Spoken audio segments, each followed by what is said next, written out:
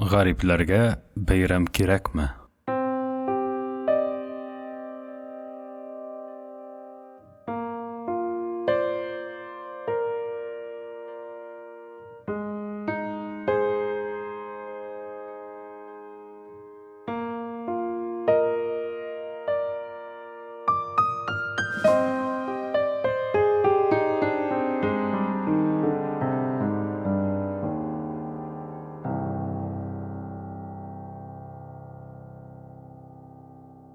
Минем 2 апам бар. Сайран авылындагы Гайникамал апамның җитеп килгән кызлары алар. Берсе Гөльямал, икенчесе Өммикамал. Гөльямалы буйга салу, төскә шибәр. Үзе хайран уенчак. Аяк кулың төгәл, буяң саның купшы булгач, шаярсаң да, көлсәң дә килешеп тора. Ә менә Өммикамал апамның хәле бүтәнчәрәк. Аның яртысыны гарип. Мич ереннән шулай булып калган. Йөргән чакта кыйшаеп китә. Ул да гарипмен дип көн-төн елап утырмый. Адәм рәтенә эшли дә, сөйләшә дә, көлә дә. Тик кай вакыт кычкырып көлгәндә бер гаебе чыккан шикелле кинәт туктап кала. Гариплеге исенә килеп төшә ахрысы. Сайрандагы җизнәмнең исеме Хәбиб Рахман. Ул мәчет карты. Эштән чыккан динчел нәрсә. Бөтен затны бары харам белән хәләлгә генә бүлә. Хәтта минем фуражка козырыгын да хәрәмгә чыгара. Мөселман киеме түгел. Шайтан мөгезе ул, ди. Шуңа күрә мин алар йортына килеп кергәндә, фуражкамның алдын артка әйләндерәм. Шайтан мөгезен кире якка борам. Ишетүемә караганда, җизнәм бик озак заманнар солдатта кафир арасында йөреп, иманын юалтып кайткан. Шуның аркасында гөнаһларын йылмакчы булып, мәчеткә ияләшеп алган. Әллә шулай, әллә түгел, анысын кем белсен. Әмма чит кеше алдында ул песи төшкерсә дә, «Ярхам бика Аллаһ!» дип кенә тора.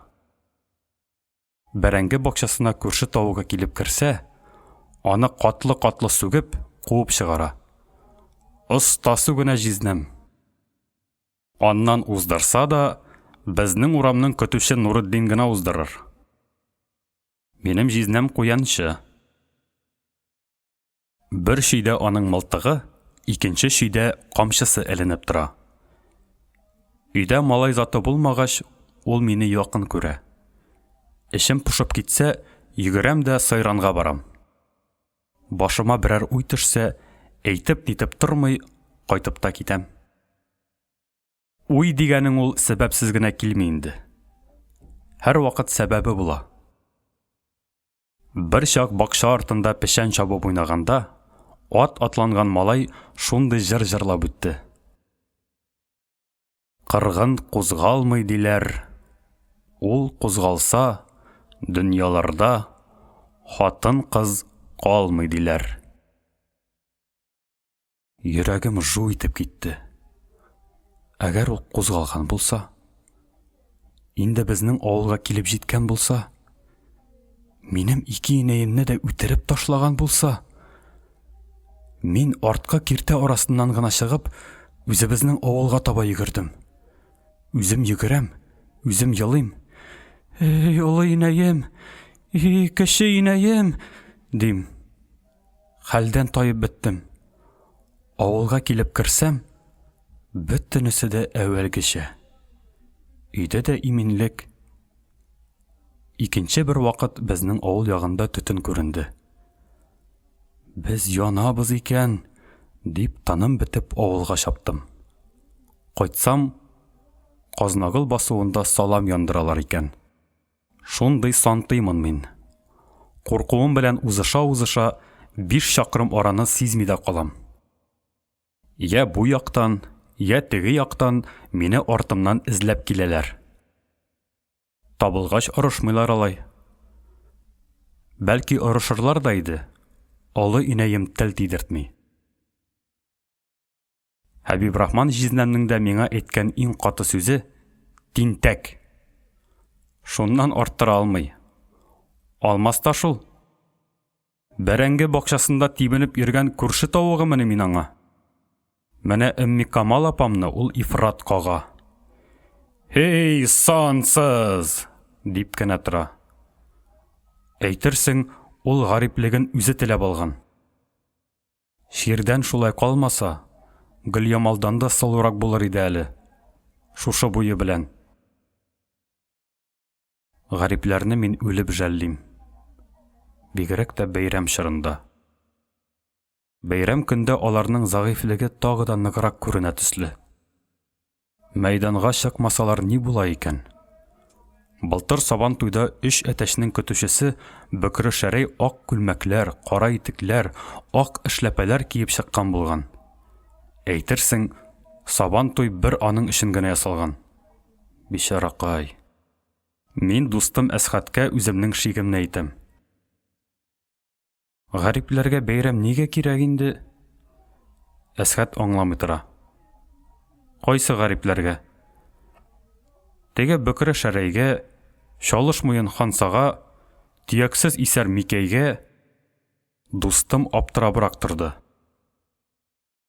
Гарипләргә бәйрәм бигрәк тә кирәк шул. Башка көнне аларны азмы кимсетәләр. Бәйрәм көнне ичмасам, бөтен әдәм тиң. Дип Әсхәт яфраксыз колагын сыйпап куйды. Тиң тагы. Шәрәйнең үркәше барыбер шиңме инде? Үркәше шиңмәсә, күңеле күтәрелә. Кулымнан килсә, мин гарипләр өчен бәйрәмне күбрәк ясар идем әле. Әсхәт нәрсә генә димәсен, бәйрәм мәлендә мин гарипләрне отыры кызганам. Кем табынындадыр азрак бал төшереп алган Шәрәй бию түгәрәгенә чыккан булды. Алай-болай сикергәләп, биегән рәвешле кыланды. «Һай, афарин, Шәрәй, оста басасың!»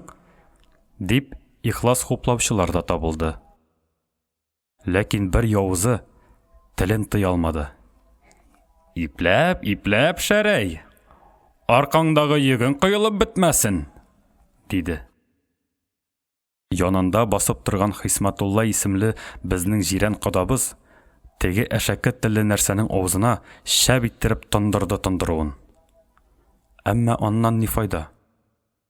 Елардай булып, Шәрәй түгәрәктән чыгып китте. Менә сиңа тиңлек. Бездәге шикелле Сайранда да яз көне кичке уеннар була. Бер көнне апамнар йылы язып инәлгәч, миңа ышандырып, җизнәм аларны кичке уенга җибәрде. «Күз бәйләнгәнче кайтып җитегез, Мәтрияны!» дип кычкырып калды. Минем өскә төшкән бурычны айрата хәтерләтте.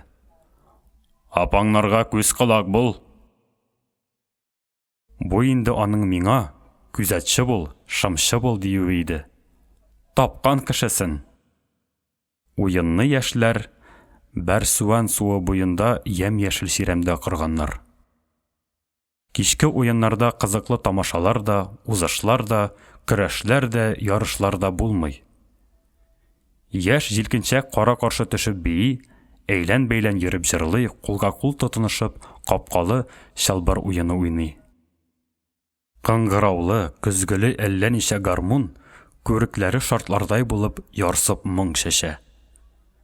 Язгы кичтә шул гармун моңыннан да сихерлерәк нәрсә юктыр. Башта мин үзем кебек малайлар белән шыгырды уйнап туйдым да, Өмми Камал апам янына килдем. Ул аякларын алга сузып, ялгызы бер читтәрәк үлән өстендә утыра иде. Йөзе моңсурак күренә. Юк, аның күзләрендә көнләшү дә, кимсенү дә чагылмый. Бүтәннәрнең уйнавына сокланып утыра ул. Мин аның янына тезләндем. Апам мине муенымнан кочаклап алды. Безнең Гөлъямал апабыз исә йөзәгенә. Хәзер генә биеп, түгәрәк уртасында орчыктай әйләнә иде, баксаң, капкалы уенында ияртүче дә булып алган. Жис қыңғыраулы Саратовский гармонын үзердей болып созған гармоншыға атап, жыр да жырлап алды.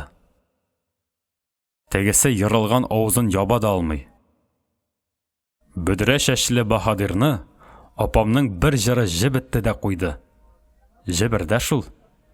Жырын иде көкірәгінен шыққан мұңын ий. Үзің гармоншы егет, қолыңда күміш yüзік, Байкал күлләренә төшсәң, кереп алырмын yüзіп. Ай-һай, шаштырыбырақ жибәрді түгелме? Мен жырның ертығын табам. Шул шақлы әзмәүрні батса алып шығарсың, үзіңні батырыр. Ол шақта мәхәббәтнең құдіреті, хатын қыз рухының шиксіз күші минем үшін әлі ашылмаған жиһан иде. Яши-яши генә аңлаячакмын мин. Хатын кыз мәхәббәте ир кешене океаннарда батырмый, галәм утларында яндырмый, өйрмәләрдә адаштырмый саклар икән. Үзенең батуын да, януын да, адашуын да уйламас икән. Тик сөйгәне генә кытылсын. Менә ни хакта җырлаган Гөлъямал апам теге җырны. Гөлъямал кичергән бәхетнең шиге юк. Нәрсә генә эшләсә дә килешә, нәрсә генә әйтсә дә урынлы. Үзенең ике бите ал янган. Бигрәк тә теге бөдрә гыйфрит күз салса, кабынып китә ул.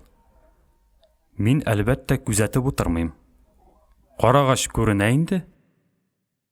Ул йөгерә дә безнең янга килә.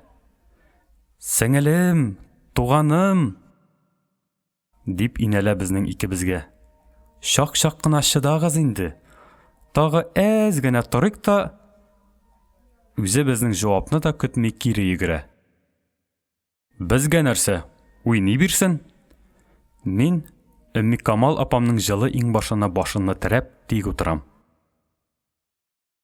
Камал апам һәр шакты генә дәртләндереп кала. Уйна, тансыгың кайтканчы уйна, дип пышылдый. Гөлъямал янә безгә сугылып узды. Ачуланмагыз инде, тагы шак кына. Икебезгә дә нечкә билле берәр кызыл прәннек тоттырып китте. Моның каян килгән сый икәнен, хәтта мин дә беләм. Егет күчтәнәше. Димәк, Гөлъямал апам бүген тегеңә шиккән кулъяулык биргән. Каршы бүләктән безгә дә өлеш чыкты.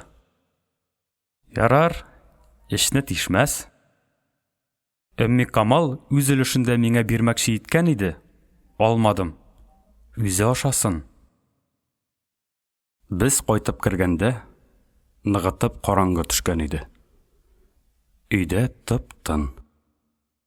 Эшле генә лампа яна. Саранлыклары шиктән ашкан. Керүебез булды. Хәбибрахман җизни килт иттереп ишекнең келәсен элеп тә куйды. Шөйдәге камчыны алды. Тәүдә шажлатып шөйдәге тире тунга сыдырды. Гөп итеп алды. Аннан: "Син аздырдың аларны!" дип сәкедә утырган Гөлъямал апама селтәп алды, ләкин сукмады. Шайтан кәмитчеләре, Газраил ялчылары, эттән туган кәнтәйләр, дип үкеренде. Вакытлы кайтыгыз дип кемгә әйттем мин? Сиңа түгелмени? Камчы минем баш өстендә әйләнеп алды. Тиеп кенә кара, берәребезгә тиеп кара. Хәзер үк кайттым киттем булыр. Гөлъямал тагы бер хәл. Сиңа ни калган сөйрәлеп йөрергә сансыз. Адам имгәге. Бу юлы камчы Камал апам аркасына төште. Апам та итмәде. Камчы тагы шажлады. Әти, Өммәкәйгә тимә әтием. Ширатыңны көт, мәлгун. ул тагы да Өмми Камалга кизәнде. «Жизни!» дип ачыргаланып кычкырдым мин. «Үз мылтыгың белән үзеңне атып үтерәм хәзер!» Бүтәнчә сүз әйтә алмый, шашып, мин шидәге мылтыкка ташландым. Хәбибрахман җизнәм аптырап, каушап калды. Мин мылтыкны алмадым. Почмакка сөялдем дә каттым. «Ярар, моннан ары сабак булсын!» дип, җизнәм камчыны кабат шигә элде. Мин шул сөялгән килеш буылып еларга тотындым. Бер гаепсезгә тукмалган Өмми Камал апамны жәлләдем. Бигрәк тә Бәйрәмне. Хәбибрахман җизнәм камчы шырлатып, үзенең гарип кызын гына түгел, бүген Барсуан буенда булган шундый күңелле язгы Бәйрәмне дә аяусыз тукмап ташлады. Янә килеп, югарыш Зыятдин исемә төште. Аның Әгъзәм исемле улы былтыр, атасына әйтми, бер алама гына тальянка алып кайткан иде. Зыятдин карт шундый адәм. Гармун тавышы ишетсә, җендәнә дә китә. Егет җилән алар турыннан гармун уйнап үтәр хәл юк. Теге күсәк күтәреп куып йөртә. «Гармунны кафир ясый. Аны кулга тоту харам!» ди. Әгъзәм үзенең тальянкасын шитән буендагы кычыткан арасында яшереп тота икән. Тегене бер көн Зыятдин карт тапкан да, типкәләп урамга алып чыккан. Шуннан зур күсәк тотып, бөтен халык алдында тукмарга керешкән. Музикан бахыр суккан сайын гыр килә икән. «Әле гырылдыйсың? Әле һаман гырылдыйсыңмы?» дип ахырда тегене менеп таптаган. Әгъзәм утырып кына еламады. Менә шулай. Берсе моңны күсәк белән дөмбәсли, икенчесе Бәйрәмне камчы белән яра. Куллары кыргыры. Шәфкатсезлеккә төбәп мылтык ата алмасам да, теге кичтә аны елап куркыттым. Җизнәм башкача тузынмады. Димәк, явызлыкка каршы мылтык күтәрер форсатың булмаса, һич югында аңа күз яшьләрең белән ат икән. Бәгырьсезлеккә каршы тәү тапкыр баш күтәрүем, бәлки шушы булгандыр. Ә моннан соң төрлесе үтте. Ярсып, алыш мәйданына ташланган чакларда, каушап битарафлык ышыгына пыскан заманнарда булды. Төрлесе булды, байтак булды. Ә хәтер, үткәннәрне үзенә уңайлаштырып, кат-кат сипләп, төзәтеп чыга. Алардан юаныч һәм таяныч эзли. Инде 70-кә җитеп барган Өмми Камал апам теге чакларны тәмләп искә ала. Булган инде исәр шук чаклар. Гөльямал мәрхүмә белән икебез тиң җиттек. Икебез дә ифрат дәртле булдык. Кич уеннардан кайта алмый, төнгәчә алагып йөрер идек. Кайткач, әтием мәрхүм, урыны җәннәттә булсын, әй арышыр иде. Никадәр кызу канлы булмасын, кол күтәреп сукканын хәтерләми малай. Әрләнү күбрәк миңа эләгер иде. Күрәсең, баш-баштагырак, шаталаграк булганмындыр. Тиярен алганмында. Сагынып сөйләргә генә калды инде уенчак, гамсез чакларны.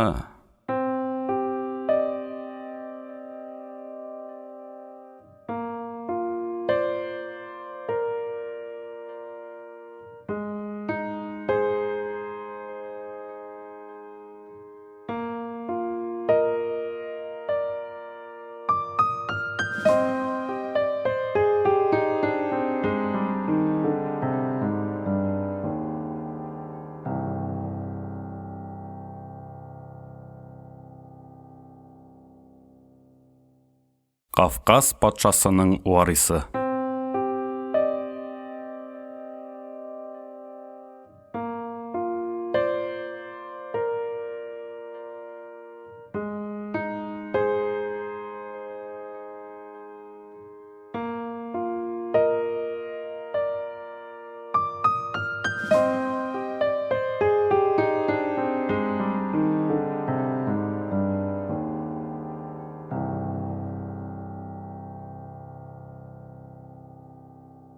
Әсхат дустымны җәй иленнән давыл китереп ташлагандырмы, юктырмы? Анысы безгә караңгы. Ә менә Шәңшәк Исәбәкнең безгә чит тарафлардан килеп чыгуы рас. Язмыш җиле мине монда ташлады, ди ул. Әллә 15, әллә 20 ел әүвәл килеп чыккан ул безнең авылга.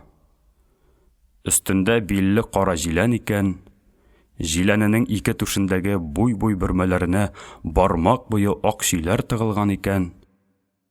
Башында бөдрә йонлы түгәрәк кара бүрек икән. Аягында үкчәсез кара итек икән. Син кем буласың, ир-егет? Дип сораучыларга, Кавказ патшасының бахыр улымын мин, дип җавап кайтарган. Елгада яшьләр түгә-түгә хәлен сөйләп биргән. Тамган яшьләре туфракны көйдергән. Үтә дә аяныч, үтә дә яман булган икән моның хәлләре.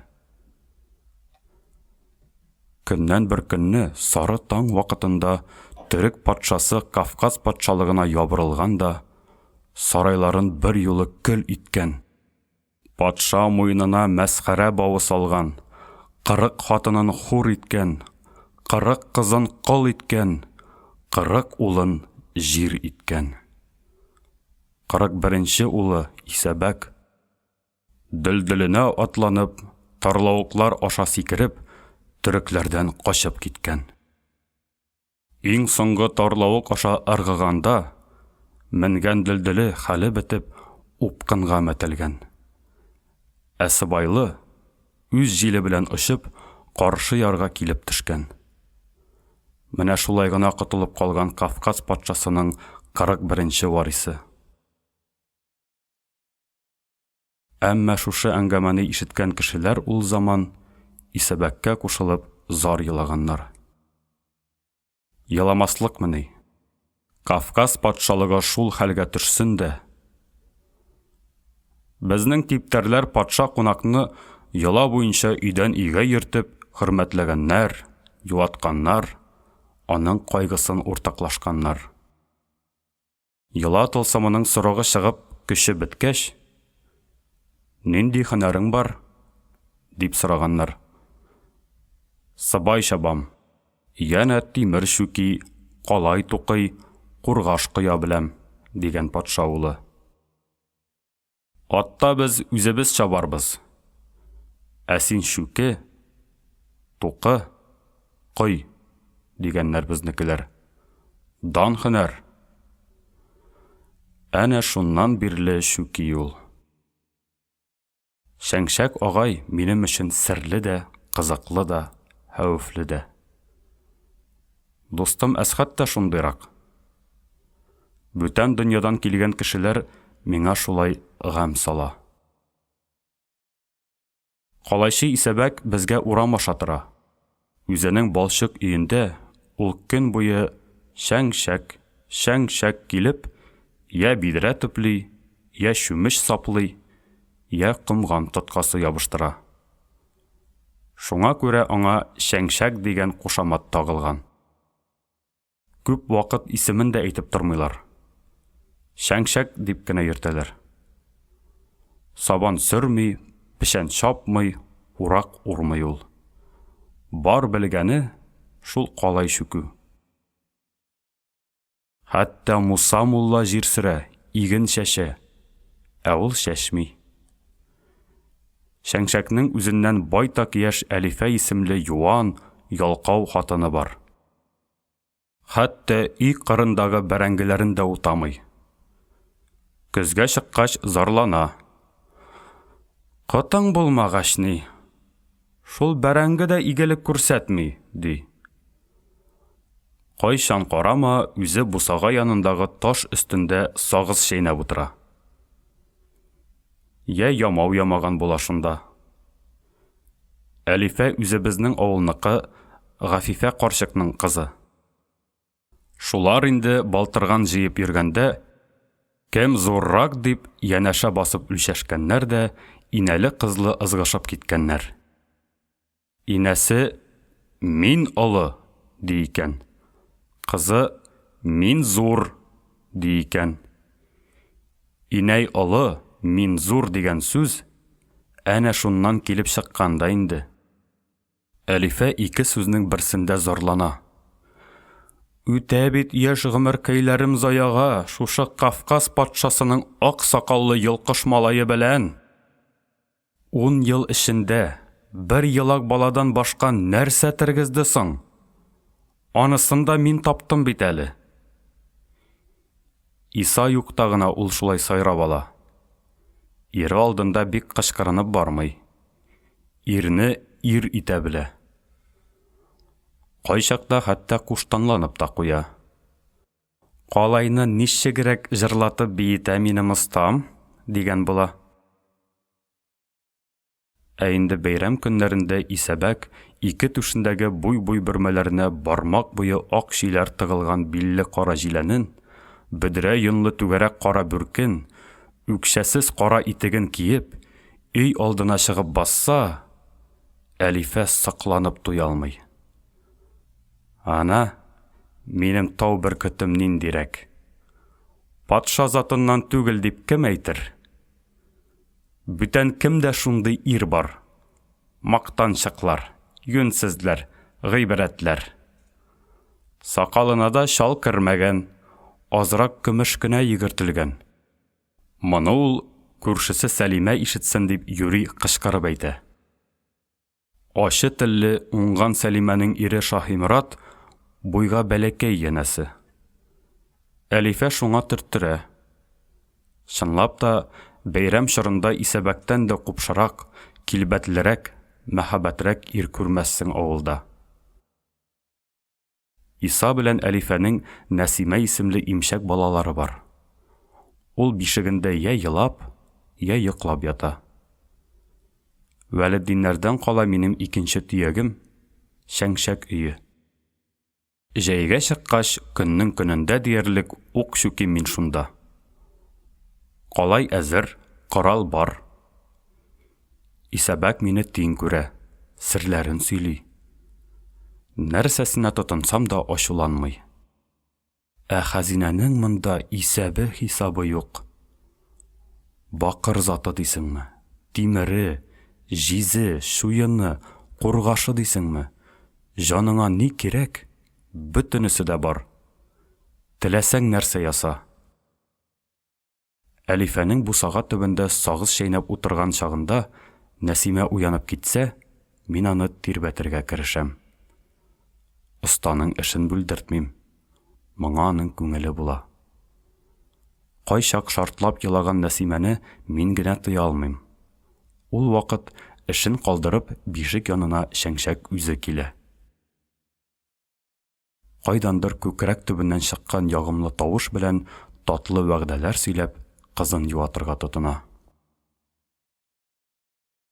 Әли-бәли Нәсимә, баллы хөрмәмә сиңа, татлы йөземә сиңа, нурлы күзем Нәсимә, түрен ефәк йокыга, кер падишах йортына, тиен асыл бәхеткә, утыр алтын тәхеткә.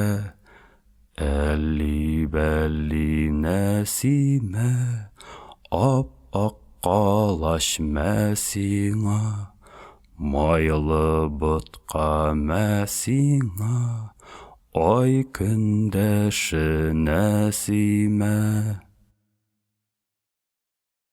Ул шулай тезә дә тезә. Нәсимә сыйланмаган сыйлар, Нәсимә эчмәгән ширбәтләр, Нәсимә кимәгән киемнәр калмый. Хәтта минем дә авызыма сулар килә. Исәбәк һаман туктамый. Байлыгының да, юмартлыгының да шиге юганың. Туя белмәс Нәсимә генә һаман канәгать түгел. Акыра бирә. Мине кинәт курку ала. Әгәр дә бәләкәй кызчык бишегеннән сикереп торып, атасы вәгъдә иткән тәмле татлы затларны таптыра башласа, тик берсен генә таптырса да харап булабыз бит. Мин беләм, бу өйнең шүрлекләре сый-хөрмәттән сыгылып тормый. Ярый әле Нәсимә булай гына, сүзсез генә елый. Бөтенләй тыяр әмәл калмагач, исәбәк йылтырап торган кара арыш икмәген шәйни дә, чүпрәккә төреп, бала авызына тыга. Теге бер-ике тапкыр шыңшып ала да тына. Баласын күтәреп, Әлифә бараматка киткән чакларда, без сөйләшеп, серләшеп рәхәт чигәбез. Тик килгән-киткән генә сүзебезне бүлдергәли. Менә без әле икәүдән икәү генәбез. Юк, әнә, кемдер килә. Теге мосафир мулла икән ләбәсә. Әнә шапан чабуы киртәдәге ботакка эләкте. Исәбәкнең капкасы юк. Капка урынында ботаклы-чатаклы бер киртә генә. Я аны аша атлап үтәргә, я астыннан чыгарга кирәк. Әле ботакка эләккән мулла узган атна киштәдә бакыр кымган калдырып киткән иде. Исәбәк, дигән иде ул. Бер атнадан сугалырмын. Шушы кымганны төпләп кенә куйчы. Ташларга кулым бармый. Әтием Исәнгол хаҗидан калган истәлек иде. Ярар, хәзрәт, башкарырмын, дип алып калды Исәбәк. Кымганны почмактагы калай-калай өеменә ташлады да, азак үзе әйләнеп тә карамады. Исәбәк агай, теге мулла килә, дип хәбәр салдым мин. Нинди мулла? Бакыр кымган иясе.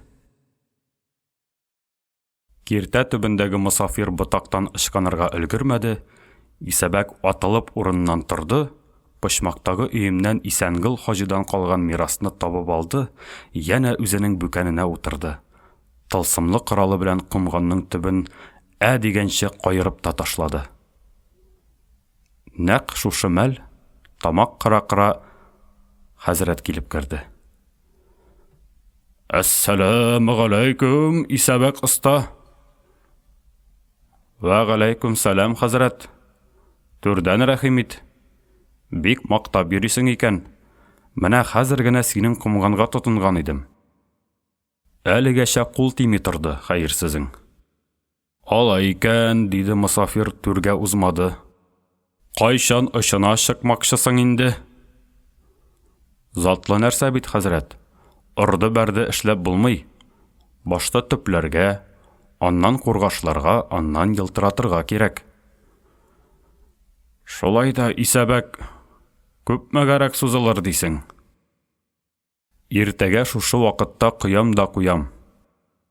Яңага алмаштыргысыз булыр.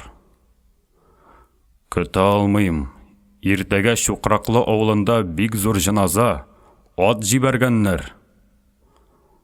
Алайса иркеңдә, хәзрәт, мә, кымганыңны алып кит. Уяныңмы, шаныңмы бу, кем Исәбәк? Нишләп мин шундый дәрәҗәм белән төпсез кымган күтәреп йөрим ди? Монысы да иркеңдә, хәзрәт. Иркеңдә имеш, жулик, мошенник. Ярый, бер юлга каргамый торам, кулың кыргыры, аяғың тартышқыры нәрсә, дип Мосафир кинәт чәпшеп китте. Мәлгун, килмешәк! Килмешәк дигәнең ни ул, хәзрәт? Мәхәлләсез имам, төяксез берәдәк булып чыгадыр инде. Шөкер, минем атлап керер үз тупсам, баш терәр үз мендәрем бар. Ту, бәт-бәхет! Дип Исәнгол хаҗиның варисы Кавказ патшасының варисына лаш итеп төкереп чыгып китте. Төкермә, төкермә. Төкерегең үз битеңә шәшерәр, мулла шәрәмәте, дип озатты Мосафирны хуҗа. Ифрат кызу канлы ул Исәбәк. Кабынып китсә, әлифәнең йонын төтә. Тик тегесе генә әллә ни селкенми. Я, җитәр, шышпыш, ди иренеп кенә. Шышпыш диюе кызган безне суга тыгу булып чыга. Янәсе уттай дөрләп торган Исәбәк бишәсенең салкын дәрьясына батып, шышпышга әйләнә дә кала. Ә менә елак Нәсимә күпме генә теңкәсенә тимәсен, ачуланмый. Ачулы кабара башласа, Шәңшәкнең маңгай тиресе тартышырга тотына. Мосафир төкеренгәч тә бер-ике тапкыр тартышып куйды. Имин, җибәрде. Югыйсә ызгыш зурга китүе ихтимал иде. Шулай да Исәбәкнең дин әһленә каты бәрелүе мине шомландырды.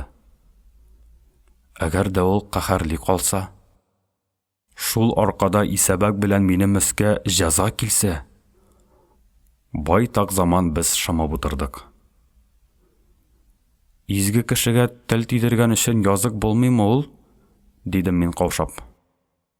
Шәңшәк кулындагы җиз комганны әйләндергәләп карап утыра иде.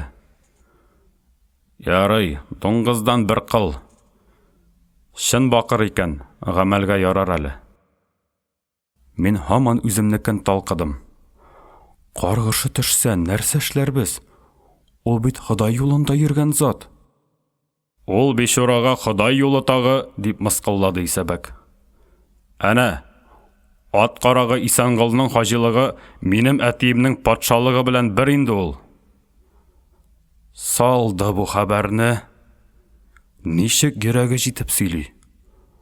Шушы мәл Исәбәк белән арабыз ераклашып киткәндәй булды. Соң зиһен җитәрлекмени? Бер селтәүдә Исәнгол хаҗины да, Мосафир мулланы да, үзенең патша атасын да сугып йыкты. Ул торган сайын аяусызрак ачышлар ясый барды. Монысы да аның Бухарада сәүдә итеп йөреп кенә мулла булып кайткан. Шапан киеп шалма шалган янәсе. Безнең көннең көе китте. Мин тешләремне кысып, ук шүкергә керештем. Исәбәк җиз комганны кире почмакка ыргытып, калай кисә торган кайчысын игәүләргә тотынды. Эш үрләми. Шүкеш белән бер тапкыр бармагыма да сугып алдым. Үзем һаман бер нәрсәне уйлыйм. Нигә ул патша сынлы патша булган атасын ат карагына тиңли? Шәңшәк эшеннән туктады. Көрсенеп куйды. Башын күтәреп тәрәзә аша кайдадыр еракка карап торды. Мин дә шул якка төбәлдем. Күктә сыйык болытлар ага иде. Әкрен генә тавыш белән Исәбәк җырлап җибәрде. Элегрәк төн урталарында шуңа охшаш моң ишетелгәли торган иде. Кайдан килгәнен белми, өй эшебез белән хайран кала идек. Менә кем җырлый икән ул? Бердә генә өер болыт каплый, Кавказ дигән тауның башкаен, туган илкәемне кайтып күрсәм, кышып елар идем ташкаен. Менә сиңа Шәңшәк. Ниндирәк җыр җырлый ул? Аны жәлләп, елап җибәрүдән шак тыелып торам. Шулай да хәленә кермәкче булам. Кавказ патшалыгыңны сагынып моңаясыңмыни, Исәбәк агай, дим. Ул эндәшми. Мин аны һаман юатырга тырышам. Муенына мәсхәрә бавы тагылган патша әтиеңне, хур ителгән 40 патша әниеңне, кол ителгән 40 патша апаңны, җир ителгән 40 патша агаңны мин дә жәллим. Урыннары җәннәттә булсын. Ни каласың? Үлгән артыннан үлеп булмый. Һәр кемнең үз гүре. Тереләр шыдарга тиеш. Мин бөтен ишеткән белгәнемне шәшеп салдым. Эх, син, бәләкәч вәгазчы, дип ул башымнан сыйпап куйды. Исәбәк яңадан минем якын кешемә әйләнде. Аның яшьле күзләренә карагач, күзләремнән мөлдерәп яшьләр тәгәрәде. Бер тамчысы зың итеп алдымдагы ак калай кисәгенә тамды. Бәлки зыңламагандыр да. Тик миңа шулай ишетелде. Кавказ патшалыгының канлы кайгыларын уйлап, икәүләшеп шулай яшь түгәбез. Минем турыда бүтәннәр теләсән инди әкият сөйләсен, миңа барыбер. Ә менә синең гөнаһсыз күзләреңнән оялам. Бу күзләрне алдарга ярамый. Исәбәк әллә нинди сәер сүзләр сөйләргә кереште. Мине гөнаһсыз диме? Шәйхаттар белән кәрт сукканымны белсә икән. Патша малае түгел. Кашкын мин, дип кырт кисте Шәңшәк. Бу сүзләр минем колагымны үтеп алды. Кашып кытылгач, кашкын була инде, дип төзәтеп аңларга тырыштым мин. Төзәтмәне ул кабул итмәде. Кашкын, йоласына, аруына хыянәт иткән мөртәт мин. Гаделлек, шәфкатьлелек, аяк акыл яклы бер изге зат мин. Жаным шулай икегә бүленде. Гомер бакый ике ярты бер-берсен каргап яшәде. Бу дөньяда да, теге дөньяда да килешү, кавышу юк аларга. Чөнки аларның берсе балыкка, икенчесе кошка әверелде. Ә Кавказ патшалыгы исә фаҗигале матур төш кенә. Ә ул төшне дә үзем түгел, минем өчен бүтән кешеләр күрде теге заманнарда. Иртән торып сөйләделәр дә миңа юрадылар. Мин төшне кире какмадым. Бара торгач, хәтта үзем дә ышана башладым. Китте шуннан Кавказ патшалыгы турында кытышкыш әкият. Менә сиңа эш тимә. Эшемнән генә шулай дип әйтүем булды, Нәсимәне акыртып, Әлифә кайтып та керде. Әңгәмә Исәбәк җаны кебек бүленеп калды.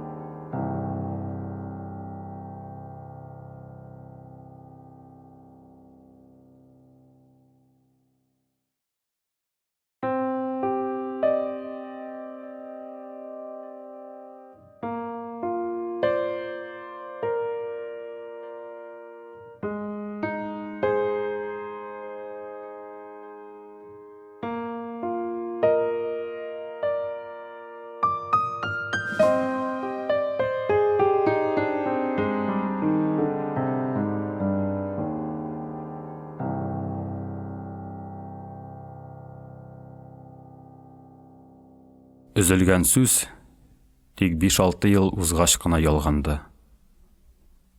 Авылыбыз колхозга күчте. Кайсыдыр бер хәтерлесе Исәбәкнең әллә 20, әллә 25 ел әввәл әйткән атта чабам дигән сүзен хәтергә төшергән. Колхоз йылкысын көтәргә төнге көтүче тәгаенләгәндә, әлеге зиһенле адәм әйткән ди.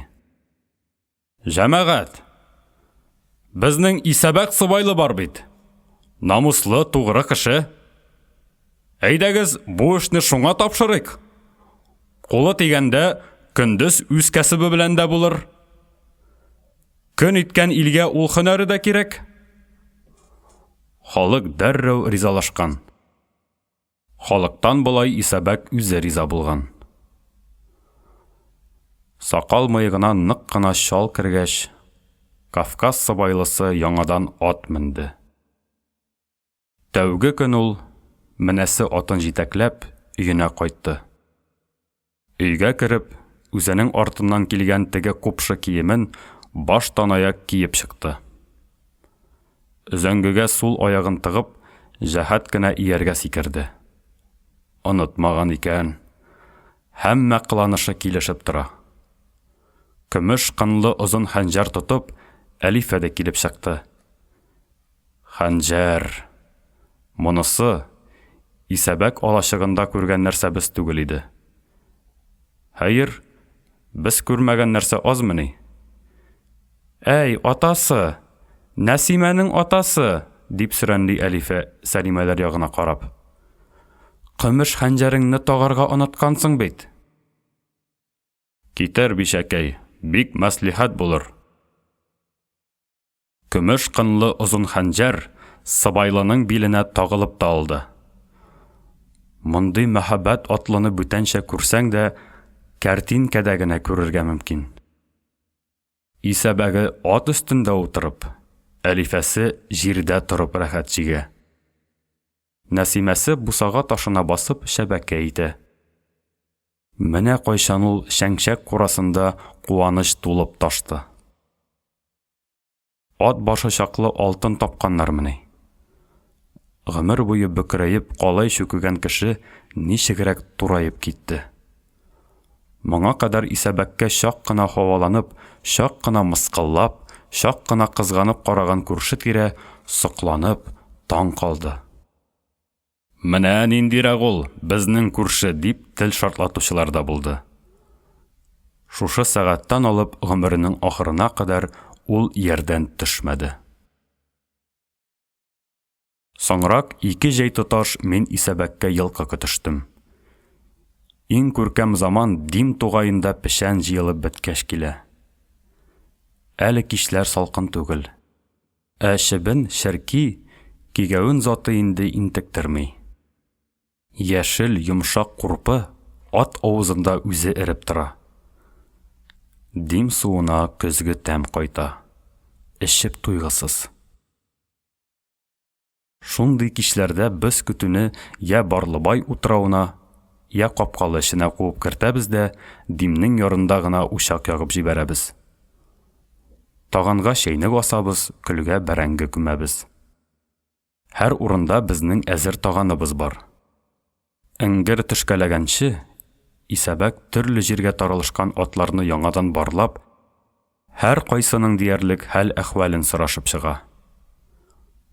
Йончыта төшкәннәр ахырысы үзеңне бүген җирәнкәй. Ә син бурыл, хәйләкәр, бирешмәгәнсең. Картлач кашка бүген ял иткән икән ди ул. Бу атларны көндез җигеп биргән кешеләрне я мактый, я хурлый. Каланкайларны муеннарыннан кочаклап ала, йомшак ялларын сыйпый, сөя, һәр хайванның үзенә генә төбәп яхшы сүз әйтә. Кызу канлы шәнчәкнең шушы 2 җәй эчендә бер йылкыга, бер каланкайга ачуланып эндәшкәнен ишетмәдем. Гадәттәге көтүче коралы, шыбыркыны ул кулына да алмады. Һәр кич шулай көтүнең кәефен, хәл-әхвален белеп чыккач, өер айгыры Дәрмән янына килеп, ирләрчә әңгәмә алып бара. Нәрсә сөйләшүләрен ишетеп булмый, бик шым сөйләшәләр. Соңыннан Дәрмән ризалык белдереп баш кага. Күрәсең, килештеләр, мәслихәтләштеләр. Баш көтүче өер башлыгына димәк, төнге киңәшләрен бирде. Тегесе кабул итте. Эңгер төшеп бетә, чәй кайнап таша, бәрәңге пешеп өлгерә. Баш көтүче шунда гына учак янына килә. 2 җәй буе сөйләшмәгән сүз, җырланмаган җыр калмады. Исәбәккә, бигрәк тә утка бакса, моң килә. Ләкин ул өйөр-өйөр болыт каплаган Кавказ тауы хакындагы моңны да, Кавказ патшалыгы турындагы әңгәмәне дә кабатламады. Мин сорашырга кыймадым. Бер төнне ул, сүрелә башлаган учакка карап, кинәт көрсенеп куйды. Шушы учак янында без синең белән икәү генә утырабыз дисең инде? Юк, икәү генә түгел без. Әнә, утның теге ягында минем егет чагым басып тора, дип төнге бушлыкка ымлады. Якында гына төсле, ә ике арада көйрәп торган учак. Ике арада узган гомер. Мин инде аның кинаялы сөйләвенә күнегеп беткәнмен. Кысылырга ашыкмыйм. Үзе өчен китереп чыгарыр әле. Бахыр егет чагым, батыр егет чагым. Әйе, корал күтәрер өчен генә түгел, күтәрелгән коралны тыяр өчен дә батырлык кирәк. Монысы инде миңа бөтенләй аңлашылмый. Селтәнгәч, кылыч чабарга, төбәлгәч, мылтык атарга тиеш. Мин егет кырына кереп барам. Батырлыкның нәрсә икәнен аңлыйм. Нигә килгән монда синең егет чагың, дидем мин, Исәбәкнең сүзенә җайлашып. Синең белән күрешергә, танышырга. Таныштырсам, кабул кыларсыңмы, әллә каһәрләп, яныңнан куарсыңмы? Мин ни дип әйтергә дә белми шымып калдым. Шулай да таныштырыйм әле. 12 яшым тулганда карымташы, ягъни кан дошманым, минем агаемны үтерде. Өй эчендә ир затыннан иң өлкәне мин торып калдым. Әтием төрек сугышында гаеп булган иде. Үч алу минем өскә төшә. Карымташының елга ел, айга ай, көнгә көн миңа яшьтәш улы бар. Быташ исемле. 17 тулган көнне мин аны үтереп, үч кайтарырга тиешмен. Йола шулай куша. Әгәр карымташының үзен югытсаң, ул үлә дә кытыла. Ә менә улсыз калдырсаң, гомер буе газап чигәчәк. Без газап чиккән шикелле. Ул мәлдә тау итәкләрен каплап, өрек агачлары алсу ак чәчәк аткан булыр. Куаклар арасында ярсып, кышлар сайрар, язгы моң чыгарып елгалар чылтырар. Тәңре яраткан һәммә җан иясе тереклек кылуына шөкер итеп рәхәт чигәр. Нәк шушы мизгелдә караңгы бер төндә минем хәнҗәрем быташ йөрәгенә кадалыр. Айдан ай, көннән көн мин аңа карата үземдә үч яндырдым, нәфрәт үрчеттем. Кыл ярырлык шушы хәнҗәремне 5 кыш, 5 җәй буе кайрадым. Ышына чебен кунса, үтә тишеп чыга торган иде. Тәүдә елларны, аннан айларны, ахырда көннәрне саный башладым. Һәр көн быташның әҗәлен якынайта. Тәкъдир сәгате сугар да, менә мин жан алырмын. Быташ жан бирер. Карымташының каны җиргә сеңәр, алган үчем миңа гомерлек гайрәт китерер, рухыма көч өстәр. Быташ арык кына малай иде, җитмәсә аксак. Бәләкәч чагында Саклы түбәсеннән егылып имгәнгән. Шуңа карамастан ачык йөзле, шаян табигатьле, хөр күңелле иде. Явыз, тискәре, ямсыз булса икән, әмәлгә калгандай андый түгел шул. Уен вакытында бөтен малайлардан былай аның шат тавышы яңгырый. Мин якыная башласам, ул кинәт тына, йөзе көл кебек була. Әҗәлен сизә. Буйга җиткәч, ул мәйданнарда оста бубен кагучы, уен, җыр башлаучы булып китте. Мәйданға мин килеп керсәм, ул каушап кеше артына пыса, аннан аксаклап өйе ягына юнәлә. Әҗәлен сизә. Буташның атасы, минем карымташым, кыр кәҗәсе аулаганда кыядан егылып, җәһәннәмгә китте.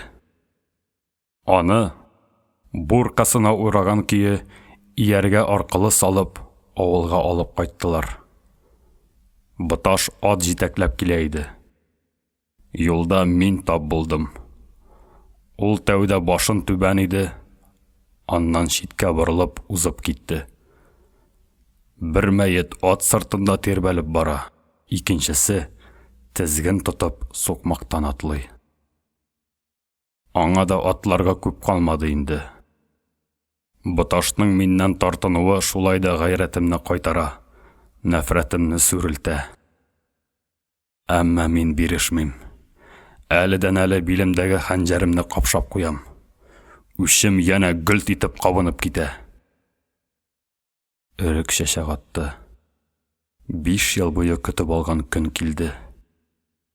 Гөнаһ шомлыгына төн мин көткәнчә караңгы булмады. Үтәдән үтә күренеп торган айлы төн килде. Көндез Буташ Түбән Бигемгә базарга киткән иде. Әле кайтканы юк. Мин авылдан чыгып, аның кайтар юлында таш арасына пыстым. Айлы төн булай да минем зиһенемне ала. Әллә нинди ырыма бараның. Дөнья телдән язган диярсең. Шылт иткән нәрсә юк. Әнә тегендә тау киртәшенә кыр кәҗәсенең баласы килеп чыкты. Инәсе күренмәй. Бишаракай, әллә адаштым икән төн йөзендә. Ары карый, бире карый.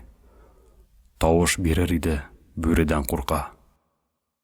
Бәлки, аны якында гына ата бүре сагалап ятадыр. Менә бер генә сикерер дә буып ташлар. Бар иде бу дөньяда матур кыр кәҗәсе, хәзер юк булачак. Шөкер, кәҗә баласы имин исән көе үз юлына китте. Бүре фәләнгә хәзергә тап булмады. Ләкин ата бүре барыбер кайдадыр пысып ята бит. Шушы бәрән күңелемне кузгатып шом салды. Мин кайсысы булып чыгамсың әле? Әнә теге гамсез, исәр кыр кәҗәсе баласымы? Әллә шуны сагалап яткан бүреме? Моңа мин тизүк җавап бирергә тиешмен. Югыйсә әнә Буташның арбасы шыгыр килеп, булай табан үрмәли. Җавабымның кирәген тапкырын суырып алмакчы булып, хәнҗәрем сабына кул сузам. Кулым тыңламый, тартыша. Арба һаман шыгыр минем өскә тәгәри. Үгезләр мышный минем өскә килә. Буташ арттан арбасын этәреп арыган хайваннарга булыша. Аксак булгач аңа мөгаен кыендыр. Юлның бу текә җирендә мин үзем дә шулай үгезләремә ярдәмләшәм. Әле дә арба артындагы кеше Буташ түгел, мин үзем имеш. Мин таза, көчле, миңа бер ни дә түгел. Башымда бөтен нәрсә бер юлы килеп буталды. Гамсез кыр кәҗәсе баласы, ата бүре, үгезләр, ай, аксак Буташ, үзем. Арба һаман шыгырдый. Буташ айтлап малларын әйди. Тау түбәсендә акылдан шаштыргыч түгәрәк якты ай тора. Ай нурында өрек чәчәкләре җем-җем итә. Жан ала торган төнмени бу. Жан өләшә торган изге мәл бит. Мәрхүм агайымның кыелган канын ярдәмгә чакырам. Үш дип кабатлыйм. Кулагымда аруымның каһәре яңгырый, куркаклыгым, яла бозуым өчен ул мине каргый. Янә хәнҗәремә үрләм. Кулым бармый. Теге тау киртләшенә баягы кәҗә баласы тагы килеп чыкты. Шыгыр итеп Буташ арбасы янымнан узып китте. Буташ үзе гыжнап төшкән. тынын шақ ала. Қарымташым ауылға кіріп кетті. Туған үйіме менің юлым кесілді. Чөнки мен йолабыз ярлықамай тұрған хыянат қылдым. Құрбанымны йылып қайтып кірсәм, ырыуым мені қабыл етмәс иде. Ләғнәт оқып, илдән сүрер иде.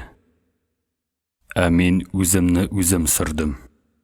Ағайымның қайтарылмаған үшін намысыма алып, бик көп заманнар иргиздім. Қарт әтием һөнәре, қалай белән чүкеш миңа ризык бирде. Байтак йыллар ұясыз, илсіз йөргәч, шунда килеп төяк таптым. Ұям башта салқын, қытсыз иде. Көріп тұрасың, қартлык көнемдә төягемә қыт инде, замана атқа мендерде мине. Менә энем, ушакның теге ягында басып торган егет шушы инде, дип Исәбәк баягыча ук төнге бушлыкка ымлады. Миннән җавап көтте. Мин эндәшмәдем. Нәрсә дип сүз кушымсың?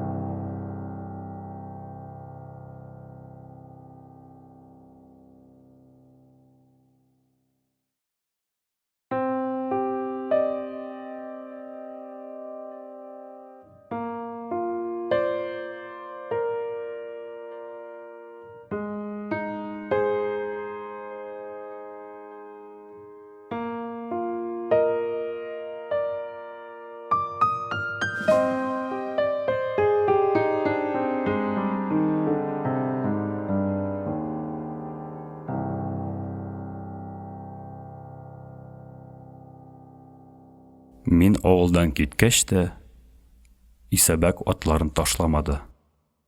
Район газетасында хәтта аның исемен ташка басып чыгардылар. Эше белән бер рәттән аның намысын мактадылар. Фронтта чагымда авылга хат язган сайын, күрше-күләнгә аермыйча сәлам җибәргәндә, Исәбәккә мин һәр чак атап сәлам күндердем. Ул да сәлам кайтара торды. Инде сугыш бетә дигән язда, күршемнең сәламе урынына үле хәбәре килде. Теге кара хатта булай диелгән иде. Бик зур кайгылы булып торабыз әле. Исәбәк күршебез үз аягы белән дөньядан китеп барды. Димдә без кузгалган чакта, капкалы эчендә йылкы көтеп йөргән җиреннән суга батты. Яр буенда гына сикергәләп уйнаган бер кылынкай суга егылып төшкән икән дә, Исәбәк күршебез шуны коткарам дип боз арасына ташланган. Кылынкайны барып тоткан, әмма ярга кире чыга алмаганнар. Кычаклашып боз астына кирип киткәннәр. Ул җирдә шыңгыллар күп шул. Белмәгәндер күрәсең мәрхүмең. Әйбәт кеше иде. Гәүдәсен таба алмадык. Үзе урынына теге артыннан килгән җиләнен, бүреген, итекләрен, хәнҗәрен, янә утырып йөргән иярен җирләдек. Җаназада халык бихисап булды. Әлифә тәгәрәп елады. Шулай итеп, Исәбәк күршебез дим бызына ияреп, мәңгелек сәяхәтенә йөзеп киткән. Исәбәк теге заман учак янында үзенең егет чагы белән мине очраштырыр алдыннан булай дигән иде. Кабул кыларсыңмы? Әллә югыйсә каһәрләп куарсыңмы? Аның тарихын тыңлагач, мин җавап кайтармаган идем. Кешенең гомерлек кичерешләренә кысылырга әле минем хакым юк. Кайтмаган үч. Сугышның тәүге елларында, илебез газапларыннан жан әрнегәндә, солдат киеме кигән һәрбер немецны 5 тапкыр үтерерлек үч йөртә иде күңелдә. Үтерергә. Мылтық атқан шағындамы, йоқлаған, ашаған, ғибадат қылған жеріндәме үтірірге? Ақ шәшлі қартмы, яки мыйығы да шықмаған сіләгәй малаймы үтірірге? Бірнігіне болса да үтірірге. Бу нәфрәтні бізнің көңілге алар үзләре салды. Біз тумыштан қансырау түгел біз. Қанлы барымтаны, ягни талау яуын алар үзләре башлады. Бүтін нәсіл нәсәбе хәзір аяусыз қарымта күтсін. Бірсіне де аяу юк.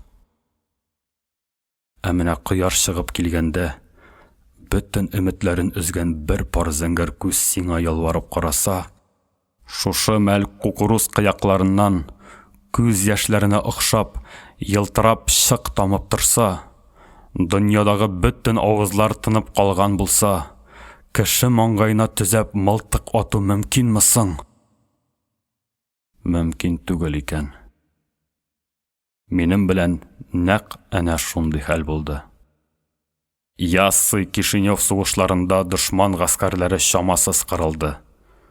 Яу барган көннәрдә шушы яланнар өстендә иртәдән кичкә кадәр тузан катыш төтен болытлары асылынып торды. Бер тәүлек әүвәл сугыш бу җирдән ышкынып, оша җилә пруд якларына табан юнәлде. Ялга чыккан ротаның командиры Кояш байыр алдыннан мине, фронт журналистын, кичә яу узган кырны күрсәтергә алып килде. Сугыш барганда аны күреп булмый. Узып киткәч кенә нинди мәхшәр булганын аңлыйсың, диде ул. Әйе, моны мин үзем дә беләм. Әнә, немец армиясының әйтерсең ярты коралы шунда торып калган.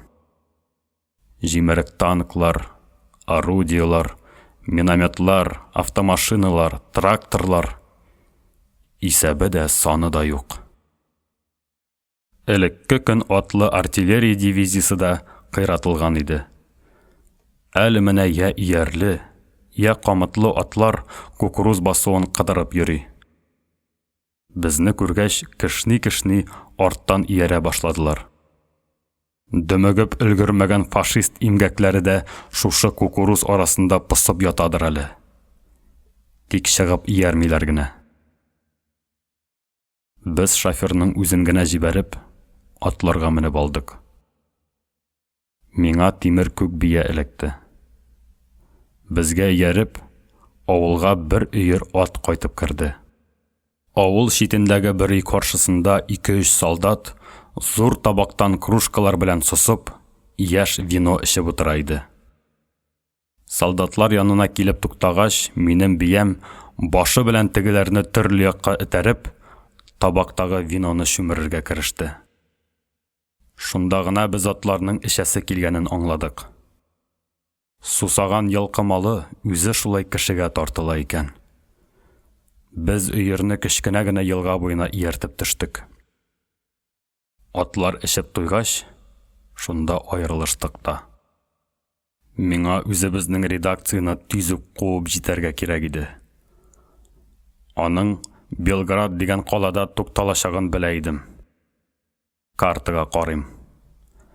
Әгәр олы юлга кире чыгып урап барсам, 2 тәүлектә дә куып җитәчәк түгелмен. Кабат авылга кайтып, бер Молдаван картыннан туры юл сораштым. Ул бик ихлас һәм ачык итеп аңлатты. Бабай өйрәткәнне карта белән чагыштырып алдым. Бөтенесе дә туры килә. Бу юл аулак булыр. Сак йөрө, дип теләп калды ул. Насыйп булса, иртәгә кичләтеп барып та җитәрсең. Әмма юлда атыңа ял бир. Иңгер төшкәндә, үземне язмышка тапшырып, сәфәр чыктым. Иксез-чиксез кукуруз урманы эченнән тар гына юл сузыла. Ай калыкканда бер бәләкәч кенә утарны үттем. Аннан элекке еврей авылын уздым. Юлым бабай әйткәнчә килә. Дөнья тынганнан тына бара. Ул тынган сайын эштә шом арта. Сугыш мәлендә тынлык һәр вакыт хәвеф сала. Ай яктысы да әллә ничек күңелне әлсерәтә. Гомеремдә беренче тапкыр бөтен җиһанда ай белән икәүдән икәү генә торып калдым. Аның ырымына бирелсәң, башны югалтырга мөмкин. Бу еллар эчендә сугыш кырында дуамал ярсу да, хурлыклы курку да кичерелгәндер. Ләкин бүген кичергән хәл бөтенләй башка. Тынлыктан шикләнү бизгәге эләктереп алды мине. Ярый, менгән биям акыллы, сизгер, шул ук вакытта сабыр булып чыкты. Һәр карачкадан өркеп бармый. Хатын-кыз заты шул. Таң алдыннан йокы баса башлады. Нишәмә еллардан соң беренче тапкыр үзәңгегә баскан аякларым да авырайганнан авырая бара. Балтырларымны, ышаларымны ияр кырды. Биям киресенчә җигәрләнеп китте. Ара-тирә юырткалап та куя. Әллә Германиягә кайтып барам диенде. Мин йокы белән алышам. Бер ул өстән чыга, бер мин. Ай яктысы эреп, югала башлады. Аны туып килгән көн яктысы кысрыклый. Ай яктысы үз урынын булай гына бушатмый. Тартыш китә. Ике яктылык бер-берсен йотарга керешә. Яңадан иңгер төшә. Башын кинәт артка чөеп, атым шып туктады. Мин сөрлегеп киттем. Алдымда зур гына түгәрәк кояш тора. Күрәсең, шуңа килеп төртелгән бездер. Кояш ары тәгәрәп китте. Юлдан бер-ике адым эчтә, кукуруз арасында нечкә генә муенга утыртылган кәпәшсез сары баш сырайып тора. Бүтән нәрсә шәйләмәдем. Дигәнче пистолетымны суырып алып, буй-буй кара тир юллары ыргышлаган маңгайга төзәдем. Шул чакта гына маңгай астындагы бер пар зәңгәр күзне күрдем. Бу күзләрдән хәтта курку да качкан. Бары ялвару гына торып калган. Менә хәзер ул берәмләп әсир төшкән һәр немец солдаты әйтә торган 4 сүзне кабатлар.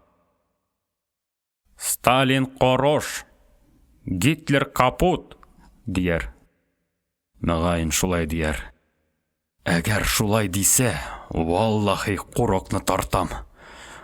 Жан саклар өчен әйтелгән шушы ялган тәүбә утыры ширкандыра. Утыры нәфрәтне арттыра. Бу һаман эндәшми. Хаким көтә. Ул илбасар. Мин ил хуҗасы. Нинди хөкем чыгарсам да хакым бар. Һәм гадел дә булыр. Приговор минем пистолет көбәгендә. Миңа 18 генә яшь, диде ул. Тез буыннары сыгылып шайкалып китте, ләкин аумады. Кинәт хәтеремә бер вакыйга килеп төште. Моннан 2 ел әввәл 18 яшьлек механик водительне дезертирлыкта гаепләп, бөтен бригада алдында аткан иделәр. Дезертирлыгы шул иде. Резервта торган чакта төнен таныкка утырган да 10 километр җирдәге авылга әнисен күрергә барган. Шуның өчен үлем җәзасы бирделәр. Ул көн 18 яшьлек егеткә төбәлгән автоматлар безнең һәрберебезнең эчендә яткан гамсезлекне, мәнсезлекне, җавапсызлыкны бер катардан атып үтерде. Үз кешебезгә карата булган аяусыз хөкемне мин шуның белән аңлаттым. Акламадым, аңлаттым. Асылда механик-водитель бер зыян да итмәде. Тик әнисен генә күреп килде. Килгәч, аттылар. Каршымда фашист гаскәренең киемен кигән, кичә генә минем ватандашларыма төзәп аткан дошман, минем кан дошманым басып тора. Шуның аталары, агалары бит инде Смоленщина авылларын тоташ утка үртәделәр. Донбасс шахталарында меңәрләгән кешеләрне тереләй күмделәр. Елга-елга яшьләр түктереп, Украина кызларын Германиягә кыллыкка олактырдылар. Аналарның шал чәчләрен мәсхәрә иттеләр. Сабый балаларны ялкынга ыргыттылар. Баларның бөтенесе өчендә кемнән үч алыргасың? Зәңгәр күзле сары шайтан, ишетәсеңме? Кемнән үч алырга? Минем уйларымны ул ишетми. Югыйсә күзләрендә өмет яралмас иде. Шул күзләрдәге өмет минем иңнәремне баса. Кукуруз кыякларыннан мөлдерәп шык тамчылары тама. Җир йөзе шундый таныш, аяз, ваемсыз. Әйтерсең, аның үткәне юк. Тик киләчәге генә бар. Ә мин дәртләп киттем. Дөнья ничектер сәер җемелдәп куйгандай булды. Пистолетымны жан ачуым белән кире кабурага тыктым. Әйдә, алдан атла, дидем, юлга ымладым. Ул аксый-аксый алга чыкты. Башкача мин аңа сүз дә кушмадым, йөзенә дә карамадым. Олы юлга чыкканчы без шулай килдек. Кояш инде байтак күтәрелде. Юлда очраганнар безгә аптырабрак карабыза. Кышның асылыдыр күрәсең бу. Бер үзенә бер сакчы диләр мөгаен. Бер күпер төбендә әсирләр колоннасына каршы очрадык. Конвой башлыгы сержантка үземнең әсирне тапшырдым. Тапшырганда булай дип кисәттем. Аксак дип, юлда алай-булай итмәгез. Нигә шулай әйткәнмендер белмим. Бер котылгач, иленә кайтып җитсен дигәнмендер бәлки. Бәлки. Юк, әйтеп кенә аңлата торган нәрсә түгел бу.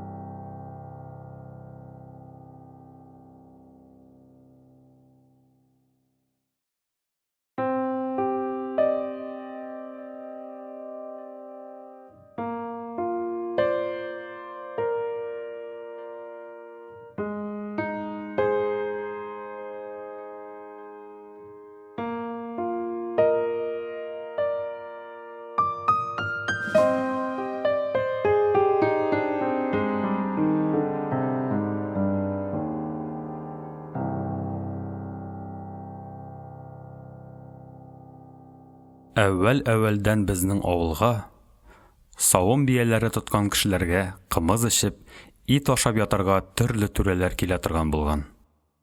Әле дә шулай. Бишә шәшәсе бала чагасы белән кыл да кыймылдатмый, җәй буе рәхәтләнеп яши бирә тегеләр. Безнекеләр аларны баярлар дип йөртәләр. Баяр булмый, тагы кем булсын? Йокылары туйганчы йоклыйлар, эшләре күбенгәнче кымыз эчеп, ит сыгыналар, аннан көтүләре белән я урманга, я тау ягына сәхрәгә чыгып китәләр. Хәтта сәхрәдә дә алар кыланып туймыйлар. Үлән өстенә япма җәеп кенә утыралар. Янәсе, безнең үлән аларның ниен, тәнен чәнчә, күлмәген пычрата. Бишәләре баш өстендә шатыр тотып йөргән була. Имеш, безнең кояш аларга килешеп җитми. Явым булса, тегеләр өндәге йомраннар шикелле капкадан баш тыгып карыйлар да кире курага чумалар. Бик таман аларга.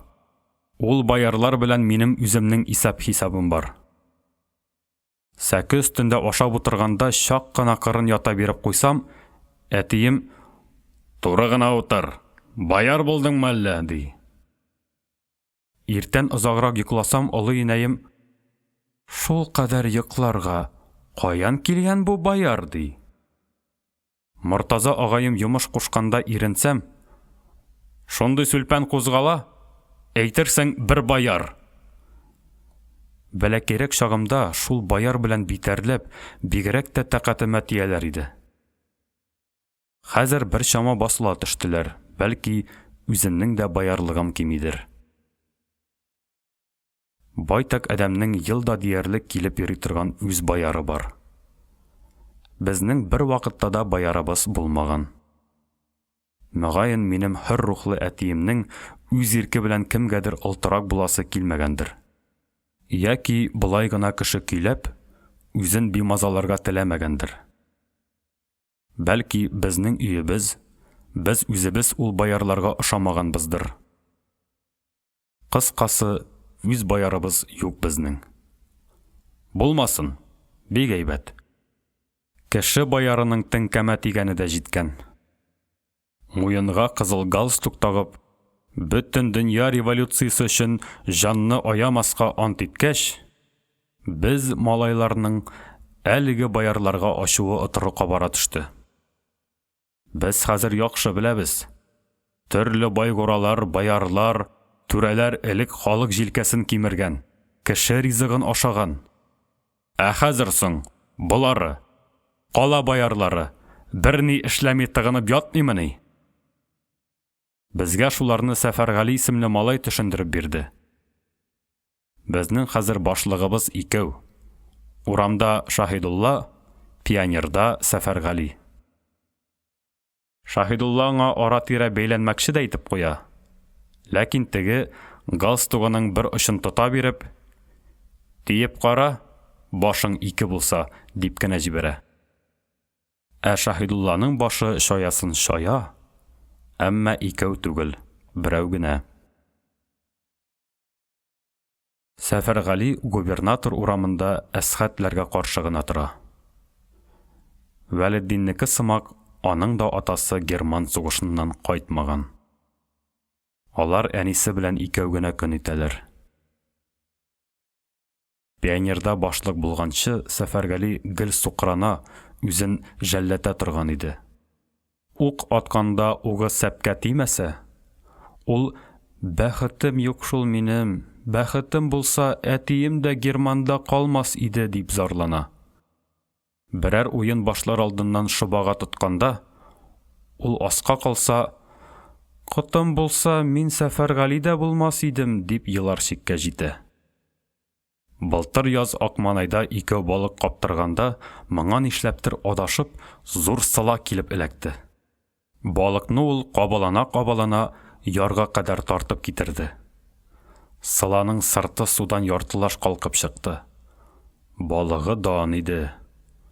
Кылачка ук җитмәсә дә, беләк буе булыр. Сәфәргали күл гыйфритенең саңагыннан кулы белән җай гына эләктереп алырмы дисәм, ул кинәт гөрс итеп корсагы белән суга сыланың өстенә сикерде. Сәфәргали белән бер катардан балык та сикерде. Сикерде дә кармакны өзеп күл төбенә чумды. Сәфәргали кулларын беләк төбенәчә суга тыгып, камыш арасында байтак бутанды. Азактан ярга чыгып утырды да, йылы-йылы зарланырга кереште. "Әгәр дә минем бәхетем булса, немец ядрә кыймас иде, Герман сугыш ачмас иде, әтиемә төзәп атмас иде. Бөтенләй капмасаң, ыхта итмәс идем, и сыла. Нигә шулай ымсындырып кына калдырдың мине? Нигә шулай һич кенә дә кызганмыйсың мине? Син кызганыр булсаң, әтиемне патшада алмас иде, иң башларына мылтык та салмас иде. Башкайлары чит җирләрдә ятып та калмас иде." Вәлетдин белән Сәфәргали ике туган балалар. Аларның хәсрәт зарлары да бер төсле. Йөрәкне көйдереп, әрнетеп ала. Миндә дә балык кайгысы калмады. "Әйдә, Болан күленә, Сәфәргали. Анда табан илереп каба", дигән булдым мин. Бездә дигән кояш кайда да бер, дип күрсенде ул. Пионерда башлык булгач, шушы Сәфәргали үзгәрде дә китте. Адымын ашыкмый атлар, сүзен шамалап сөйләр булды. Үзе генә түгел, хәтта муены да озыная төште аның. Без күрмәгән нәрсәләрне күрә, без белмәгән әллә нинди нәрсәләрне белә, без укымаган китапларны укый. Шит илләрдә бала-чага ничек кыен яшәгәнен, байлар ярлыларны ничек җәберләгәнен үзе барып караганда итеп бәйнә-бәйнә сөйләп бирә. Әллә кайдагы, җир аягы җир башы җирдәге баярларга, байларга, буржуйларга безнең ачуыбыз көчле, үчебез шамасыз. Ләкин үзебезнең баярларны да үч һәм нәфрәттән өлешсез калдырмыйбыз. Хәлдән килгәнчә мазаларын алып, тәкатьләренә тиябез тегеләрнең. Караңгы төшкәч, алар йоклаган йортның бүрәнәсенә гөп-гөп таш бәрәбез. Урамда үтеп барсалар, юри эт өсләтәбез. Шулай да әлегә кадәр баяр балалары белән күкрәккә күкрәк килеп алышка чыккан юк. Ә алышасы килә. Күп тә үтмей, дошманнан үч алу сәгате җитте. Шыкыр аръягы Миңнуллаларга ирле хатынлы яңа баяр килде. Әнә минем чаклы бер малайлары, миннән кечерәк кызлары бар. Малай кыска балаклы зәңгәр чалбар, кызы тезенә дә җитмәс шәшкәле күлмәк киеп йөри. Малайны без Салам сыйрак, кызын Шикерткә дип атадык. Малайының сыйраклары чынлап та салам юанлыгы гына, тубыклары да салам буыны хәтлегенә. Кызы торганы белән бер шикерткә. Атлаганда да сикерә, йөгергәндә дә сикерә, тик торганда да сикерә. Булар иртән-иртүк дүртәүләп, кәрзинкәләр тотып, губернатор урамыннан тау ягына чыгалар, кич кенә урап кайталар. Салам сыйрак белән шикерткә аталарыннан тотам да калмый. Шикерткәсе бер хәл, безгә аның салам сыйрагы кирәк. Тәүге көннәрдә без, я Әсхәтләр, я Сәфәргалиләр өе артына пысып, тегеләргә мәсхәрә яудырдык. Баяр, баяр, хәлдән таяр. Эй, белгән баяр, аштан балаңа ситсаң җитмәдеме ни? Эй, кибеп какланган баярлар, тау башында җил йотып симерәсезме ни? Безнең сыйнфый дошманларыбызның дүртесе дә нишләптер үтә арык, үтә зәгыйф иде. Кешеләрне күп рәнҗеткәннәр алар. Шуңа күрә үзләренә ит кунмый, дигән нәтиҗә чыгарды Әсхәт бу җәһәттән. Синең дә майың ташып тормый, диде Сәфәргали. Миңа ашау җитмей. Баярлар кебек тыгынсам, корсагымнан май тамып торыр иде минем. Эт өрер, бүре йөрер дигәндәй, без шәйнәшә тордык, алар безгә әйләнеп тә карамый йөри бирде. Аның сайын безнең кул кышый, йодрык юмарлана барды. Хәзер инде без дигәнем Сәфәргали, Әсхәт, мин, буларны сай чокырдагы таш өемнәре арасында яшеренеп күзәтә башладык. Баярлар еш кына шул җирдән кайта. Бер капмасалар, бер килеп кабарлар. Һәм каптылар да. Җир җиләгә пешеп өлгергәндә булды бу. Безнең сай чокырда җиләк тәгәрәп пешә. Урыны белән кызыл шикмән җәйгән төсле тоташ кызарып ята. Бер килеп тап булсаң, башта калкытып булмый. Көн кичкә авышкач, әлеге кәрзинкәләрен күтәреп, сай чокырга килеп чыкты булар. Баяры белән бишәсе сукмак буйлап бара бирде, малай белән кызый читкә тайшанып җиләк чүпләргә кереште. Тәүдә алар йөгерә атлый гына өзгәләп узмакчы иттеләр. Узып кара син. Җиләкле урын бер эләктереп алса, тиз генә ычкындырмый ул. Менә шикерткә барып чүгәләде, салам сыйрагы сузылып ук ятты. Өлгерә алмастай булып, авызларына җиләк тутыра булар. Hey, балалар, әйдәгез, дип кычкырды аталары, бай тагара киткәч. Хәзер, дип шытырдады Шикерткә. Ләкин аларның тиз генә кузгалыр чамалары юк иде әле. Шулай сихерли ул пешкән җиләк. Олы баярлар сыртны узып күздән югалды. Булары мингәрәү бәрәннәр сымак шакыр төбендә адашып калды. Көне килде, сәгате сукты. Без эшебез өч яктан чыгып, салам сыйрак белән Шикерткәне искәрмәстән камап алдык. Герман сугышында алган сабак ярап калды. Килеп каптыгызмы, баяр калдыклары, диде Сәфәргали. Шунда ук миңа әмер бирде. Кендек, син Шикерткәнең канатыннан эләктер, аталарына барып эләкләмәсен. Без монысының измәсен изәрбез. Малай белән кыз ак чүпрәктәй агарып, калтырана безнең алда басып тора. Салам сыйракның моңсу соры күзләре мине шунда ук арбап алды. Юк, мин аңа кул күтәрергә басмаячакмын. Шикерткә тыпырчына шыелдап еларга кереште. Аның шулай ачу китергеч ямьсез елавы миңа куәт бирде. Шунда ук кызыйның көпшә юанлыгы гына беләгеннән эләктереп алдым. Әмма без ир намусыннан, егет әдәбенең нәрсә икәнен беләбез. Кыз балага сугу түгел, тырнак белән дә шиертнибез. Хәтта баяр кызы булса да. Аның күз яшьләренә минем исем китми. Күзләре дә песи күзе төсле, яшел. Кызганыр җире юк. Ә менә малайның күзләре. Кеше каны эчкән баярмы син? Дип җикеренде Сәфәргали. Баяр булсаң мә, җәзаңны ал. Ул салам сыйракның күкрәгенә төртте. Әсхәт тәберне өстәде. Малай еламады, качарга да җыенмады, рәхим дә сорамады, тыныч кына акланырга тырышты.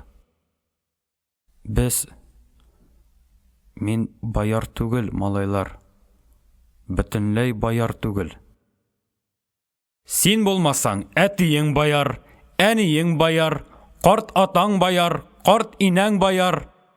Ә син баяр эттән туган баяр күшеге, дип кызмакчы булып маташты Сәфәргали. Тик малайның күзенә караган иде, җебеде дә төште. Әллә нинди баяр бу? Һич кенә дә ачуны китерми, дип аптырады Әсхәт. Һәр селәгәй баяр, һәр үләт буржуй каршысында шулай кыйлып төшсәк, бездә нинди көрәшче чыксын? Көрәшче ул дошманга карата аяусыз, кансыз булырга тиеш. Менә минем кебек. Сәфәргали салам сыйракка тагы бер сукты. Аның җилкәсеннән ныгытып этеп җибәрде. Малай җиргә йөз түбән капланып төште. Сәфәргали сыный биреп, Әсхәт белән миңа карап алды. Кешедән калышмыйм дигән булып, мин дә Шикерткәне җибәрми генә җирдә йөз түбән яткан салам сыйракка бер тибеп килдем. Типтем дә тәннәрем шымырдап китте. Бүтәннәргә ияреп, үзем теләмәгән ямьсез эшне эшләвем гомеремдә беренче тапкыр бәлки шушы булгандыр. Исемә төшсә, әле дә уң аягым тартышып куя. Ләкин кызганычка каршы, теге тибүем гомеремдә соңгысы да булмагандыр. Шулар аркасындадыр ахыры, юк дисәң дә, йөрәк шәнчеше бала. Малайга без бүтәнчә кагылмадык. Ул җай гына башын күтәрде. Аның иягендәге ярадан кан ага иде. Күрәсең, ул шул җире белән кырлы ташка килеп төшкәндер. Кулы белән ияген тотты. Учына шунда ук кан тулды. Кан күргәч тә ул үзгәрмәде. Шул өнсез көе калды. Аяк өсте басып, шалбар балагындагы юк тузанны каккалаган булды. Яралы агасын кызганып, Шикерткә отыры шәбәләнеп еларга тотынды. Мин аны инде ышкындырып җибәрдем. Елама, туғаным. Тамшы да ауыртмай. Су белән юғаш та бетә ул, диде малай. Ул безнең беребезгә дә күтәрелеп карамады. Сеңелесен җитәкләп алды да, ашыкмый гына китеп барды. Без аптырап калдык. Тукмавын без тукмадык. Кем җиңде соң әле? Кыз белән малай түбәгә күтәрелде, аннан калкулыкның теге ягына китеп, бөтенләй күмелде. Күздән югалдылар алар, күңелдән китмәделәр. Бу баярлар безнең авылга башкача килмәде. Ел артыннан ел узатырды. Мин дә кала кешесе булып киттем. Шәж җибәреп, шигырьләр яза, аларны хәтта бастыра башладым. Тәүге китабымның кул язмасы типографиягә киткәч, 1-2 көннән үк шунда йөгереп килдем. Көтәргә сабырлык җитмиде. Анавы агайың җыя синең китабыңны, дип күрсәттеләр миңа. Хәреф җыючының янына ук килеп бастым. Ул мине шәйләмәде. Муенымны сузып карап торам. Кулларына күзем иярми. Мин язган сүзләрне ул хәрефләп җыя. Бармаклары әйтерсең, кургаш хәреф түгел, кыйммәтле асыл таш чүпли. Шундый кадерләп ала аларны. Саумысыз, дип исәнләштем мин, байтак вакыт үткәч. Ул миңа әйләнеп карады. Саргылт ак йөзенә елмаюга тарты нәрсә чыкты, ләкин зур моңсу күзләре миңа битараф калды. Ул баш какты. Мин шунда ук читкә борылдым. Әйе, бу әдәм, һич шиксез, ул Миңнулла баяры, салам сыйрак белән шикерткәнең атасы иде. Нәрсә эшләп ул монда килеп чыккан? Әллә бу сыйнфый дошман эз яздырыр өчен шулай иттеме икән? Үткәннәрен яшерер өчен? Мин ярынып чыкмаслык шикләргә баттым. Соңрак шик урынына эчке әрнү, вөҗдан газабы килде. Миңнулла баяры дигәнебез, бала чактан ук типографиядә эшләп, каты үпкә чире алган эшче наборщик булып чыкты. Теге елны, хәле бик мөшкелләнгәч, шифасы булмасмы дип, ул безгә кымызга килгән икән. Менә кемнең балаларын җәберләгәнбез без. Ул хәрефен хәрефкә китереп, шик шөбһәсез минем яңа борын төртеп чыккан шигырьләремне җыя. Ташка бастырып, аларны гомерле итәргә әзерли. Гүя, аның өчен дөньяда шуннан да кирәкле, шуннан да ашыгыч эш юк. Мин аңа бер тапкыр да сүз куша алмадым. Кыймадым. Намусым тыйды. 4 елдан соң тагы бер очрашу булачак. Шундый ук уйчан, зур, сары күзләр миңа төбәләчәк. Мин өн белән төш, үлем белән яшәү арасында калачакмын. Иракта офыклар чайкала, мин яткан җир тирбәлә. Җир тирбәлми, мине носилкага салып, каядыр алып баралар. Мин үзем тирбәләм. Манма тиргә баткан арык солдат мине көч хәл белән күтәреп килә. Аның ияк өстендәге аркылы җидән күзләремне аерып ала алмыйм. Җигә кадәр һәр вакыт яра була. Ярадан кан ага.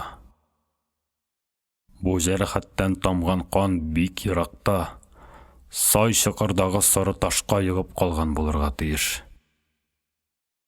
Якканны яңгыр югандыр, кояш киптергәндер. Онытырга, тынычланырга мөмкин.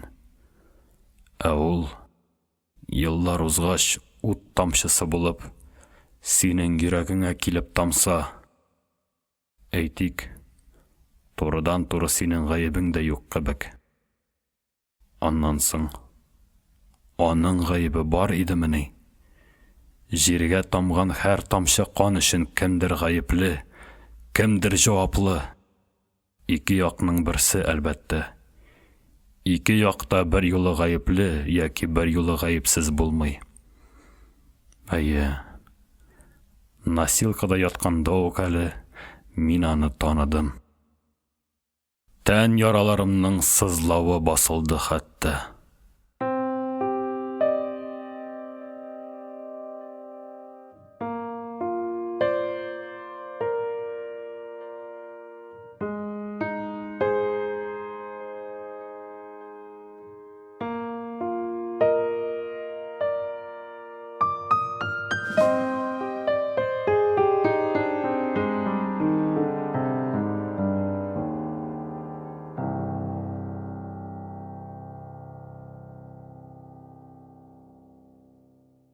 Ак йолдыз.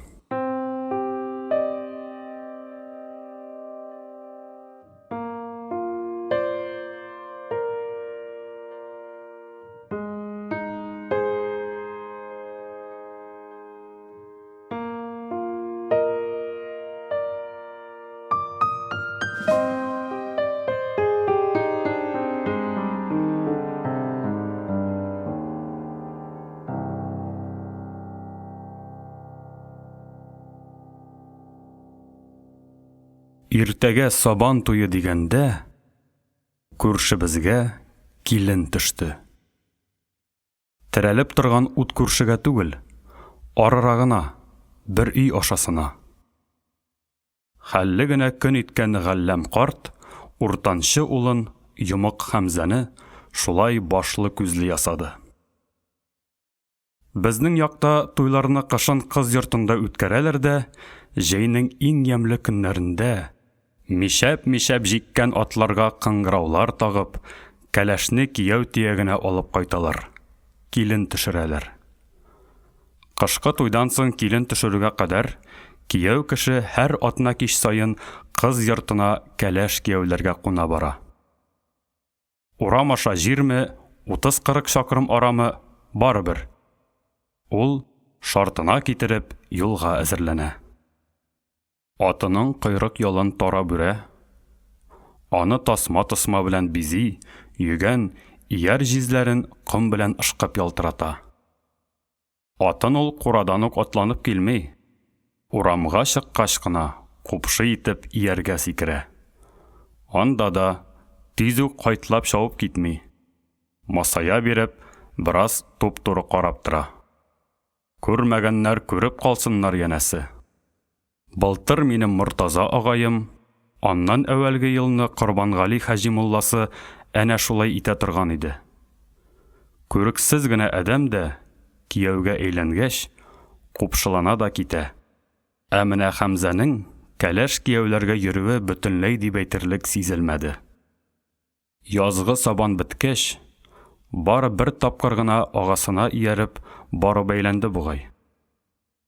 Нигә яшь кәләшеңнең күңелен күрергә йөрмисең, дип интектергән яшьтәшләренә Хәмзә былай җавап бирә икән. Ара ерак, юл өзек, юлда азган-тузганга тап булып куюым бар. Андый зат очраса, булыр бишәң тыл калыр, туар балаң ятим үсәр. Тамгасы салынган, адашмас әле, тәгаенләнгән җиренә килер. Кичләрен нигез буенда тәмәке тарта-тарта әңгәмә корып утырган агайлар бүтәнчәрәктә сөйләп ташлый торган иде. Имеш, кәләш үзе шундый шарт куйган. Арчылар килгәнче күренеп йөрмәсен дигән. Нигә шулай дигәнен бер Ходай гына белә. Белеге җитсә, диде бер көнне көтүче Нуретдин. Хәмзәнең сүзе дөрескә чыкты. Тамгасы салынгач, килен адашмады, кияү йортына туры килеп төште. Ерактан килде диделәр киленне, бик ерактан, Димүреннән. Килене килен генә түгел, күрер күзгә тамаша, сизгер күңелгә бер могҗиза иде. Безнең авылда да шибәр кызларны, сылу киленнәрне, куштан хатыннарны үләт кырмаган. Шөкер, исәннәр. Әнә безнең үрге күрше Мансур кызы Гөлбостан үзе генә дә ни тора. Буйы сынық кыйып куйган шикелле. Йөргәндә дә атлап йөрми, берчә оча, берчә йөзә ул. Аның 5 төрле йөреше генә бар диләр. Быел яз арткы бакчада бәрәңге утыртканда, Мансур карт нәрсәгәдер ачуланып, кызына кычкырып җибәрде. Шул барыне атлауыңны куй әле, Гөлбостан. Күрәсең, теге эш вакытында ялгыш барынечә атлап киткәндер. Әле Мортаза агайыма кәләш әйттергәнче, Гөлбостанга яучы җибәрергә дә ниятләп караган идек. Әмма азактан кире сүрелдек. Уңган хатын ир күрке, матур хатын ил күрке диештек. Үтә шибәр Гөлбостан йортка төс бирмәс дип шикләндек. Агайыма тәмәнәй очыннан урта матур бикә җиңгәшәмне алып бирдек. Үзенең дә күзе төшеп йөргән икән. Әти пешәр-пешмәс баш кыдалар җибәреп мәшәкатьләнмәде. Кыз атасына туп-туры үзе барды. Барды да көе китебрәк кайтты. Кичке шәй табынында ул шулай дип салды. Булачак киленне күргәч тә ошаттым. Сөяге безгә тартым. Тик кыдалар гына бераз күңелне китте. Саранга охшыйлар. Мал күп сарыйлармыни, диде олы инәем. Юк, күп сарамыйлар. Алар кымсыз түгел, саран. Артык сакчыл булырга охшый. Хей, бер күрүдә ул кадарысын каян белеп бетәсең? Моңаша аралашкан кешеләребез түгел бит, дип каршы төшкән булды олы инәем. Ширек йомарланмай куйдылар табынга. Шикәрләре дә үтә вак ватылган иде. Борчак шаклыгына. Олы инәем бүтәнчә эндәшмәде. Җиңгәшәй дан бишә булып чыкты. Куанып бет алмыйбыз. Ә кыдалар чынлап та саранның да сараны инде. Гөлбостан кебекләрне меңләптер дип әйтә алмыйм. Ә шулай да тырышыбрак санасаң, байтак җыелыр. Бер дә юккамыни тирә-якның иң шая егетләре бал тәпәненә ябырылган сагызак сыман безнең тирәгә сарыла. Урала сарыла да, борынын салындырып кайтып китә. Кызларның сылулары үзе безнең егетләрдән дә артмый. Арту гына түгел, хәтта җитми дә кала әле. Шулай булмаса, әлеге Хәмзә әллә кая дин үренә барып, кәләш әйттереп йөрер идемени? Шибәрләре белән дан тоткан авылга төшкән бу килен, шулай да бозау көтүенә адашып килеп кергән болан баласына охшый иде. Төсе башы, торышы йөреше белән дә, күз карашы, хәтта тавышы белән дә безнең өчен ят, сәер, тылсымлы иде. Гүя ул бөтенләй башка туфракта, башка күк астында, башка һаваны сулап үскән. Эчкәне дә су түгел, мөгаен ширбәт булгандыр. Югыйсә шундый ягымлы тавыш каян килсен ди ул? Әйткәнемчә, бер карауда иратны әсир ясап, мәҗнүн итәр хатыннар күп иде бездә. Ә мондые әле юк иде. Исеме дә моңаша колак ишетмәгән исем бит. Ак йылдыз. Аның исемен тәү тапкыр ишеткәч тә, мин ирексездән күккә карадым. Баш очымда көпә көндез балкып янар йылдыз күрердәй булдым. Күрмәдем. Ләкин гомерем буе шул җиңгәбезнең исеме колагыма чалыну белән, аның сыңарын күрмәмме дип, күккә баш җыйдым. Алай иткән бер мин генә микән әле? Мәгәр дә ниндирәк иде ул, хайран илаһи зат. Тасвирлап бирсәңче, диючеләр булыр бәлки. Мин бары шуны гына әйтә алам. Кояшны, айны ничек тасвирлыйсың? Кояш һәркем өчен бер кояш. Ай һәркем өчен бер ай инде. Ак йылдыз да бары ак йылдыз гына, берәү генә иде. Ак йылдызның кыз кыркынга ияреп, су юлы башлап кайтуын бөтен урам тамаша кылып каршы алды.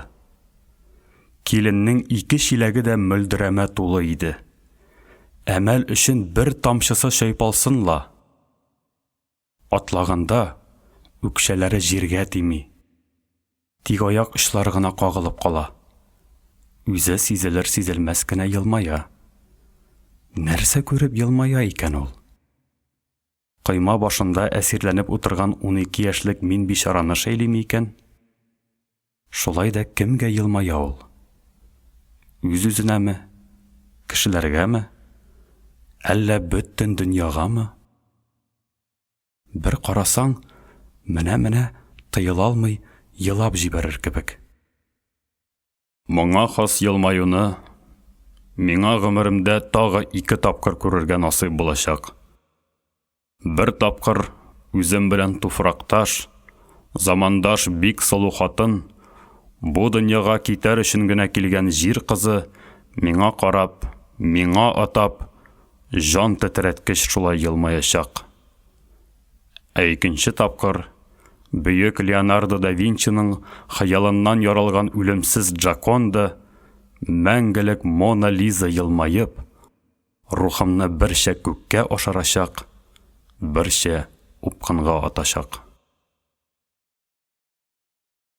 Килен төшкән галләмнәр йортында шау-шулы мәҗлес төн уртасына кадәр барды. Без Сәлих агайым белән 2 буйдак лапас башында кунабыз. Күк тулы йылдыз. Мин шуларга карап ятам. Аларның берсе дә ак түгел. Я зәңгәр су, я яшькелт. Мөгаен, ак йылдыз берәү генәдер.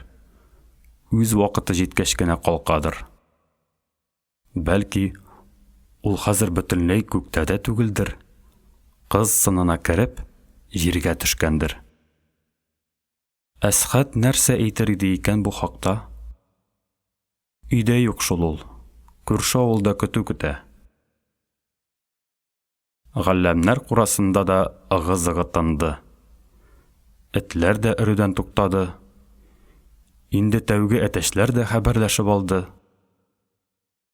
Нәк шушы мәл түбән очтан дулкын-дулкын булып гармун моңы агылып килде. Башта ул кемгәдер йомшак кына, ягымлы гына сузып эндәшкәндәй булды. Аннан соң ярсып эш серләрен сөйләргә кереште. Бара торгач, нәрсәдер инәлергә, ялварырга, үтенергә тотынды. Азак килеп, үкереп елап җибәрде. Кинәт тынды да, буылып үксеп алды. Юк, гармун үз яшеннән үзе чәчәмәде. Ул чак кына тын алды да, ашкынып сайрап, төнге галәмгә үзенең булачак шатлыкларын, өметләрен, күкрәгенә сыймас дәртләрен сибә башлады. Бу моң агышын мин инде ишетәм генә түгел, хәтта күрәм дә төсле. Ул агыш, нурлар чәчә, түбән очтан югары очка сузыла. Мәрәхимнең тагы җене кузгалды ахрысы, диде Сәлих агайым йокы аралаш. Эх, агайым, нигә шулай дидең инде? Җеннең ни кысылышы бар монда? Син шулай дидең дә, хырылдап йоклап киттең. Ә үзең шул бер авыз сүзең белән әле генә бөтен дөньяны сихерләп алган моңны, искиткеч якты балкышны сүндердең. Алый инәем мөгаен алай итмәс иде. Кемнедер эзләп чыкты, янә бу бахыр мәрәхимнең ялгыз җаны дияр иде. Ул чакта әле мин 7 төн уртасындагы ялгызлыкның нәрсә икәнен танып та, татып та белмидем. Ялгызлыкның иң яманы төн уртасындагы ялгызлык булуын бик күп заманнар үткәч кенә аңлаячакмын. Шулай да әле мин барыбер җаным тәнем белән мәрәхим яклымын. Аның зары да, куанышы да төнге бушлыкка батып югалмый. Минем күңелемә сеңә бара. Бу сәгатьтә бөтен җиһанда уяулардан без бары икәү генәбез сыман. Ул да мин. Янып сүнгән елларымның соры көлләре чәчләремә кунгач, шул хакыйкатькә ирештем мин. Кешеләр барысына да күнегә. Матурның матурлыгына, ямсызның ямсызлыгына, яманның яманлыгына күнегә. Ияләшә дә гаҗәпләнми башлый. Шулай итеп, матурлар һәм яхшылар хәтта оттыра, ямсызлар һәм яманнар ота.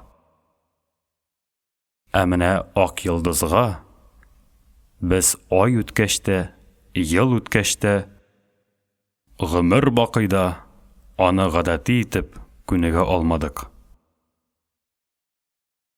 Ничектер ул бөтенләйгә җиргә төшеп җитмәде. Безнең арага кереп югалмады. Шак кына югарырак җирдә, буй җитмәсрәк арада калды.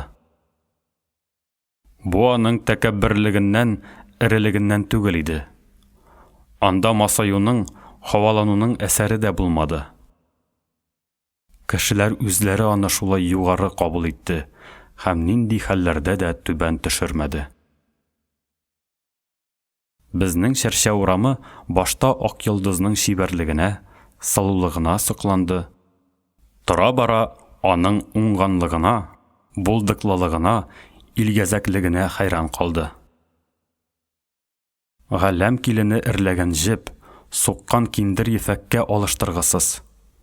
Кискән токмачы кылдан нечкә, кием тексә коеп куя дип сөйлиләр. Моңа кадәр 4 аягын тышаулагач кына саудыра торган ала сыерлары, хәзер көтүдән кайткач та килен артыннан үзе ияреп йөри. Анысы хак. Көндә үзебез күреп торабыз. Галләмнең шыгымчы җирән биясе дә Ходай мәхлугына әйләнде. Бер тапкыр ире белән утынга барганда, ак йолдыз дилбегәне үз кулына алып, «Әйдә, малкай, әйдә акыллым, әйдә күндәмем», дип кенә әйткән имеш. Шушы сүзләрне ишеткән җирән бия әйләнеп караганда 2 тапкыр баш каккан. Янәсе төшендем, моннан ары син әйткәнчә булырмын. Ак йолдыз пешән җыйган, урак урган җирдән кешеләр гамсыз гына, битараф кына узып китә алмый. Аның эшләгәнен бер тамаша караган сыман дөньяларын онытып, үз эшләрен калдырып карап торалар. Торалар да, эшең уң булсын дип теләк теләп китәләр. Сезнеке дә шулай булсын дип җаваплый килен, эндәшмәс иреннән узып булса да. Кәләш алгач та, Хәмзә шул йомык, шыксыз көйе калды. Ушына кош кундырып сайратыр, тыны белән өреп, чәчәк бөреләре ачтырыр хатыннар булуын мин әле белмидем. Алар бар икән. Әнә шуларның берсе ак йолдыз булган икән. Ул узып киткән саен Шаһидулланың әнкәсе Миңлекәй җиңги: «Шушы ак йолдызның урамнарны ямләтеп бер үтеп китүе үзе ни тора? Тфу, яман күзем тимәсен», дип сыкланып кала. Галләмнәр күрше күлән белән бик аралашып бармыйлар. Бүленебрәк көн итәләр. Шуңа күрә алар йортыннан сәр чыкмый, хәбәр таралмый. Миңлекәй җиңгинең бер үтәләгән азгын тавыгы бәрәңге бакчасына кереп тибенсә, Бу хакта бөтен шәршә шунда ук тулы мәгълүмат ала. Тегеләрнең аты егылып үлсә дә, тавыштан чыкмый. Ничек кенә яшидер ул өйдә ак йолдыз, монысы илгә билгесез. Килен төшкәннән соң ашык-пошык җәй узды, саргайып, моңаеп көз үтте, башланмаган озын бер кыш бетте, ярганаклардан янә кар сулары йөгерде. Менә күпме заман Мәрәхимнең гармоны бер генә тапкырда тавыш чыгармады. Бөтенләй телдән язды. Баштарак кешеләр моңа бик аптырады. Хәтта хәтерләре калды, күңелләре төште. Бер юаныштан мәхрүм булгандай тоелды аларга. Ничек инде ул? Айдан ай, елдан ел, көн сайын булмаса да атна сайын Мәрәхимнең сагышлы көйләре бөтен авылны моңландырып яңгырасын да кинәт өзелеп калсын имеш. Тиктәстән генә булмас бу хәл диләр. Мин дә шулай уйлыйм. Күрәсең, бишара Мәрәхимнең җаны тәмам адашкандыр. Эзләгәнен табудан өмет үзгәндер. Шуңа күрә гармон телдән калгандыр, көйдән язгандыр. Мөгаен шулайдыр. Бәлки, алай да түгелдер.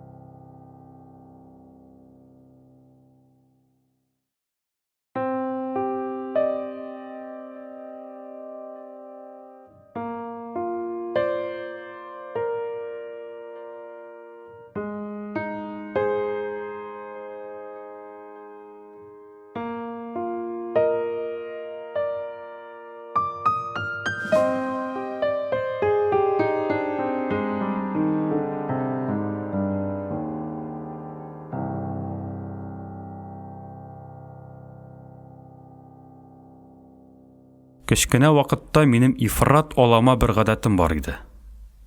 Киштән юрган астына кереп чумам да, йоклаган булып, олыларның сөйләшкәнен тыңлап ятам. Җитмәсә, шартына китереп, ара-тирә мышнап та җибәрәм. Торганы белән бер шымчы. Тфу, шакшы. Хәтеремә төшсә, әле колакларым янып китә. Монысы минем икенче әшәкелегем. Беренчесен аннан да элегрәк 4-5 яшымда калдым. 2 йөзлелек күрсәттем. Менә ничек булды ул. Бездән кыйгачрак урам аша Каюп агайлар тора. Бер заман мин аларга бик нык ияләшеп алдым. Көн дә киләм. Аларның Зәйнәп белән Җәмилә исемле җитеп килгән 2 кызы бар. Булар берсе йорт болдырына, икенчесе келәт алдына утырып ала да, әрләшә. Бер көнне Зәйнәп мине үз янына чакырып, берәр төймә фәлән бирә дә, Җәмиләгә атап, төрле начар сүзләр әйттертә. Ул шым гына колагыма шыбырдый, мин ул әйткәнне кычкырып кабатлыйм. Сине чабаташы Кәкре Хәбетдин кочаклап яткан. Кыеш авызлы тешсез селәгәй Ханса үпкән. Тәмле булдымы селәгәй Ханса үпкәч? Җитмәсә, син Тиле Габбаска гыйшык хаты язгансың. Мәсхәрә. Хат язганчы Габбаска ыштан тегеп кидер лутчы. Югыйсә әнә, җәен кышын ыштансыз йөри. Җәмиләгә тагы әллә нинди гаепләр тагып, тегене елатмый туктамыйбыз. Икенче көнне берәр буш шарпы кабы сузып, мине Җәмилә кулга төшереп ала. Мин инде келәт алдына күчәм. Хәзер шул ук тырышлык белән Җәмиләнең Зәйнәпкә төбәлгән сүзләрен сөрәнләп кабатлыйм. Син бур, сабын буры, тарак буры, Син мөртәт! Качып ураза ашасың! Алдакчы син! Шуның өчен сине берәү дә яратмый. Дивана Габбас та сиңа әйләнеп карамый. Ыргак төсле кәкре танавыңа кияү эләктерә алырмын дип өмет тә итмә. Бишура! Албасты! Монча пәрие! Сүз кәкре танауга барып җиткәч, Зәйнәп йөгереп килеп, Җәмиләнең шәшенә ябыша. Шушы җирдә инде минем бурычым үтәлеп, эшем тәмамлана. Алдагы көннәрдә тагы шулай кулдан кулга күчеп, әлеге исәрлегемне эшләдем. Шуша кылган кылыгымны мин гомер буе оныта алмадым. Исемә төшкән сайын дәртләп киттем. Яман төш күргәннән соң шулай дәртләп уянасың бит. Ярый әле төш кенә булган дисең. Мин дә ярый әле бу яманлыгым өнне төштән аермый торган чагымда гына эшләнгән дип үземне юаткан булам. Онытып булмый. Димәк, гомер буе сабак алам. Танылган хаталарыбыз, хәтта гаепләребез тормышта безнең киңәшчеләребезгә, ярдәмчеләребезгә, шулай итеп бара торгач таләпчән дусларыбызга әйләнәләр. Танылмаганнары яки яшереп килгәннәре дошманнарыбыз булып калалар. Катлаулы хәтәр хәлләргә тап булганда да мин шуны онытмаска тырыштым. Бер көнне Зәйнәп тавышы, икенче көнне Җәмилә тавышы белән кычкырсаң, бөтенләй тавыштан язуың бар. Мин инде байтактан бирле юрган астында ятам. Өйдә бары 2 инәем генә. Олы инәем нәрсәдер яманып утыра, кече инәем казан төбе кыра. Ишеттеңме әле? Ил өстендә имеш-мимеш йөри бит, диде кече инәем. Мәрәхим белән ак йолдыз хакында. Паш-паш йөргән һәр хәбәрне тыңлый калсаң, зиһенеңә көч килер. Куй вазифа, дип кырт кисте олы инәем. Бөтен ишеткәнен сөйләп бетерми туктарга тегесенең шамасы юк иде. Бик каты гыйшык тотышканнар ди. Таһир белән Зөһрә кебек. Олы инәем көрсенеп куйды. Бираздан таныш кына әйтеп салды. Мәхәббәт язык түгел. Мәхәббәтсез уйнаш язык. Әгәр дә син безнекенә яратып килмәсәң, белмим, ничек икебез бер дөньяга сыеп яшәр идек. Мәхәббәт бөтенесен дә аклата, ярлыката. Языгын да, савабын да үзе өчен һәркем үзе күтәрә.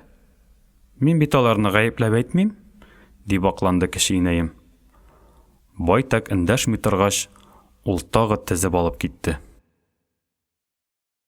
Мәрәхим белән ак йолдыз күрәсең электән үк бер-берсен белгәннәр. Теге елны безнең авылныкылар дим үренә барып уракка ялланганнар иде бит. Шунда күрешкәннәр диләр. Имеш, ак йолдызның риза булып Хәмзәгә килүе дә шул мәрәхим өчен генә икән. Мәрәхимне гомеремдә тагы бер күрер булсам, Хәмзәгә кияүгә чыгарга гына түгел, туп-туры җәһәннәмгә китәргә дә ризамын дип әйткән диме, уйлаган диме? Шул кешеләр белгән чаклыны Ходай белсә, дөнья нинди төзек, ипле булыр иде. Хәер, сезгә адәмнәр артыграгын белә, аннан да артыграгын сөйли. Мәрәхимнең яше дә 30-га җитеп барадыр инде, дигән булды кече инәем, янәсе сүзен ышлап. Баягы гыйшык дигәнең мал санапта, яшь сырапта тормый ул. Монысын син үзең дә яхшы беләсең, вазифа. Кече инәем минем әтиемнән 20 яшькә яшәрәк. Олы инәем әнә шуңа ишарә ясады бугай. Юк, ачуланып түгел, болай гына. Сүз уңаенда гына. Менә нинди серләр ачылды миңа. Гыйшыкның нәрсә икәнен мин үземдә татып беләм. Узган ел партада янәшә утырган кыз белән, исемен әйтмим. Ярты кышка кадәр янып көеп көн сайын хат алыштык. Һәр кич сайын тегеңә озын-озын хатлар язам. Җырлар да кушып җибәрәм. Бер кузгалса машиналар, бара да бара икән. Гыйшык уты бер кабынса, яна да яна икән. Безнекеләр куанып бетә алмый. Озак укымы йөргәч, сабакны ничек тансыклаган кендек. Иллә тырыш бала булып чыкты. Башта күтәрми дәрес карый диләр. Алый инәем бүтәннәрдән тамак айырып, ара-тирә мине тәмле нәрсәләр белән сыйлап куя. Сабак укыган кешегә тәм-том кирәк ул. Зиһенең артыр. Башың тагы да ныграк эшләр дип битемнән сөя. Әмма тиз үк кара көн килеп җитте. Бер иртәдә хатларны без иртә белән дәрес башланганча алмашабыз. Бер каһәрле иртәдә теге кызый миңа хат урынына кагазга төргән кара күмер валчыгы бирде. Гыйшкыбыз янып, көл күмергә әйләнде дигән сүз иде бу. Димәк, бөтенесе дә бетте. Ул башкача миңа әйләнеп тә карамас булды. Нинди генә гаепләремне тапты, нинди генә җиремне ошатмады икән. Гыйшык тотулары кыен иде. Гыйшыксыз торып калулары бигрәк тә әрнүле, бигрәк тә газаплы икән. Үз башына төшмәгәннәр генә белмиләр моны. Кич кайткач, алый инәемнең җылы учына башымны салып, шым гына елап җибәрдем. Нигә елыйсың син, Най? Диде ул. Мин җавап кайтармадым. Ярый әле башымны куеп еларга аның йомшак куллары бар. Яңагымнан бер сыйпады да, бөтен газапларымны алып ташлады. Моннан күп заманнар соңрак та, сагышлардан бушамас тынгысыз бу башым, сайыныр төяккә күп тапкырлар мохтаҗ калачак. Тик инде ул чак олы инәем, шул тылсымлы куллары белән бу дөньяның ишеген үз артыннан ябып, мәңгегә киткән булачак. Мәрәхим белән ак йолдызның хәлен аңлыйм мин. Тик анавы имеш-мимеш һич кенә дә дөрескә охшамый. Әниемнәр сөйләшкән теге кичтән соң атна узды, ай узды, ә гашыйклар хакында урамда ләм-мим сүз юк. Безнең югарыш халкы гаеп табып кеше чәйнәргә, мыскыл итеп көләргә ифрат әвәс, сылтавы гына табылсын. Фәләннең бишәсе фәләннең иренә күз кыскан икән, фәлән кода фәлән кодашасын аздыра язган икән, фәлән агай фәлән тол бишәнең тәрәзәсен чирткән икән. Кебек юк бар хәбәрне хатыннар сөт айырткан җирдә, ирләр каравыл өенә җыелганда, кыз-кыркын суга барганда авыз тутырып сөйли. Әсхат кебек җыр сүзлеләр әшкелтем-төшкелтем төртмә җыр да чыгара. Әнә теге пешмәгән кода турында кичке уенда бер егет биергә төшкәч былай дип такмаклады. Кодашаның бармагы, бармагында балдагы. Тал төбенә киләм диде, килмәс булды, алдады. Кодашаның шәле, җиргә тияр әле. Язган булса, иншалла, бер үбәрмен әле. Олырак язык кылган яки яман шик астында калган кыз-кыркын, бишә-шәшә яшәгән йортның капкасына төн эчендә дегет буяп, атларының койрык ялын тунап чыгу гадәте дә булган әүвәлрәк. Хәзер анысы сизелми. Мәгәр бер тапкыр күздән төшеп телгә эләккән адәм тиз генә ышкына алмый. Тегермәндә тарттырып, иләктән илиләр аны. Ак йолдыз белән мәрәхимгә җил яңгыр кагылмый. Димәк, кеше инәемә кемдер бөтенләй буш хәбәр сөйләгән. Сөйләгән дә тынган. Ярый, хәерлесе шулдыр. Онытыйк инде бу хакта. Ләкин алар үзләре оныттырмады. Әдәм ышанмас сүзне дөрес булса да сөйләмәдиләр. Әйе, үзең күреп, үзең ишеткәнгә дә кайчак ышанып бетмисең. Расмы икән дип икеләнәсең. Мин дә тәүдә күзем күреп, колагым ишеткәннәрнең хаклыгына шикләнеп, югалып калдым. Бу шаһитлыгыма сәбәпче безнең гел әллә кая юалып йөри торган кышлау үгезебез булды. Ул кич тагы көтүдән кайтмады. Шуны эзләп, без өйдәге ират, көтү йөргән тугайның төрлебез төрле ягына таралыштык. Минем әлсерәп йөрүем бушка гына булды. Үгез табылмады. Әллә кайчан иңгер төшеп, төн тәмам куйырып беткәндә, мин арып-талып Кызлар тауына килеп мендем. Көндүз Мортаза агайымның кесәсеннән шәлдергән бер шеметем тәмәкене төреп тартмакчы булып, тау битләвендәге ялгыз имән төбенә утырдым. Кагазын табып, тәмәкесен урадым, ә шырпысын таба алмадым.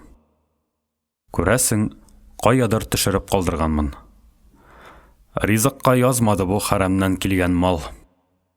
Инде кузгалып киттем дигәндә, күземә галәмәт зур сәер нәрсә чалынды. Әдәм дисәң әдәм түгел, җанвар дисәң җанвар түгел. Үзе шикәтсез, ул тау астыннан акрын гына өскә, миңа табан үрмәли. Минем җаным бармак очыма килеп җитте. Менә атылып чыгып китәчәк ул. Мин сак кына имән артына сыенам. Йөрәгем дөп-дөп тибүдән имән селкенә. Теге гыйфритне инде ачыграк шәйлим.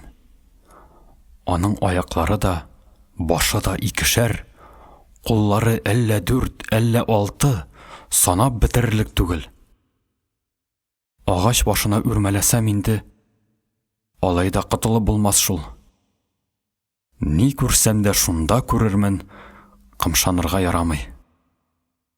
Кышлау үгезне эзлим дип, әҗәлемне эзләп йөргәнмен икән. Тегесе табылмады, монысы үзе килеп мине тапты. Иртән торуга безнең бөтен өй эшебез мине жәлләп, канлы яшьләр түгәчәк. Бәлки, мине санга санамас булган теге кызыйда үкенер әле. Шатырдатып күзләремне йомдым. Йомылган күз алдымнан безнең таш зират капкасы, мәчет ае, яңа гына казылган кабер чагылып үтте. Мин аларны гүя табутта яткан килеш күреп барам. Яратасыңмы? Диде гыйфритнең бер башы ирләр тавышы белән. Яратам. Яратам. Дип үтә ягымлы раслады хатын тавышлы баш. Бикме? Дип төпшенде тегесе. Бик булмаса, шушы бер шеметем бәхет өчен шул чаклы газап йөкләре йөкләп йөрер идеммени? Барыбер үкенмим. Синең кочагыңдагы мыскал гына бәхетемне алтын тауларга алыштырачагым юк. Шул чак шут итеп кош сайрап куйды.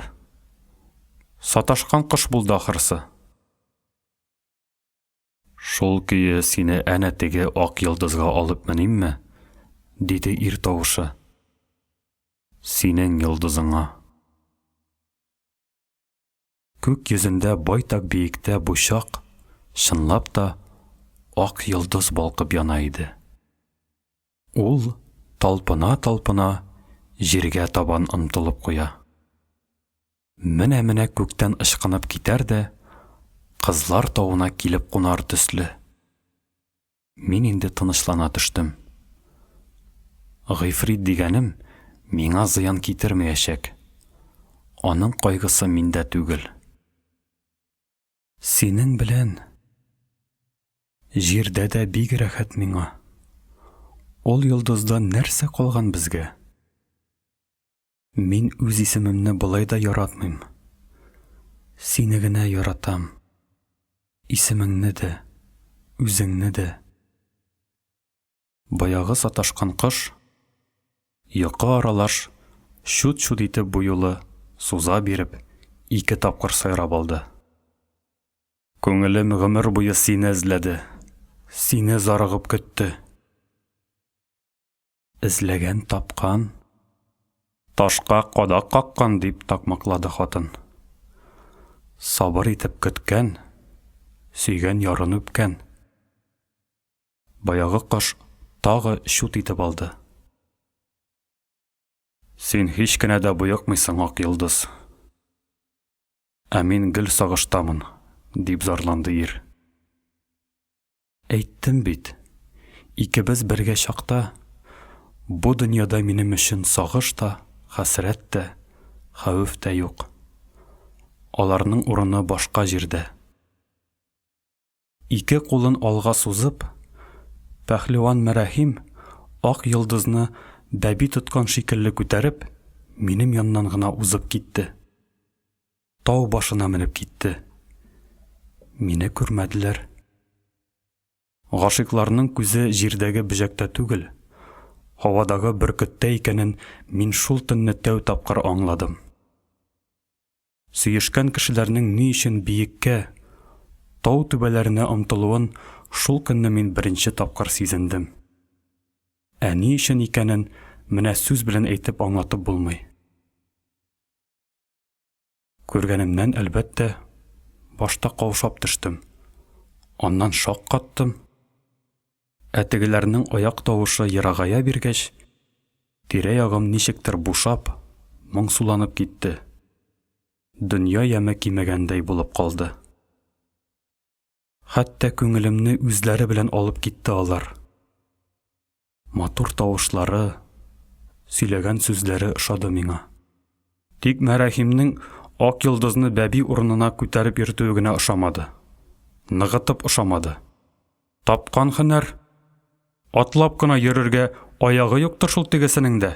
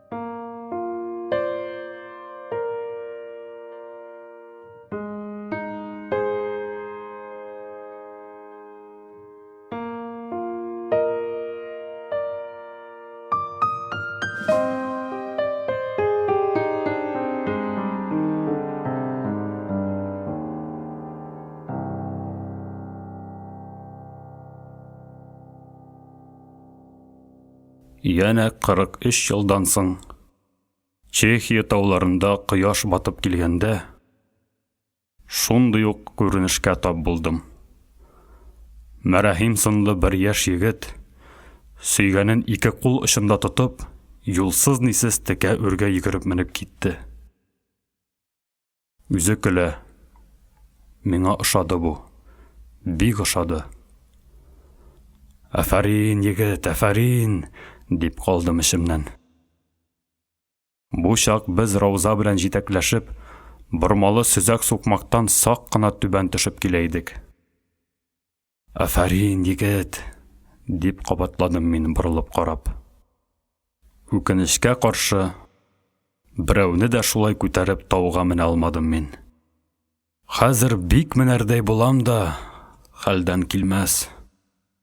Хәлдән килсә, былай килешмәс, әдәм көләр. Менәр тауыңа үз вакытында менеп калырга кирәк икән. 43 елга артка әйләнеп карыйм да, янә кабатлыйм. Афарин, Мәрәхим, афарин дим. Мәрәхим белән ак йолдыз үтеп киткәч, төннең караңгы шомы таралгандай булды. Алар йөргән җирдә шик-шөбһәнең, куркынычның булуы мөмкин түгел кебек иде. Мин тәмам хушыма килеп, кайтыр якка уңайладым. Бераз баргач, нишләптер фуражкамны салдым. Нәрсәдер шылтырап җиргә төште. Шырпы кабы иде бу. Күрәсең, мин аны гадәтемчә башымдагы фуражка эченә яшергәнмен дә онытканмын. Әле уйлыйм. Әгәр шул шырпы кабы мин эзләгәндә табылган булса, саксыз сызылган бер шырпы ике кешенең нинди зур шатлыгын өркетер, нинди зур серне фашлап хур итәр иде. Ничек итеп кенә эчемә сыйдырыйм бу серемне? Бер көн чыдадым, ике көн чыдадым. Өченче көн чыдар әмәл калмады. Мәчет манарасына мен дә азан урынына кычкырхыт. Аулак мәлне туры китереп, олы инәемне алачыкка чакырып чыгардым. Нәрсә? Каймага ашыйсың килдеме син, Най? Диде ул. Юк, олы инәем, минем сиңа әйтә торган серем бар. Алай каймактан да баш тартырлык булгач, хәтәр сердер күрәсең. Хәтәр шул, олы инәем. Ак йолдыз белән мәрәхим хакындагы теге сүз дөрес булып чыкты бит. Нинди сүз? Кем сүзе? Нигә теге кичне, кеше инәем, минем телем тешемә тиеп абынып калды. Шамчылыгым шак-шак кына ачылмады. Кеше сүзе инде, халык сүзе, дип мыгырдадым. Кой, бушны сөйләмә. Буш түгел шул. Теге төнне үгез эзләп гаеп булганымда, аларның икесен бергә кызлар тавында күрдем. Тфу, балам. Күзеңә күренгәндер. Кара төндә бәндә күзенә әллә нәрсәләр аймылышып күренә ул. Төн бик караңгы иде шул. Мин аларның сүзләрен дә ишеттем, олы инәем. Валлаһи, икмәктер, кояштыр. Мин алдакчымыни? Алдакчы түгел. Хата күргәнсең, ялгыш күргәнсең. Хаталану ул алдашуга керми. Күрдем дә, ишеттем дә. Адәмнең кайчак шулай күзе тиешсезне күрер. Колагы тиешсезне ишетер була. Кой, балам, юк белән башыңны бутама. Мин бөтенесендә тезеп сөйләп бирмәкче идем дә, олы инәем ышанырдай булмагач, сөйләмәдем. Адәм ышанмас сүзне сөйләмә моннан соң, диде ул ахырда. Гайбәтче яманаты күтәреп мәсхәрәгә калырсың. Мәсхәрә калудан без бөтен өй эшебез белән куркабыз. Менгән атың йыгылып үлсә үлсен, әйткән сүзең нахакка чыгып үлмәсен диятием. Чынлап та, әллә бөтенесе дә күземә генә күренде микән? Олы инәем шулай гына булгандыр ди бит. Ә колагыма өзлексез чыңлап торган «Яратасыңмы? Яратам» дигән авазларны ничек басаргасың миңа? Минем колагымда тынса да, ул авазлар кызлар тавында барыбер калачак бит. Олы инәемнең сәер кылыгын, минем дөрес хәбәремне көчләп нахакка чыгарырга тырышуын мин бары әле килеп төшендем. Борынгы грекларда гашыйкларны яклаучы, аларны хәүф хәтәрдән саклаучы Афродита исемле илаһия булган. Минем олы инәем, әлбәттә, ул илаһия турында ишетмәгәндә, белмәгәндә. Әмма үзе дә сизмәстән, ул ак йолдыз белән мәрәхимнең мәхәббәтен саклаучы шул Алла вазифасын үтәгән. Теге кышлау үгезе табылды. Шул шатлыктан без быел арыш урагына өмә ясарга ниятләдек. Мич башында 2 мичкә балыбыз үкереп әчеп утыра. Сугымга әлеге баш бирмәс берәдәк үгезне тәгаенләдек. Төшкелекне ашатыр өчен олы-олы 3 тәпән баллы катык ойтмакчы булдык. Күп итеп икмәк пешердек, калач салдык. Урак өмәсе үзе бер бәйрәм ул. Көн буе янып, пешеп эшлиләр дә, кичен ихата тутырып табынга җыелалар. Ит сыгыналар, шулпа чүмерәләр. Олырак ират, шаярак бишә чәчә, шау-шу килеп бал ишә. Егет җилән белән кыз каркын табыны булай да, бал эчми дә кызмача була. Шулак Кашфулла кебек берәр җырлаучы моңлы итеп сузып та җибәрә. Өмәләрдә эшкән әше баланың шифалары җитте тамырга. Өмәләрдә күзем төшкән ярыны фырсат килде туйлап алырга. Бу җырның хикмәте бар аның. Өмәдә уңганлыгы белән данга чыккан кызның базары тиз үк күтәрелеп китә. Аның йортына уң балагын чыгарып салган яучы карчыклар ешрак сугыла башлый. Өмәгә сайлап кына, көндез кулыннан эш килер, кичен табын кадәрен белер кешеләрне генә чакыралар. Анда эләгү мәртәбәгә санала. Дөрес, кайбер әрсезрәк адәмнәр чакырганны да көтеп тормый. 4-5 көн алдан ук без кичке чәй вакытында кемне чакырачагыбызны шамалап, барлап чыктык. Мин хисапчы эшен башкардым. Мәрәхимгә әйтәсездер бит, диде олы инәем. Бишәсе ширле икән, диде Сәлих агаем ашыга-пышыга. Үзе килер? Мин каләм белән сыза барган кагазга тагы бер таяк өстәлде. Күрше күләннең һәммәсенә дә кагылдыгызмы? Дип белеште бу юлы әтием. Галләмнәргә генә сугылмадык. Йомык Хәмзә барыбер өненнән чыкмас дидек, дип җаваплады өлкән агаем. Килмәсә, чакыруыбыз калсын. Күрше хакы бар. Хәтер калыштан булмасын. Мин тагы 2 таяк өстәп куйдым. Шуның белән вәссәлам. Кояш чыгуга безнең капка төбендә мәхшәр кайный иде. Кул башларына уракларын салып, бөтенесе дә килгәннәр. Мәрәхим дә, Хәмзә белән Ак йолдыз да бар. Хәтта 1-2 туңаяк та күренә. Кыш көне кунак төшем чорында чакырылмый гына өйдән өйгә йөреп, аяклары бызланып каткан әрсез бәндәне туң аяк дип атыйлар.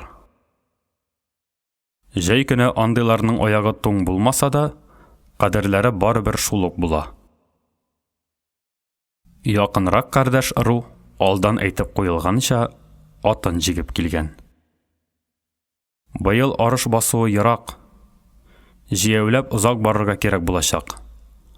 Аннан да булай өмә урагында җияү йөрү үзе килешә торган эш түгел. Яме китә. Минем күзем билгеле теге икәүдә. Алар бер-берсеннән качмый да, сарылып та бармый. Ак йолдыз кыз кыркыны арасында. Алар шырык-шырык көлешәләр. Култык астына кыңгыраулы гармунын кыстырган Мәрәхим Мортаза агаем белән сөйләшкән булып, 2 генә адым арарак басып тора. Әйтерсең, алар кызлар тавына да менмәгән, шүт-шүт үбешмәгәндә. Булар бөтенләй икенче кешеләр. Теге төнне мин димәк, бүтән ир белән бүтән хатынны күргәнмен булып чыга. Хәтер калып китте хәтта. Әмма аларга сыный биреп караучы бер мин генә түгел икән.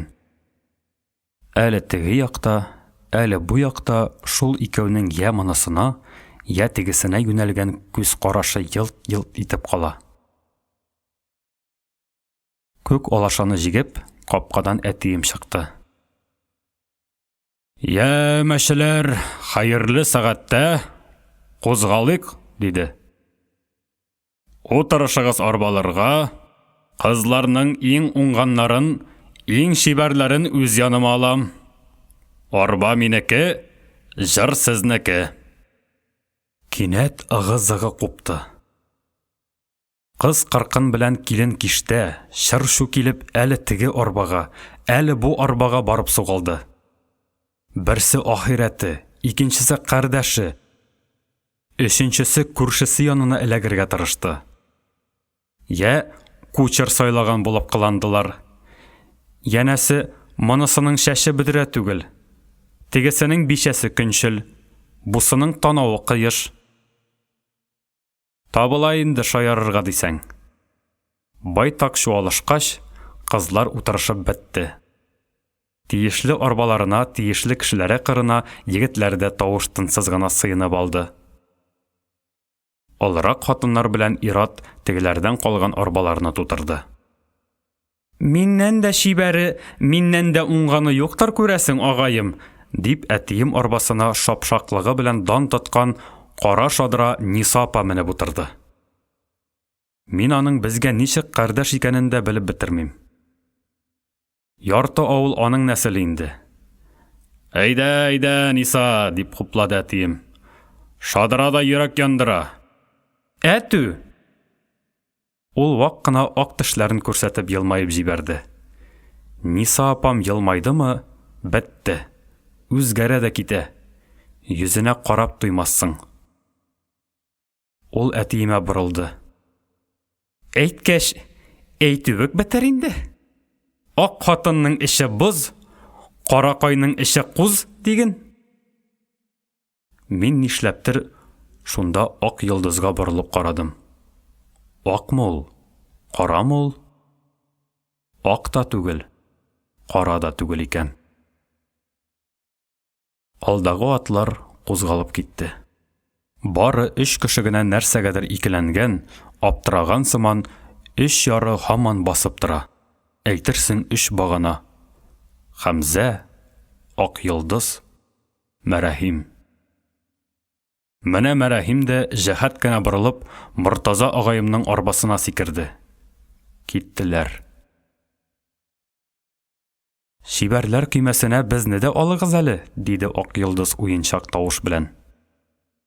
Әмма мондый уенчаклык аңа бер шеметем бәхет өчен шул чаклы газап йөкләре йөкләп йөргән кешегә килешми иде. Мин ошатмадым. Әтием эндәшми генә күк алашаны аның ягына табан борды. Ак йолдызга тәгаенләнгән урындагы пешәнне чыбыркы сабы белән тетеп күпертеп куйды. Хәмзә әллә моны күрмәде, әллә юри күрмәмешкә салышты. Сикерә бирде дә, лып итеп шул урынга утырды. Сөмсез нәрсәкәй. Ак йолдыз арбаның икенче ягына чыкты. Ниса апа аңа кулын сузды. Әйдә, ак кышым, үземнең яныма, диде. 2 шибәр тап килик әле бер. Без аларга төс түгел. Эй, үшән! Ул Хәмзәнең кабыргасына төртеп алды. Ак йолдыз иренә арка биреп, арбаның шитенә генә, үрәшәсенә генә утырды. Күк алаша дәртләп алга омтылды. Ак йолдызның аппак оек белән аппак чабата кигән аяклары кинәт артка чайкалып китте. Ул сөрлегеп, шак-шак егылып төшмәде. Әлдә үрәшәгә тотынып калды. Иң азактан гына арба артына ыргып үзем менеп бастым. Алдагы атлар юырта да башлады. Без сөйләшми генә барабыз. Телгә беткән Ниса апа да, җыр сүзле әтием дә шымып калды. Алачыгы бикле Хәмзәне әйтеп торасы да юк. Авыл ышына җитәр җитмәс үк, Мәрәхим гармунын тартып җибәрде. Мин йылт итеп ак йолдыз ягына әйләндем. Күңелем сизеп тора. Гармун моңы бер аның өчен генә шулай сибелә. Моны ак йолдыз үзе дә сизәдер мөгаен. Аның яңагында гөлт итеп куе кызыллык балкыды. Балкыды да сүнде. Гармун ашкынып талпынып моң түгә, ләкин аңа кушылып җыр башлаучы юк. Ни өчен дигәндә, эшкә барганда авыз күтәреп җырлау гадәтен мактап бетермиләр безнең урамда. Кайтканда әнә теләсәң күпме җырла. Эш әтәчләр генә ул вакытлы-вакытсыз тавык урынына кыткылдашалар. Әтәч урынына кычкыралар. Без шаманы шамалый, әдәпне саклый беләбез. Сакладың. Әнә бер кыз шәрелдеген чыгарып җыр башлады. Аңа тагы 2-3 тавыш кушылды. Дәртләре иртә кузгалган буларның. Тегендә җыр көчәйгән саен безнең арбада сагыш арта бара төсле. Ак йолдызның йөзен ниндидер моңсу шәүлә каплый килә. Аның чынлап та аккош муенына тартым муены, сыгылып, башын түбән идергән.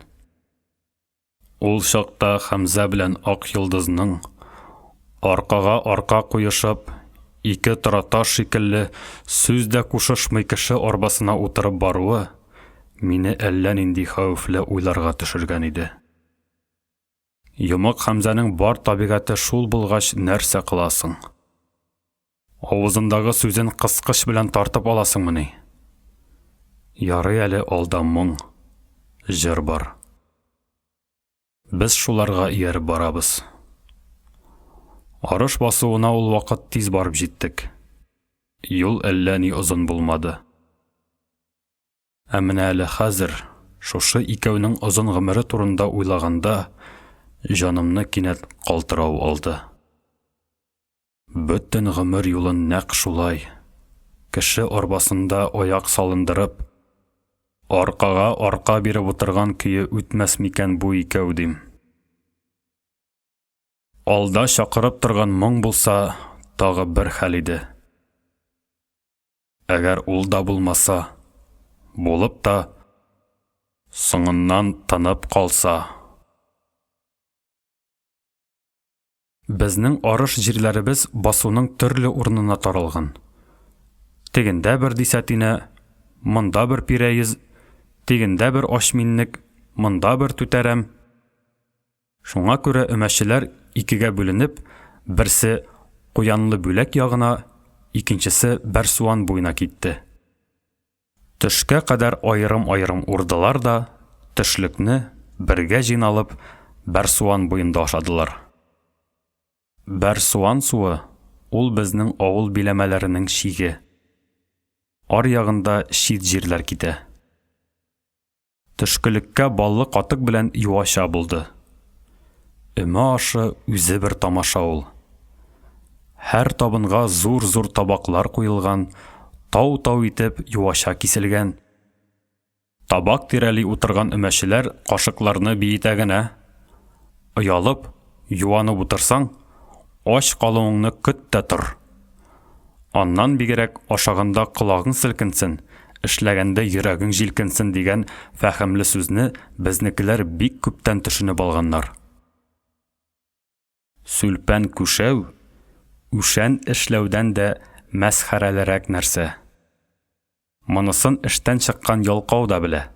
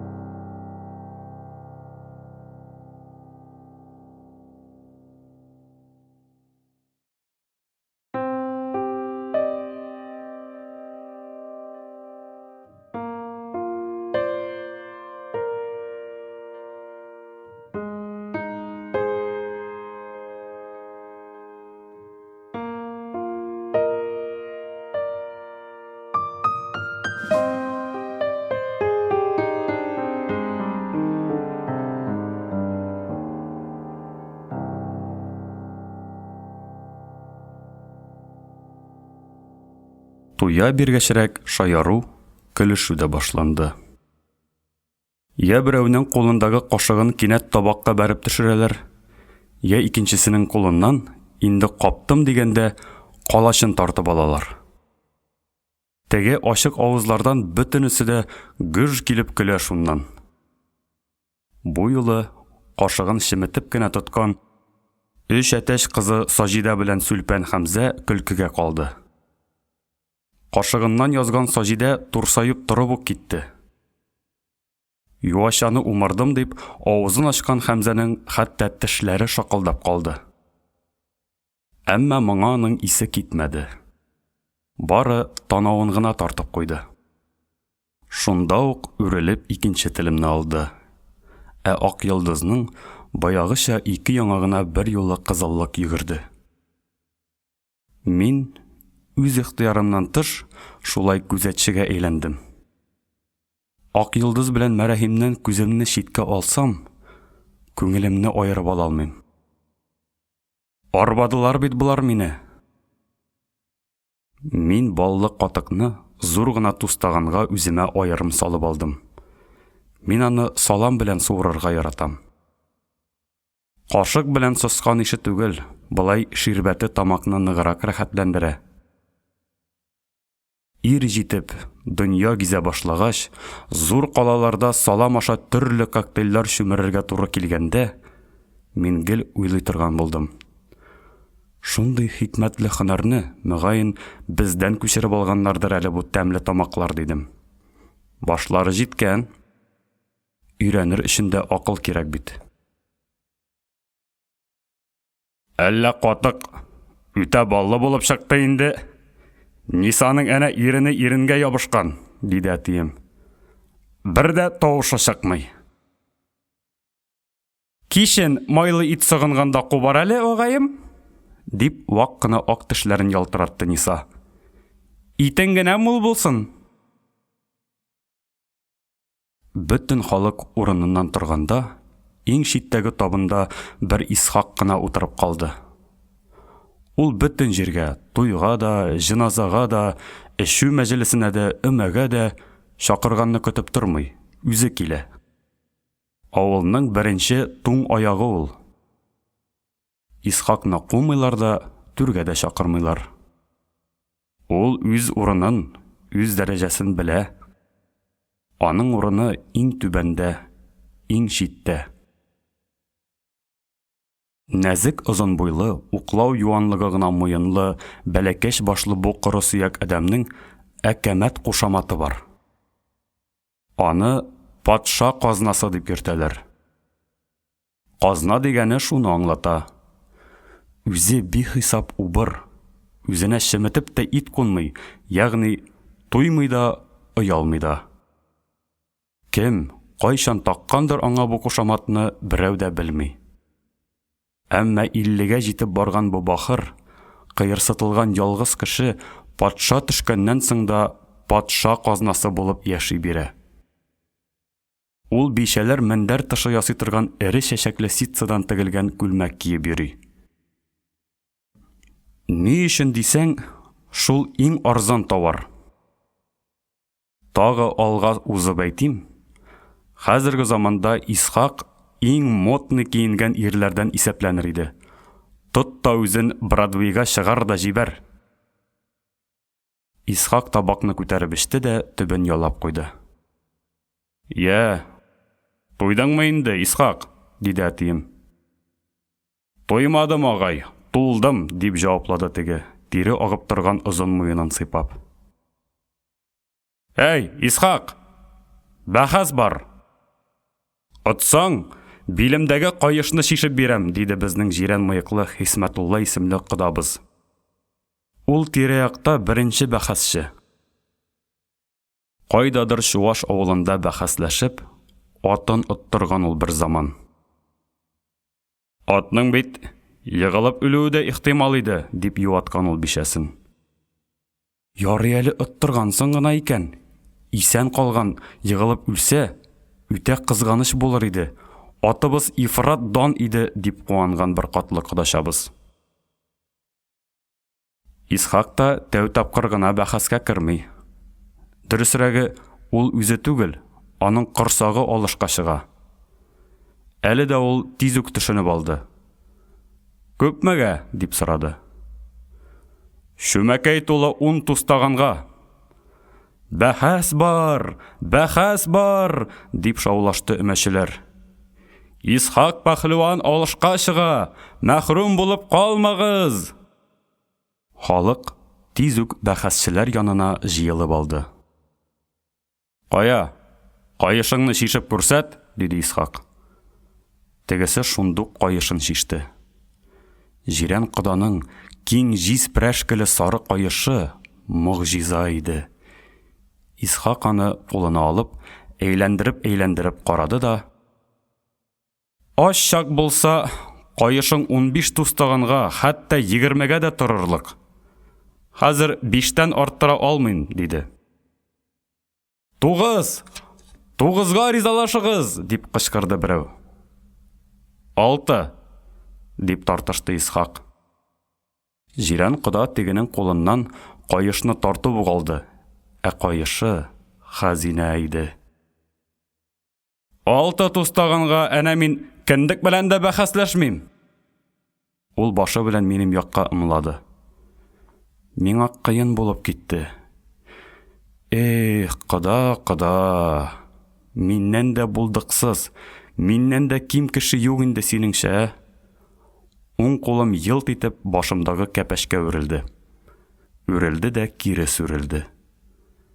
Кәпәш ташлап бәхәскә чыгар идем, кешеләрдән генә оят. Ни дисәң дә, теге җирән мыек кода ишарәте бит. «Тук Исхакның хәленә керик, агайыны. 8-не түнтәрсә җиткән», дип гөрселдәде чакыр башы Тимербай. Аның тавышы сикәлтәле җирдән буш мишкә тәгәрәткән төсле дыңгырдап ишетелә. Тимербайга бүтәннәр дә кушылды. «8-е бик җиткән, шунысын сыйдырса да ярый. Исхакның да эше эшәксез түгелдер бит. 8-не дә булдыра алмый ул, хәленнән килмей. Элекке Исхак түгел инде, рәте беткән хәзер». Монысын күрәләтә тегене шәмләндерү өчен әйтәләр, беленеп тора. Исхак гөп иттереп корсагына 2 тапкыр сугып алды. «Аллага тапшырдык. Ярылсаң ярыл, мине хур итмә», диде ул. «Китерегез катыкны. 8-гә кадәрсен төгәл санагыз. Калганын күз күрер». Олы табак катык кош табактан чак кына кечерәк тустаган китерделәр. «Сыз, Тимербай кырдаш. Син гадел кеше, кулың җиңел булыр», диде Исхак. «Я, утырышыйк. Исхак, син дә утыр», диде әтием. Бөтен кеше баскан җирендә лап итеп җиргә утырды. Ләкин Исхак аягүрә көйе калды. «Мин басып эчәр идем, рөхсәт булса». Ул ялварып әтиемә карады. «Рөхсәт юк», дип кырт кисте кайыш иясе. «Ашка хөрмәт кирәк». Мин сизеп торам. Аш кадерен яклап әйтмәде ул моны. Баскан көйе ичсәң, карынга күбрәк сыя. Менә нәрсәдән шүрли җирән шайтан. «Ярый, синеңчә булсын», дип ризалашты Исхак. Ул табак алдына килеп тубыкланды. Җәелеп утырмады, бары тубыкланды гына. Аның бөтен кыяфәте менә очып китәргә җыенган торнага хас иде. Тимербай тәүге тустаганны сосып бирде. Исхак аны җай гына чүмерергә кереште. Шундый җай чүмерә, хәтта арык бугазы буйлап катыкның эчкә төшкәне дә сизелми. Икенче тустаганны да шулай ашыкмый ичте. Өченчесен чүмергәндә халык сукрана башлады. «Шушы кадәр сүлпән кылангач, зынамы отар? Кичкә чаклы сузмакчы бит бу». «Кит, шул да булдымы бәхәс», диде бер кыз. Ятим бозау шүпрәк имгән шәйле билләхи. Оятасың, Исхак! Исхак буларга әйләнеп тә карамады. Шулайда 4нче тустаганны тизрәк бетерде. 5нчесе белән 6нчысын бер-бер артлы түнтәреп кенә куйды. Аның бүлтәеп чыккан бугаз төене ияк асты белән үңәче арасында арлы-бирле йөгереп, киләп сарып торды. Бу чак өмәчеләр утырган җирдән акрын-акрын Исхакка табан шуышты. Бара торгач, аны бөтенләй камап алдылар. 7нчесенә кул сузганда, ул тирән көрсенеп куйды. Маңгайыннан моңача тамчылап торган тир юл-юл булып шөбердәп агарга тотынды. Тустаганны авызына китергәч, бүлт-бүлт итеп, аңа эре тамчы тама башлады. Шәшкәле күлмәк астындагы корсагы тыгыз тышлы мендәргә охшап күбеп чыкты. Мендәр шак кына да тиберәлми. Танын каян ала икән бу кеше? 7нче тустаганны ул 3кә бүлеп ичте. Ичте дә кикереп җибәрде. Җимерелеп төште, диде кемдер. Урын бушады. Урын шулай да күп бушамады ахыры. Соңгы тустаганны Исхак бик авыр, бик җафаланып чүмерде. Уртлаганы тамагына китми җафалады. Һәр йотымы газапка әйләнде. Аның авызына карап торган кешеләр муеннарын сузып, үзләре тырышып йотарга кереште. Янәсе Исхакка булышалар. Тәүдә уртламлап, озакка табан тамчылап кимеде катык. Шулай да кимеде. Төбенә төшә башлагач, Исхак шүмерүдән туктады да, озын ак телен сузып, пәси сыман яларга кереште. Ялап бетергәч, буш тустаганны һавага шиде дә тотып алды. Аннан тамчы да таммады. Җирән кода сүзсез нисез генә аның муенына киң җиз прәшкеле сары каешны китереп белде. Каешы илдә бер иде. Шул мәлдә мин гомеремдә тәүге һәм соңгы тапкыр казна Исхак йөзендә шаян, хәйләкәр елмаю күрдем. Әйдә, мыек, диде ул. Бәхәсне дәвам итәбез. Шартыңны әйт, дип янә кабынды безнең кода. Бөтен әдәм алдында ыштан бауыңны суырып алып бирер булсаң, тагы 2-не түнтәрәм. Янә шау-шу купты. Давай, давай, мыек! Ну, молодец, Исхак, шая ир икән. 8 сыйган җирдә 10 да сыяр, бирешмә! Әйдә, тәвәккәллә! Кит, оятсызлар! Дип шәрелдәде бер бише. Тапканнар тамаша, өмәяме китәреп. Мин риза. Сос, Тимербай! Дип әтәшләнде җирән кода. Оятка калсам, оялганнар карамас. Ләкин бу арада җиңүче батыр, эшен тоткан көе йөгерә атлый барып, зур атлар артына пысты. Уракчылар арасында да кичке мәҗлестә дә ул бүтәнчә күренмәде. Әмма шул көннән алып, дөнья куйганга кадәр Исхак биленнән теге каеш төшмәде. Әйтерсең, аның бер әгъзасына әйләнде. Җирләгәндә дә каешын будырып җирләгәннәр аны. Әҗәле алдыннан бердән-бер васыяте итеп, мәрхүм шуны әйткән имеш. Бәлки, кешенең үз гомерендә алган иң зур бүләге шушы булгандыр.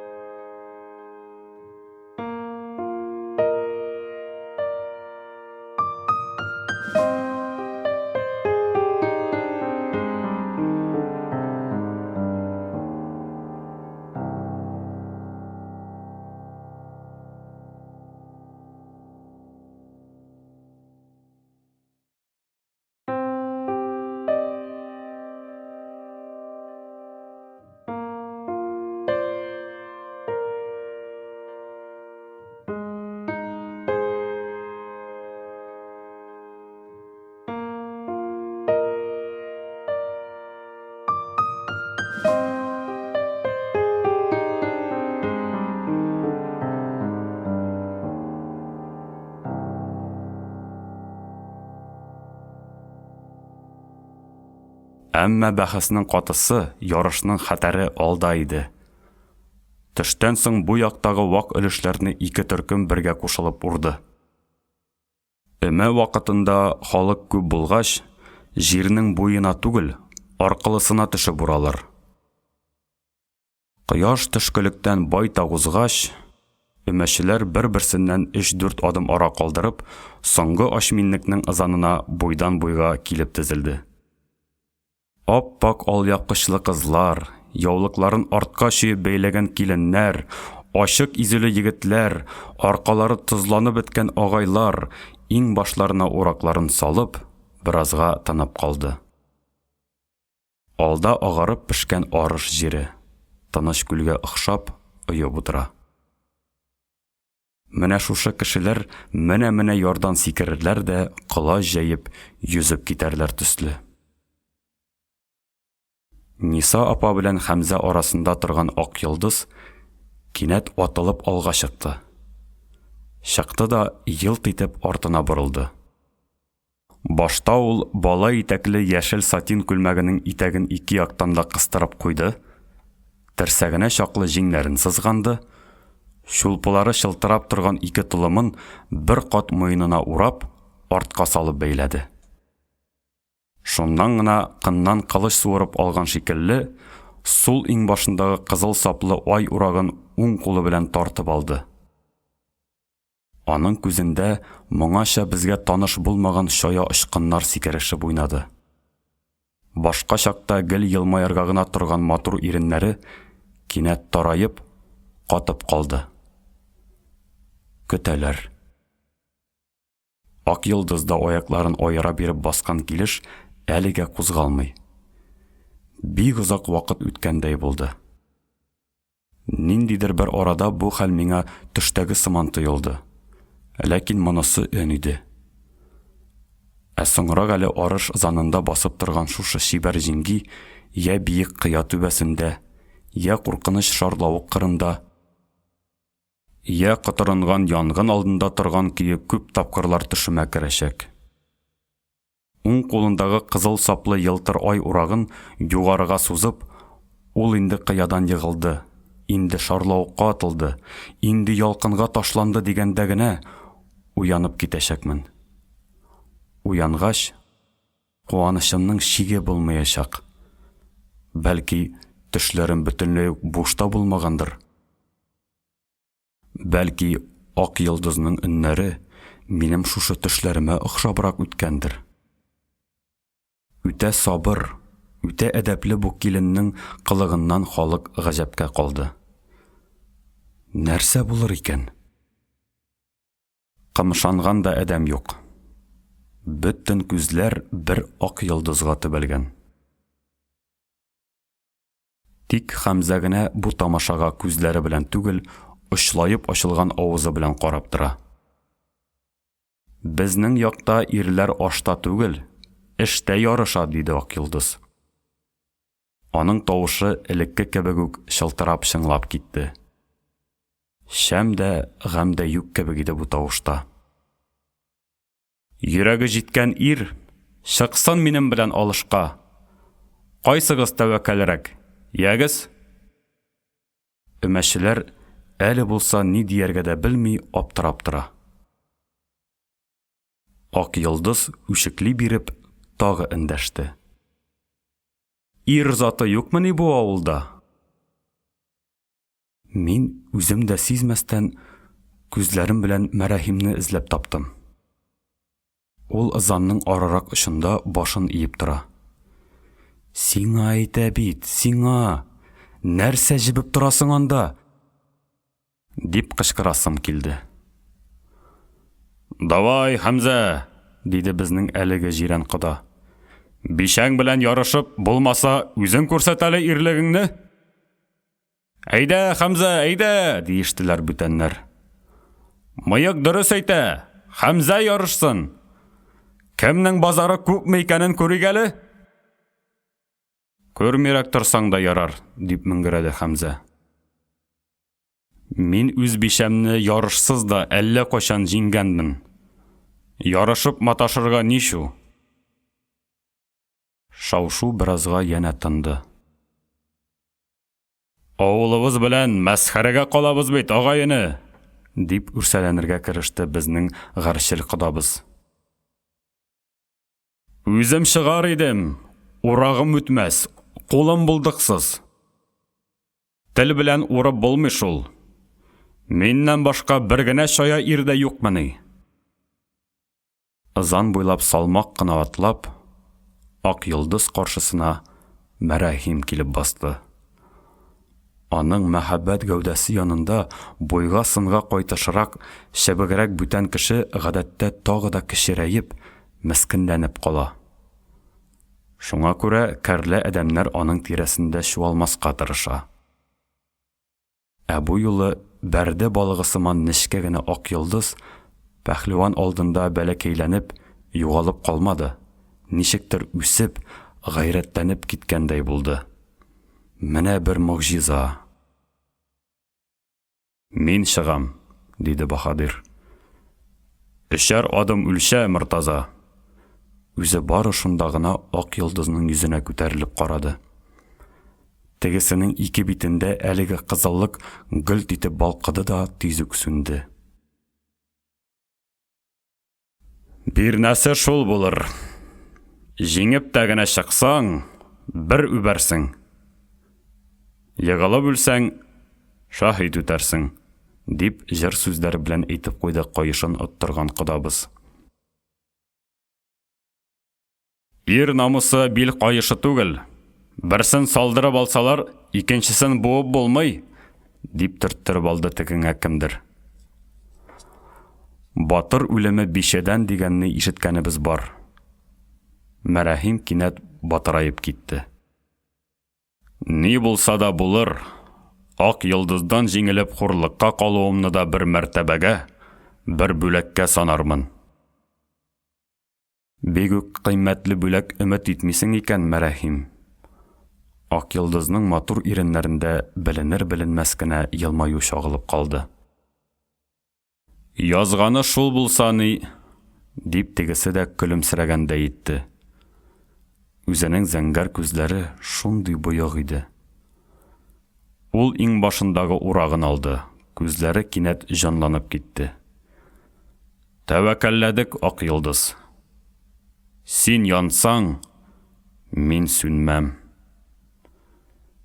Нинди матур сүзләр әйтеп салды Мәрәхим. Мин ул сүзләрнең асылына яхшы төшенәм. Бүтәннәрнең әлбәттә моңа зихене җитми. Өмәшчеләр бер-берсен бүлдереп, шарт куярга тотындылар. «Көлтәләрен үзләре бәйли барамы?» дип сорады Нисапа. «Үзләре! Ура барсыннар, бәйли барсыннар». «Юк, башта урып чыксыннар, азактан бәйләсеннәр». «Әй, җәмәгать, үзләренә ничек жайлы, шулай итсеннәр». «Әйе, үзләре теләгәнчә кылсыннар, бәхәс барыбер соңгы көлтәгәчә барачак бит». Бу арада Мортаза агайым ашминнекнең аркылысына башта бирге ызаннан 3 адым үлчәп, арыш сабакларын 3 урында төйнәп 2 алым билгеләде. Шуннан каршы ызанга чыгып, шундый ук билгеләр ясады. Бүтәннәр дилбегәгә арканга аркан ялгап, һәр берсе ашминнекнең аркылысына җитәрлек 3 озын бау әзерләде. Шул бауларны кара каршы әлеге билгеләргә туры китереп, бер ызаннан икенчесенә тарттылар. Тип-тигез 2 бүлем булды. Гаделнең дә гаделе килеп чыкты. Хәзер башланачак. Мин ак йолдыз өчен хафаланмыйм. Аның беренче уракчы икәне илгә мәгълүм. Мәрәхим өчен борчылам менә. Дөрес, ул да эшкә уңган ир, булдыклы, маһир кеше. Ул читән үрсә, кызлар бәйләгән шелтәр шикелле купшы килеп чыга. Кибән салса, ширкәү гөмбәзе шикелле килбәтле була. Ул ясап буяган тәрәзә капкачлары әллә каян елмаеп тора. Хәтта урманнан утын алып кайтканда да йөген ничек итте алай өйми, аны ыспай итеп, кәртинкә кебек итеп төйи. Гармунны ничегрәк уйнавын әйтеп тә тормыйм инде. Уйынын бөтен тирә-як үзе ишетеп тора. Ә менә уракка ничегрәк икән? Кулыннан киләм икән? Ак йолдыз җиңелсә, тагы бер хәл. Ул бишә кеше. Мәрәхим җиңелсә, бөтен авылга мәсхәрә. Ай-һай, хәерлегә булсын. Баксаң, эчемдә утырган коткышы, бәләкәч кенә шайтан баласы ак йолдызның җиңүен дә теләп куя. Нигә? Бишә кеше җиңелергә генә дигәнмени? Я, башлагыз. Җиңелгән еламасын. Әлегә кадәр бәхәскә катнашмый торган әтием ярышчыларга шулай дип фатихасын бирде. Ак йолдыз белән Мәрәхим уртадагы бауның икесе ике ягына килеп басты. Бу икәү бер-берсен шушы сары дәрьяга батырырмы, әллә киресенчә коткарып алып чыгармы? Икесе дә жәл миңа. Чөнки алар минем кешеләрем. Мин аларның серен саклыйм. Хәзер инде бу серне бүтән кешегә шишәсем дә килми. Ул минеке генә, юк, олы инәем белән икебезнеке генә. Ә нигә соң алар янәшә басканнар? Һәр уракчы үз өлешенең уң почмагында булырга тиеш бит. Уңнан сулга уралар лабаса. Мәзәк икән бу Мәрәхим, тискәре якта тора. Уңны сулдан айырмый. Көлкегә кала бит инде. Аның хатасын төзәтәсем килә минем. Тик җөрәт кенә әйтә алмыйм. Башлап кул сал, ак йолдыз, диде Мәрәхим. Ак йолдызның кызыл саплы елтыр урагы беренче кабымын кырт иттереп тешләп үзде. Икенчесен, өченчесен дә чеметте. Шуннан китте бу, әй китте. Уң кулындагы урагы йылт-йылт итеп кенә кала. Сул кулындагы учмасы урак көенә ничектер әйләнә-әйләнә биеп бара. Учмасы тулгач, урагы белән башак яныннан тота биреп, аны артка әйләндереп сала. Сала да яңадан башлый. Кәкере баш кисәр тагы уйнарга, һәр сикерүдә тыгызая барган учма тагы биергә керешә. Әле генә алымының уң ягында булган уракчы дигәнче сул ягына килеп чыга. Артка урап куйган толымындагы шулпылары гына ара-тирә чылтырап куя. Йөзен күреп булмый. Башын күтәрми. Ул торган сайын җиргә ябыша бара төсле. Инде арыш сабакларын ул үзе ушламый. Тегеләр үзләре укмашып, аның ушына килеп керә. Тик ушыңны бер ачып, бер ябып кына өлгер. Ә ялтыр урак бөтенләй ярсыды, бөтенләй шашты. Азактан тайып туктатып булса ярар иде. Урак уру түгел бу. Торганы белән бер тамаша, бәйге. Күзне айырып алып булмый, ә шулай да айырырга кирәк. Чөнки янәшәдә икенчесе бар. Яңа гына килеп төшендем. Мәрәхим сулага икән. Ул бәләкәйрәк җәя чаклы урагы белән учмаларны умыра тискәре якка урып китте. Аның көрәк чаклы ушына бер юлы сантыйныкы ярты көлтә сыядыр. Монысы салмак салдыра. Ләкин бер селтәүдә әллә ничаклы ялма бала. Ай-һай, алпамшамыни. Ике арадагы шиктә алар сирәк тап килешәләр. Тап килешсәләр дә, шунда ук икесе ике якка аерылып китә. Әйе, бер-берсенә күтәрелеп тә карый алмыйча, кавышалар да аерылышалар, кавышалар да аерылышалар. Күзгә күз килешмәү бәлки яхшыдыр да әле. Әнә Мәрәхимнең ак күлмәге аркасына ябышты. Тәүдә яфрак чаклыгына күренгән дымлы тап җәйлә-җәйлә барып биленә җитте. Ак йолдызның аркасында әлегә дым әсәре күренми. Монысы әйбәт. Булмасын да. Шундый сылу бишәгә кара тиргә бату һич тә килешмәс иде. Бәйгедә ак күбеккә батып килгән байталны да жәллим мин. Алымнарның яртысына җиткәнче алар тип-тиң килделәр. Ар ягында хәлләр үзгәреп китте. Башта ак йолдыз Мәрәхимне 1 адым, соңга табан 2 адым чамасы артта калдырды. Ярышны моңача тавыш-тансыз гына күзәткән кешеләр һәркем үзенчә я куана, я борчыла башлады. Берәүләр ак йолдызны дәртләндерде. Һай, килене дә килене, килен түгел, хәзинә. Бүресе улаган икән бу йомык Хәмзәнең. Кадерен бел, бурсык. Бурсык дип Хәмзәгә яңа кушамат та шәпәп куйды берәү. Икенчеләр Мәрәхимне әйдәде. Әй, гармунчы, яшарак бас урагың телләренә. Җиңелсәң гәрлегеңнән ят та үл инде. Ашыкмагыз әле, аю кытырса, кыр кәҗәсен куып тотарды. Кыр кәҗәсенең койрык кыска, тоттырырга чамасы юк. Кайсыдыр оятсызы әдәпкә сыймасрак сүзләрдә ычкындырды. Кемнәрдер хахылдап көлеп җибәрде. Ниса апам чыдамады, 2 кулын бөеренә таянып, теге ярык авызлар алдына килеп басты. Тыйнаксызлар, мәнсезләр, хәсисләр. Манавы хозур тамашаны мөнәҗәт тыңлаган төсле тында алмый карау тиешле. Ул башы белән уракчыларга ымлады. Әсез, авыз күтәреп кешнисез, карт алашалар. Күңел биребрәк карагыз, юнсезләр. Аның тавышы кинәт йомшарып, йөзе яктырып китте. Субханалла, машалла. Тфу-тфу, күз тимәсен. Матурлык белән көч ярыша бит монда.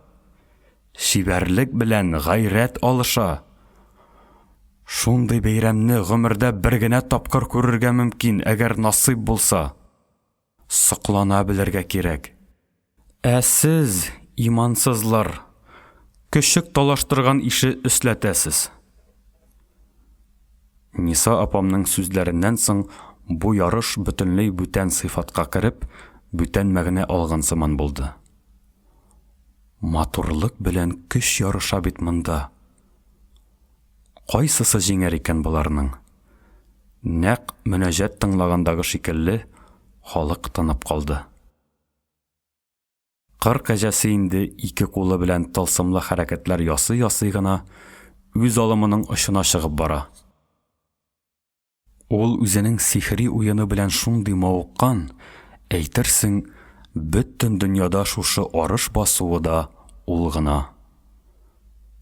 Мәрәхимдә зур-зур учмаларны каракыш канат җилпәгән сыман селтәп, артына ешрак әйләнеп сала башлады. Ак йолдыз соңгы учмасын кулына тоткан көе орчык кебек бер бөтерелеп, әйләнеп куйды. Мәрәхимнең яна бер сажындай урасы бар иде, ләкин әле бәхәс бетмәгән. Кем соңгы көлтәсен алдарак бәйләп ташлый, шул җиңә. Ак йолдыз инде көлтә бәйләргә тотынды. Ни арада бавын ясый, ни арада учмаларын җыя, ни арада көлтәсен буып ташлый. Артында тәгәрәшеп кенә торалар. Көлтәләре дә көлтә генә түгел, тыгыз билле сары курчак сынлы, шундый ыспайлар, көлеп торалар. Шулай да бу эштә Мәрәхим тагы да җитезрәк булып чыкты. Байтак соңлап тотынса да, ярты юлны үтүгә ул ак йолдызны куып җитте. Дөрес, аның көлтәләре бераз эрерәк. Эре көлтәгә учма күбрәк керә, эш җәһәтрәк бара. Ләкин барыбер ул кулым зур, көчем бихисап дип шамадан арттырмый. Ир әдәбен саклый. Җирнең очына чыкканчы диярлек алар бергә бардылар. Иң ахырда гына Мәрәхим 1-2 көлтәгә узып киткән иде дә, тегесе шунда ук куып җитте. 30-40 пар күз алдында, алар шак кына да хәрәмләшмәде, бер-берсенә аз гына да буй бирмәде. Күп гомерләр үткәч, әле килеп, менә мин нәрсә аңладым. Ак йолдыз бу ярышны мөгаен Мәрәхимне җиңеп хур итү, я үзе җиңелеп мәсхәрәгә калу өчен башлагандыр.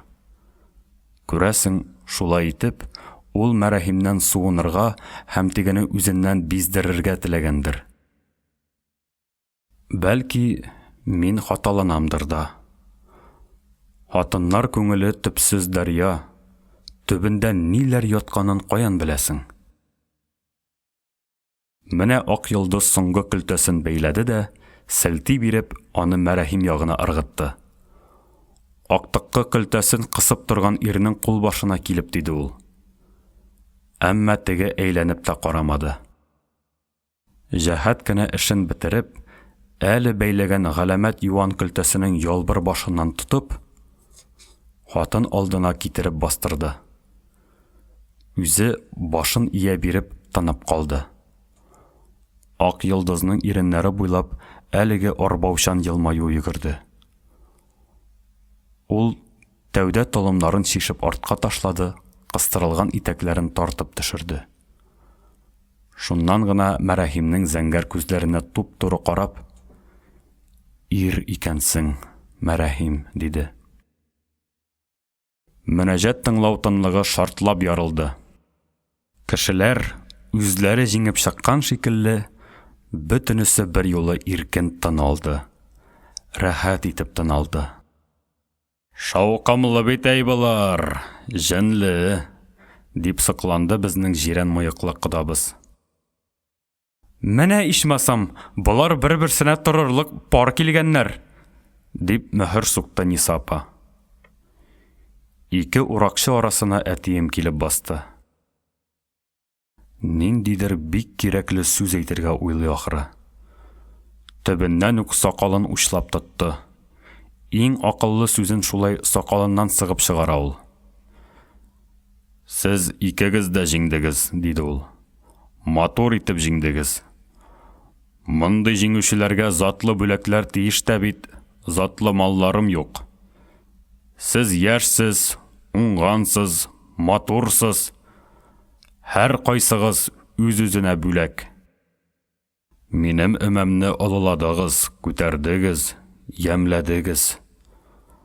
Сагынып сөйләрлек тамаша ясадыгыз. Рәхмәт сиңа, килен. Мәрәхим, сиңа рәхмәт». Ничек кызык сөйләп ташлады әтием. Нәрсә бу? Рәхмәтме? Хуплаумы? Сокланумы? Ә миңа калса, әтиемнең сүзләре Фатиха сымаграк булып ишетелде. Булмасла. Нинди гадәт ул миндә? Кеше күрмәгәнне күрәм, кеше ишетмәгәнне ишетәм. Әллә бер хыялыйга әйләнеп барам инде. Моннан соң өмәчеләр яңадан җирнең буеннан буена ызанга тезелде. Күз ачып йомганчы бер ачминник арышны кырып та ташладылар.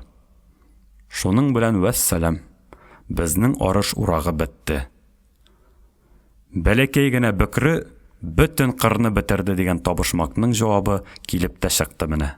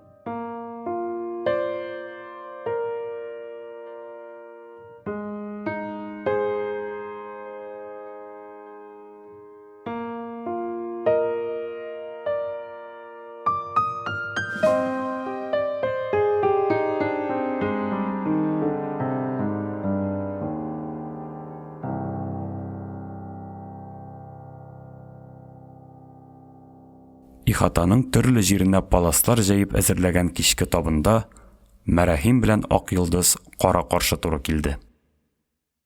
Мин лапас башыннан бөтенесен дә күреп утырам.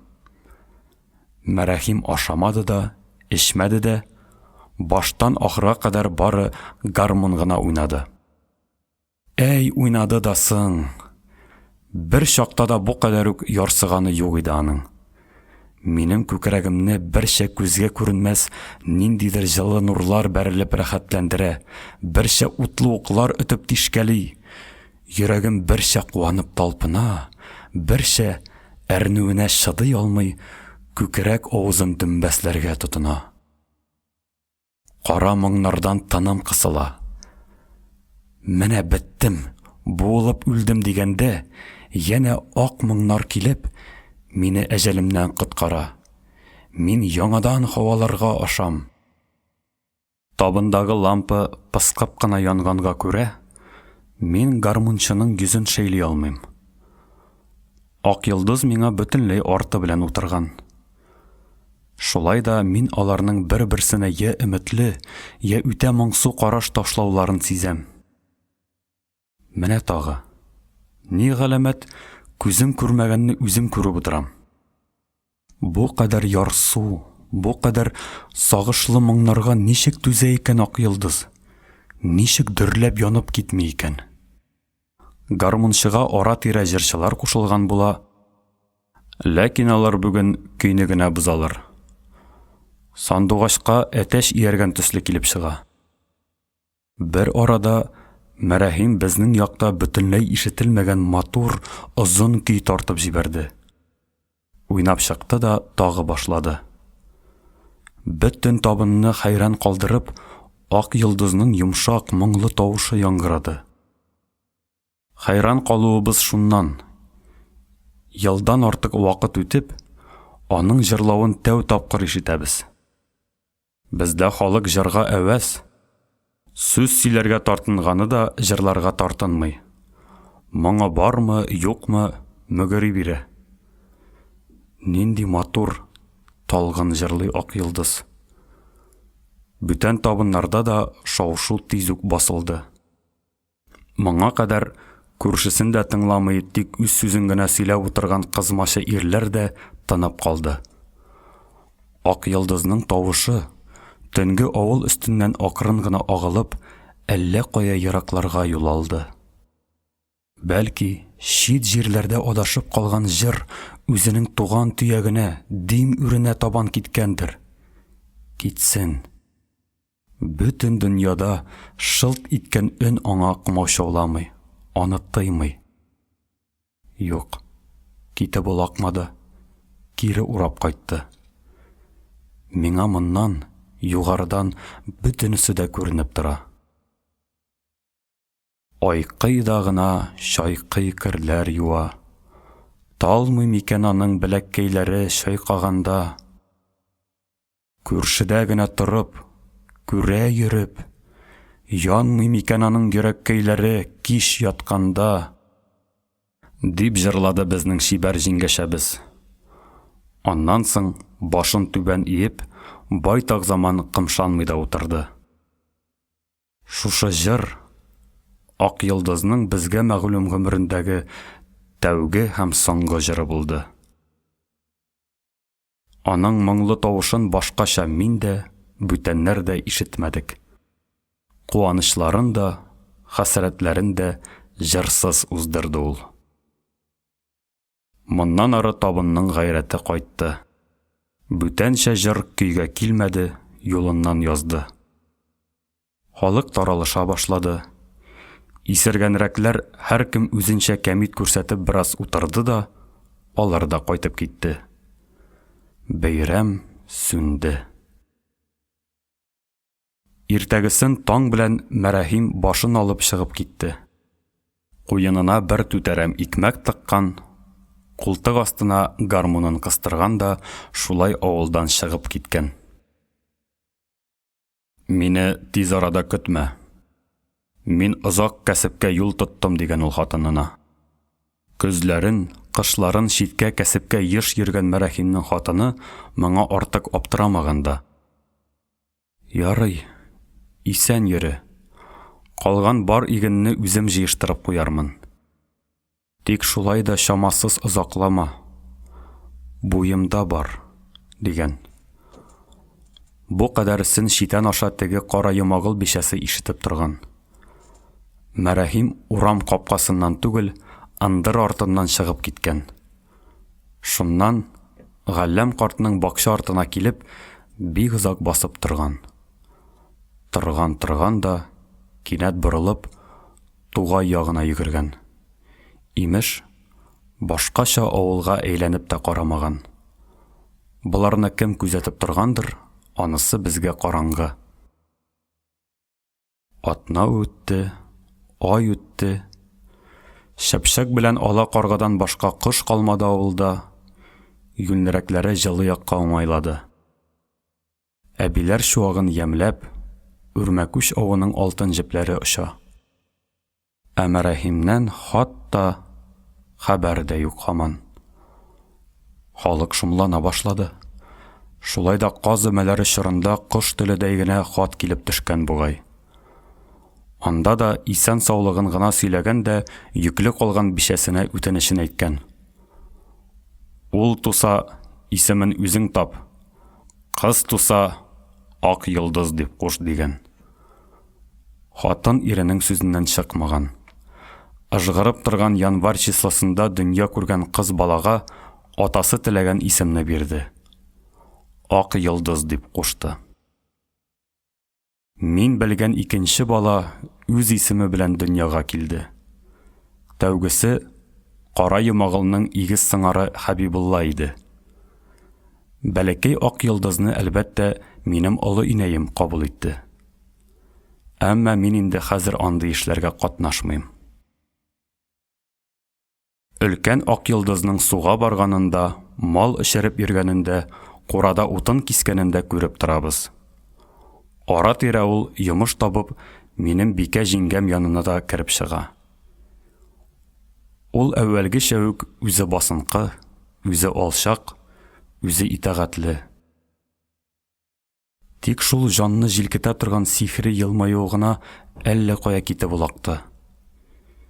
Иң сердәше булган бер хатынга бик каты сер итеп кенә ак йолдыз булай дигән имеш. Бөтенебезне дә газаптан коткарыйм дип киткәндер дә бит.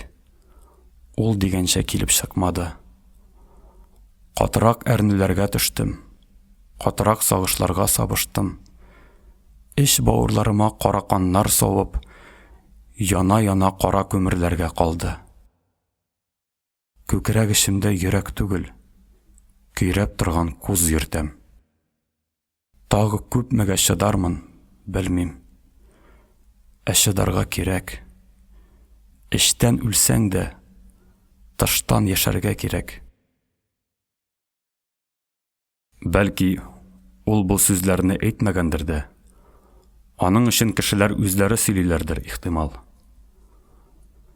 Әмма гаеп итеп түгел. Яна ак йолдыз болайда дигән икән. Бер килеп, куркаклыкта гаепләп, үзен каһәрлим дә шунда ук каһәрләремне кире кайтарып алам. Каргышларым башына төшмәсен дип котларым оча. Сакла үзен, саклый гына күр дип Худайга ялварам. Менә нинди серләр бәреп чыккан сагышлы җиңгинең эшеннән. Сернең канаты җитез. Бер ышкынса, илне тиз урап чыга ул. Бер кавырсыны безгә дә кагылып үтте. Әмма ак йолдыз исемен кыстырып, һич кем гайбәт тә, гыйбрәт тә сөйләмәде.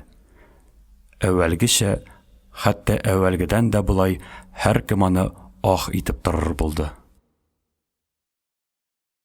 Бер көнне ак йолдыз безгә кирип, бикә җиңгәм белән чаршау эшендә байтак сөйләшеп утырды. Бу юлы ул миңа боек күренде. Киткәндә, бикә җиңгәм дә аңа ияреп чыкты. Өйдә без олы инәем белән икәү генә калдык. Тегеләр киткәч, олы инәем эш бавырына ут капкандай тирән көрсенеп, уфылдап куйды. Нигә уфылдыйсың, олы инәем, дидем мин. Ул тәрәзә аша каядыр еракка карап, байтак заман эндәшми утырды. Шуннан борылып минем күзләремә туп-туры карады да сөйләп китте.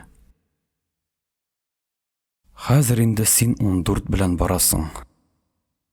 Егет корына кереп киләсең. Укуың да зур.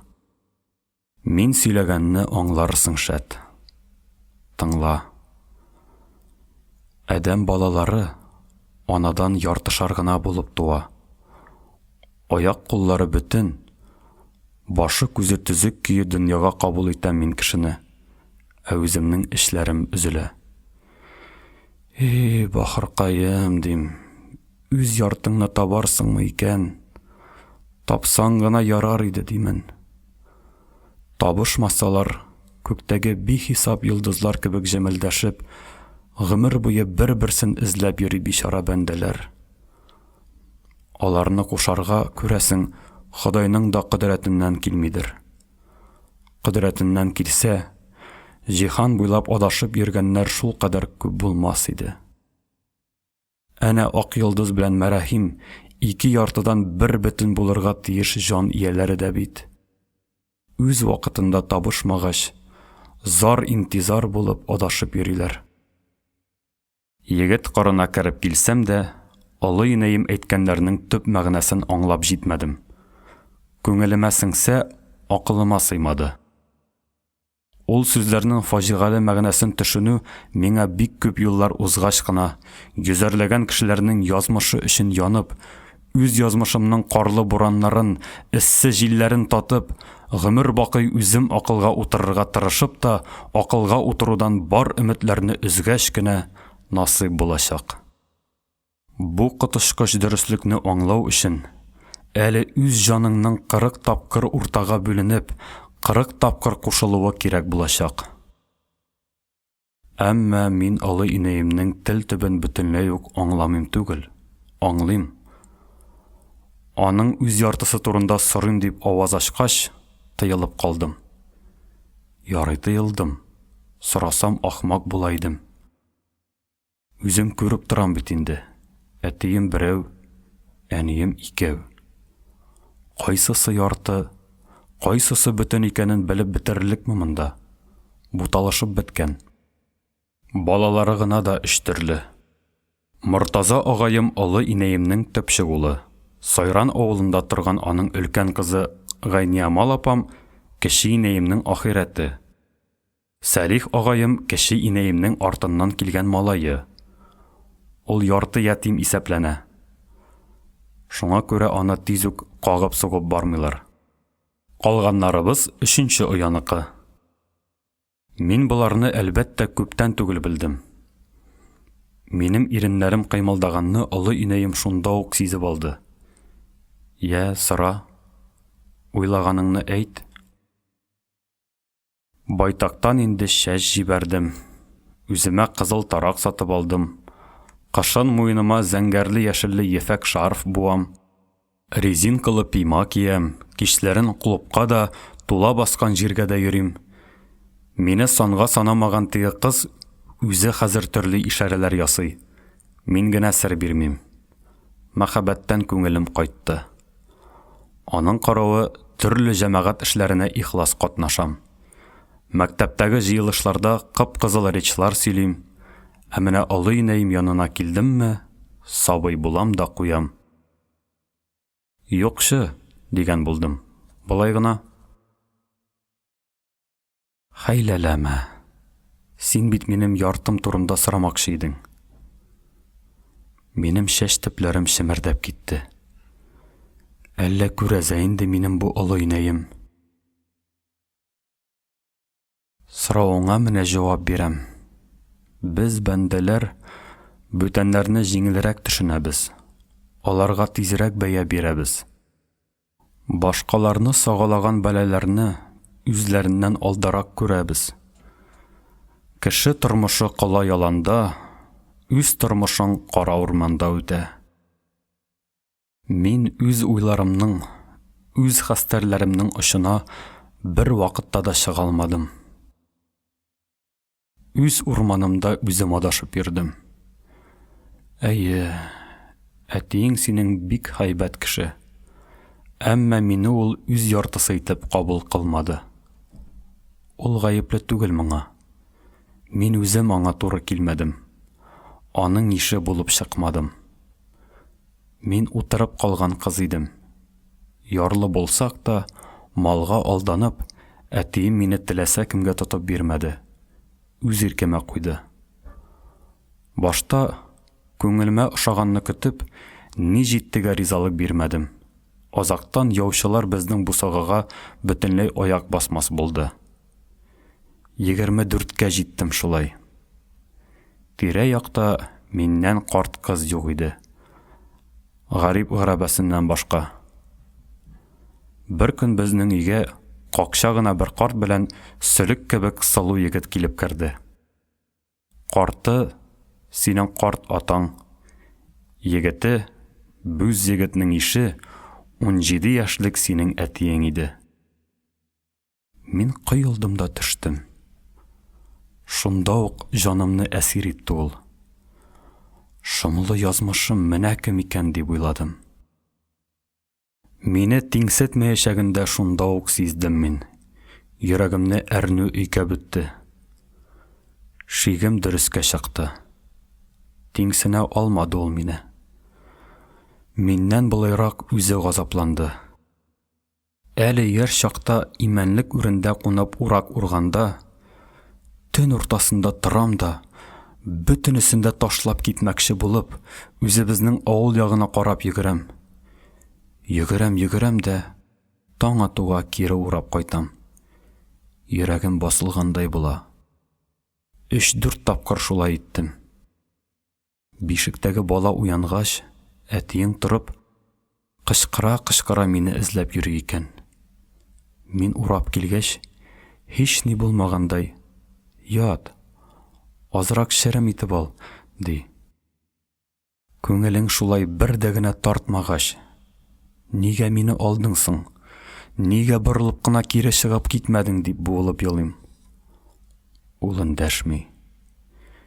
Бик күп еллар үткәч кенә минем әлеге сорауыма болай дип җавап бирде. Жәлләдем. Жәлләп алдым. Шул җәйне генә пешән чапканда искәрмәстән бер бүдәнәнең 2 аягында чалгы белән чабып үзгән идем. Теге бишара канатларын 1-2 генә тапкыр каккан булды да кырын ятты. Башын күтәрә биреп, "Их, кеше" дигәндәй, шундый буйгып карады миңа. Йөрәгем жу итеп китте. Тәүге күрүемдә шул бүдәнәне искә төшердең син. Жәлләдем. Рәнҗетмәде дә, какмады да әтиең, әмма иш күрмәде. Без аның белән кушылып бер бөтен була алмадык. Монда яшь аермасының да, халык төрлелегенең дә, акыл-фигыль дәрәҗәсенең дә катнашы бәлки аз булгандыр. Без төрле сыңарлар булып чыктык. Бөтен хикмәт шунда. Һәр кешенең үз хакыйкаты була. Әмма бөтен адәм өчен уртак, һәр кемнең гомерлек таянышы булган, бөтен хәвеф-хәтерләрдән саклый торган тагы бер хакыйкат бар.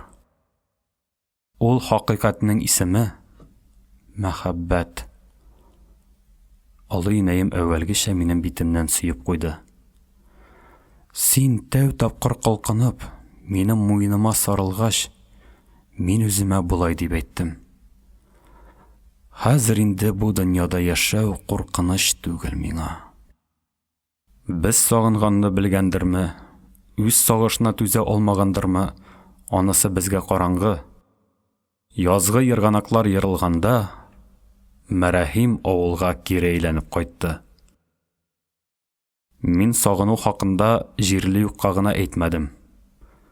Кешене үз йортыннан читкә хыял яки әрнү алып китә, ә сагыш алып кайта.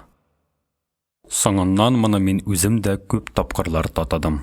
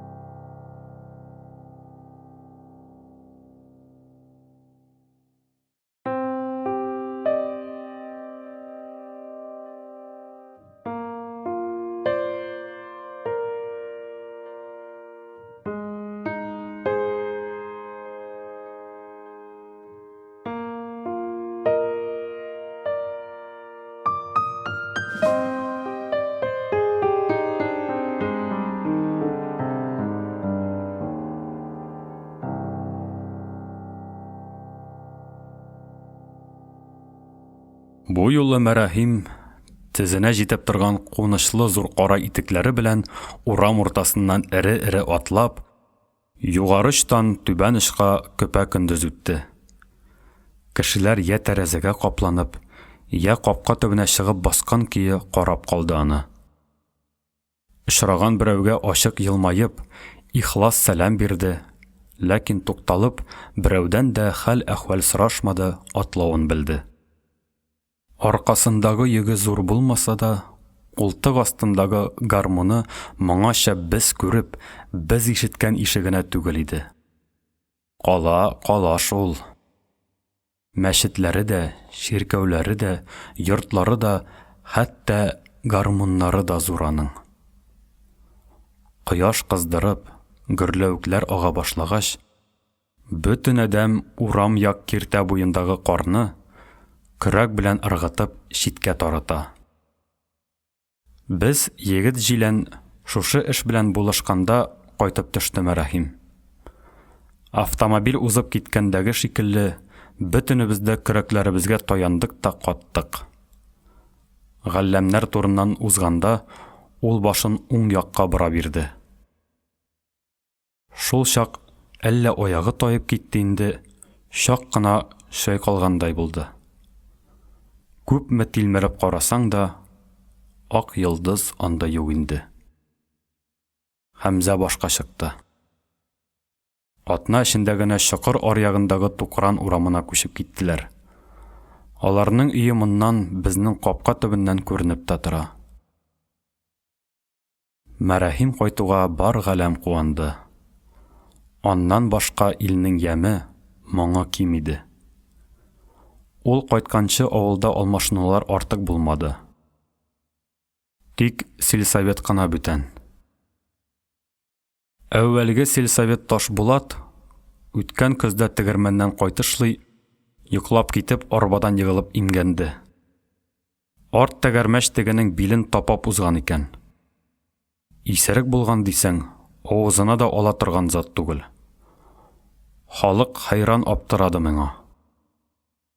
Бәлә аяк астында ята шул диештеләр кешеләр. Ташбулат хәзер уртага бөкләнеп, арт санын сөйрәп йөри. Шулай да язга табан Сәмигулланың каберенә үзе ясап, бик матур рәшәткә куйды. Кулы һөнәр белә икән. Нәк Мәрәхим кайтып төшкән көннәрдә авылда галәмәт шау-шу күтәрелде, ыгы-зыгы купты. Берәүләр куана, икенчеләр борчыла, өченчеләр шикләнә. Кая барма әңгәмә, кая карама бәхәс. Клубта көн сайын җыелыш. Кайчак таңда гына таралышалар.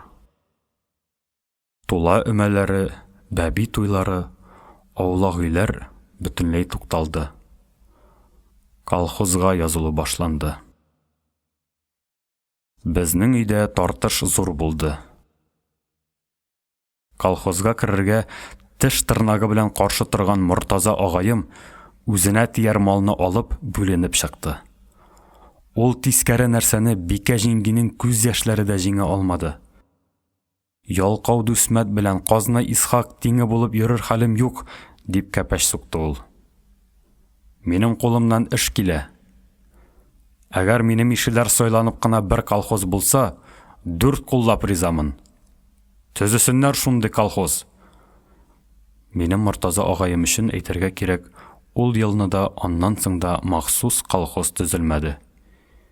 2 елга якын каңгырап йөрде дә, шактый белгәч, шул безгә яраган артельгә килеп керде. Күпмедер вакыттан хәтта бригадир булып китте. Өйдә нәк әлеге бәхәсләр куйырган чакта безнең Кәлимулла исемле кылыйрак күзле юаш кына бер нәселебез кереп елап чыкты. Ата-бабаларым күрмәгән атка тиендем. Карап торган шушы мөлкәтемне ят кулларга ничек итеп тапшырыйм? Имеш, бишәләрне дә бергә җыялар икән. Шуқынсын бишәләре. Атым газиз, атым. ялындагы бер бөртек кылы өчен җаным фида, дип ул йодрыгын кинәт югары шүйде дә, матчага ысылынган җиделе лампаны ялгыш бәреп төшерде. Кәлимулла баштан аяк кәрәшингә коенды. Шунда тукта, бажа, ары кызма, диде әтием. Югыйсә өстеңдәге кәрәшин гөлтләп янып китәр. Янса, ул икенче кулын селтәп сәкегә утырды. Атым юк иде аранда, кайгым юк иде буранда. Ат дигәнем кайгы булып чыкты булай булгач. Менә атыңны илтеп тапшыр да, кайгыңнан котыл, дип киңәш бирде әтием. Кәлимулла җанланып китте. Чынлап та, әллә шулай итәргә микән, бажа? Әйткәнеңчә, гомер буе атсыз яшәдем, иншалла үлмәдем, хәтта уфтанмадым да. Балдызың да нәфселе булмады мал җәһәтеннән. Аның каравы, шөкер, балаларга бай булдык. Берсе артыннан икенчесе тупылдап кына торды. Дөньяның җитешмәгән җире юк, хайран. Ә үзең монда килеп елап утырасың, дип төрттермәкче итте Мортаза агаем. Бер катлы Кәлимулла әши кинаяны аңламады. Шулай шул, Мортаза, зарланыр урыным юк. Бөтенебез дә сау сәламәт без, гарип гыраба түгел без. Ипкә килүчән Кәлимулла авып та төште. Инде, бажа, синең ише кара акыллы белән дан тоткан адәмнән узып, мөгез чыгарып булмас. Тәвәккәлләрмен, шәт. Тик менә лампаны гына әрәм иттем, дуамал. Безнең нәселебезнең шушы күндәмлеге, тиз ышанып баручанлыгы турында төрле имеш-мимешләр йөри. Янәсе безнең апабыз әле яшь чакта бер көн иңгер вакытында тыкырык читәне буенда мут кына бер ир белән сөйләшепме, серләшепме торган икән. Җизнәбез моны үз күзләре белән күреп калган. Бишәсе өйгә кайткач, бу бәйләнмәкче итә башлаган әтигесе шартанады. Соң бит, бишәкәй, үз күзләрем белән күрдем, ышан инде, зинһар өчен ышан, дип инәләйкән бу елардай булып. Ышанма күзеңә, ышан сүземә, дип боерган бишәсе. Нәрсә эшләп әле син үзеңнең калый күзеңне минем туры сүземнән өстен куясың? Каян килгән андый баш-баштаклык? Кәлимулла шым булган. Бишәсенең әреннән куркып түгел, үзенең хатасын танып, оялуыннан танып калган ул. Иңгер куе иде бит, дип акланган Кәлимулла. Минем бишә тавышы белән кем булай сөйләшә икән дип шикләнгән идем шикләнүен. Баксаң, шигем тәки дөрескә чыкты. Ә Кәлимулланың ат алып кайтуы теге чак бөтен урам өчен бер мәзәк булды.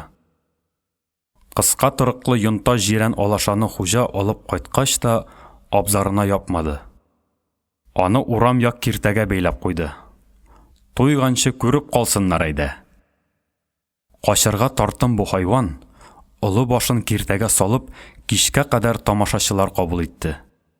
Әмма теләсә кем алдында баш иеп, иелеп сыгылып бармады. Дәрәҗәсен югары тотты. Ат янына халык иң күп җыелган мәлдә генә кураган ниндидер бер сөмсез бредәк эт килеп керде. Минем апам озын чыбык тотып, этне куарга киреште. Эт тиз генә буйсынмады, абзар ягына омтылды. Кәлимулланың киртәгә атланып утырган кеше малае Заһидулла кинәт сөрәнләп җибәрде.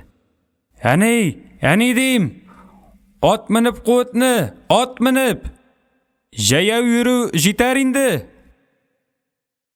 Безнең җизни тиешле кешебез менә шушы дан аргамакны үз куллары белән колхозга илтеп тапшырырга карар кылды һәм тапшырырда. Минем әтием алга да омтылмый, артка да калмый. Бер көйе бара дөньяда. Шуңа күрә аны урта хәлле диләр. Әле дә шулай. Әдәмнән узмый да, калмый да колхозга керде. Күк алашаны, бер келәтне, тимер сабан белән агач тырманы, арба белән чананы яздырып кайтты. Бу хакта кичке чәй вакытында алдан киңәшләшү булган иде. Киңәштә ике инәем дә, Сәлих агайым белән мин дә, ягъни олылардан бөтенебез дә катнаштык. Колхозга язылган кешеләрнең исемлеген һәр өй эчендәге һәммә җан иясен тезеп, авыл советына элеп куйдылар. Анда мәрәхимнәр 7-нче, ак йолдызлар 24-нче, без 30-нчы урында торабыз. Минем исемне ачык итеп, аеруча килештереп язганнар. Тегеләрне мин ихтыярымнан тыш бер чак үз карамагыма алдым да, хәзер шуннан һич кенә дә котылып булмый. Нинди генә хәл килеп чыкса да, ак йолдыз белән мәрәхимне янәшә куям. Минем аңымда алар әллә кайчан икесе бер бөтенгә әйләнгән. Дим, дөньяда да алар минем күңелемдәге шикелле бүленми яшәсәләр иде. Хәмзәне мин үз уем белән җитәкләп алам да мәрәхимнәр йортына кертеп җибәрәм. Кайчандыр бозылган гадиллекне үземчә төзәтәм, һәр кемне янәсе тиешле урынына куям. Исәрмен дә инде. Төптәнрәк уйлаганда, гаилә таратучы, оят уздыручы булып чыгам бит. Моның өчен мине бик каты орышырга, хөкем итәргә кирәк. Тегеләрнең бер тезмәдә торуына күңелем үтә риза. Һәм үзем исән вакытта алар бер тезмәдә калдылар да. Тик соңрак берсен әҗәл генә җуеп ташлады. Аңа кадәр әле күпме сулар ташып кайтты, күпме кышлар сайрап тынды. Ак йолдыз белән мәрәхимнең икесен бергә мин тагы 2 генә тапкыр күрдем. Кышлар сайрап торган бик матур көндә бөтен колхоз диярлек Усман төбәгенә пешәнешенә чыкты. Арыш урагы кысып килгәнгә, пешәнне дәррәү генә бетереп ташларга кирәк иде. Кыз-кыркын пешән җыя, үсмер егетләр атка атланып, сөйрәткеч белән шүмәлә тарттыра, бишә-шәшә белән ират пар-пар булып безгә шүмәлә төяп җибәрә. Олы агайлар кибән кыя. Төбәкнең иң ерак читендәге вак зиреклек буенда минем кешеләрем шүмәлә озатып тора. Мәрәхим сәнәк белән төйи, ак йолдыз арттан тырматып тазарта бара. Хәмитҗан белән минем өлешкә шушы икәү төште. Юырттырып, алмаш-тилмәш булар тирәсенә киләбез дә җитәбез. Мин бигрәк тә ашыгам. Аларны бергә күрү рәхәт миңа. Ак йолдызның юка, матур иреннәреннән теге сихри елмаю көне буе диярлек китмәде. Бер мәл шак кына сүнеп торды да тагы кабынды. Мәрәхим сәнәге белән бер чәнешкәндә арттыра димәгез, ярты шүмәләне китерә дә сала. Үзе зәңгәр күзләреннән нур шәшеп, хахылдап көлә. Менә ичмасам кемдә гайрәт. Мин ат өстендә яртылаш борылган көе алардан күземне аерып та ала алмыйм. Моның әдәпсезлек икәнен дә аңлыйм, әмма һич нәрсә кылып булмый. Бер мәл шүмәлә төялеп бетәр-бетмәстә генә мәрәхим ак йолдызны кинәт биленнән кысып алды да пешән өстенә ыргытты. Минем өркәк атым үрә ыргып читкә тайшанды. Мин очып төштем, ул торып чапты. Шунда ук минем өстемә ак йолдыз килеп төште. Ул мөгаен шүмәлә башыннан тәгәрәгәндер. Шул чак миңа күкнең зәңгәр чаршавы яртылып, әллә кайда төптә яткан йолдызлар җемелдәп күренде. Берсе ап-ак иде. Мин аңа табан карап, очып та киттем. Офык читендә тоташ елмаю балкый. Юнсыз аттан егылып төшүем мине әнә нинди биекләргә ашырды. Ак йолдыз шунда ук тезләнеп минем шәшемне сыйпарга тотынды. Берәр җирең авыртмадымы, бөдрә баш, диде. Мин, рәхәтлекнең чигенә чыгудан исереп, эндәшә алмыйм. Ул хафага калды. Ни җирең авырта? Дип кабатлады шундый ягымлы итеп. Күзләреннән сагыш бөркелеп чыкты. Кешене кызганганда аның күзләре үтә хәсрәтле була икән. Мин җирдән аермый гына башымны чайкадым. Уф, коткайларым очты, диде. Минем бер җирем дә авыртмады. Ат тәбәшәк, җир йомшак, дигән булдым торып утыргач. Шулай да сырт буе ару гына янып тора иде. Бу арада Мәрәхим исәр атны тотып китерде. Күрәсең, ерак китмәгәндер. Хәтта шүмәләсе дә коелып бетмәгән. Менә бер дуамал, дип шелтәләгән булды тегене ак йолдыз. Әдәм имгәтүең бар бит. 2 әдәмне бер юлы. Ул янә минем шәшемнән сыйпап алды. Мин сикереп, аягүрә бастым. Мәрәхимнең олы хатынны бала урынына кул очына алып, йомшак пешәнгә ыргытуын бу юлы гаепкә алмадым. Киресенчә, килешеп торгандай булды бу эш. Шулай да Мәрәхим минем алда нишләп булай шук кыланды икән? Мине исәпкә алмавымы? Әллә үз итүеме бу? Әллә дәртенә, ашкынуына чыдый алмадымы икән? Ярый, яхшысына юрыйк. Җитеп килгән егетне санга санамаска хакы юк аның. Минем шундый тугрылык белән сер саклавымны алар сизенергә тиеш. Тугрылыкны әдәм түгел, зирәгрәк ат та сизә. Минем шүмәлә яңадан төялеп бетүгә, Хәмитҗан да юырттырып килеп җитте. Эш тагы да үз җаена салынды. Кичкә кадәр бу дөньяда без өчебез бер булып яшәдек. Ак йолдыз, Мәрәхим, мин. Ак йолдыз белән Мәрәхим икесе бергә бәхетнең җанлы сыны иде. Ә мин шушы бәхетнең шаһиты булдым. Азактан да мин кайта-кайта куаначакмын. Бәхетнең шаһиты булу үзе бәхет икән. Моннан соң Усман төбәге минем хыялымда бәхетлеләр төбәгенә әйләнде. Шул тугайдан узган сайын теге зиреклек ягына борылып, озак-озак карап торам. Мәрәхим сәнәген, ак йолдыз тырмасын кул башына салып, миңа каршы килеп чыгар төсле. Алар һаман яшьләр, һаман бәхетлеләр. Ә вак зиреклек бер күргәндә киртәлек, икенче күргәндә бүренәлек урманга әйләнде. Буйга җитеп беткәч кенә аны кисеп ташладылар. Шул ук урында яңа курпылар үсеп чыкты. Йылдан-ел тамыры ныгыды, буйга үрләде. Менә күпме яфрак шаулап коелды.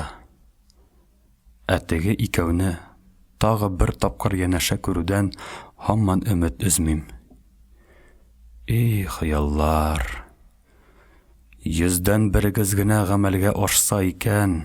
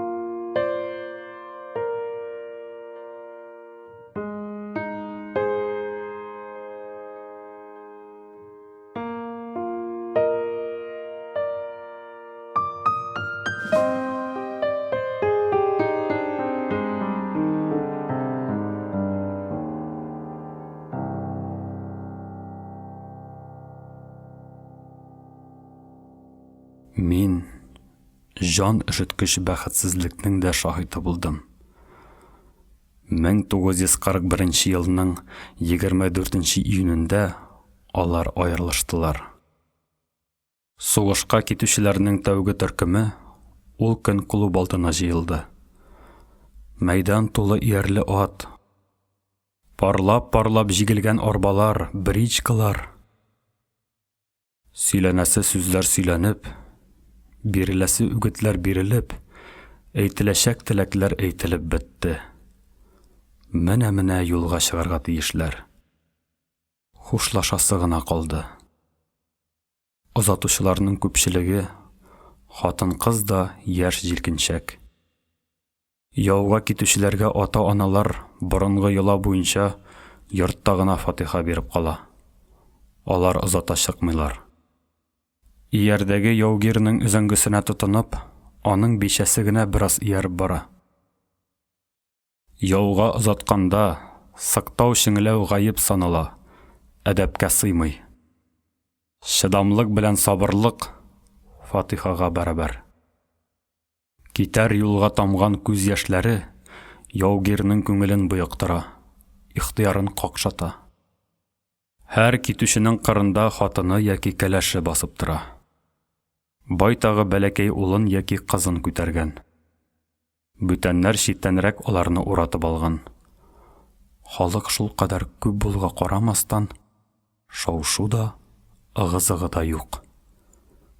Хәтта имчәк балалары да еламый.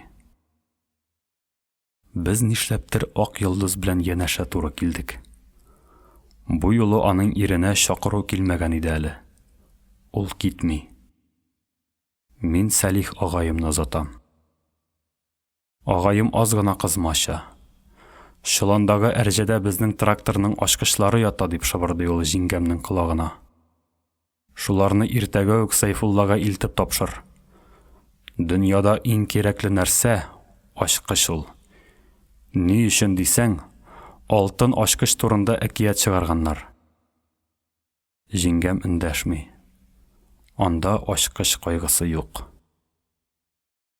Өрлектәй мәрәхим төркем эчендә аерылып тора. Бер ягына аның җыйнак кына тары көлтәсе төсле, төптән юантык, күрер күзгә мөлаим генә бишәсе. Икенче ягына шем кара чәчле, атасыныкы шикелле зәп-зәңгәр күзле кызы ак йолдыз баскан. 10 яшьләр чамасындагы бу бала нәрсәсе беләндер өлкән ак йолдызга тарткан сыман. Ирексездән мин ак йолдызларның тәүдә зурысына, аннан бәләкәенә тагы бер кат сыный биреп күз ташлыйм. Охшашканнар шул. Менә бер могҗиза. Әллә үзем һаман юкны бар итеп күрәм инде. Алдындагы кызын мәрәхим ике кулы белән сак кына биленнән алды да баш өстенә күтәрде. Хушлашыйк. Вакыт, диде. Аның көр тавышы мәйдан өстеннән күкрәп үтте. Ул озатучыларга күз йөгертеп чыкты. Тавышын аз гына түбәнәйтеп дәвам итте. Авылдашлар, ак йолдыз белән ант итәм. 2 кат ант итәм. Ил йөзенә кызыллык китермәм. Әйтер сүзем шул. Җыйнак тары көлтәсе гүя сөрлегеп китеп, иренең уң кабыргасына сөялде. Сөялде дә шайкалып кире үз урынына утырды. Янымдагы ак йолдыз сизелер-сизелмәс кенә минем җиңемнән тотып алды. Шунда ук кире җибәрде. Мәрәхим кызын җиргә бастырды. Танкыш Вәлетдин бишәсе кулыннан алып, кечкенә генә малайын һавага шиде. Улым җиһандар белән, туфрагыбыз белән, дип өстәде Әсхәт. Аның баласы түгел, әле хатыны да юк. Ә туфракның, шул туфрактагы бөтен ямның бәһасын да, кадерен дә белә ул. Саубуллашу башланды. Хатыннары ирләренә, кәләшләре тиздән булачак кияүләренә сыенды. Әлбәттә, тиздән булачак. Дошманны җәһәт кенә җиңеп, сугышны бетереп кайтырлар да гөрләтеп туйлар ясарлар. Әлбәттә, ясарлар. Берәүләр кул бирешеп, икенчеләр кочаклашып, үтә шаялары үбешеп хушлаша. Мәрәхим туры каткан көе безнең якка карап тик тора. Сул култык астына кызының башын кыскан да бармаклары белән аның шәшен сыйпый. Уң ягындагы хатыны кемгәдер урын биргәндәй шигенеп иренең артына басты. Шушы мәл ак йолдыз минем беләгемнән умырып тотты. Үзе каядыр омтыла, үзе мине җибәрми. Хушлашып беткәч, тавыш куера төште. Берәүләр арбаларга, бричкаларга утырышты, икенчеләр атларына атланды. Мәрәхим өлешенә колхозның иң атаклы кара айгыры козган туры килгән. Арбалылар юлга чыгып тезелгәч кенә, Мәрәхим баганадан шишеп айгырын авызлыклады. Шуннан олы гәүдәсен йылт иттереп ияр өстенә кундырды. Кузгалып киттеләр. Китүчеләр, аларны районга чаклы озата чыгучылар бөтенләй тынып калган мәйданнан акрын гына ераклаша барды. Аның сайын ак йолдызның бармаклары минем беләгемә тирәнрәк батты. Җир буе җир киткәч, Мәрәхим атын туктатып кайрылып карады. Шул чак ак йолдыз, кыр кәҗәсе сыман кинәт үрә сикереп, китүчеләр артыннан торып йөгерде. Мәрәхим атының башын кайрып кире борды да хатынга каршы җилдереп килде. Ак йолдыз өзәңгегә тотынып, янәшә атламакчы иде. Тигесе ирек бирмәде. Гайрәтле куллары белән эләктереп алды да үз алдына утыртты. Утыртты да арбаларны, сыбайлыларны узып шабып китте. Аларны мәкеш үренә җиткәнчә карап калдык. Аннан соң беразга күздән югалдылар. Хуплаучы да, хурлаучы да булмады. Хәтта Мәрәхимнең хатыны да чыдады. Буйга үзеннән чак кына кайтыш кызын җитәкләп, башкалар рәтендә кымшанмый да карап торды. Шушы мәл мин бу хатын алдында үземне ничектер гаепле сыман сиздем. Монысы да бит минем кешем. Ә үзем аны хәсрәтле иткән серләрне саклыйм. Бара торгач, бөтенләй буталдым ахыры. Бөтенесен дә кызганам. Тегеләр тагы бер түбәне узгач, офык читенә кереп тәмам баттылар. Кабат калкырлар микән? Берсе калыкты, икенчесе батты. Язмыш мине күрәсездер, еш кына хәтәр вакыйгаларның, көтелмәгән фаҗигаларның, гадәттән тыш хәлләрнең гуаһы ясады. Сугыш бетүгә ел тулып үткән иде инде. Авылга кайткач, ниндидер йомыш белән авыл советына кердем. Җиңүдән соң күпме гомер үтте, ә кешеләр һаман һәлак булалар. Үзләре өчен әллә кайчан үлгәннәр, әле килеп безнең өчен икенче кат гүр иясе булалар, дип зарланды председатель. Әле берсе, әле икенчесе хакында «Пал смертью храбрых» кәгазе килеп тора. Ул миңа таушалып беткән кәгазь кисәге сузды. Похоронная. Ушымны өтеп алды. Мондый яман язуны мин беренче кат кулыма тоттым. Кеше үлемен тегендә мин күп күрдем. Ә үлем хәбәрен үз күзләрем белән тәү тапкыр күрәм. Булай караганда, сыйыр сатарга бирелә торган рөхсәт кәгазеннән һич кенә дә аерылмый. Ә үзендә бөтен бер кешенең әҗәле ята. Бу язуны төзәтеп тә, үзгәртеп тә, яндырып та булмый. Ул кешенең мәңгелек шәхси танытмасы. Батырларча һәлак булды. Кем? Гвардия старшинасы, Мәрәхим Забиров. Председатель минем кулдан кагазны кире алып, әйләндереп карады. Әйтерсең, аннан хата эзли. Шул хатаны табарга өмет итә. Мондый хәбәрне иясенә тапшыру хәзер бигрәк тә кыен. Кайгы яңартып. Тордым да нәрсә кыласын, ак йолдызга кеше җибәрдем инде. Сугышның соңгы айларында гына Хәмзә дә кайдадыр Венгриядә госпитальдә үлеп калды. Килгәч килә инде бәндәгә. Мәрәхимнең бишәсе кар астында калган агулы бодай ашап үлде теге җәйне. Бер ай эчендә күп халык кырылды ул чак. Ачлык бәләсе инде. Мәрәхимнең бөтенләй үксез калган кызын ак йолдыз үзенә алып кайтты. Терәүгә таяныш булып яшәп яталар шулай. Кызы җитеп килә инде. Бер юлы күпме кайгы хәсрәт сөйләп ташлады уң кулын Сталинград янында күмеп кайткан бу кеше. Кулы турында ул күрешкәндә үк әйтте. Сулы белән генә күрешергә туры килә инде. Уңын Мамай курганына күмеп калдырдым. Данлы курганга диде. Тыштан ук кычкырып уканыпмы, карганыпмы, таяк таянган бер каршы килеп керде. Субханалла, машалла, Худайның ачык каһары суккыры, диде ул бусагага абынып. Җәһәт кенә атлап, председатель алдына килеп басты. Бу Үч әтәш урамын дер калтыратып тоткан Майта бәби иде.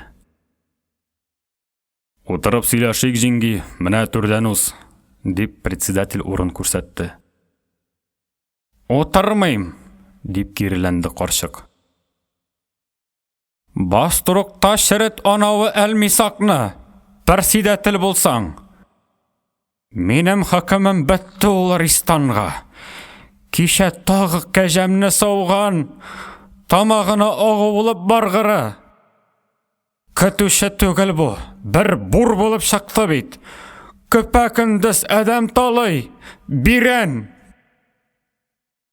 Майта бәби түр башындагы утыргычка узып утырды. Кулындагы таяк өчен ияк астына терәде. Таягын шунда ук кире читкә алды. Чыгар хөкемеңне. Югыйсә бүген сөтен сауса, иртәгә үзен суеп ашар кәҗәмне. Иманы юганың. Ярый, шара күрербез. Шара кирәкми миңа, җәза кирәк. Әлмисакка каты җәза бир, бүтәннәргә гыйбрәт булырлык итеп. Ярар, җәза да бирербез. Әгәр гаебе исбат ителсә. Исбаты ние бар да шунда. Бер кәҗә җиленендә. Элекке көн 3 тустаган чыккан иде. Кичә 2гә торып калды. Ибраһим пәйгамбәр тотып иммәгәндер бит инде аны.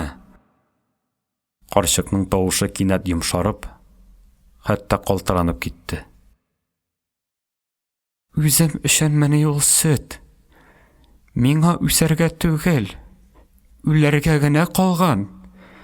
Әнә 2 ятим оныгым, кулларына тустаган тотып, көтү кайтканны көн сайын тилмереп көтеп утыра. Шул ятим сабыйлар ризыгын ашый бит ул убыр. 1-2 минут эчендә Майтап әбинең зары мине 40-ка түнтәрде. Башта ул ачуымны китерде, аннан кызыкка әйләнде. Азак килеп, йөрәгемне өтеп, бөтен рухымны куырып алды. Сүзең раска чыкса, Әлмисакка каты җәза бирермен, дип вәгъдә итте председатель. Бик каты җәза. Бир шул, әмма бастырыкка яптырма. Аның да баласы итәк тулы. Яхшы көннән эшләмәгәндер бит бу эшне бахырың. Син аңа тел җәзасы бир. Нык иттереп. Безнең авылда әллә килделе киттеле кешеләр күп, әллә тормыш үзе шулай килделе киттеле инде. Бер карасаң тегеләйбез, бер карасаң булайбыз. Үзебез ут шәшәбез, үзебез су сибәбез. Ләкин бу безнең аумакайлыгыбыз түгел. Безнең кәефебез уйлаган уебызга, ишеткән сүзебезгә буйсына. Бөтен хикмәт менә шунда. Майтап әби таяк очына ияген янә куйды. Тагы ишек ачылды. Хәле барынча җыйнак, пөхтә киенгән ак йолдыз күренде. Аның аягында ап-пак ыек, тирән резин галош. Төскә башка артык үзгәрмәгән. Яулыгын ул әүвәлгечә үк артка чөеп бәйләгән. Шигәсендә берәм-сәрәм ак чәчләр күренә. Толымының очында шул ук шулпылар чылтырый. Ул ялмайганда итте, ләкин мин күреп өйрәнгән, мин сокланып туймаган балкышның әсәре дә юк иде. Ул куш куллап башта Майтап әби белән күреште, шуннан председатель белән миңа кул бирде. Минем кулны тиз генә ычкындырмады. Кунак барласа. Менә исән йөргәч, әйләнеп тә кайткансың. Бәхетле икәнсең. Бүтәннәрне дә бәхетле иткәнсең. Озын гомерле бул. Кинәт аның матур иреннәрендә теге елмаю гөлт итеп кабынып китте. Усман төбәгендә пешән җыйганда син малай гына идең. Гомер буе исемдә булды шул төбәк. Матур булып төшләремә керә. Өмет өзмим әле. Әйе, мин кайттым. Ләкин күпмегә кайтуым гына билгесез. 2 үпкәмне дә туберкулез кимерә. Шулай да кайтып күзгә күрендем, үзем дә күрдем. Чакырткансың икән. Ул 2 күзен мөлдерәтеп, председательгә карады. Әллә мәрәхим җәһәтеннән бер өметле хәбәр бармы? Утыр әле, ак йолдыз. Ул шунда ук мич кырыендагы тимер тышлы сандык өстенә барып утырды. 2 кулын кушырып, тезләренә куйды. Бүлмәне таш тынлыгы басты. Мин тимер ташлы сандыкны таныдым. Ул күптән тора монда. Сәмигулла карамагындагы җәмәгать акчасы теге чак шушы сандыктан урланган иде. Ул миндә күргән сайын шом уятты. Каракка бирешкәне өчен ачуымны китерде. Менә әле дә. Юкка анда утырды ак йолдыз. Хәер, хәзер инде барыбер. Председатель исән кулы белән маңгаен уып алды. Нәрсә дип кенә башлыйм икән? Өмет үтерү, адәм үтерү белән бер. Соңгы өметеңнән яздырам. Каһәрләмә карындаш. Мә, үзең укы. Председательнең калтыранган кулы баягы кагазны ак йолдызга сузды. Алыйм микән, юкмы икән дигәндәй, ак йолдыз икеләнеп торды. Шуннан 2 кулын сузып, яңа чыккан тавык чебешен тоткандай, язуны куш учына алды. Аның шибәр ак йөзе минем күз алдымда карая барды. Ләкин аның аккош муеныдай нечкә муены сыгылып төшмәде. Авыр хәсрәт тулы башы иелмәде. Ул таш сынга әйләнде. Тәне калды. Жаны кайдадыр очып китте. Әмма күпкә түгел. Ул жан тагы үз тәненә урап кайтты. Я Раббы, дип ачык кычкырып җибәрде ул. Шушы кадәр мәхәббәт тә кешене үлемнән саклый алмагач инде. Нәрсәгә ышанырга, нәрсәгә таянырга каласың? Мин шул кадәр ышанган идем. Мәхәббәтнең әҗәлдән өстен булуы турында күпме китап язганнар. Ул китапларны бит мин иман урынына күреп укыдым. Һәрбер сүзен ятлап алдым. Бөтенесе дә ялган. Бөтенесе дә уйдырма микәнни? Үлем кәгазе яткан куш учын ул тагы алга сузды. Шундый баһадирдан шушы гына торып калсын инде. Гаделлек кайда? Ак йолдыз янә шымды. Майта бәби иягын таягышыннан алды. Мин әйтәм, килен. Шул мәхәббәт аркасында башын салган ул, дип аяусыз хөкем чыгарды карчык. Гашык булдымы, ирнең асылы шаша да китә. Күзенә ак-кара күренми аның, курку өркүне оныта. Мәрәхим Азамат та янәсе, сиңа шәпле күренергә тырышып, алдан артын карамый, Арасатның эшенә кергәндер. Син күзәтеп торганны сизгәндер ул. Иң алга, яуның иң хәтәррәк җиренә ташлангандыр. Имеш кара. Менә мин ниндирәк. Әнә шулай харап булгандыр аның башкайлары. Ул туктады да уфылдап өстәп куйды. Әллә җыен җирле юкны сөйләп ташладым инде. Карчыкның шәфкатьсез сүзләре ак йолдызга бер төрле дә тәэсир итмәде ахыры. Ул хәтта кузгалып та куймады. Ә минем гимнастеркамның ике кесәсендә йөргән ике хат тере күмер урынына күкрәгемне кинәт үтеп алды. Берсе аның булай башлана. Юк. Ашыкмый әле. Хатка кадәр ак йолдыз турында әңгәмәне тәмамлыйк. Ул башкача эндәшмәде дә, бөртек яшь тә тамызмады. Майтап карчык чыгып китте. Без өчәү, белмим, күпме утырганбыздыр. Башлап ак йолдыз кузгалды. Без аны булдырга чыгып узатып калдык. Хатын өенә табан юнәлмәде. Теге елны Мәрәхим үз алдына ияргә утыртып чапкан мөкеш үрі ягына китте. Шибәрлеген гомер ташламас бу җиңгәмне байтак еллар узгач тагы очраттым. Урамда тап булыштык. Йөзе аның яңадан яктырып киткән, ничектер тынычланып калган.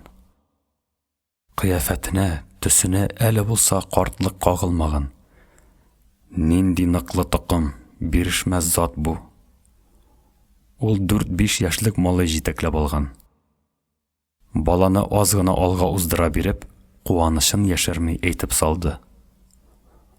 Ак йолдызның улы, Мәрәхим исемле. Малай карт атасына шул кадәр охшаган, суйганда каплаган. Усман төбәгендәге яшь зирек үсентеләре дә шулай үзләренең төп аталарына охшыйлар. Мин белгәннән бирле генә 3нче буын урман гомер сөрә. Менә шулай. Күпме ташкыннар, әйләнмәләр, өермәләр үтеп, ак йолдыз үзенең ярына килеп чыкты. Әлбәттә, күңеле көткән теләге, яшьтән җаны омтылган яры шушы булмагандыр. Хәер, яшь чагында ул кайсы тарафка баруы, нинди ярга килеп сугылуы турында бәлки уйламагандыр да. Теге вакытта аның бары бүгенге көне һәм иртәгәне көтүе генә бар иде. Шуннан арысы томанда иде. Юанышым, таянышым шушы инде, дип малайны үзенә сыендырды ул. Тегесе башын күтәреп, ике бөртек фирүзә ташы кебек күзләрен ак йолдызга төбәде. Мәгәен, бу малайны сөйгәндә дә аңа аңлашылып ук бетмәгән сүзләр әйтеләдер. Мәрәхим шаткысы, дөньямның яктысы. Бәлки, сүзләре бүтәнрәктер. Ләкин асылы барыбер шулдыр. Без хушлаштык. Һәр кем үз юлына китте. Түш кесәмдәге хатларның берсе булай башлана иде. Минем хатынымның үлеменә сез сәбәпче булдыгыз.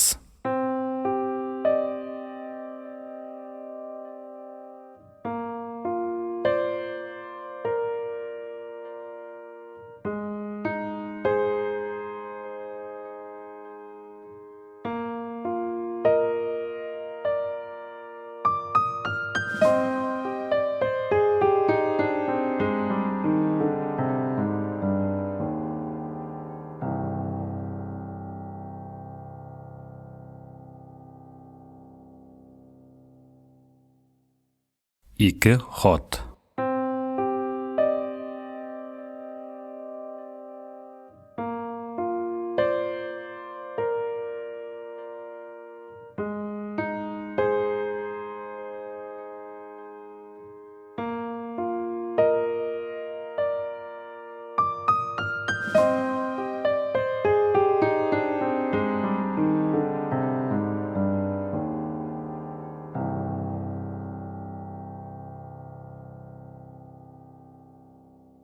Коточкыч хөкем. Әйе. Аны мәхәббәтегез белән сез хәлак иттегез. Үлем газабы кичергәндә ул гел сезнең исемне әйтеп саташты. Хушына килгән арада хәле җиткәнчә сөйләргә тырышты. Мендәр астыннан алып сезнең хатларны күрсәтте. Мин аларны укыдым. Аздыручы иблис тузаклары иде алар. Хатынлы ир була торып, сезнең ир хатынын яратырга ни хакыгыз бар? Ничек җөрьәт иттегез? Кем бирде сезгә андый хокукны? Нинди моральгә? Кем моралена сыя бу? Мин аны дәваланырга җибәрдем. Ә сез хәлак иттегез. Ишетәсезме? Мин сезгә ләгънәт яудырам. Мин сезнең хатны укып торганда Людмила әйтте. Каһәрләмә аны, диде. Сез икегез дә миннән торып калачаксыз. Каһәрләмә. Киресенчә, минем үлемем сезне якынайтырга тиеш. Башыңны югалтма. Ул газапланганда минем сездә кайгым юк иде әле. Мин аны акылымнан шашып ярата идем. Бөтен дөньяда бер ул гына иде. Людмиланы июльнең 29-ында җирләдек. Җеназа беткәч, коеп яңгыр яуды. Яман яшен булды. Үземне яшен атуын теләдем. Атмады. Ул да теләсә ни вакытта атмый шул. Төнгә чаклы мин кабренең аяк очында утырдым. Нинди бөек, нинди илаһи җан иде. Хәер, андый булмаса, сезне дә шул кадәр үк яндырмас иде шайтан алгыры. Сезнең януыгызда минем ни эшем бар? Онытырга, сезне бөтенләй онытырга теләдем. Булмады. Дәрья чаклы хәсрәтем сезгә булган нәфрәтне киметмәсме дип уйлаган идем баштарак. Кимемәде. Кайгыга нәфрәт килеп кушылды. Иң тәүдә сезнең хатларны өзгәләп җилгә очырдым. Ачу басылмады. Мин сезне күрә алмыйм. Мен кат каргыйм. Әгәр Людмиланы алып киткән чехотка сезне тиз арада буып ташламаса, мин сездән үч алачакмын. Әҗәлдән котылсагыз да, миннән котыла алмаячаксыз. Аклану да, ярлыкау да юк сезгә. Гомер буе башыгызда үткер кылыч сыман минем нәфрәтем, минем янавым асылынып торачак. Өстегезгә нинди генә бәла килсә дә, минем җәзам булыр ул. Котылу юк сезгә. Юк. Хәсрәтләре, газаплары эченә сыймаган кеше менә шулай дип язган иде. Ә миңа соң, миңа нинди җинаятләрем өчен чыкты әле бу каты хөкем? Языкларым шул кадәр зур микәнни? Менә бәйнә-бәйнә сөйләп бирәм. Әввәл әйткәнемчә, сугыш беткәч, Минем үпкәләремне туберкулез кимерә башлады. Башта байтак вакыт Румыниядә Придял дигән җирдә дәваланып яттым. Тау һавасы, карагай урманы, яз кояшы бөтенесе дә минем карамакта иде. Ләкин шифасы тимәде. Җитмәсә күрше палатада кич булдымы, берәү йөрәк әрнеткеч итеп җырларга тотына. Что стоишь, качаясь, тонкая рябина, головой касаясь до самого тына. Там через дорогу за рекой широкой тоже одинокий дуб стоит высокий, но нельзя рябине к дубу перебраться. Видать, сиротине век одной качаться. Мин үземне Миләшнең сөйгән яры, елга аръягындагы бахыр имән хәлендә хис итәм. Ялгызлыктан, сагыштан минем яфракларым саргая, тамырым кырый. Мин тәмам җирсәдем. Шуны күреп, врачлар мине туган илгә, Кырымга күчерделәр. Симферопольдән Ялтага без госпиталь автобусында бардык. Төрле поездларда төрле госпитальләргә килгән авыруларны башта кычкырып, вокзал майданына бергә җыйдылар. Төш җитүгә генә кузгалып киттек. Борма-борма тау юлы, бөркү һава безне бик нык йончытты. Алда утырган яшь кенә бер хатын бигрәк тә газап чикте. Буылып ютәлли дә укшырга тотына. Алуштыда тукталгач, аны күршеләре җитәкләп алып чыкты. Маңгае аппак, кан әсәре юк. Үзе дер-дер калтырый. Җитмәсә уңайсызланып, башын түбән ия. Әйтерсең ул гаепле. Тирән итеп, күкрәгеңне тутырып тын ал, дип киңәш бирә бер майор. Тын алып булса икән ул, былай интекмәс тә идем, диде хатын үзе тагын буылып ютәләргә кереште. Кинәт климат үзгәртү шулай итә инде, күнегерсең әле, дип юатты безне каршы алган сестра. Алуштыдан тиз үк китмәдек. Ару гына тын алдык. Теге хатынга да бераз хәл керде. Юлның икенче яртысында ул артык җәфаланмады. Хәтта ара-тирә оеп та киткәләде бугай. Мин иң артта утырам. Бөтенесендә ачык кына күрә алмыйм. Шулай да шәйлим. Урындыкның йомшак артына кырынрак куелган башы таныш кына тирбәлеп бара. Монысы әйбәт. Ялтада тау ягындагы бер урам тупигына килеп тукталу булды.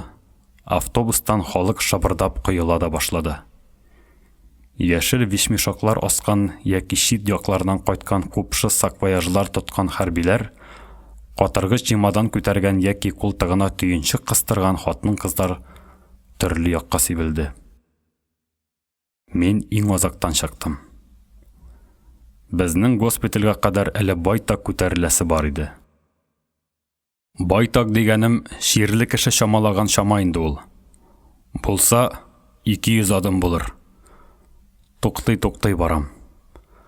Бераз үткәч карасам, үй күләгәсендә баягы хатын чемоданы өстендә утыра. Мин аның турына җиткәч тагы туктадым. Миңа карамагыз, атлагыз. Мин үз җаем белән барып җитәрмен әле. Хәзер миңа хәл керде инде, диде. Мин тәү тапкыр аның йөзенә җентекләп карадым.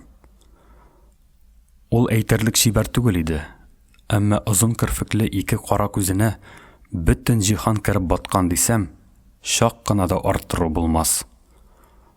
Шушы кадәр үк төпсез, шушы кадәр үк сагышлы күзләрне минем моңа чаклыда, моннан соң да күргәнем булмады.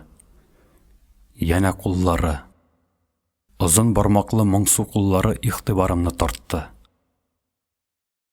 Аларны мин азактан акыллы куллар дип атаячакмын. Барыгыз сез, бара торыгыз. Сиңа әйтүе җиңел. Ә менә мин шул чаклыда газаплы күзләрдән аерылып китәрлек көчне кайдан алыйм? Мин булышыйм сезгә. Чемоданнарны алмаш-тилмәш илтим. Ул көлемсерәп куйды. Сезнең дә ниндирәк пәһлеван икәнегезне баядан бирле карап торам. Сезгә булышсам, бәлки, көчем артып китәр. Мин әле утырам. Миңа рәхәт. Әнә диңгез дә күренеп тора. Алайса мин дә, дип, чемоданыма атланмакчы иттем. Утырмагыз, барыгыз, зинһар китегез. Гаҗәп. Кеше аңа ярдәм тәкъдим итә, ул яныннан куа. Минем аптырауыма җавап иткәндәй әйтеп куйды. Хәтерегез калмасын, мин сезне кумыйм, үтенәм генә. Чемоданымны күтәреп мин китеп бардым. Күпмәдер җир үтүем булды, ул тагы таны бетеп үтәләргә тотынды. Мин әйләнеп карарга базмадым. Кабул итү бүлмәсендә дә байтак юандым. Теге хатын килеп җитмәсме дип көттем. Үз палатыма озатырга килгән сестрага да шак кына тыналыйм әле дип вакытны суздым. Ләкин ул килеп җитмәде. Күрәсең, бер хәл булгандыр. Эх, син, дип әрләдем үземне. Шундый хәлдә ташлап киттең кешене. Атна чамасы әлсерәп яттым. Тәүге көннәрдә теге сагышлы ике күз юк-юкта минем күңелемне борчып куйды. Ләкин озакка бармады бу хәл, онытылды. Аякка басып тышка чыктым. Күрше корпус кырыннан үтеп барганда колагыма хатын кыз тавышы килеп чагылды. Әй, капитан! Капитан! Мин артык игътибар итмәдем. Юлымда булдым. Беткәнмени монда хәрби госпитальдә капитаннар. Капитан, мин сезгә эндәшәм бит. Юлдаш! Карасам, әлеге төпсез ике күз. Хатын икенче катта тәрәзә төбендә утыра. Миңа жан кереп килә инде. Тик тышка гына чыгармыйлар. Дөнья әйбәт монда. Әйбәт. Чыгармагач, урлап кашыйммы соң сезне, дигән булдым. Хәлсезлектән үземнең тез буыннарым калтырый. Күптән инде карак көтеп утырам. Урлагыз. Мин риза, дип ике кулын алга сузды. Башта әнә теге тау түбәсенә күтәреп мендерегез, аннан диңгез буена алып төшегез. Аның иреннәре елмая, хәтта көлә. Ә күзләре тулы хәсрәт. Теге көнне мин сезне приемный покойда көттем дә, ташлап китүем өчен соңыннан үкендем хәтта, дип акландым мин. Нәрсә, сез мине бу үзе сикереп төшәр дип көтәсезме? Мин аның янына күтәрелдем. Ул палатада ялгызы гына. Күршеләре чыгып таралышкан ахыры. Мин кергәләгәнче ул тәрәзә төбеннән төшеп, койкасына утырган. Йөзе тагы агарган. Башта танышыйк әле. Мин Людмила исемле. Ә сезне капитан дип кенә йөртермен. Ул күрешергә кулын сузды. Аның кулын кысуым булды, шунда ук йөрәгем аша тетрәү узды. Ниндидер бик мөһим, бик фаҗигале хәбәр салгандай булды шушы уч, шушы бармаклар. Моннан соң мин күп тапкырлар шәйләячәкмен. Людмиланың күзләре генә түгел, куллары да быйыклар. Алар гел генә авыр уйга баткан төслеләр. Кеше кулларының уйлануын, хәсрәтләнүен, килеп шатлануын шушы язны мин үзем күреп белдем, үзем күреп аңладым. Шул кадәр дә зирәк, шул кадәр дә сизгер куллар булыр икән. Атыңны хәзергә бәйләп куй, Батыр. Хан кызының көе тагы китеп тора. Ул юрганын ачмый гына койкысына ятты. Шушы температура теңкәгә тимәсә, сез утырып торыгыз. Ул бүтәнчә зарланмады да, сукранмады да. Безнең шир белән ширләүчеләрдән мин зар сүзләрен гомумән бик аз ишеттем. Авыртыну, сызлану булмагач, күрәсең, ихтыяр бирешми. Өмет тиз үк какшап бармый. Озак вакытларга больница биналарына ябылганлыктан, безнең үз мөхитебез, үз тормышыбыз, үз мәшәкатьләребез барлыкка килә. Бара торгач, безгә больница капкасыннан тыштагы тормыш түгел, үзебезнең яктагысы чын булып күренә башлый. Тегендәге ыгызыгы юрамалга әйләнә. Чөнки андагылар әле үз гомерләренең хәвефсез җирендә гамсез адашып йөриләр. Кичә бозганнарын бүген төзәтә алалар. Бүген кылган языклары өчен иртәгә җәза кичерәләр. Ә без инде гомер яланының шитен, юлның ахырын төсмерлибез. Безне вак-төяк белән алдатып кына юата алмассың. Шулай да без ышанабыз. Соңгы тамчының әле таммый торуына, соңгы яфракның әле өзелми калуына ышанабыз. Үлемгә дучар ителгән адәм үз куатын югалта барган сайын инерция көченә ныграк буйсына. 1942 елның язында безнең бригада иртәгә һөҗүмгә күчә дигәндә фаҗигале, яман шундый хәл булды. Рев-трибунал хөкеме буенча бөтен гаскәр алдында бер дезертирны җәзаладылар. Башта аңа урман акланында тар гына елга янында кабер казыдылар. Приговор игълан ителгәч, җинаятьчене шушы кабер янына бастырып аттылар. Ул туп-туры үз гүренә авып төште. Бу гадел һәм шәфкатьсез вакыйгада мине иң тетрәткәне җәзалаучы залп түгел, ә залпка кадәр булган хәл иде. Ялан аяк дезертирны елгачыкның аргы ягыннан алып килделәр. Конвойдагы солдатлар итекләре белән суның күзенә басып, шәпелдәтеп атлап чыктылар. Ә тоткын, аягын чылатмас өчен, елгачыкны аша сикерде. Коры аяклары белән ул нибары 15-20 адым гына атлады. Үз каберенә җиткәнче генә. Менә шулай. Соңгы адымына кадәр адәм аягын чылатудан курка. Магнолия чәчәк атса, бәлки, юнәеп тә китәр идем. Магнолия чәчәген ифрат яратам мин. Аны иснәп исергәнем дә бар бәләкәй чагымда. Ул биразга күзләрен йомып торды. Әтием мине ул чак Гурфустагы апама кунакка алып килгән иде. Людмила йончыды. Аны башкача ялкытмыйм дип китәргә булдым. Иртәгә тагы килермен, дидем урынымнан торып. Бая тәрәзәгә менгәндә харап шәпле булыр кебек идем дә, кинәт рәт китте. Кичерегез инде. Мин сезне барыбер урламый куймам, сак булыгыз. Мин әзер торырмын. Икенче юлы шушы тәрәзә төбеннән иярегезгә үзем генә сикереп төшәрмен. Монда киреп йөрсәгез, мәшәкать тагы озакка сузылыр. Ул хушлашырга кулын бирде. Ушыма кыскач та, әлеге бармаклар миңа ниндидер шомлы нәрсә әйтте.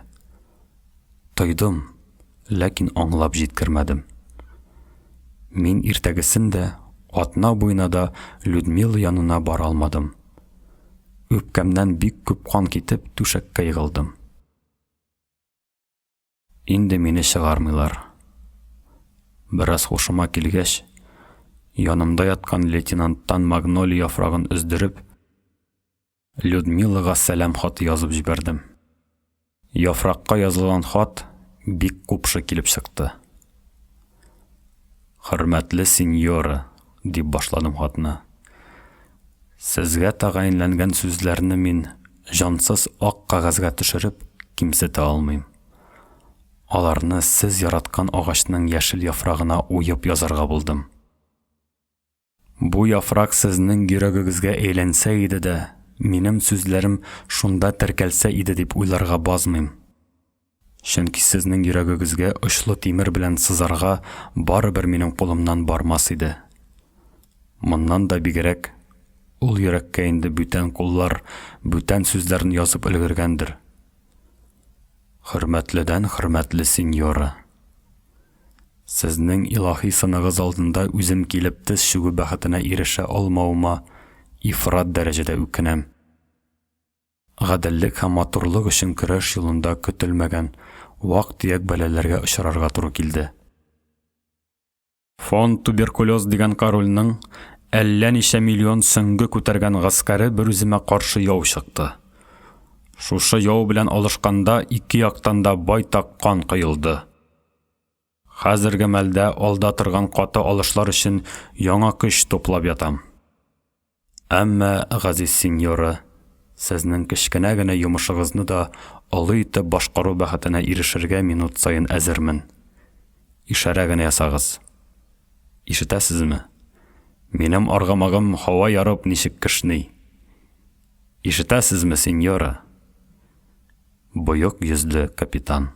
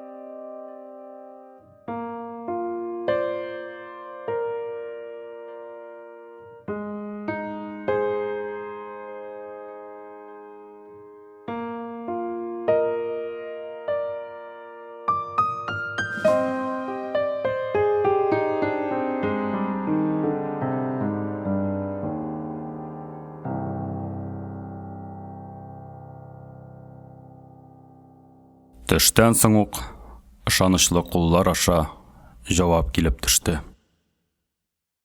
Батырлардан батыр, намус кылы боек капитан. Сезнең куш канатлы аргамагыгызның галәм ярып кешнәвен 7 төн урталарында ишетәмен. Минем йөрәк яфрагыма сызып язган сәлам хатыгызны алып укыдым. Борчылмагыз, капитан. Сез язганда минем йөрәгем шак кына да чәнчешмәде, киресенчә, рәхәтләнеп торды.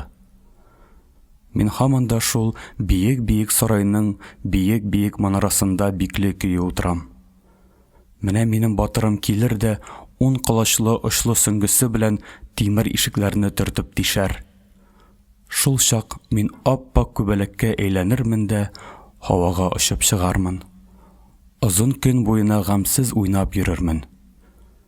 Көне көн генә түгел, бөтен бер гомер имеш. Минем гомерем шулай итеп сезнең кулда булып чыга, эшкерсез, шая капитан. Сезгә кечкенә генә үтенечем шул. Гомер бирегез миңа. Берне генә, бәләкәйне генә. Олы итеп башкарыгыз шушы кечкенә генә йомышымны. Әгәр сез шундый гайрәтле, шундый киң күңелле булмасагыз, мин сезне мондый вак-төяк белән бимазаламаста идем. Вакыты җиткәч, мин сезгә манарадан яулык булгармын. Ак яулык. Күзәтеп торыгыз. Сезгә мәгълүм Люцения. Нинди хәтәр шаяру. Бу хатын әллә бөтен өметләрен өзеп, бөтен куркуларын куркып беткән, әллә киресенчә, Аңа әҗәл шаукымы хәзергә кагылып өлгермәгән. Аның хаты мине хәвефкә салды. Минем шаяруым ахыры урынсыз булып чыкты. Кешене ул әнә нинди уйларга төшергән. Әлеге магнолия яфрагына икенче көнне мин шундый ук моңсу шаян хат яздым. Сарайның тимер ишекләрен тишәр өчен хәзерге мәлдә сөңге өчен кайрап утыруымны әйттем. Аның ак яулык түгел, аклы-кызыллы яулык булгавын үтендем. Кызыл төс минем дәртемне арттыруын аңлаттым. Көн аша аның җавабы килде. Боек йөзле шаян капитан. Сезнең пар канатлы аргамагыгызның кешнәве көн сайын ныграк ишетелә, дип әвәлгечә шаярып башлаган җавабын.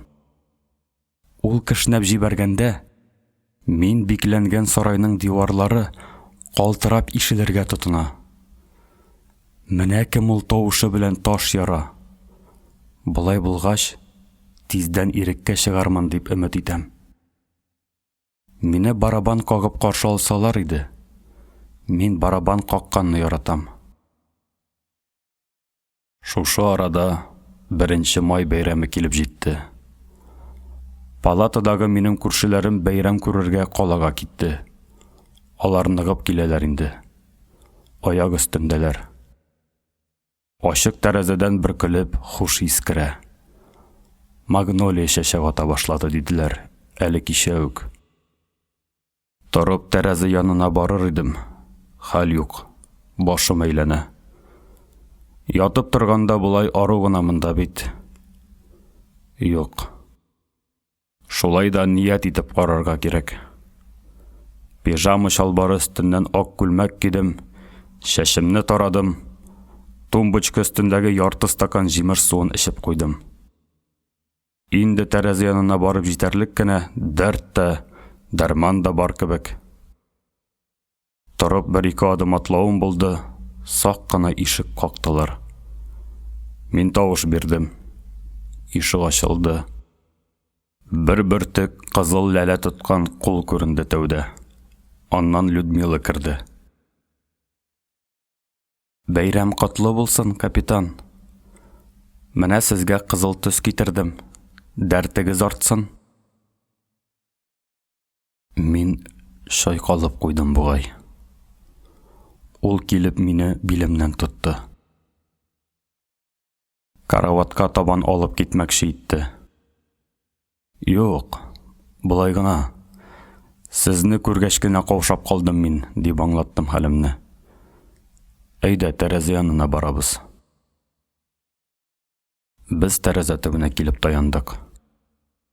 Шушы хәлендә шаян хатлар яза бит әле, дип миңа байтак карап торды.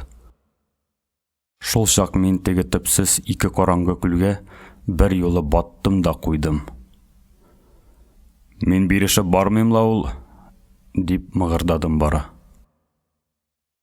Гайрәт һәм өмет алып, теге күлләрдән тиз үк калкып та чыктым. Шундый матур, яшь дөнья күрәм. Ап-пак чәчәкле магнолия ботаклары арасыннан зәп-зәңгәр диңгез күренә. Кайдадыр түбәндә җыр агыла. Монда тынлык. Ни бары бер кош кына чыркылдый. Без әлегә үзебез яшәмәгән дөньяга читтән карап торабыз.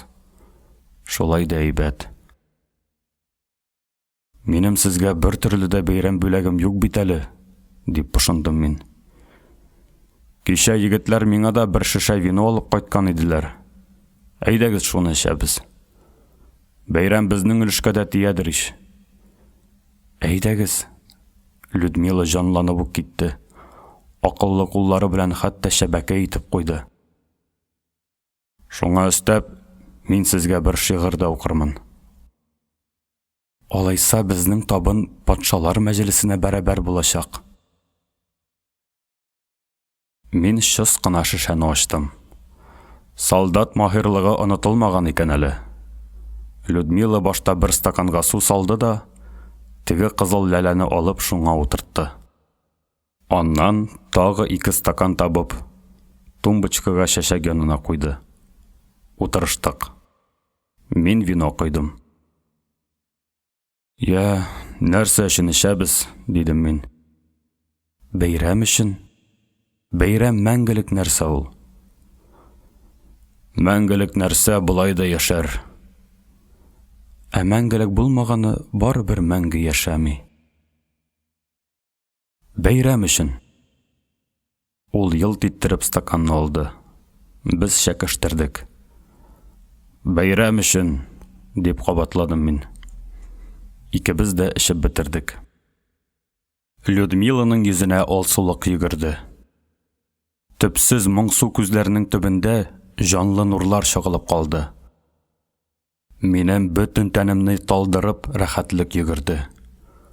Күккә ашсам да, җиргә сеңсәм дә, барыбер миңа хәзер. Инде шигырь укыгыз. Юк әле, градусы җитмәгән дип кәпәрендем мин. Шунда ук шешәгә үрелдем. Людмиланың акыллы кулы сак кына минем йөгәнсез кулымны тотып алды. Җитәр, капитан, дип ялварды ул. Кечкенә генә шатлыгыбызны өркетмәгез. Югыйсә безне ташлап китәр ул. Әйе, бу мәлдә минем эчем тулы шатлык иде. Күптән онытылган хозурлык, кайдадыр адашып йөргән куанычларым кире әйләнеп кайтты. Мин үзем генә бәхетле түгел, теләсә кемне бәхетле итә алам хәзер. Минем кыдратымның шиге юк. Мин баш чайкаганда күкләр тирбәлеп китә. Алайса, рәхим итеп тыңлагыз, мәрхәмәтле сеньора. Юк, кирәкми. Бүген шаярмый, капитан. Бүген чынлап та күңелле, чынлап та рәхәт миңа. Мин мәхәббәт шигыре укыдым. Кеше йөрәгендә шытып, дөньяга ям биргән чәчәкләр, шул ук йөрәктә оя кырып, җиһанга моң чәчкән кошлар турында әйтелгән иде анда. Чәчәкне мәхәббәт аттыра, кошны мәхәббәт сайрата. Башын иеп, озак кына тынып торгач, Людмила миңа күтәрелеп карады. Сезнең яныгыздагы хатынга ышыктыр, җылыдыр. Мөгаен ул бәхетледер. Бәхетле булыр. Мин кинәт ойнап киттем. Бәхет сүзе сәер дә, шомлы да булып ишетелде. Ул сүзнең инде миңа да, моннан еракта мине сагынып көткән кешемә дә кагылышы юк кебек иде. Шул ук вакытта яшермим. Сезнең янда ышыктыр, җылыдыр дигәне мине эретеп җибәрде.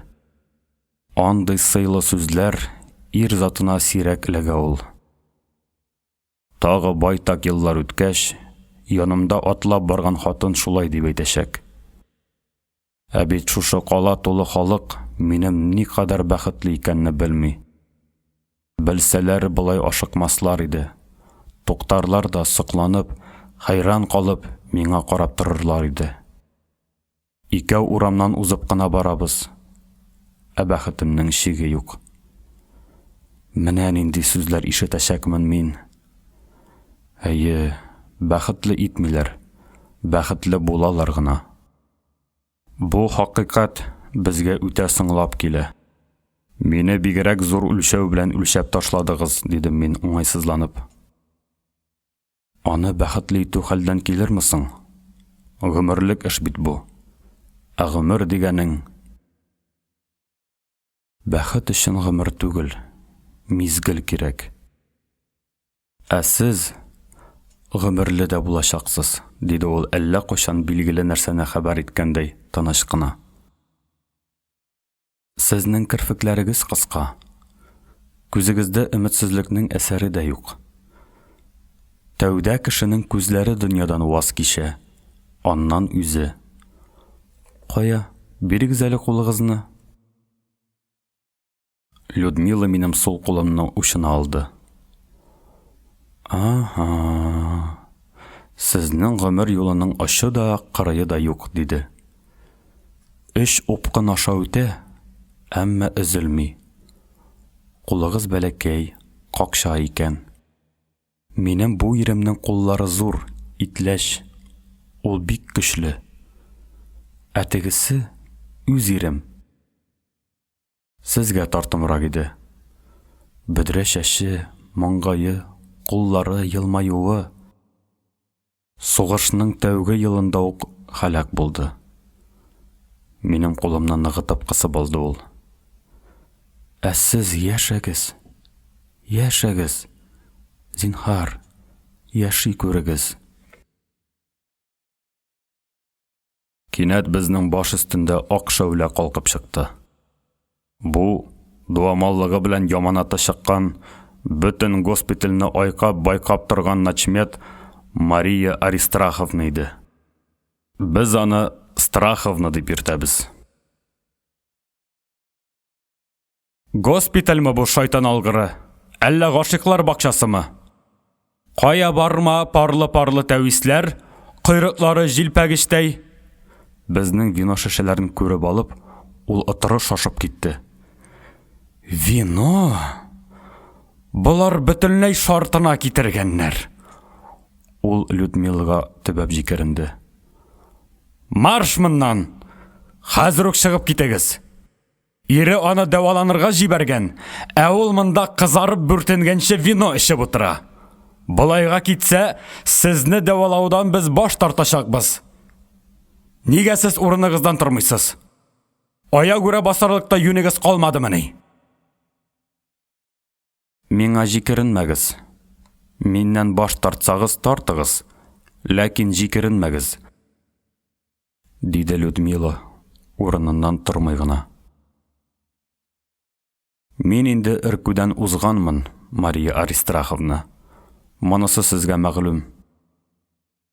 Көтелмәгән бу өйрмәдән мин каушап калдым. Авыз ачып сүз әйтергә зихенемне җыя алмыйм. Шундый мәгънәсез кискен хәлләрдә оятсыз тупаслык алдында коелып төшү гадәтем гомер буена барды. Ни, Мария Аристраховна, дип мыгырдадым. Сезнең белән соңыннан сөйләшербез. Марш постельгә! Мин кузгалмадым. Ул яңадан Людмилага ташланды. Нәрсә сез, карета көтәсезме? Карета поданы, рәхим итегез. Ул ишек ягына күрсәтте. Людмила ашыкмый гына урыныннан торды. Мин аңа табан омтылдым. Людмила, я, хуш булып тор. Мин тагы килермен. Ул начметка әйләнеп та карамый чыгып китте. Шунда ук Мария Аристраховна да юк булды. Безнең бәйрәм очланды.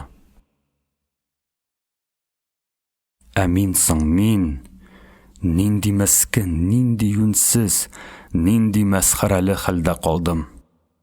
Теге мәгънәсез явыз хатын авыз ачып тәүге сүзен әйткәч тә мин, вон моннан, Мария Аристраховна, вон!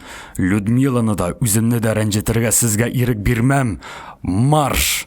Марш моннан, медицина майоры Мария Аристраховна, дип сөрәнләргә тиешле идем.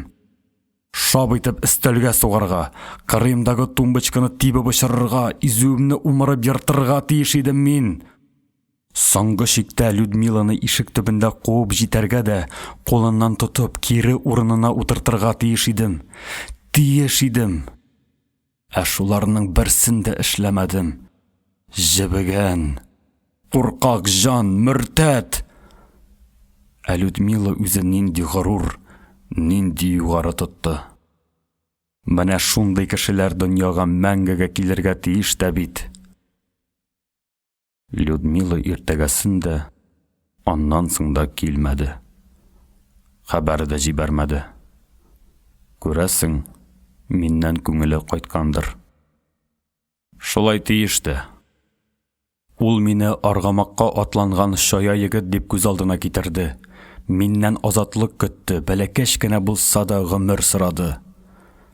Ә мин ишәктән егылып төшкән юнсез бер бахыр булып чыктым. Янәсе мин аны әҗәлгә бирми, урлап качачакмын. Гамәлдә бер ширелдек бишәдән аралап кала алмадым. Битенә төкерттем. Хыянәтнең бер төре түгелмени шушы? Сабак булса ярыйла. Әйтергә кирәк, киләчәктә тормыш миннән бу бурычымны артыгы белән түләтте. Алышка биреш.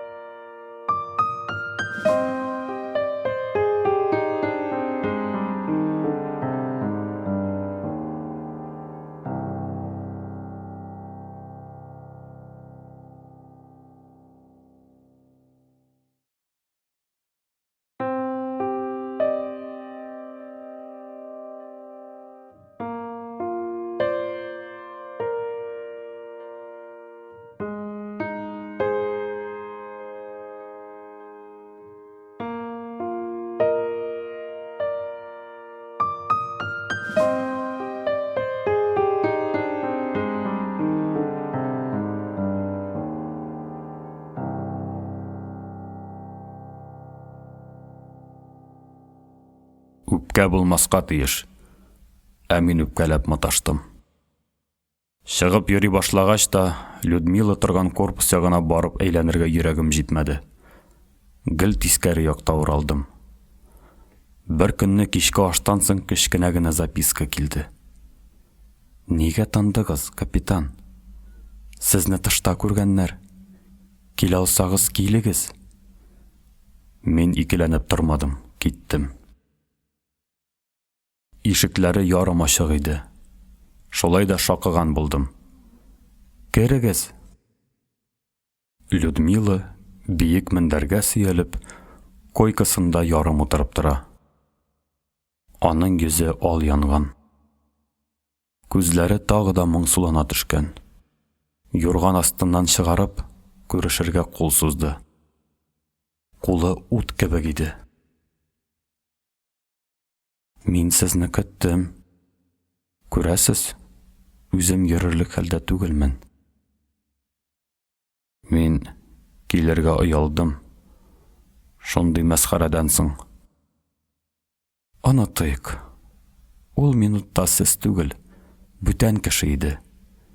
Мин шулай хәл иттем. Ә монысы сез үзегез.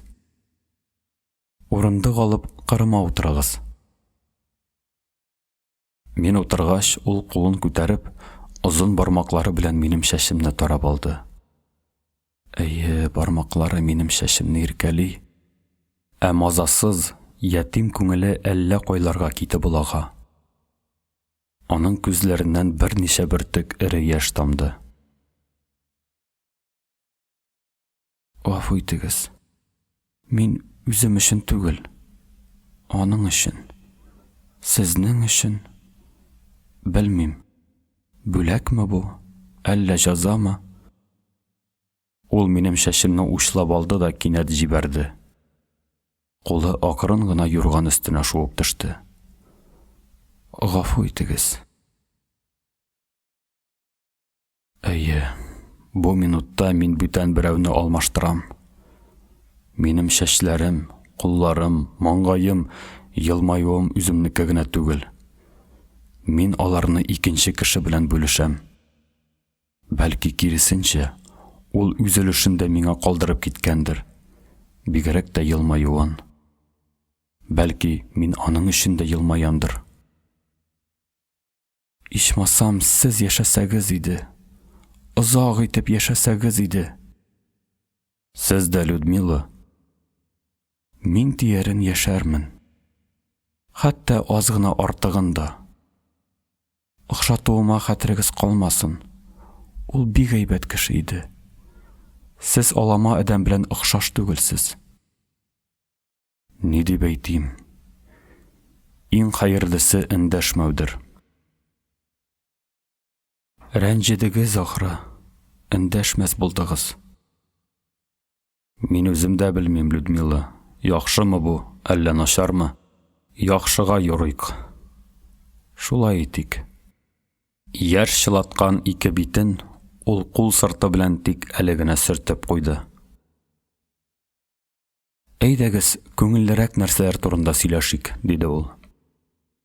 Әйдәгез, әгәр андый нәрсә табып булса. Андый нәрсә, бөтен дөнья, дип Людмила ачык тәрәзәгә күрсәтте. Ул кинәт юрганын ачып ташлады. Читкә борылыгыз, мин хәзер киенәм. Нигә? Тышка чыгабыз. Температурагыз? Температураны монда калдырып торырбыз. Бер кая да качмас. Ул тиз үк киенеп алды. Мин аны үгетләп маташмадым. Барыбер файдасыз.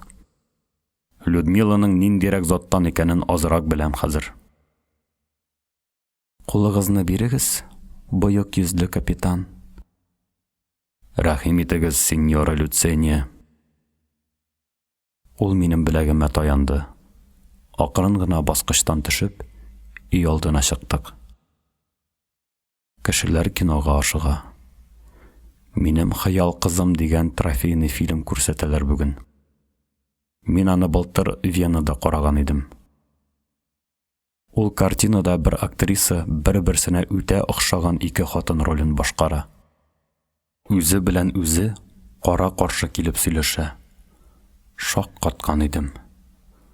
Әнә бит, хәтта фильмда да кеше үзе өчен генә уйнамый, бүтән берәүләрнең дә ролен башкара.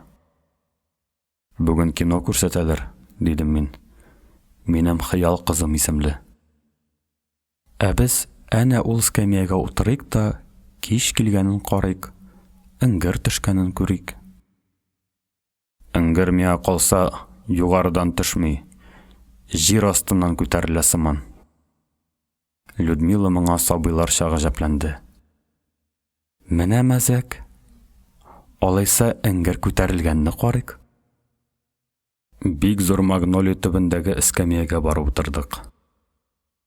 Магнолия әле чәчәген коеп бетермәгән. Ләкин хуш исе элеккечә танауны ярып бармый. Юашланган. Аяк өсте йөргән авырулар бөтенесе дә кинога кереп тулды. Тирә-як тып-тын булып калды. Кояш инде тау артына кереп яшәренде. Әмма ул чәчеп калдырган нурлар әле бирешми. Үз эшен бер көе дәвам итә. Җылытмаса да яктырта.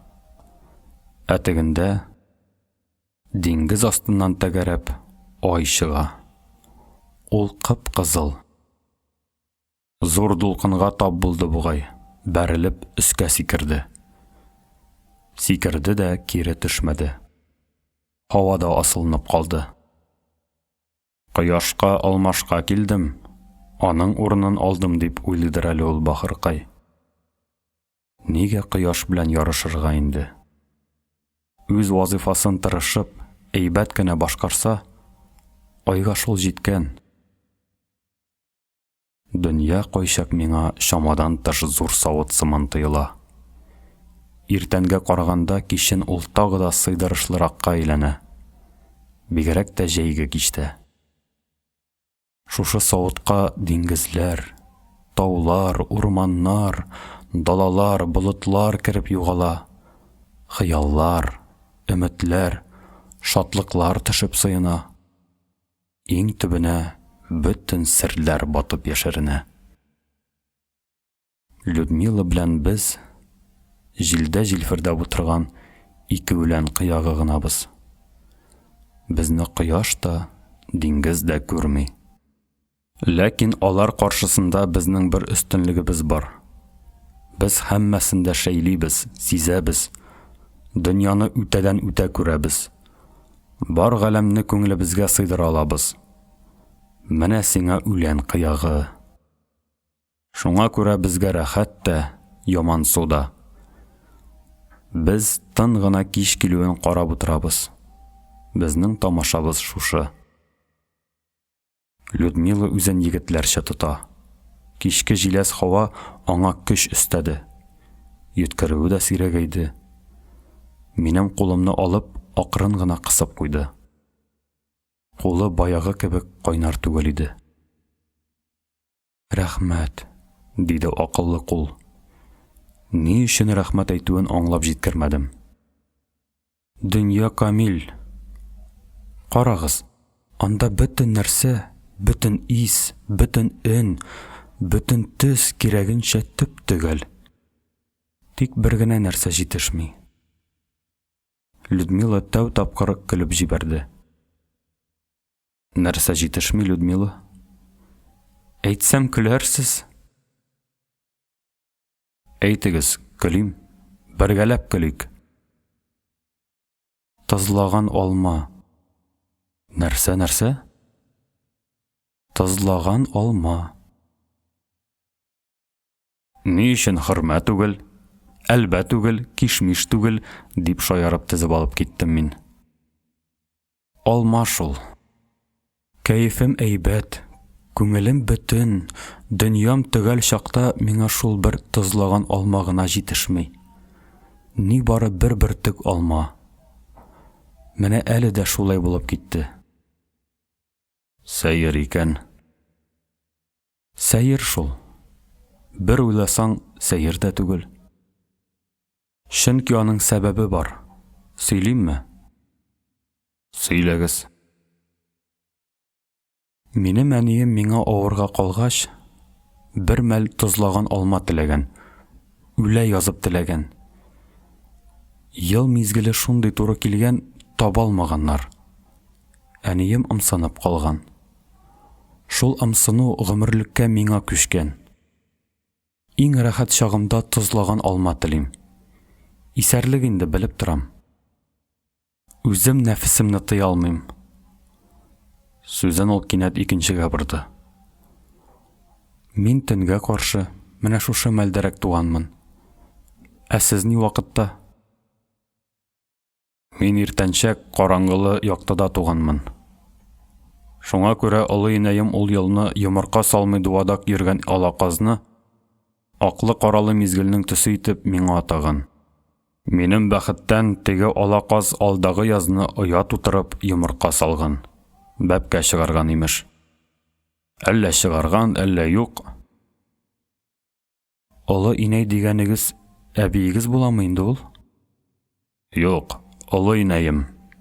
Әтиемнең өлкән хатыны. Аның бишәсе икәү иде. Беләм, дип сузды Людмила. Шәригать. Сезнекедә икәү булырмы икән? Кирәкми. Икәүнең берсе бәхетсез булачак. Я икесе дә. Хәтта өчегез дә. Теге алаказ, мөгаен, язын йомырка салгандыр.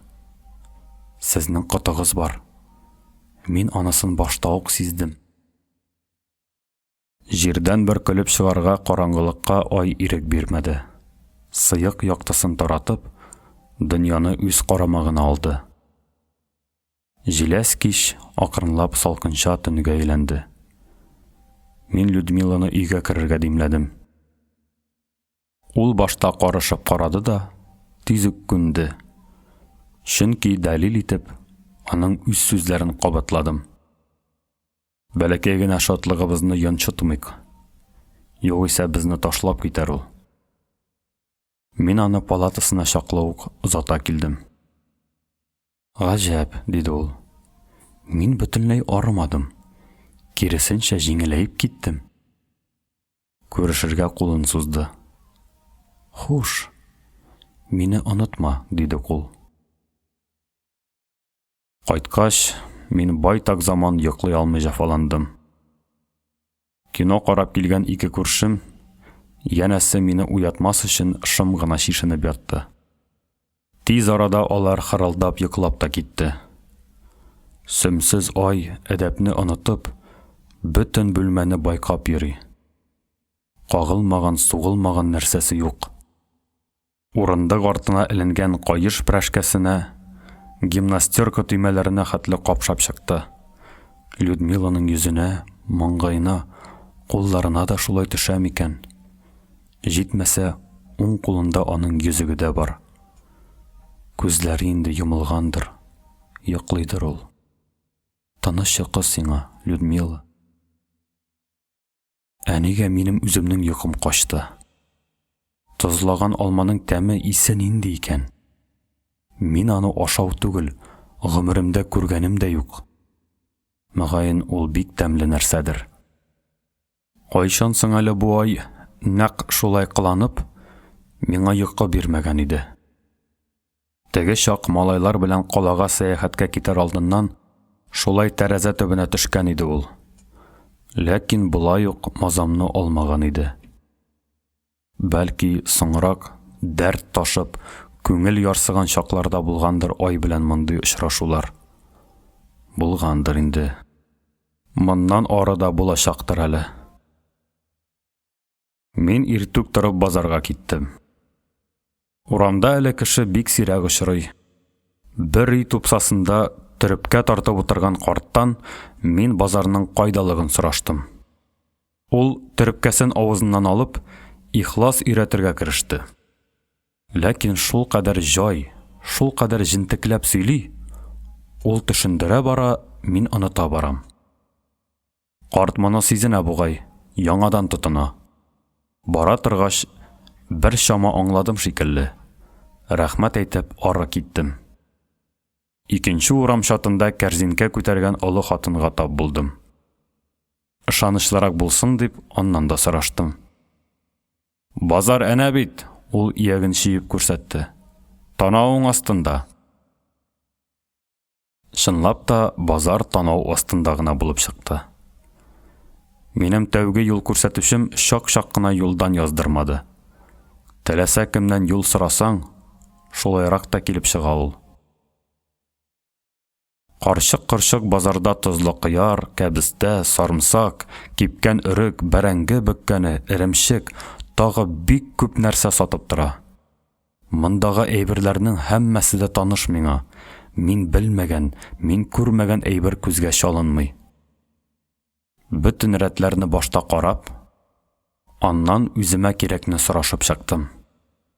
Юктан башка җавап ишетмәдем. Кайбер яшәрәк хатыннар шаяртып та алды. Бу кырсагың тозлаган алма телимени? Теләү генә түгел, дау күтәрә, дип расладым мин. Алайса кыз туганын көттә тор. Язган булса, арба тәртәсе дә шартлатып атады. Бидрә, кәрзинкә, сумка күтәреп яңадан яңа сатучылар килә торды. Мин рәтләр буйлап сораштыра йөрдем. Тозлаган алма юкмы? Юк. Юкмы? Юк. Нагыт борчагы сатып торган мөлаем генә бер апа миңа үзе эндәште. Баядан бирле карап торам, солдат. Юкны эзләп базарны 5 урадың. Әҗәл даруы мени ул тозлаган алма. Әгәр әҗәл даруы булмаса, шулай каңгырап йөрмәс тә идем. Мин аны үзем кабып та караганым юк. Минем өйдә кисмәк төбендә берничә бөртек калган иде бугай. Шак кына сабыр ит, менә шушы 4-5 стакан товарымны сатып кына бетерим дә өйгә китәрбез. Миңа 4-5 стакан ногыт борчагы да кирәк иде. Үзем генә алыйм да... Хәйләләмә, солдат, сиңа борчак кирәкми. Юкка акча әрәм итмә, былай да муеның кыл кебек. Бар, әнә теге агач күләгәсендә көтеп тор. Мин күләгәгә киттем. Товарын әллә сатып бетерде, әллә юк. Апа тизүк минем яныма килде. Киттек. Мин аңа ердем. Бераз баргач, ул шып туктады. Хей, үзеңнең дә эшләрең мөшкел икән. Камытың кыса бит. Җайрак барыйк. Тар-тар урамнар, кәкре-бөкре тыкырыклар буйлап, әле тегендә, әле монда борылып, байтак арау үттек. Тау шатлыгына кыйшайып терәлгән, фәкыйрь генә өй алдына килеп туктадык. Хатын бәләкәй капканың җеп элмәген ычкындырды. Безнең утарыбыз шушы инде. Нинди булса да үз уягыз. Үзем корган оя түгел шул туганкаем. Ятим калган ташландык оя иде, чарасыздан килеп кирдек. Нигез кырындагы тәбәшәк урындыкта бер карчык утыра иде. Капка шыгырдауга ул сагайып калды. Синме бу, Галина? Мин, әни. Аяк тавышыңны әллә кайдан ук ишеттем шул. Кунакта бар ахыры. Әйе, әни. Өйгә кергәч, Галина миңа аңлатып бирде. Әнием бомба шартлаудан шулай күздән язды. Тегендә Украинада өебезгә бомба төште. Бөтен дөньябыз шунда күмелеп калды. Ярый әле әнинең ихатага чыккан чагы булган. Галина өйдән чыгып, сай тәлинкәгә карайып, бөршәеп беткән 3 түгәрәк нәрсә салып керде. Алмага да охшамаган. Бар байлыгым шул. Тәлинкәсе белән бире алмыйм. Савыт-саба кытлыгы. Шкаф артына кыстырылган каты сары кагазны алып, алмаларны шуңа төрде. Мин бәхилләтмәкче булып акча чыгардым. Әҗәл даруы өчен без акча алмыйбыз. Худайга шөкер. Без украиннарбыз, дип уялтты мине Галина. Ашаган кешегә шифасы тисен. Бу ятим өйдән 3 бөртек алма гына түгел, әллә ничаклы күңел хәзинәсе алып киттем. И кешеләр, сез мәңгелек сер. Кемдә нинди юмарт рух ятканын бер кайчанда алдан белеп булмый. Галина, мин сезгә күз төбим. Сезне күргәннән соң минем мәхәббәт сарайларда олы бүләкләр алганым, ир узаманнары кулыннан мактау, дәрәҗә кагазларын кабул иткәнем, намуслы, гадел, аяк ирләр авызыннан үземә карата хуплау сүзләрен ишеткәнем булды. Булар өчен һәр вакыт ихлас куандым. Ләкин ул куанышлар, Галина, сез рәхим иткән хәзинәнең һәм шуңа охшаш бүтән барлык хәзинәләрнең яктысын да, җылысын да томаламады. Әгәр томалатырга ирек куйсам, мин үз-үземне талаган, белдергән булыр идем. Бәһә куйсаң, бәһәләргә сыймас мөлкәтемне күтәреп, мин госпитальгә ашыктым. Әллә ничә тапкыр адаштым, әллә ничә тапкыр юлыма төштем.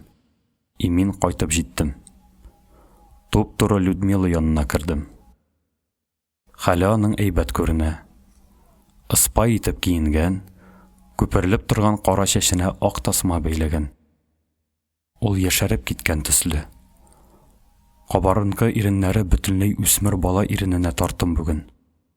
Ул тәрәзә янындагы табуреткада нәрсәдер бәйләп утыра. Балалар башлыгы бугай. Нигә балалар башлыгы бәйле икән? Мине күргәч ул эшен ташлап, бүген менә мин ниндимен дигәндәй аяк үрә басты. Минем кулда нәрсә икәнен белсәгез, үзегезгә бирәм, дип хәбәр салдым мин. Хәл әхвал сорашырга да онытып. Исәнмесез, диде ул. Мин каушап киттем. Саумысыз, гафу итегез. Әгәр белмәсәм, ул минем кулдагы төргәккә күрсәтте. Кемгә бирәсез? Белмәсәгез дә сезгә инде. Менә мәзәк. Менә мәзәкне ул күңеле күтәренке вакытта еш кабатлый. Үлсәм дә беләчәгем юк. Мине яшәтәсегез килсә, күрсәтегез тизрәк. Мәңге яшәтәсем килә. Мин ашыкмый гына төргәкне сүттем. Аннан бөрышеп беткән баягы 3 йомыр нәрсә килеп чыкты. Алма? Тызлаган алма? Я Рабби, нинди кешесез? Мин аларны сез юкта гына ашармын. Төргәкне кире төреп, ул тумбочка өстенә куйды. Рәхмәт, капитан. Бу онытыла торган бүләкләрдән түгел. Бәлки, бу алмалар Людмилага кичәгенә хаҗат булгандыр. Ихтимал, бүген аларны кабып та карамас. Ләкин аның шатлыгы да, рәхмәте дә ихлас иде. Каян, ничек табып китерүемне ул төпшенмәде. Моның үзендә бер күркәмлек, әдәплелек, югарылык бар иде. Утырышыйк. Утыргач, бәйли торган нәрсәсен ул тагы кулына алды. Кызларыма башлык бәйләргә булдым әле, дип гади генә хәбәр итте ул. Тәүге иремнән 2 игезәк кызым калды. 4ләре тулып килә. Берсе атасына, берсе миңа охшаган. Гаҗәп кызыклар. Людмила бүген сабыр. Бәргәләнми, үзгәләнми, куллары да тыныч, хәсрәтсез. Күзләренә текәлеп карарга мин һәр вакыт тартынам, шикләнәм. Мәгәен алар шыңгылында да бүген давыл басылгандыр. Минем дә 4 яшьлек улым бар, дидем. Шунда ук колак төбемдә әйтерсең, улымның әле мин авырмас борын отпускка кайткач әйткән сүзләр яңгырады. Муенымнан кысып кочаклады да ул. Мин синең бер үзеңне генә моннан ары һич вакытта да сугышка җибәрмим, диде. Менә мәзәк. Сезнекенә дә 4 яшь. Теләсәгез, мин аңа да башлык бәйләрмен. Ул егет кеше, инде кепка киеп йөри. Кемгә охшаган? Мин немец минасының ярчыгы тишкән комсомол билетының ишеннән алып, аналы уллы төшкән рәсем күрсәттем. Әнкәсенә охшаган икән, шибәр булыр. Мин кызларымның сүрәтен үзем белән алмадым. Караган сайын эшем өзелеп, елармын дип курыктым. Ул фотографияны кулына алды. Хатыныгызның күзләре акыллы. Матур хатыннарга акылның хаҗәте юк дип бушны сөйлиләр. Матур ахмактан да аяныч нәрсә юк. Табигатьнең иң зур хатасы ул. Моннан ары без икебез дә юнәеп аякка бастык. Тау ягына омтылырга батырлык җитмәсә дә, көн эссесе басылган мәлләрдә диңгез буена төшеп утыргаладык. Диңгез янында Людмиланың күңеле күзгә күренеп күтәрелә. Без дулкыннарның шартлап шәшрәвен күзәтәбез, сәламәт кешеләрнең дәрья белән алышып йөзгәнен карыйбыз. Яракта, офык ярында төтәп барган корабльләрне бүлешәбез. Берсе аныкы, берсе минеке. Берсе аныкы, берсе минеке. Һәр кайсыбызның өлешенә байтак тия. Шул кадәр корабларыбыз була торып, үзебез яр башында утырабыз.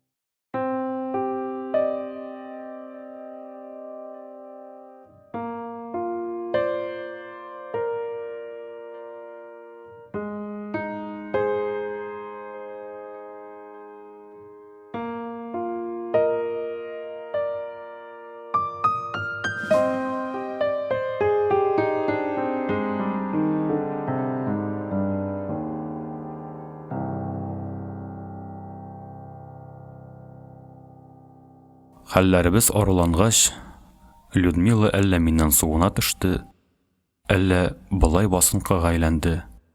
Чәчләренне дә сыйпамый. Күрешкәндә, хушлашканда куллары да берни әйтми. Алай дисәң, шак кына күренми торсам, үзе тәрәз алдына килеп тавыш бирә. Мин дә аның янына барырга атлыгып кына торам. Людмиланың күршеләре дә, минем күршеләр дә безгә инде аерылмаслык гашыйклар итеп карыйлар.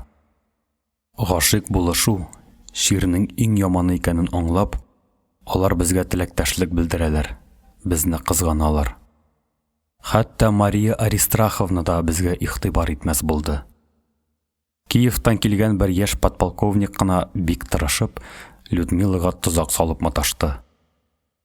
Урамда күрсә артыннан иярде. Кинога керсәк, мине бар дип тә белми, аның янында сырпаланды. Людмила торган палатага минем алдагына әллә ничә тапкыр килеп ишек шакыды. Ләкин авызы тиз пеште тегенең. Күрәсез бит, подполковник, мин капитан белән мавыгам, диде аңа үзе аңламагач. 25 еллап вакыт үткәч, әлеге подполковник ниндидер эш белән Уфага килеп чыкты. Кешеләрдән сорашып, мине эзләп тапты. Өемә килде, чәй эчтек. Теге вакытны Людмилага күзе төшү белән генә түгел, илереп гашык булуын, гомер бакый оныта алмавын сөйләде. Әллә нинди тылсымлы җаны ясыйды ул. Сез бәхетле. Сез аның янында булдыгыз. Ул язны сезгә карата нәфрәтемнең, үчемнең чиге юк иде. Ә хәзер үзем эзләп таптым. Ниндидер сихри көч җитәкләп китерде мине сезгә. Җаным бер юаныш алды менә. Ул күптән инде хәрби түгел икән. Сүзгә кылыкка сабыр, юаш күренә. Теге чакта аны күрәсең, мәхәббәт кенә шулай кыю, чая ясаган. Людмила өчен мин хәзер берәүне дә алмаштырмыйм. Үзем генә булып йөрим. Шуңа күрә мөнәсәбәтләребез талгын, ипле. Җитмәсә, мин аны күрүегезчә төрле ирләрнең һөҗүменнән, нәфесле карашыннан саклаучы калкан хезмәтендә башкарам. Туктале. Бу нинди мөгъҗиза? Баксаң, мин барыбер кемнеңдер, нәрсәнеңдер вазифасын үтим икән. Хәзер менә калкан вазифасын үтим. Кайтыр вакыт та җитте. Без бергә китәргә тиешбез. Кичтән байтак тышта утырдык. Теге ай бетеп, инде бакры гына, зәгыйф кенә икенче ай туган. Ул күктә түгел, магнолия ботагында асылынып тора. Үрел дә тот. Ләкин миндә аның кайгысы юк. Людмила боек. Әйтер сүзләр кайдадыр адашып йөри. Истәлекләр сөйләшергә әле иртә, вәгъдәләр бирешү ялганлык булыр иде. Тәүләп ул эндәште. Рәхмәт сезгә, капитан. Нәрсә өчен? Нәрсә өчен икәнен аерып ваклап әйтә белмим. Ул минем кулымны учына алды. Килеп кысып куйды, ләкин җибәрмәде. Син үзең генә дә миңа кадерлесең. Артыгын әйтергә куркам, диде аның кулы. Яна нәрсәдер өстәп куйды, анысын аңлап җиткермәдем. Иртәнчәк җиләстә юлга чыктык. Автобус туп-тулы иде. Симферопольгә имин килеп җиттек. Людмиланы да бөтенләй дип әйтерлек өен чытмады. Безне вокзалдан ерак түгел бер йортка урнаштырдылар. Поезд кичләтеп кенә китәчәк. Автобустан төшкәч тә бәләкәч кенә буйлы, өтергө тышлы бер сары лейтенант минем тирәдә урала башлады. Нәрсәдер әйтергә теләде, каядыр китәргә ымлады. Аның белән аңлашып торырга әлегә вакыт юк. Чемоданнарны кертергә, Людмиланы урнаштырырга кирәк иде. Әйберләрне куеп чыгуым булды. Өтергө тыш минем алга килеп тә басты. Лейтенант Уточкин! Лёня Уточкин! Таныш булыйк! Ул кинәт башын артка чөйде. Бу мәл ул бугазындагы азыгын йотып җибәргән үрдәк баласына охшап куйды. Әгәр фамилиясын Уточкин димәсә, аның бу хәрәкәтенә бәлки игътибар да итмәс идем. Таныш булыйк, капитан. Беләсезме, капитан?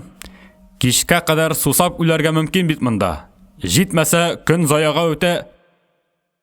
Заяга үтмәсен өчен нишләргә кирәк? Иртүк вино эчә башларга кирәк. Мин ифрат шәп бер урын беләм, киттекме? Бу һөнәргә дигәндә, минем дә тамак кыткылдап кына тора ул. Ымлаучы гына булсын. Тик Людмилага белдерми китү килешмәс. Мин әйтеп кенә чыгыйм да... Капитан! Дип сузды Леня Уточкин. Европаны азат иткән солдат бит син! Үз иркеңнең кадерен бел! Нинди рөхсәт сорап тору тагы? Киттек! Хатын кеше анда. Хатыннар көтәргә тиеш. Әнә теге җырда нәрсә дип әйтелә әле? Солдатлар шәраб эчкәнне ярлары көтеп тора дип әйтелә. Җыр ул, брат, точно сөйли. Кәрлә генә лейтенант мине өтеп бара. Ай-вайыма карамый алып та китте. Аның бу үтә әрсез кылануына эшемнән каршы төшәм, ә гамәлдә буйсынам. Һич нәрсә эшли алмыйм. Леня Уточкин мине вино сата торган зур гына алачык янына алып килде. Алачыкның алгы ишеге бикле, тәрәзә капкачы ябык иде. Монысы әйбәт, аулак булачак, диде юлдашым. Ул арткы ишекне барып шакыды. Җавап булмады. Шуннан Морзе азбукасы буенча тукылдатырга тотынды. Нинди кыдрәт беләндер ишек үзе ачылып китте. Безне агач аяклы әрмән карты каршы алды. Лейтенант, әйләнеп тә килдегезме? Илгә кайтам, бабай, ак билет тоттырдылар. Синең агач аяң шикелле гомерлеккә. Минем агач аяк шадамлы булды. Өшемәде, сызламады. Үпкәм юк үзенә. Нәрсә эчәсез? Нәрсә әйбәт, шуны? Башта без берәр стакан әшкелтем ак шәраб эчтек. Аннан татлы алсуыннан авыз иттек. Бара торгач кызылына күчтек. Кире акка әйләнеп кайткач, Леня Уточкин шап иттереп өстәл сукты. Мин бит генерал булыр өчен туган кеше идем. Кавалерия генералы. Хәзер отставной лейтенант.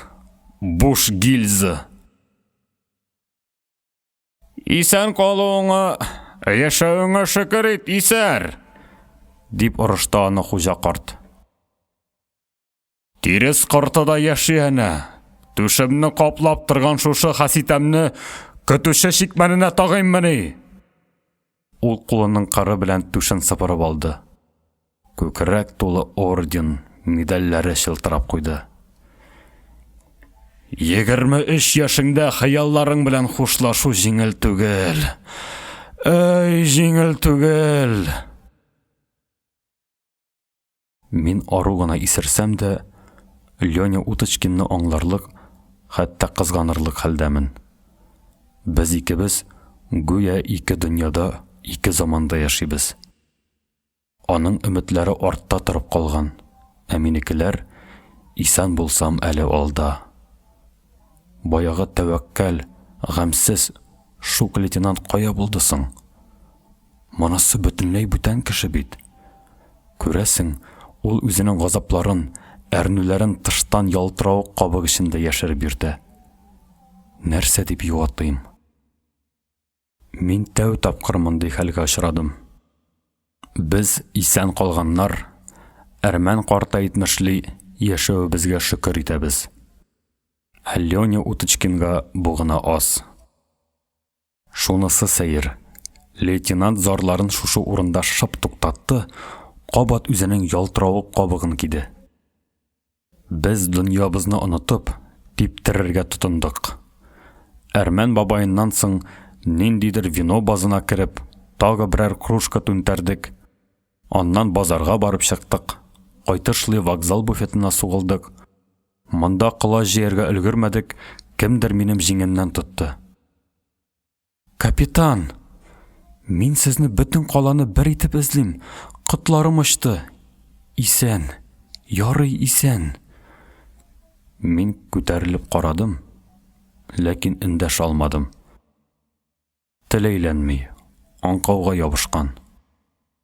Ходаем, нинди көнгә төшкән? Тәүдә буфет киштәсендәге шешәләр, аннан тәрәзәләр, стеналар чайкалып китте. Алар авып төшәр-төшмәстән йорт үзе әйләнергә тотынды.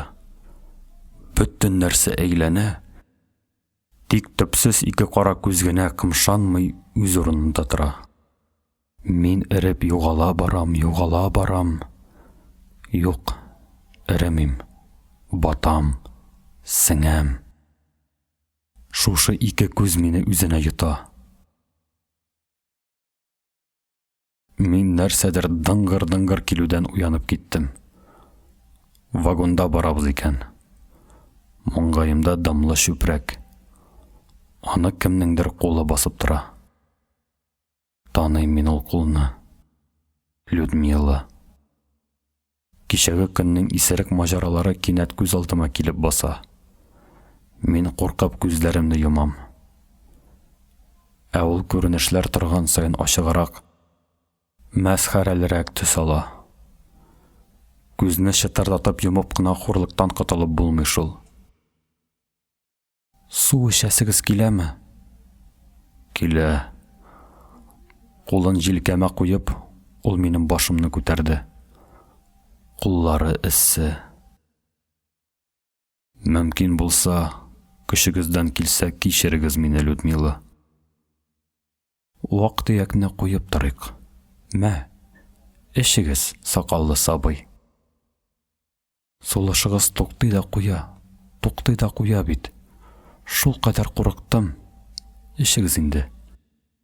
Стаканны ул үзе тотып эчерде. Өстәге сәндерәдән кемнеңдер зур арык аягы сәленеп төшкән. Ул вагон көенә аз гына тирбәлеп бара.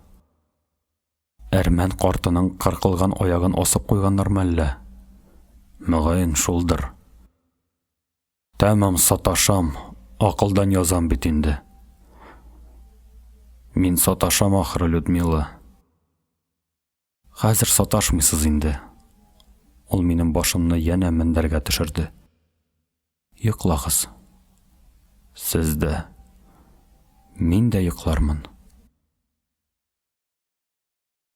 Төне буе Людмила мендәргә башта терәмәде. Ничә уянсам да шул бер хәлдә минем маңгаема дымлы чүпрәк баскан көе утыра иде. Таңга табан хәлем арланды. Людмила да шишенми генә ятып уеп китте. Гомеремдә тәүге һәм соңгы тапкыр мин аның йөзенә озак итеп карап тордым. Озын керфекләренә, кабарынкы иреннәренә, киң маңгаена, күпереп торган кара чәченә, бәләкәй генә колакларына, тансыгым кайтканчы карап калдым. Минем карашларымны сизеп бугай, ул күзләрен ачты. Нәрсә, капитан? Нигә шулай текәлеп карыйсыз? Аерылышабыз бит. Азак бик карардай булырмын да. Вакытыннан элек быйыкмагыз. Алда башланмаган көн бар. Елның иң озын көне. 23 июнь. Моннан да кыска, моннан да тиз үткән көнем булмагандыр. Чакма чаккан шикелле чагылып кына калды. Үзебез белән бер купеда барган кешеләрне дә, тәрәзә аръягында торып калган җәйге яшел дөньяны да шәйләргә өлгермәдем. Ул көн Людмиланың күзләрендә генә иде. Күз ачып йомуы булды, янды да сүнде көн. Төнен без Сталинградка килеп җиттек. Поезд монда ярты сәгать тора. Людмила шунда төшеп Ростовка китәчәк. Аны ире каршыларга тиеш. Без әйберләребезне алып вагоннан чыктык. Коеп яңгыр ява. Людмиланың ирен көтәбез. Безнең янга килүче юк. Мөгаен 5 минут, 10 минут үткәндер. Торабыз. Сөйләшергә сүз юк. Тиздән башка кеше белән башка сүзләр сөйләнеләчәк. Ә ул юк та юк. Юкны көтмәскә, Вокзалга керергә булдык. Вокзал дигәне байтак читтә торган такта бина булып чыкты. Людмиланы шунда илттем. Болдырга җиткәч, ул хушлашырга кулын бирде. Хуш, капитан. Бәхил бул. Хат яз, берне генә. Мин аны чемоданы ние белән ишек төбендә калдырдым. Эшкә кертүемне теләмәде. Мин поезд янына ашыктым. Таным кыскалап туктыйм да, яна йөгерәм. Яңгыр көчәйгәннән көчәя бара. Җитмәсә җилләп тә җибәрә. Мин үтәдән үтә чыландым. Перронга килеп җиткәч, үзебезнең составны күреп тынычландым. Азрак туктап хәл алдым.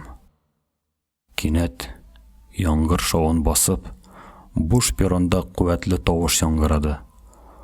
Ул тавыш шундый хәвефле. Бу караңгы хәтәр төндә ул я үзе адашкан, я адашкан берәүне эзли булырга тиеш. Кемне чакыра ул? Людмила! Людмила Соколова, кайда син?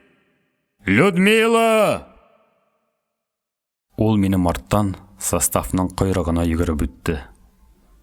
Мин аңа әйләнеп карамадым. Вакытыннан соңлаган шушы тавыш яңгыр эченә кереп батканчы бер үк сүзләрне кабатлады. Людмила Соколова, кайда син? Людмила! Людмила Соколова! Бу чакыру минем йөрәгемне телеп үтте. Поездга утыргач та, төшкәч тә, яткач та, торгач та колагымда һәм күңелемдә шул аваз яңгырады.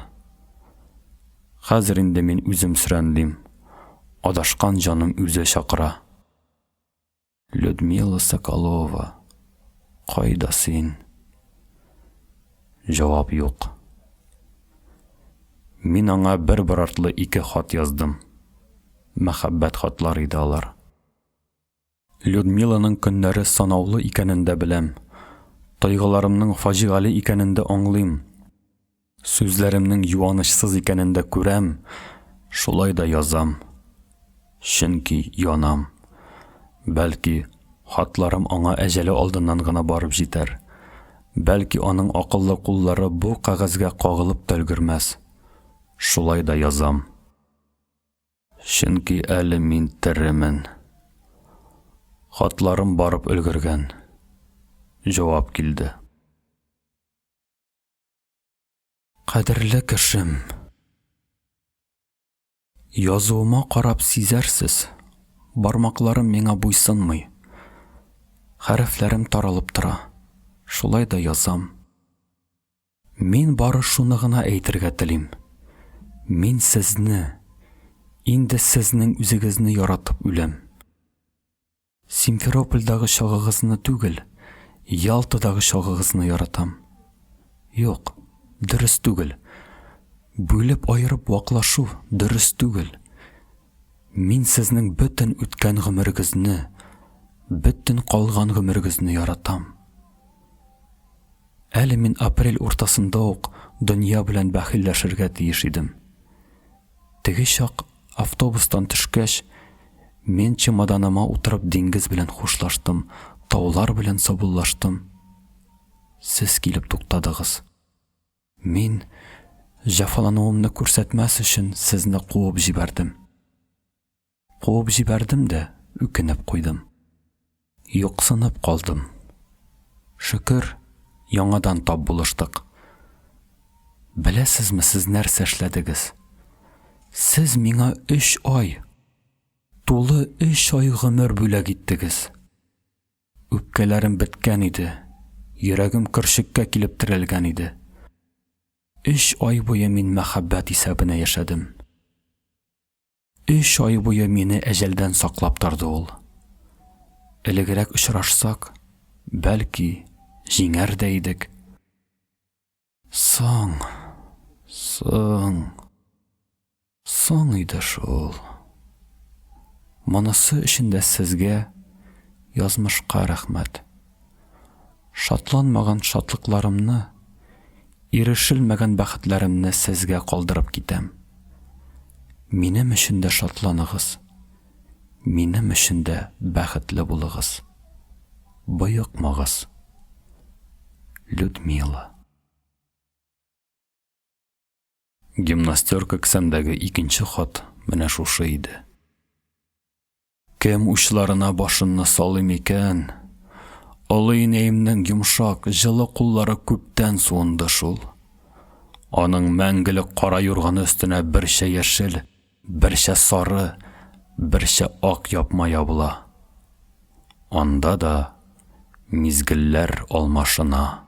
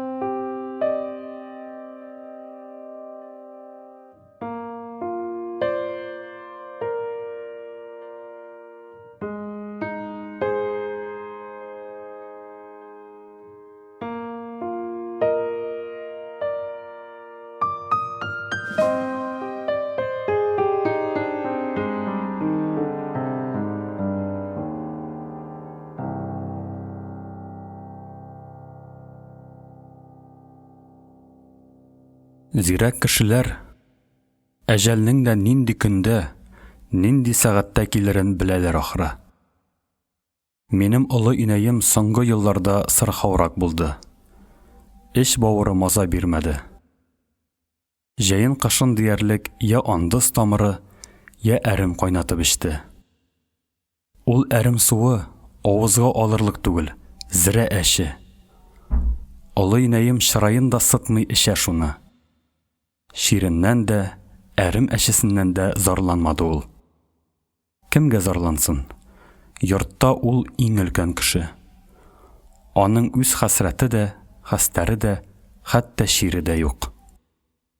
Аның авыру җире сызламый, пешкән җире әрнемий. Бүтәннәрнеке генә әрни. Ул эчкән әрем дә әше түгел, бүтәннәргә генә әше. Әлбәттә буларны мин соңрак аңлаячакмын. Кичкә каршы талгын гына күбәләк кар ява башлады. Тәүге кар. Озакка сузылган кара көз күз алдында ап-ак кышка әйләнә. Ел мизгелен үзгәртү өчен әнә нәрсә генә. Кар болытының җир өстеннән бер җилпенеп үтүе генә кирәк икән. Бары шул гына. Ләкин шул ак дөнья күз ачып йомган арада яңадан шәм карага да әйләнә икән. Монысын да мин үзем күреп кичердем.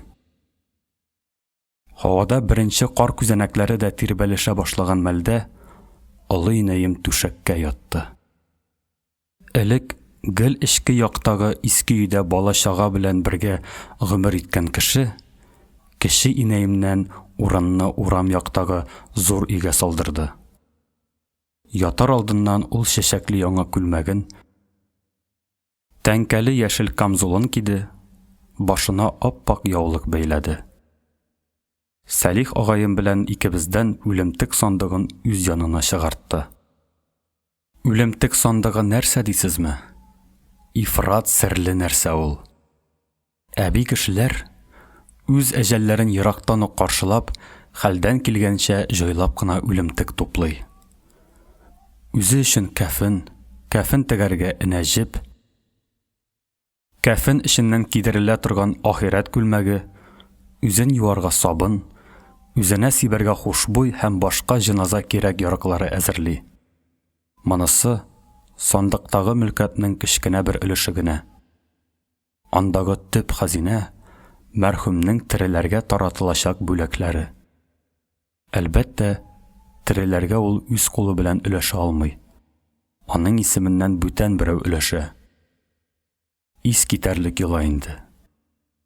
Адәм гүргә керә, ә үзе туйга килгәндәй бүләк тарата. Без күтәреп китергән сандыкта олы инәемнең әнә шул байлыгы иде. Авыр булып чыкты, байтак тупланган. Мин озак юлга җыенам, Вазифа. 2-3 көн генә шунда ялгызым ятып хәл алыймчы, диде ул ястыгына башын терәгәч. Минем йөрәгем жу итеп китте.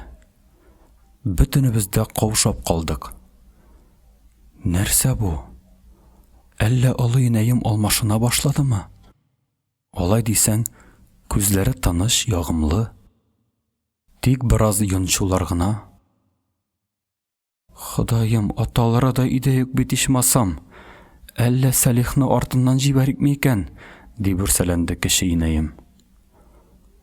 Кайтып җитәр. Әле тизүк түгел. Тиешле мәшәкатьләрне дә башкарып өлгерербез. Чынлап та нәрсә соң әле бу? Олы инәем бит кытышкыч сүзләр әйтте. Тавышы, торышы шундый, әйтерсең, ул көндә кичке шәй вакытында сөйләнә торган гадәттәге хәлләрне генә хәбәр итә. Күңелемнән тәүге өнсез сыктау бәреп чыкты. Аңым куркынычны кабул итми, аңа ышанмый. Менә шулай күкнең бер ягыннан давыллап, яшенләп килгән яңгырны икенче яктагы кояш башта исәпкә алмый. Ләкин күпмедер вакыт үткәч, кояш үзе кара болыт астында торып кала. Өстемә җимерелеп килгән афәт минем зиһенемне томалап кына өлгермәгән әле.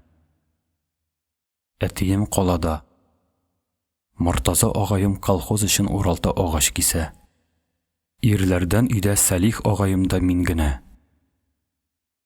Аланнарым, килегез әле, дип олы инәем безне үз янына чакырып алды. Сезнең икегезгә дә үтенешем бар. Без ахыры башларыбызны үтә нык игәнбездер. Башларыгызны булай имәгез. Сабыр булыгыз. Сезгә йомыш күп төшәчәк бу арада.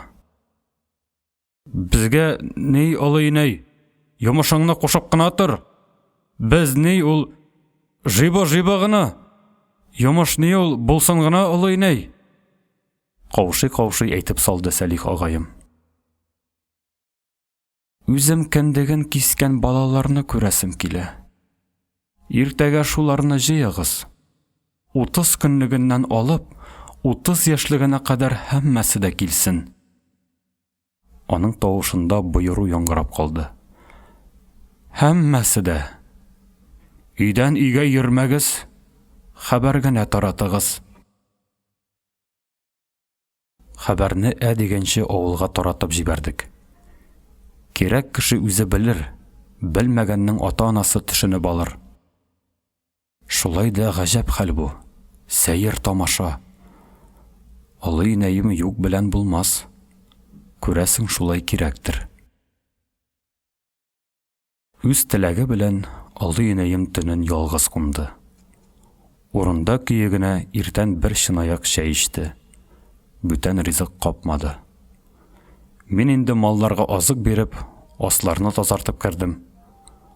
Кар туктаган иде. Шыңгырдап торган шалт аяз көн тышта. Көннең саф сабыйлыгы, күкнең зәңгәр гамсезлеге безнең өйдәге хәлләргә һич тә туры килми. Дөнья үз алдына, без үз алдыбызга көн күрәбез. Эшке өйдә шәй урынына җыелып бетәр-бетмәстән, безгә кеше агыла башлады.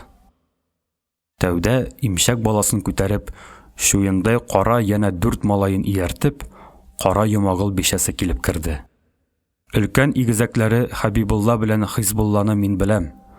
Алар инде мәктәпкә йөри. Икенче игезәкләре тагы иң бәләкәчләре минем катнашлыктан тыш туган малайлар. Буларын белмим. Йомагыл шәбәшләренең артыннан ук ишектән 3 әтәч урамындагы Кадыргыл картының кызган борынлы ишморзасы томшыгын сузды. Әсхат белән Хәмитҗан почмакка сыенды. Биек ызбада яшьләр түгә торган Фәридә кереп мишкә сөялде. Ул инде тәмам җиткән кыз. салулыгына хайран калырсың. Ләкин әле берәүгә дә күз салмый. Салса сизелер иде.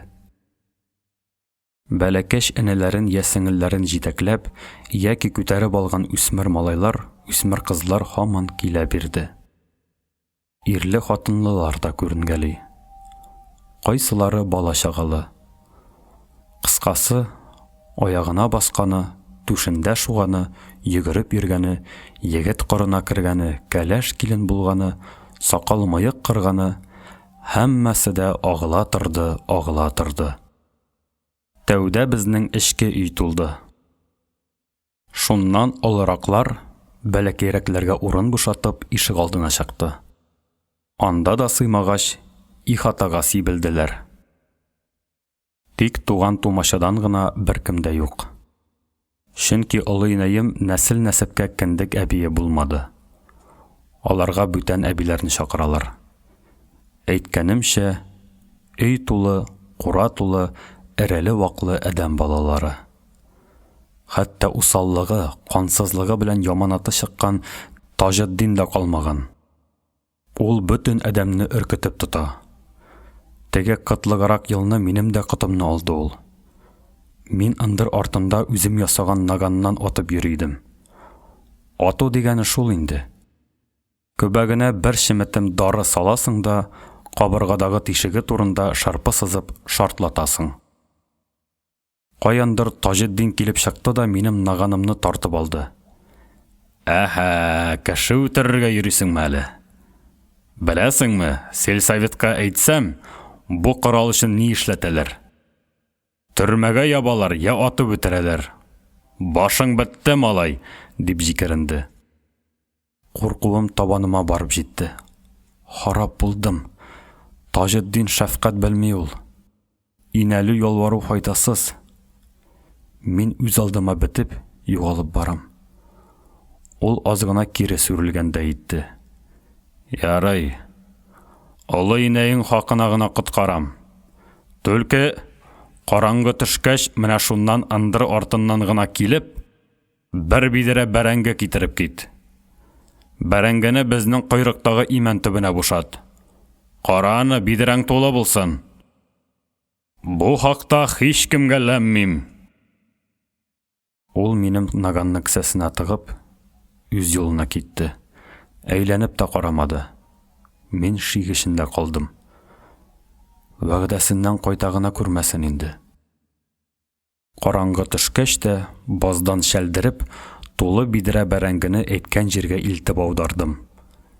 Сүзендә торды алай, минем гаепнең очы чыкмады. Шулай да җиңел котылдым. Олы инәем булмаса, баш китә иде. Әнә шул Таҗетдин да килгән. Үзен тыйнак, ипле тота, әйтерсең мулла кияве. Кеше бик күбәйгәч, мин олы инәем кырына кердем. Җыелып беттеләр инде, олы инәем. Яныма керсеннәр. 1-2 минут эчендә безнең зур як туп-тулы булды. Бәби күтәргән аналар, оныкларын китергән әбиләр, вак балалар урыны җиткәнчә утырышты. Бүтәннәре баскан көе калды. Нинди генә зат, нинди генә төс юк монда. Кара чәчлесе дә, сары чәчлесе дә, соры күзлесе дә, зәңгәр күзлесе дә, төймә танаулысы да, кылыч борынлысы да, шибәре дә, ямсезе дә бар. Шуларның бөтенесенә дә тәүге фатиханы минем олы инәем биргән. Безнекеләрдән бу якка мин генә кердем. Авыруның ихтыяры шулай булды. Тавыштан ыгы-зыгы тиз үк басылды. Бәләкәчләр дә тынып калды. Кечкенә балалар бөтенләй өнсез калган чактагы тынлык шиклегә, хәүфлегә әйләнә икән. Менә әле дә өйне бер төрле шом басты. Олы инәем акрын гына урыныннан торды. Башын җай гына борып, берәм-берәм бөтенесенең дә йөзенә карап чыкты. Кайсыларына озак текәлеп торды, кайсыларына күз ташлап кына үтте. Ара-тирә исемнәрен әйтеп эндәшкәләде дә. Күптән күргәнем юк иде, Зәбирә, нинди үсеп киткәнсең. Солтан Галинең күзе төзәлгән икән. Йылак Шатмаратның да йылаклыгы беткәндер инде. Бәләкәй ак йылдыз атасына ничек охшап бара. Кая, килен, төпчегеңне тагы бер күримче. Кара йомагыл хатыны, иренен кыймылдатып, мыш-мыш йоклап яткан кара малаеның йөзен олы инәем ягына борды. Олы инәем, әле исеме дә юк шушы малайга бөтенесеннән дә озаграк карап торды. Авылыбызның иң яңа кешесе, түшәктә яткан Кендек әбисе дөньяга кабул иткән иң соңгы бәби иде ул. Авыруның карашы инде Таҗетдингә тукталды. Килгәнсең икән, һәйбәт, дип хуплады ул караш. Олыраклар гаҗәпләнеп, бала-чага аптырап, бераз сабырсызланып нәрсәдер көтә. Шулай карап барлап алыр өчен генә чакырмагандыр бит.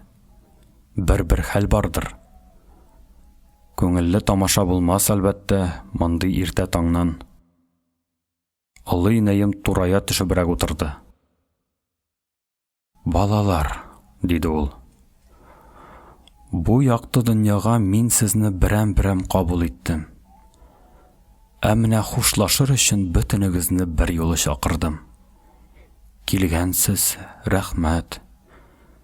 Минем рәхмәтемне әле аңламаганнар үскәчрәк төшенер. Өлкәнрәкләр төшендереп бирер. Исән вакытта күзгә күз карашып сабыллашыйк дидем. Эшем пыша. Дөнья хәлен белеп булмый. Кемдер сыктап куйды. Теге Фәридә икән. Бөтенесе дә аңа әйләнеп карады. Олы инәем тавышында миңа таныш булмаган корылык ишетелде. Ел ашардан булса, балалар, хәзер үк таралышабыз. Мин сезне моның өчен чакырмадым. Әле иртә. Вакыт җиткәч тыймам, тыя да алмам. Ә хәзергә иркенләп, таныш сөйләшик. Шулай диде дә, күңелдән күзгә килә торган яшь юлларын ябып та куйды. Ул бит әбекәй күңеле йомшаклыктан гына, дип Фәридәне яклады Әсхәт. Олы инәем баш какты, ләкин сүз белән җөпләп тормады. Көрсендеме, әллә болай тирән итеп тыналдымы, ул байтак эндәшми торды. Гадәттәге йомшак, җылы тавышы белән сүз башлады. Васыят әйтер, үгет бирер өчен җыймадым мин сезне, балалар. Бишектә ятып, имезлек имгәнегезгә дә, җир сөреп, иген иккәнегезгә дә бары фатихамны гына яңартам. Теләкләремне генә кабатлыйм. Бер-берегезгә игелек күрсәтсәгез, үзегез игелек күрерсез. Онытмагыз шуны. Рәхмәт, әбекәй, онытмабыз, диде Әсхәт. Яхшы сүзнең кадерен белә ул. Олы инәемнең әйткәннәрен бөтенесе дә аңламый, әлбәттә. Моны ул үзе дә сизәдер. Ләкин аңлаганнарына әйтеп, йөрәкләренә изгелек орлыгы салып калдырсам, заманы җиткәч, тегеләренә дә күчәр дип өмет итәдер мөгаен. Бер бөртек арыштан 30-40 бөртекле башак ярала түгелмени? Вак балаларда инсаф белән чыдамлылык күпкә җитмәде. Быргалана шаулаша башладылар. Олы инәем кинәт юрган астыннан чыкты да, идәндә торган баягы сандык янына килеп тезләнде. Уң кулы белән сандыкның капкачын сак кына сыйпап куйды.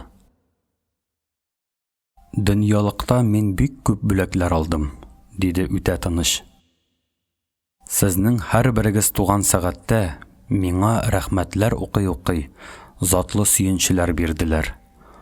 Затлы булмаса, затлы дип кабул кылдым. Тавык бирсәләр каз дидем, бакыр бирсәләр көмеш дидем, киндер бирсәләр ефәк дидем. Ул сәер генә көлеп куйды. Шулай итеп, байып шәріп біттім. Менә күпме мал жидым. Ул сандык капкачын тагын бер кат сыйпап алды. Дөньяныкы дөньяда кайтырга тиеш. Әлегәчә гел мине бүләкләделәр. Менә хәзер бүләккә каршы үзем бүләк өләшер вакыт җитте. Миңа күпләр тапшырды. Мин дә күпләргә тапшырырга тиешмен. Ул шыңлатып сандыгының капкачын ачып җибәрде. Ләкин берәү дә муенын сузып сандык ягына омтылмады. Төймәсен дә дөя күреп кабул итегез. Я, төрткәләшми генә килегез. Бәләкәчләрне алдан җибәрегез. Беребез дә көтмәгән тамаша башланды. Олы инәемнең йөзе яктырып, кул хәрәкәтләре җиңеләеп, бөтен кыяфәте җигәрлеләнеп, хозурланып китте. Әйтерсең, ул хәзер үз гомерендә иң бөек, иң изге, иң матур эшен башкарачак. Әле булса кымшанган кеше юк. Аптырап көтәләр. Олы инәем кара йомагыл хатынына төбәп эндәште. Алайса, килен, синең төпчегеңнән башлыйк. Малайның әнисенә ул бик матур имезлек тоттырды. Кырында басып торган бәләкәч кызының муенына кызыл ефәк тасма салды. Хәбибулла белән Хизбуллага берәр каләм эләкте. Шуннан китте. Инде балалар каюланып, үзләре сандыкны сырып алды. Ләкин кул сузышы күренми. Биргәнне инсафлык белән көтәләр. Өләшүченең юмарт куллары берсеннән-берсе затлырак нәрсәләрне чыгарып кына торды. Кемгә таш курчак, кемгә сызгырткыч, кемгә кәтүк, кемгә бәләкәй резинка туп, кемгә кургаш солдат, кемгә уймак, кемгә ялтыравык кашлы булавка тиде. Зурраклар өлешенә мулрак та төште. Буларга исле сабын, бармак буягына савытларда хушбуй, кәкре тарак, кершән, бакыр балдак, тимер кубыз, аллы зәңгәрле шәч үргеш, җиз эскәк шикелле нәрсәләр эләкте. Бүләген алган һәркем озак капланып тормады, кире үз урынына баса барды. Буталыш булмады. Шулай да башта шактый мавыктыргыч булган бу мәшәкать байтакка сузылды. Олы инәем йончый төште. Ләкин янына килгән һәр җан иясенең тәүгесеннән соңгысына кадәр аркасыннан сөеп, башын сыйпый барды. Олысын да, кешесен дә мәхрүм калдырмады. Нигәдер Таҗетдинне генә сөяргә онытты. Бүләген сузганда тегенең күзенә бер төрле кызганып карады да башын читкә борды. Бөтенегезгә дә өлеш чыктымы? Диде ул азактан. Эндәшүче булмады. Мәхрүм булып калучы юкмы? Янә тынлык. Ярый алайса, булары җаназага калыр, дип олы инәем шап иттереп сандыкны япты. Шул мәлдә ишек төбендәрәк торган 6-7 яшьлек шем кара чәчле бер кыз кычкырып елап җибәрде. Үзе ике ушын да алга сузды. Минем бер нәрсәм дә юк. Ышанмасагыз, менә карагыз. Кендек әби мине сөймәде дә. Олырак бер малай шунда ук үзенең балчык куянын сузды. Теге алмады, әмма елавыннан туктады. Олы инәем өлешсез калган бәләкәч кыз өчен сандыкны яңадан ачты. Баланы үз янына чакырып китерде, аркасыннан сөйде, башыннан сыйпады.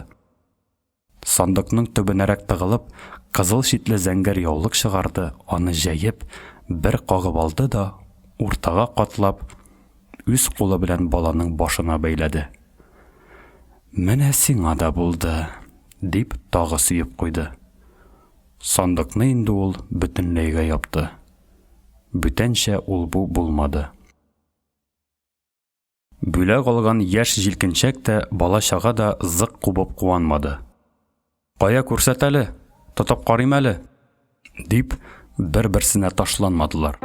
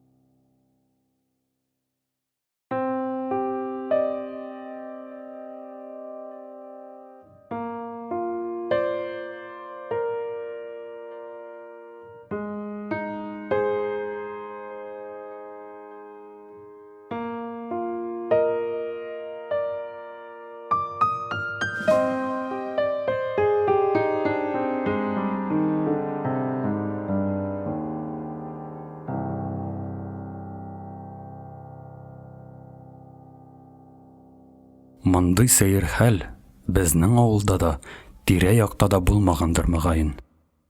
Кеше үз қолы белән үз үлемтеген таратсын имеш. Шынлап та гаҗәп бит. Сөенергәме моңа, әллә көенергәме? Нәтиҗә чыгарырга хәзергә ашыкмый тарыйк. Моның шундый бөек, шундый күркәм күренеш икәнен без күп гомерләр узгач кына аңлаячакбыз. Аңларга насыйп булганнарыбыз. Олы инәем ашыкмый гына кабат түшәгенә менеп утырды. Эреле-ваклы әдәм башларына тагы бер карап, гүя барлап чыкты.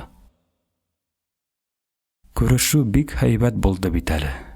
Күзгә күз караштык. Китеп барсам, һәммәгезгә дә бәхиллегемне биреп калдырам. Һәммәгезгә дә. Өлкәннәрегез мөгаен минем каберемә туфрак салырга килер. Моның өчен алдан ук рәхмәт әйтеп куям. Тик берәүгә генә рөхсәтем юк. Олыраклар бер-берсенә карап шомланып калды. Уебыз белән шик астындагы кешене эзлибез. Кем икән ул? Күп көттермәде, табышмакны олы инәем үзе шиште. Таҗетдин, диде ул, башын ия биреп. Син ятим әниеңне тел белән җәберлисең икән дип ишеттем. Шул дөресме? Җавап булмады. Хәтта аңа кул да ягасың икән дип ишеттем. Шул дөресме? Дөрес. Усаллыктан түгел, кызулыктан булды. Олы инәем башын күтәрде. Ишеттегезме? Бөтенегез дә ишеттегезме? Таҗетдин әнисе тәненә җәрәхәт салган. Шул куллары белән каберемә туфрак ташларга аңа рөхсәтем юк. Тез өстендә яткан уң кулын чак кына күтәрә биреп куйды. Барыгыз инде. Өйдәгеләр җай гына кузгалып, бер-берсенә юл бирә-бирә ишеккә юнәлде. Тышкы якта кемнәрнеңдер тирән көрсенүе, шыңшып алуы, буылып елап җибәрүе ишетелде. Өйдә чакта түзделәр, рәхмәт. Мин иң тәүдә Таҗетдин чыгып ычкыныр дип уйлаган идем. Юк, ычкынмады. Иң соңга торып калды. Кеше беткәч, кулындагы бәләкәй генә хушбуй савытын саклык белән генә сандык өстенә китереп куйды. Аннан бәргәләнми, суккаланмый, акрын гына өйдән чыгып китте. Олы инәем күзләрен йомды. Шәрем ите ахыры. Бәлки кирәгем булыр дип янында калдым. Кышкы тәбәшәк сары кояшның нурлары аның юрган тышында калган кулларына төшкән. Алар җемелдәп тора. Текәлебрәк карасаң, кояш түгел, олы инәемнең куллары шулай нур чәчә икән. Ике кул урынында ике кояш кисәге ята юрган өстендә. Әйтәм, башымны куйсам, шундый җылылар, шундый шәфкатьлеләр алар. Кагылу белән бөтен хәсрәтләрне, ширләрне, шикләрне читкә алып ыргыталар. Аңа килгән җәфаларны нинди куллар алып ыргыткан? Аңа төшкән хәүефләрдән нинди куллар саклаган соң? Бу хакта мин кайта-кайта уйлыйм. Чөнки уйларлык яшькә җитеп киләм хәзер. Күпме утырганмындыр, белмим.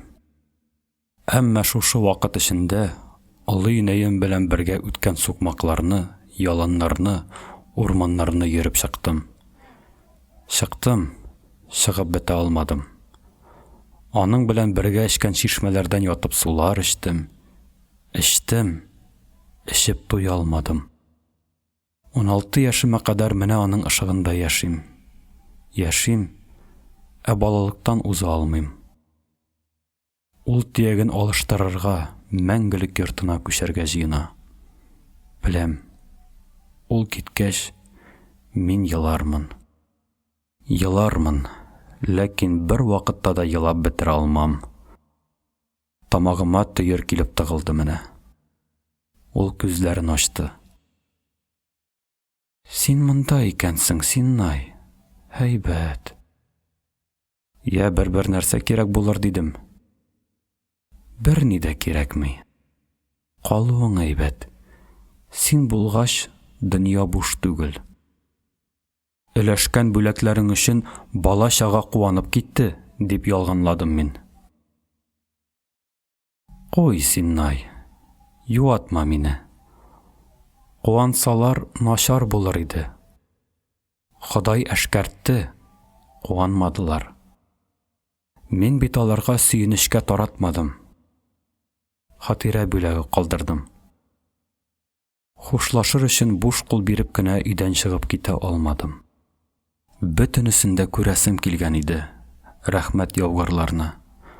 Морадыма ирештем. Әллә Таҗетдингә катырак хөкем чыгардым инде. Ярый, үзенә дә, бүтәннәргә дә гыйбрәт булыр. Гыйбрәтсез дөнья бармый ул. Ярлыкамый торган языклар да була шулай. Исеңдә тот. Ана хакыннан да изге нәрсә юк. Беләм, олыйнайым, икеләтә беләм, икегез хакында. Ул янә күзләрен йомып торды. Үкенечләрем юк минем хәзер. Булса да үкенергә соң. Менә сине иртәрәк калдырып китәм, шунысы гына аяныч. Канатларың ныгып җитмәгән. Ис итмәстән имгәтеп ташламагайлары. Балалыктан чыгып өлгермәдең. Хәер, син гомер буе балалыктан чыгып бетмәячәксең. Бәхетең дә, бәләң дә шунда синең. Ходай ярдәм бирсен. Үзем дә бүген җир белән күк арасында кебекмен. Арымадым да, көчем дә юк. Килеп торып йокы баса. Ул тагы йоклап китте.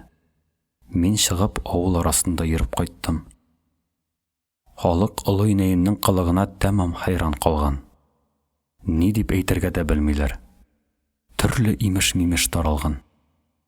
Әҗәл сәгатен фәрештәләр күңеленә әшкәрткән икән, дип күрәзәлек итте берәүләр. Кендек әбисе акылга загыйфләнеп куймагае, дип борчылдылар икенчеләр. Өченчеләр ниндидер гыйбрәтле мәгънә, гыйләле фәһем эзләделәр. Кешенең тере чакта тереләр белән гади генә, адәмчә генә хушлашып китәргә теләвен берәү дә башына сыйдыра алмады. Кичен ул башта сеңелем Сәлисә белән энем Ильясны чакырып алды. Алардан соң Сәлих агаем байтак торып чыкты. Минем Сәлих агаем ифрат йомшак күңелле. Күз яшьләре атылып чыгарга гына тора. Әле дә ике күзе тулы яшь иде. Авырайдым әллә, дип хафаланды кеше инәем. Юк, диде теге. Ул миннән гафу сорады. Әгәр аңгармастан җәберем кагылган булса, рәнҗеп калма, улым, диде. Минем үтә сабыр бикә җиңгәм дә тыела алмый, авыру яныннан сыктап килеп чыкты. Иң азактан яңа өйгә кеше инәем кирип китте. Ул бик озак торды. Бәләкәйләр көтә-көтә арып, йоклап китте. Сәлих агаем почмактагы бүкәндә бөршәеп утырган. Ул ара-тирә уфылдап куя. Мин торган сайын шомлана барам. Эшем өзелә. Шыдамадым. Ишекне шым гына ачып, зур якка кирдем. Җиделе лампа кысыбрак куелган. Шулай да шәйләп булырлык. Кеше инәем, олы инәемнең караваты янында как идәнгә тубыкланган. Тегесе моның башына кулын салган. Шыбырдап кына нәрсәдер сөйләшәләр дә бугай. Менә кеше инәем мыңгыр-мыңгыр килә. Ни хәтле ел инде, көтәчәккә алган куаныч белән яши кебекмен. Ара-тирә кинәт дәртләп китәм. Имеш, балаларымны да миңа үтешкә генә биргәннәр. Бер карасаң, монысы дөресте. Аларны мин тудыра тордым. Син канат астыңа сыендыра бардың. Сөендем дә моңа, хәвефләндем дә. Балаларым аша мине кабул итүеңә сөендем. Хәвефемнең сәбәбен әйтә алмыйм. Юк. Әллә нәрсә буталдым. Әйтә торганым бүтән сүз иде. Менә нәрсә. Мин бит тора таш түгелмен. Синең күңел газапларыңның сәбәпчесе икәнемне күптән аңладым. Әрнүләремнең шиге булмады. Әйтәм бит, бөтенесе дә үтешкә, шатлыгы да, бәхете дә, өмете дә. Син ширләп киткәч, изаларым тагы да артты. Ул шым гына еларга кереште. Миңлеямал апа, я языгымны ярлыка, я кычкырып үз телең белән каһәрлә мине. Бурычымны кайтара алмыйм, кыдрәтемнән килми. Исәр сабый, бурычың да, языгың да юк синең. Мин бер нәрсә дә үтешкә бирмәдем сиңа. Һәр кемнең бәхете дә, казасы да үзе белән. Сине бит мин үзем яучыладым, онытмаган булсаң. Акылым камил иде. Анысы шулай булды. Камил акыл белән үзең димләдең. Әмма акыл бер, күңел икенче икән. Мин дә ул чак алдын артын уйлап тормыйча, синең фатихаңны кабул кылып ризалаштым. Баксаң, кайсысы күбрәк булгандыр? Күңел рәхәтеме, вөҗдан газабымы?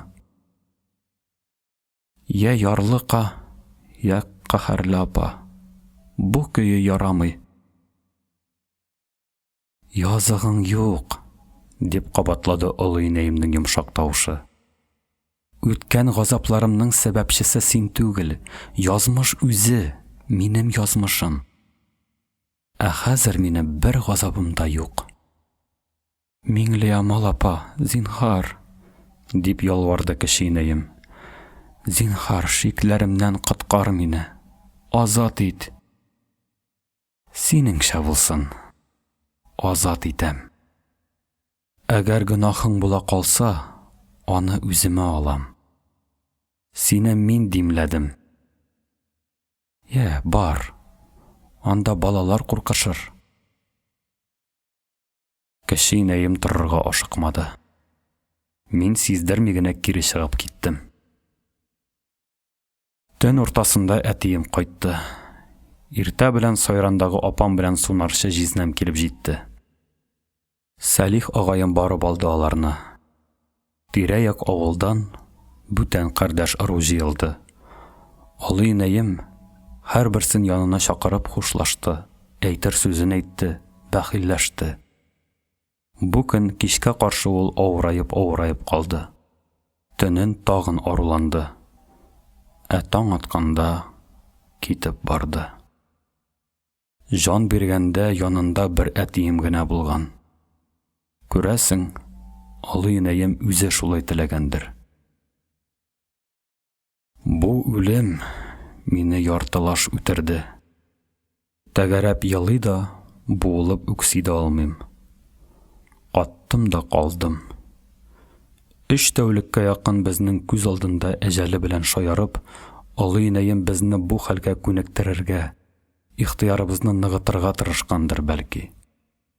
Безне кинәт аяктан йыкмаска теләгәндер ул. Ләкин хаталанды. Чөнки аның дөнья белән шулай җиңел, тиз бәхилләшүенә без алдан ышана алмадык. Хәзер дә ышанмыйбыз.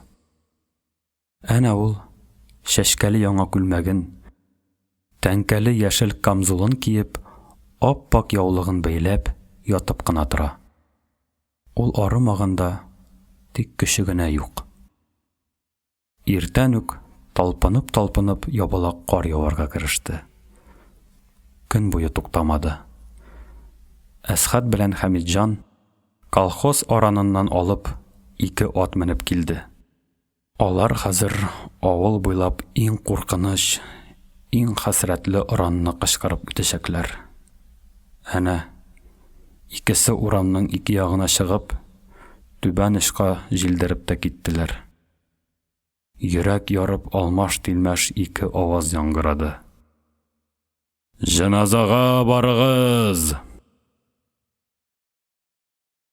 Төш ауганда олы инәемне гүргә тапшырдык. Аның өстендә кап-кара йомшак түбә калкып чыкты. Ә кар һаман ява да ява. Кара туфрак өеме инде ак дөньяның эченә кирип батты.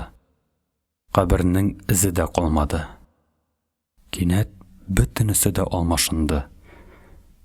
Әйләнеп-әйләнеп, кап-кара кар яварга тотынды.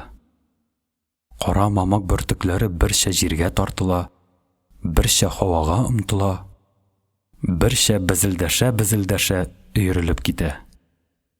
Җир йөзе караңгыга чумды. Тик олы инәемнең кабере генә ап-ак тау булып кара җир өстендә калкып тора. Кара кар бөртекләре ак тау башына кунмакчы булып киләләр дә кире очып китәләр. Кунарга кадәрәтләреннән килми, ниндидер тылсымлы көч җибәрми аларны кире куып тора. Халык зираттан таралып бетеп бара. Кемдер мине иң башыннан тотып селкетте. Сәлих агаем икән. Әйдә кайтыйк. Кая? Нигә? Олы инәем безне шулай бөтенләйгә ташлап китте. Шушы көннәрдә мин тагы бер үтә авыр, үтә газаплы фаҗига кичердем. Олы инәем исән чакта кече инәем белән аларның икесен дә тигез ярата кебек идем. Дөресрәге, бу хакта уйламый, яратуымны бүлеп ярып маташмый идем. Олысы дөнья куйгач, кечесенә карата, күкрәк сөтен биреп үстергән үз инәемә карата кинәт суынып киттем. Хәтта ятсына башладым. Ул минем кайгымны уртаклашмакчы, башыннан сыйпап юатмакчы итә. Мин читкә тайшанам. Ул ниндидер әйбәт сүзләр әйтә, мин ишетмим. Һич ни кыла алмыйм. Ә үземнең рухым өзгәләнә. Нәрсә булды миңа? Шулай ук олы инәем бөтенесен дә үзе белән алып китте микәнни? Ниләр генә эшләмәк кирәк? Бу кылыгым өчен кече инәемнең аягына егылып, гафу үтенердәй, җәза сорардай булам. Тик көчем җитми. Миңа бит инде 16 яшь. Үзем аулак җиргә тап булсам, тыела алмый сулкылдап еларга тотынам. Бу мин түгел. Олы инәемнең камзул чабуына тотынып китеп барган бала чагым елый. Тиз генә тукталырга чамасы да юк. Вакыт үзенекен итте. Олы инәем әйтмешли, адашып йөргән җаным үз төягенә кире урап кайтты. Кайтты да кап уртага бүленде. Бер яртысы хәтер һәм тугрылыкка, икенче яртысы яшәү һәм өметкә әйләнде. Шулай итеп, ике инәемә ике өлеш чыкты. Хатирә һәм тормыш. Моннан ары мин икегә бүленгән бер җан белән яшәп киттем. Һәм гомер бакый шулай.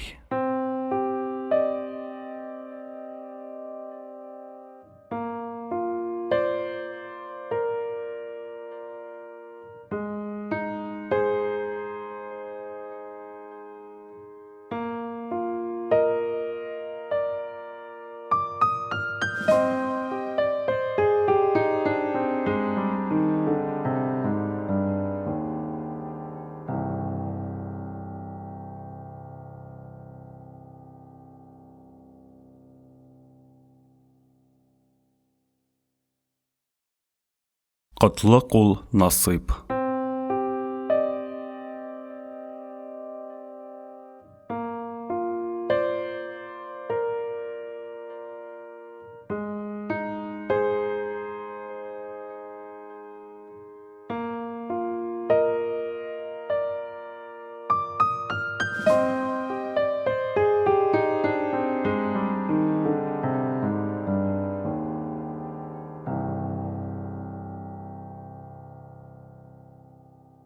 Сугыштан соң байтак гомер үтеп китте.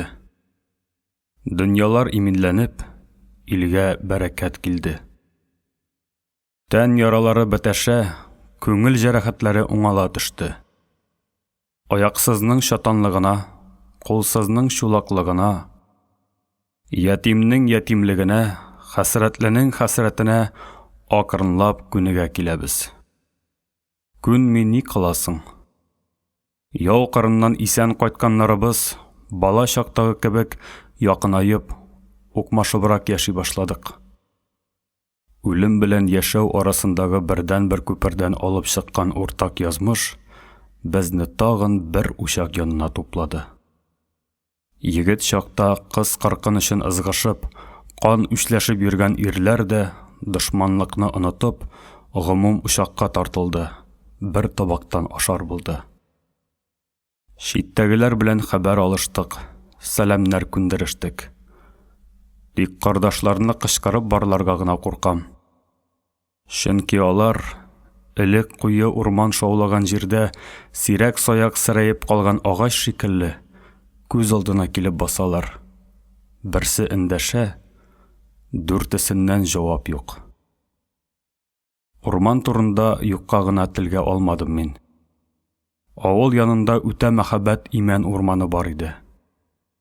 Сугышның озын 4 кышында шушы урман бөтенләй белеп калган. Анда-монда бер агач быйгып тора. Булар галәмәт юаннар, аударырга күрәсең, хатын-кыз белән бала чаганың көче җитмәгәндер. Әллә нидә бер көтелмәгән мөгъҗиза да булып куя. Я хәбәрсез югалган берәүдән хәбәр килеп төшә, я бөтенләй гаепкә саналган кеше үзе кайтып килә. Шуңа күрә көткәннәрнең күңелендә өмет әле булса басылмый. Сызлый да сызлый ул өмет. Йомры Талип үлеп терелгән елны инде бөтенләй онытылып беткән котлык ул Насыйп кайтып төште. Әгәр шушы очрашу булмаса, бәлки мин аның турында булай озын итеп сөйләп тә тормас идем. Насыйпның котлык ул икәнен бөтен адәм белә. Тагын нәрсә өстисең инде дияр идем. Өстисе нәрсә бар икән шул. Кунак кайтканын ишеткәч тә мин Мыек Шәрәфетдиннәргә киттем. Насыйпның атасын шулай дип йөртәләр. Шәрәфетдиннең бөтен карап торганы керпе баласы зурлыгы шул кара мыек инде. Мин белгәннән бирле өендә киртә, курасында мал булмады, ә мыекны гомер буе тәрбияләде, карады, саклады. Әйткәнемчә, мыек тәүдә кара иде, аннан агарды, тора бара саргайды. Шәрәфетдиннең бер мәзәк гадәте бар. Өй эчендәге кешеләрне ул төп исемнәре белән атамый. Үзе таккан кушамат белән йөртә. Насыйп Алабай, уртанчы улы Пумала, кече улы Кылак, хатыны артистка. Ямлиха җиңги артисткага булай һич тә тартым түгел. Тик бер генә гыйләсе бар. Әйбәт кенә атлап барган җиреннән ул бер саны гарипкә күрә кайчак кыек-мыек басып тыпырчынып ала. Бар һөнәре шул гына. Ә ире артисткага чыгарып, әнә ничек югары бәһәли аны. Үги ана булса да, Ямлиха Насыйпка карата тел-теш күрсәтмәде. Юаш булды. Ә Шәрәфетдин каты иде. Берәүгә дә көн бирмәде. Бигрәк тә өлкән улын какты. Авызыннан аракы, теленнән әшәке сүз өзелмәде. Ул гел читтә, ниндидер кәсептә йөрде. Балта остасы иде ахыры. Кайткан арада өенең астын өскә китерде, бөтен урамның мазасын алды. Колхозлашуның тәүге еллары иде бугай. Шәрәфетдин озак кәсептән имеш-мимешкә караганда ару гына кытайып кайтты. Кайтты да уттай эш өстендә бөтен урамны бер итеп эчеп, сүгенеп йөри башлады.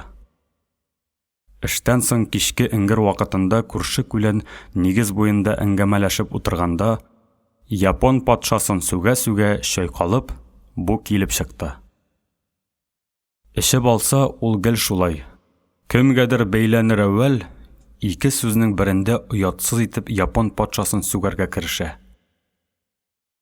Йөрәм мин япон патшасының ата-бабасын, бөтен нәсел-нәсәбен, бөтен зат-ырыуын, төкерәм мин япон патшасына. Көтүше Нуриддингә түгел, казна Исхакка да алмаштырмыйм мин аны, инәсен аш этләр талагыры. Сүзеңне шамалабрак сөйлә, Шәрәфетдин. Бала-чага бар бит, диде минем әтием. Хатын-кыз да ишетер. Ишетсен? Хатын-кызга тагын нәрсә кирәк? Дип ушы белән мыегын сыйпап куйды. Ишетсен! Шушында җитәр, Шәрәфетдин, дип янә искәртте әтием. Нишләп әле миңа әмер боерып утырасың, картлаш? Имеш право? Дип кәперенде мыек. Әллә япон патшасы булдыңмы? Уходи, Ташкент тавыгы, япон патшасын мин... Күптән теңкәгә тия идең. 65 яшьлек әтием егетләрчә сикереп торды да, сәлти биреп Шәрәфетдинне сугып якты. Теге шалкан килеп төште. Байтак вакыт кузгалмый ятты. Аннан акрын гына торып тезләнде, башын боргалап хушын җыйды. Аякка баскач, әтиемә сүзеп карап торды. Менә хәзер ул әтиемә ташланачак. Сугышны көт тә тор. Шәрәфетдин бер адым алга атлады. Шак-шак сөрлегеп китмәде. Нишләптер кул күтәрергә ашыкмый. Һай-һай, агай, патша итеп куярлык кеше икәнсең, диде ул башын чайкап. Һай-һай, агай, тамаша ясадың. Шәрәфетдин чайкалмый нитми генә атлап үз өенә уңайлады. Байтак ара киткәч, җырлап җибәрде. Ефәк микән, ука микән, шибәремнең шәш бавы, шибәремнең шәш бавыннан сыйпаулар җан савы. Бәй, шундый матур сүзләрдә белә икән ләбәсә бу. Килешеп тора. Моннан арыда аның әшәке сүзләре безнең тирәгә килеп җиткәләде җитүен, ләкин исерек көе үзе аяк атламады. Котлы кулларына үз йортында, үз илендә кадер таба алмый, насыйп әле малай чакта теге бергәләп калага калач ашарга барган Җәйнүк авылны ташлап чыгып булакты. Иртән олы юл буендагы тары җирен утарга дип киткән җиреннән гаип булды. Эзләп маташтылар. Җир өстендә дә, су астында да сөяге табылмады. Ышкырып елаучы, өзелеп искә алучы булмады. Тары урагы җитүгә ул онытылды да инде. 2 ел үтүгә, кабартма кесәле шалбар, сары ката киеп, Насыйп янә авылга кайтты. Безне иң шак катырган нәрсәсе яшел шитле хәрби фуражка иде. Аны күргәч тә Әсхәт яшел башлы кигәвен дип атады. Фуражканы олылар да, кешеләр дә берәм-берәм кулларына тотып, башларына киеп карады. Шаһидуллага ул: "Нигә? Ошаса ал, тамчы да жәл түгел", дип юмартлык күрсәтте. Башлык кире бирде. "Бер кәпәшне бөтенебезгә дә бүлеп бетә алмассың, үзеңә булсын", диде. Кайда йөргәнен, нәрсәләр эшләгәнен Насыйп беребезгә дә тезеп сөйләмәде. Сүз арасында гына аның байтак җәфалар күргәннән соң приютка барып эләгүен, шунда укып ятуын аңладык. Яшел шитле фуражканың бер командир бүләге икәнен белдек. Нинди батырлыклар өчен бүләк иткәнен әйтмәде. былай гына, диде. Көзгә табан ул тагы шулай кинәт китеп югалды. Бу юлы эзләп тә маташмадылар. Язган мал булса, ашаган җиренә кайтар әле, дип ямсыз сүгенеп куйды атасы. Аның авызыннан чыкканны эт ашамас иде. Бу юлы берәдәк малай озак вакытлар билге бирмәде. Әллә 7-8 ел үтеп китте инде. Бер заман җәй уртасында ике кулына галәмәт зур ике сары чемодан тотып, өстенә кара тройка костюм, аягына тишекле ак ботинка, башына кара мамык эшләпә киеп, муенына яшел галстук тагып, Насыйп кайтып төште. Торганы белән тере картинка. Күрше күләннең әйтүенә караганда, бер чемоданына ата-анасы һәм энеләре өчен кием салым, икенчесенә күчтәнәч тутырган икән. Анысы растыр. Шул көнне үк Шәрәфетдиннең бөтен өй эше баштан аяк яңадан киенеп чыкты. Тырышуларым бушка китмәде, малайга тәрбия сеңде. Эш чыкты малайдан, дип мактанды ак мыеклы Шәрәфетдин, өстендәге пинжагының эчен-тышын күрсәтеп. Аягындагы йылтырап торган резин галошларны шыйылдатып, бер-берсенә ышкып алды. Янәсе, монысын да күрегез. Икенче чемодан тулы эре шикләвек, өрек, йөзем, төрле-төрле кәнфит, кызыл прәннек, киптерелгән кара җимеш икәнен үзем күрдем. Ул чемоданын ачып, сәке өстенә куйды да, хәл белергә кергән әби-шәбиләргә, бала-чагаларга күчтәнәч өләшергә кереште. Юмарт кунак турында хәбәр тиз таралды ахыры. Бөтен урам балалары, бигрәк тә малайлар, Шәрәфетдин өенә ябырылды. Насыйп үзенең катлы куллары белән зур-зур итеп учлап, һәр берсенең я сузылган куш учына, я җәелгән итәгенә күчтәнәч салды. Килә тордылар, китә тордылар. Бер заман битләренә корым сөрткән яки аталарының мескен бүрекләрен, кигез эшләпәләрен бастырып кигән сәер малайлар күренгәли башлады. Нинди кәмитчеләр булар? Кайдан килгәннәр? Агай, агай! Дип башлады Насыйпның бер энесе. Бу малай, менә бу эшләпә кигән малай, әйлә, менә бу корым сөрткән малай, бая ук инде күчтәнәч алган иде.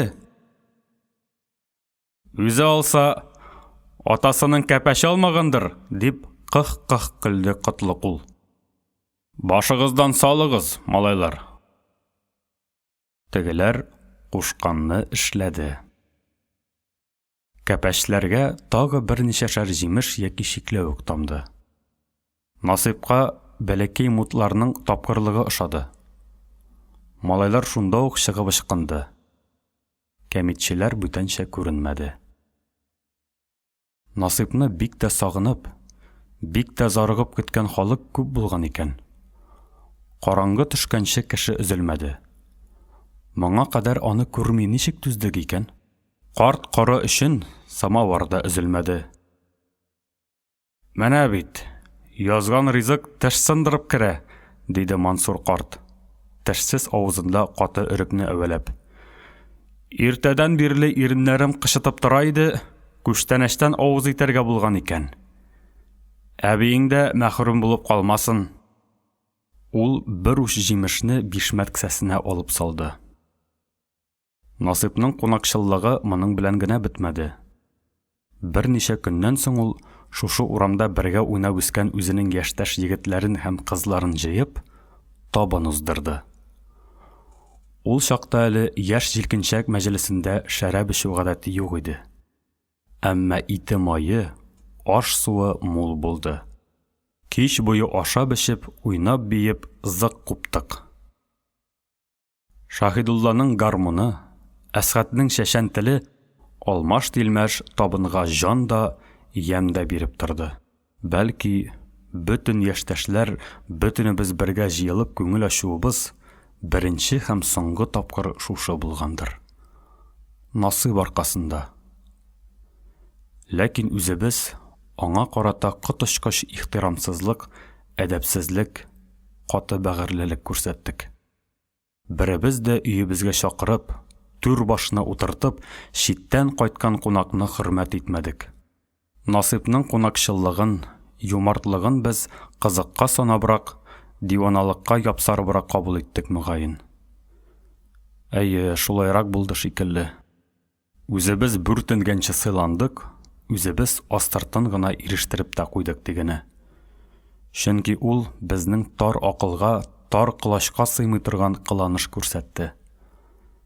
Бәлки, бездән хөрмәт өмет итү аның башына да килмәгәндер. Шулай да аның алдында менә әле килеп оят. Бу кайтканда без Насыйпның кайдадыр педтехникум бетереп, Урта Азиядә балалар укытуын аңгарып калдык. Бер ай чамасы авылда йөрде дә ул. Кара тройка костюмын лавкачы Зәйнушка ярты хакына сатып, кире Урта Азиягә китте. Бу юлы качып-посып шылмады ул. Сәфәре алдыннан күрше күләнгә, дус ишкә кереп, берәм-берәм хушлашып чыкты. Поездга кадәр аны ике энесе озата барды. Йөкләре җиңел иде. Буш сары чемоданнар Ямлиха җиңгигә тавык яны белән суган тутырыр өчен калды. Ай-һай, күпме заман үтеп китте. 20 ел бардыр. Менә мин Шәрәфетдиннәр өенең тупсасына тагы аяк басам. Насыйп белән күрешергә киләм. Карт инде гүриясе. Мыегы саргайганчы яшәде дә, кылган яманлыклары өчен урам уртасына басып, ил алдында тәүбә итеп үлеп китте. Хәер, тәүбәсеннән соң ул акны-караны аермый, байтак газап чигеп ятты. Ямсыз жан бирде Шәрәфетдин. Миш янындагы пычрак лаканга башы белән тыгылып, тончыгып үлде. Насыйп мине ачык чырай белән каршы алды. Җәһәннәмнән җәяү качкан тагы берәү менә. Синең хәлләреңне ишеттем. Бирешмәгәнсең, молодец кендек. Ул гыж-гыж килеп көлгәндә итте. Насыйпның тавышы гомер бакый гыжылдавык булды. Бәләкәй чакта ялгыш бәкегә төшкән иде. Шуннан карлыгып калды тамагы. Аның электән көлсү йөзе тагы да төссезләнә төшкән. Шигә чәчләрен нугук агарган, әмма кысык сары күзләре шул көе. Тапта шәүлә дә төшмәгән көе торып калган. Гүя бу дөньяда алар бетмәс бәхет күреп, төкәнмәс шатлык кына эчкәннәр. Йылмайып торган гамсез сабый күзләре аның йончу йөзендә таушалып беткән бөтен кыяфәтендә ике якты утрау иде. Ул күрешергә кулын сузды. Мин ике кул урынына, түп-түгәрәк калып көлшә төсле, ике уч кыстым. Әйтерсең, ике кулының да бармакларын кемдер үтә җентекләп, үтә җыйнак итеп, кайшы белән төптән үк кисеп чыккан. Тик кайсы кулындадыр бердән бер шәнчә бармагы язып ялгышып торып калган. Күрәсең, кайшы очына эләкмәгәндер. Мин әллә ширканудан, әллә кызганудан дәртләп, сискәнеп киттем. Ләкин күрешү куанышына чумган Насыйп моны сизмәде.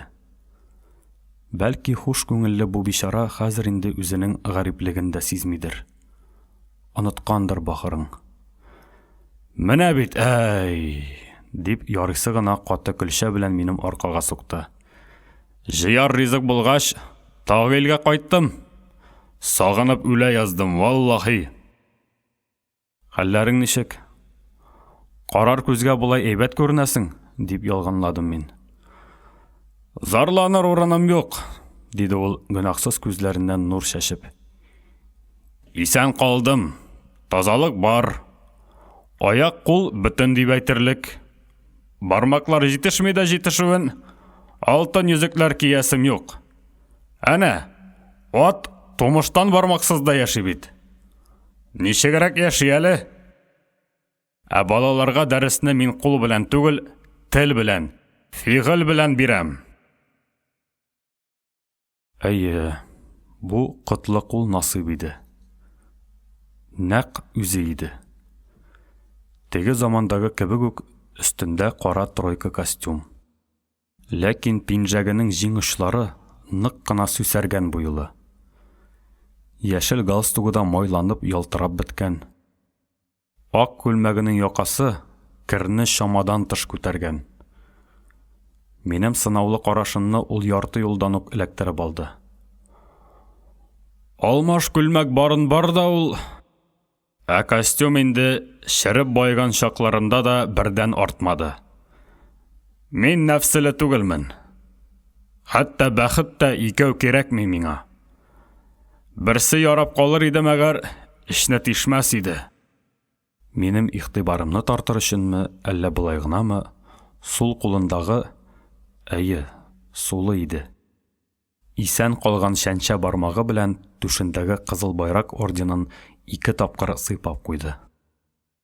Нәрсә эшләп әле мин бая бу кеше турында бишара дип уйларга җөрьәт иттем. Аны жәлләргә, юатырга маташу үзе үк әдәпсезлек, вөҗдансызлык булыр иде. Ул үзенең яралары белән кәпәренми дә, мәскенләнми дә, гариплеге белән сату итми ул. Ләкин бу фани дөньяда гариплек белән дә, матурлык белән дә сату ителәр бар шул әле.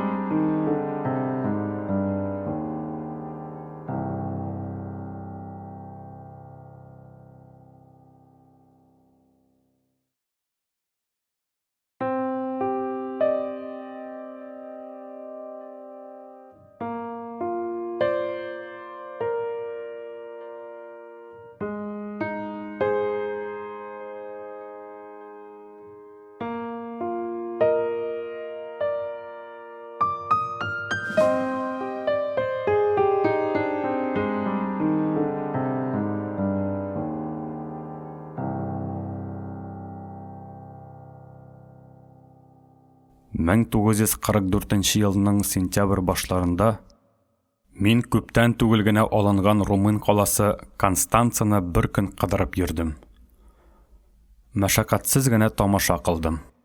Бу минем шит дөнья, шит йолалар белән тәүге очрашуым иде. Мине русча ару гына сукалаган бер полицай ияртеп йөрде. Ул каланың үзен дә, кешеләрен дә яхшы белә. 2 очрашу күңелне буйыктырып, хәтеремә аеруча сеңеп калды. Үзәк урамнарның берсендә безгә хайран шибәр, хайран сылу бер кыз тап булды. Карап туйгысыз. Полицай тегенең җиңеннән тотып туктатты. Тупас, сөмсез хәрәкәтләр белән иягеннән тотты, иң башыннан сыйпады, битеннән шеметте. Нәрсәдер сөйләде, тыйнаксыз итеп көлде. Мин берчә хайран калып, берчә аптырап карап тордым. Камил матурлыкка хайран калдым. Урам сакчысының шул матурлык белән әдәпсез кылануына шок каттым. Кыз киткәндә полицай русчалап «Бар, эшлә» дип, аның очасына сугып калды. Монысы инде бөтенләй башка сыярлык түгел иде. Мин саклануымны җиңә алмадым. Нинди шибәр. Бер күрүдә янып үләрлек дидем. Сатыла. Тулайым түгел. Ваклап, вакытлап сатыла. Тик бик кыйммәт, диде юлдашым таныш кына. Ничек инде сатыла? Үзе шундый матур. Матур булганга кыйммәт тә. Мин ул тәти кызларның бөтен тарифын беләм. Ничектер көн караңгыланып, сүрәнләнеп киткәндәй булды. Үкенечле әлбәттә. Йөри торгач, мәйданга килеп чыктык. Мәйдан тулы халык. Уртада зур озын арбага җигелгән бәләкәч кенә ишәк бакыра. Ишәкне йонташ очлы бүрек кигән кеше колагыннан тартып бакырта. Арбада галәмәт олы башлы, кыска гына гәүдәле, көтек аяк куллы 3 яшьләр чамасындагы шар ялангач ир бала ята. Бала кырында калай купы, ягъни савыт. Ишәк бакыра. Купыга ара-тирә бакыр тәңкәләр чыңлап төшә. Бу күренешнең әче мәгънәсен сорашмый да аңладым. Әти кеше үз баласының гариплеген ваклап сата. Моны күргәч, баягы шук полицай да салпайып калды. Нинди генә көннәргә төшерми адәмне фәкыйрлек. Сатлык матурлык белән сатлык гариплеккә бер көн эчендә тап булдым шулай. Кайсысы аянычрактыр белмим. Бәлки, икесе дә бер иштер. Насыйпның бармаксыз куллары миңа инде гарип булып күренмиләр. Ничек бар шулай? Матур да түгел, ямсыз да түгел. Үзем дә хуҗа кәефенә буйсынып, ярыклашып өлгердем. Ямлиха җиңги шәй әзерләде. Кайдандыр бер кара баш килеп чыкты. Насыйп шешәне йылт иттереп тез арасына кыстырды. Шуннан ушы белән астан төбенә сугып, чыс кына ачты да 2 кулына кысып стаканнарга койды. Бик төгәл, бик гадел бүлде. Күрәсеңдер, кулларым төбешкә ярый бит. Калганнарын башкару бер ни дә түгел ул. Башта ул кых-кых көлде. Шуннан 2 көлшәсен дә кинәт алга сузды. Шуша кулларның кытына нишәмә еллар буе берәүне дә ышандыра алмаган идем. Тәки бер килеп инандырдым әй. Берәр стаканны түнтәреп куйгач, Насыйпның күңеле тагы да күтәрелеп китте. Бармаксыз калдым, әмма кулымның кытын исбат иттем, дип шул хакта сүз яңартты ул. Бәләкәштән, малай чагымнан ук сиздем мин бу кулларның хикмәтен. Сез генә ышанмый каңгырттыгыз, ихма. Ул бүлт-бүлт иттереп, янә стаканнарга аракы койды. Әйдә, җеп булсын. Шулай да бармагын ие белән кайда кырыктың тырнакларыңны, дип аның көенә төшебрәк сорадым мин. Кешедән ишетсәң, Насыйпның кулында зур бомба ярылган икән дип шаттырулары бар. Үзем генә сөйләп бирим. Шешәнең бөкесен ул кире тыкты. Хуҗасы сөйләгәндә күңелгә вәсвәсә салмый, тик кенә тыңлап кына утырсын. Менә шулай. Насыйпның йөзенә кызыллык йөгерде. Димәк, 2 стакан аракы шифасыз үтмәде. Тик күзләре генә бераз тоныклана төште. Алайса тыңла. Тоңып кыйылды бу бармаклар. Ничек? Шулай.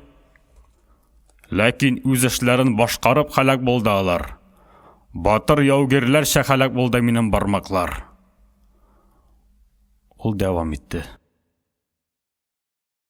Мин артиллерияда элемтәше булдым. Командный пункт белән ут позициясе арасында катушка күтәреп йөгерүче идем. 1943-нең кышы иде.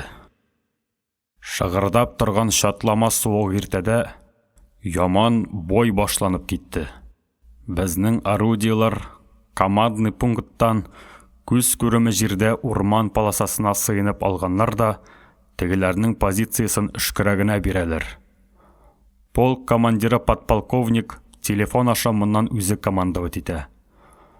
Ну тавышы, куш бугаз ириде. Бер заман еракта ак кар өстендә төрле җиргә сибелгән кара таплар кыймылдаша башлады. Таплар акрынлап зурая бара. Таныклар. Таныш картина. Тиздән алар ут төкерергә керешәчәк. Давай, тыгыл, давай. Ут кибәненә әйләнүеңне күр дә тор менә. Эшемнән шулай дигән булам. Иң алдагы таныкка төбәп. Тегеләрнең моңарча сүлпән аткан пушкалары да дәррәү телгә килде. Көн аяз, тавыш һавага сеңми. Җирне тоташ күкрәү тетрәтә. Ике яктан да ут өермәсе өерелә. Нәкъ шул вакыт подполковник ачуланып телефон трубкасын ташлады. Өзелде, линия өзелде, ялгарга, диде. Кеше сержант Скворцов шунда ук кабель буйлап йөгерде. Без аны күреп торабыз. 300-400 метр араны имин үтте. Шуннан ул шартлаулар полосасына барып кирде. Бер йөгерде, бер йыгылды, бер торды. Шартлаулар һаман куйыра барды. Ахыры таныклар да ата башлады. Скворцов тагы бер-ике тапкыр күренеп калды да, башкача калкынмады. Линия ялганмады. Рөхсәт итегез, дидем мин. Итмим. Син бар. Подполковник рядовой Шихановка боерды. Шиханов шул ук кабель буйлап Скворцов эзеннән йөгерде. Ярты юлга җитәр-җитмәс, аны шартлау төтене ялмап алды. Шул көйе күздән югалды. Төтен эчендә эреп юк булды. Линия ялганмый калды. Рөхсәт итегез, иптәш подполковник, минем кулым кытлы, дип янә мөрәҗәгать иттем. Ачулы командир кинәт кычкырып көлеп җибәрде. Кулың кытлы булгач, бар. Мин дә шул ук юлдан йөгердем. Туп шартлавында, мина пышкыруында, пуля сызгыруында ишетмим. Алар минем өчен түгел иде. Кар өстеннән сузылып барган телефон кабеленнән башканы күрмим. Дөньяда бүтән нәрсә юк иде. Иелмәдем дә, йыгылмадым да. Мине кытым, талсамам саклый. Йөгердем дә йөгердем. Мина ярылып ингән корымлы чокыр янында бөгәрләнеп яткан алыптай Скворцов гәүдәсенә тап булдым. Бик уенчак егет иде. Әле кичә генә маск халатка уранып, шигән кызы булып җырлап биегән иде. Хәзер ята. Тукталмадым. Кайтканда алып чыгармын инде. Шихановны шәйләмәдем бугай. Хәтерләмим. Йөгерүемне белдем. Китәгенә күрмә, кытым, китәгенә күрмә, дип инәлә-инәлә йөгердем. Кытым ташламады мине. Снаряд төшеп үзгән урынны барып таптым. Бияләйләремне салып ташлап эшкә тотындым. Ике очны да тәүдә үз аппаратыма тоташтырып, тикшереп карадым. Башта командный пункт белән бәйләндем. Эшли. Аннан ут позициясына тоташтым. Эшли. Шуннан гына өзекне әйбәтләп ялгап, изоляцион тасма белән урап куйдым. Суык кулны үтеп бара икән. Монысын эш беткәч кенә сиздем. Бияләйләремне тапмый изаландым. Аларны бая кызылык белән әллә кая читкә атып бәргәнмен икән. Шуларны алыйм дип, 2-3 адым читкә атлавым булды. Таралдым да төштем. Җай гына ауганымны хәтерлим бары. Мине шартлау исәнгерткән икән. Азак белдем. Безнекеләр һөҗүмгә күчкән, мин ятып калганмын. Шулай да бәхет бар икән әй. Кемдер миңа тап булып, тере икәнемне сизгән. Ул арада минем ялангач бармакларым шакырдап туңып өлгергән. Аның каравы, минем кытлы кулым аркасында безнекеләр күпме немец таныкларын кырып салган. 9 бармакның хакын артыгы белән чыгарганнар. Икенче көнне медсанбатка подполковник үзе килде. Кулларың чынлап та кытлы булып чыкты, ефрейтор. Рәхмәт сиңа. Хәүфле хәтәр мәлдә күз колаксыз калган полыкны бәләдән коткардың диде. Онытыла торган батырлыклардан түгел бу, дип өстәде. Ихлас шулай диде әй.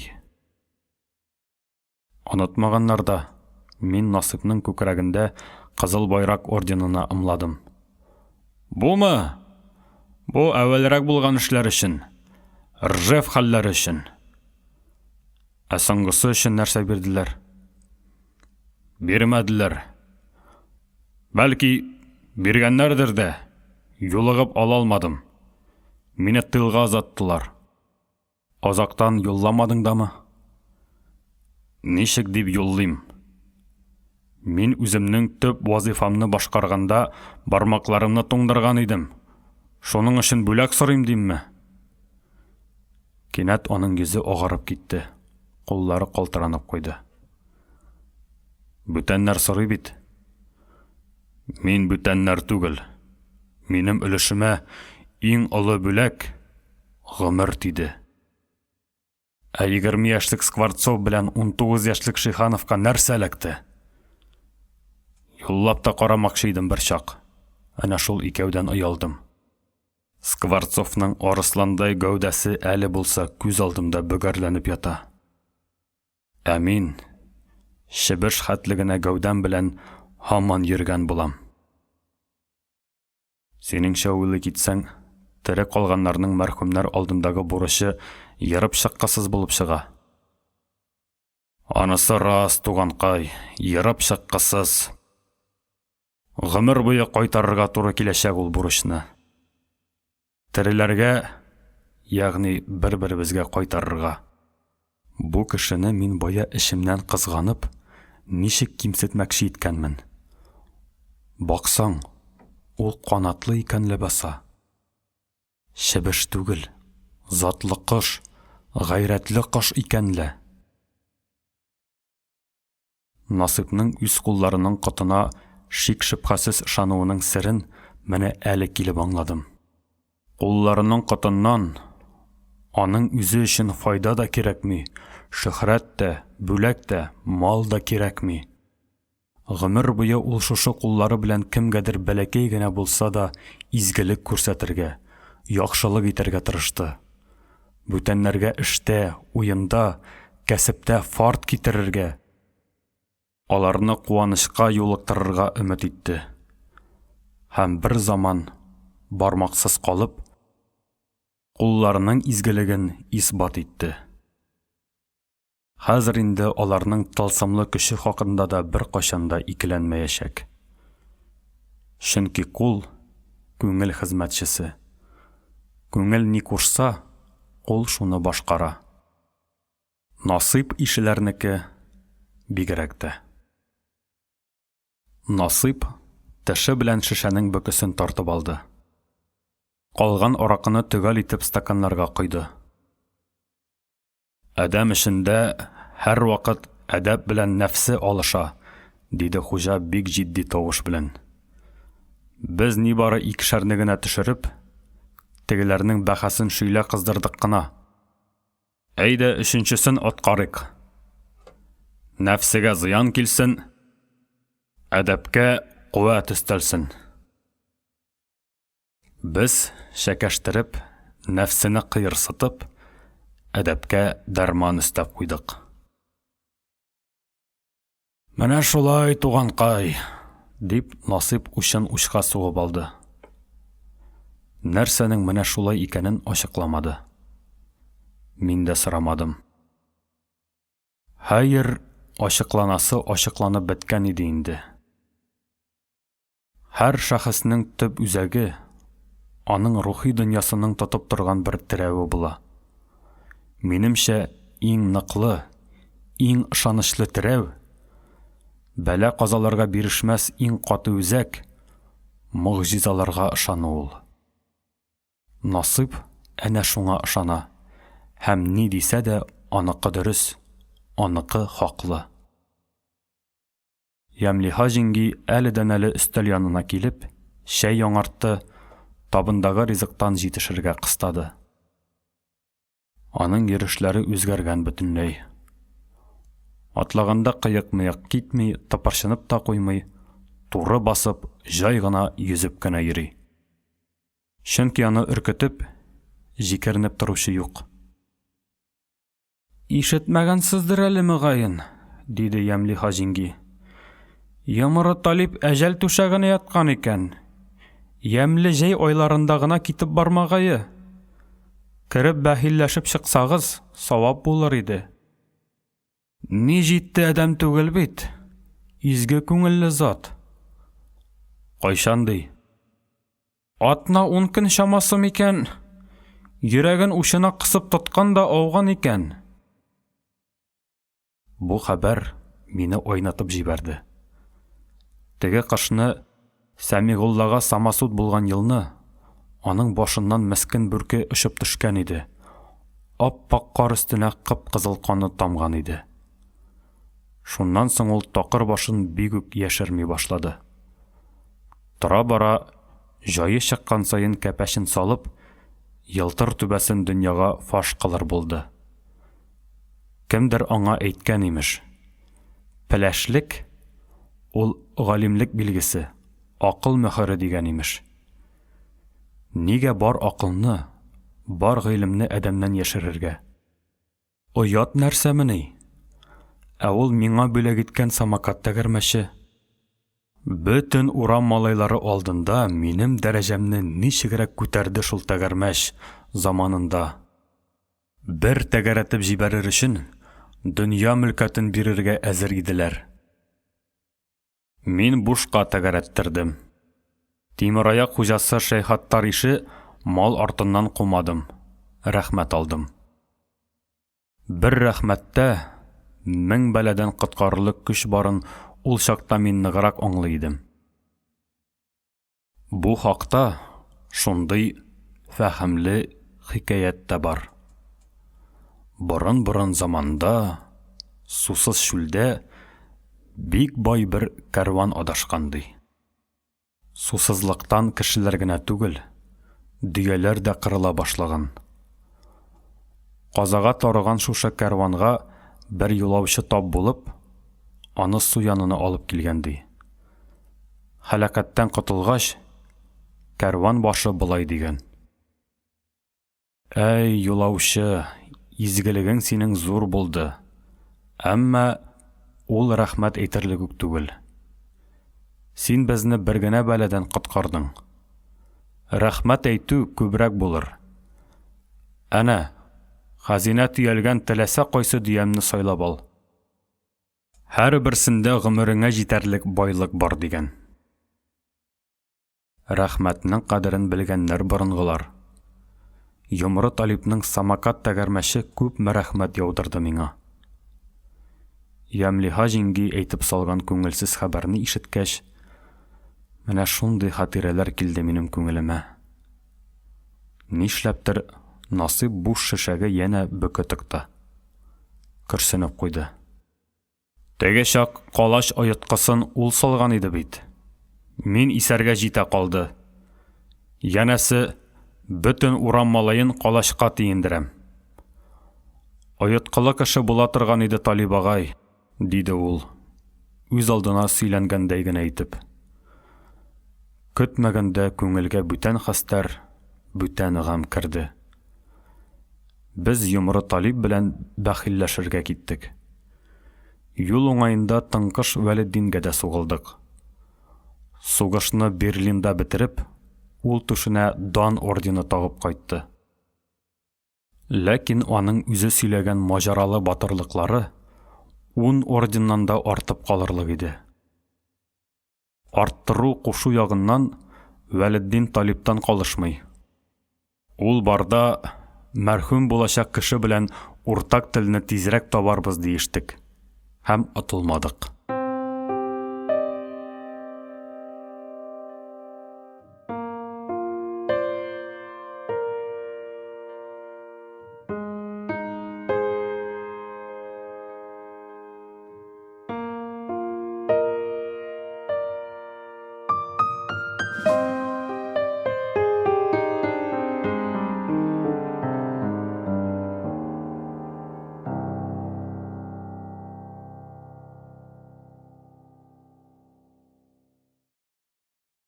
Әҗәлгә дару бар икән.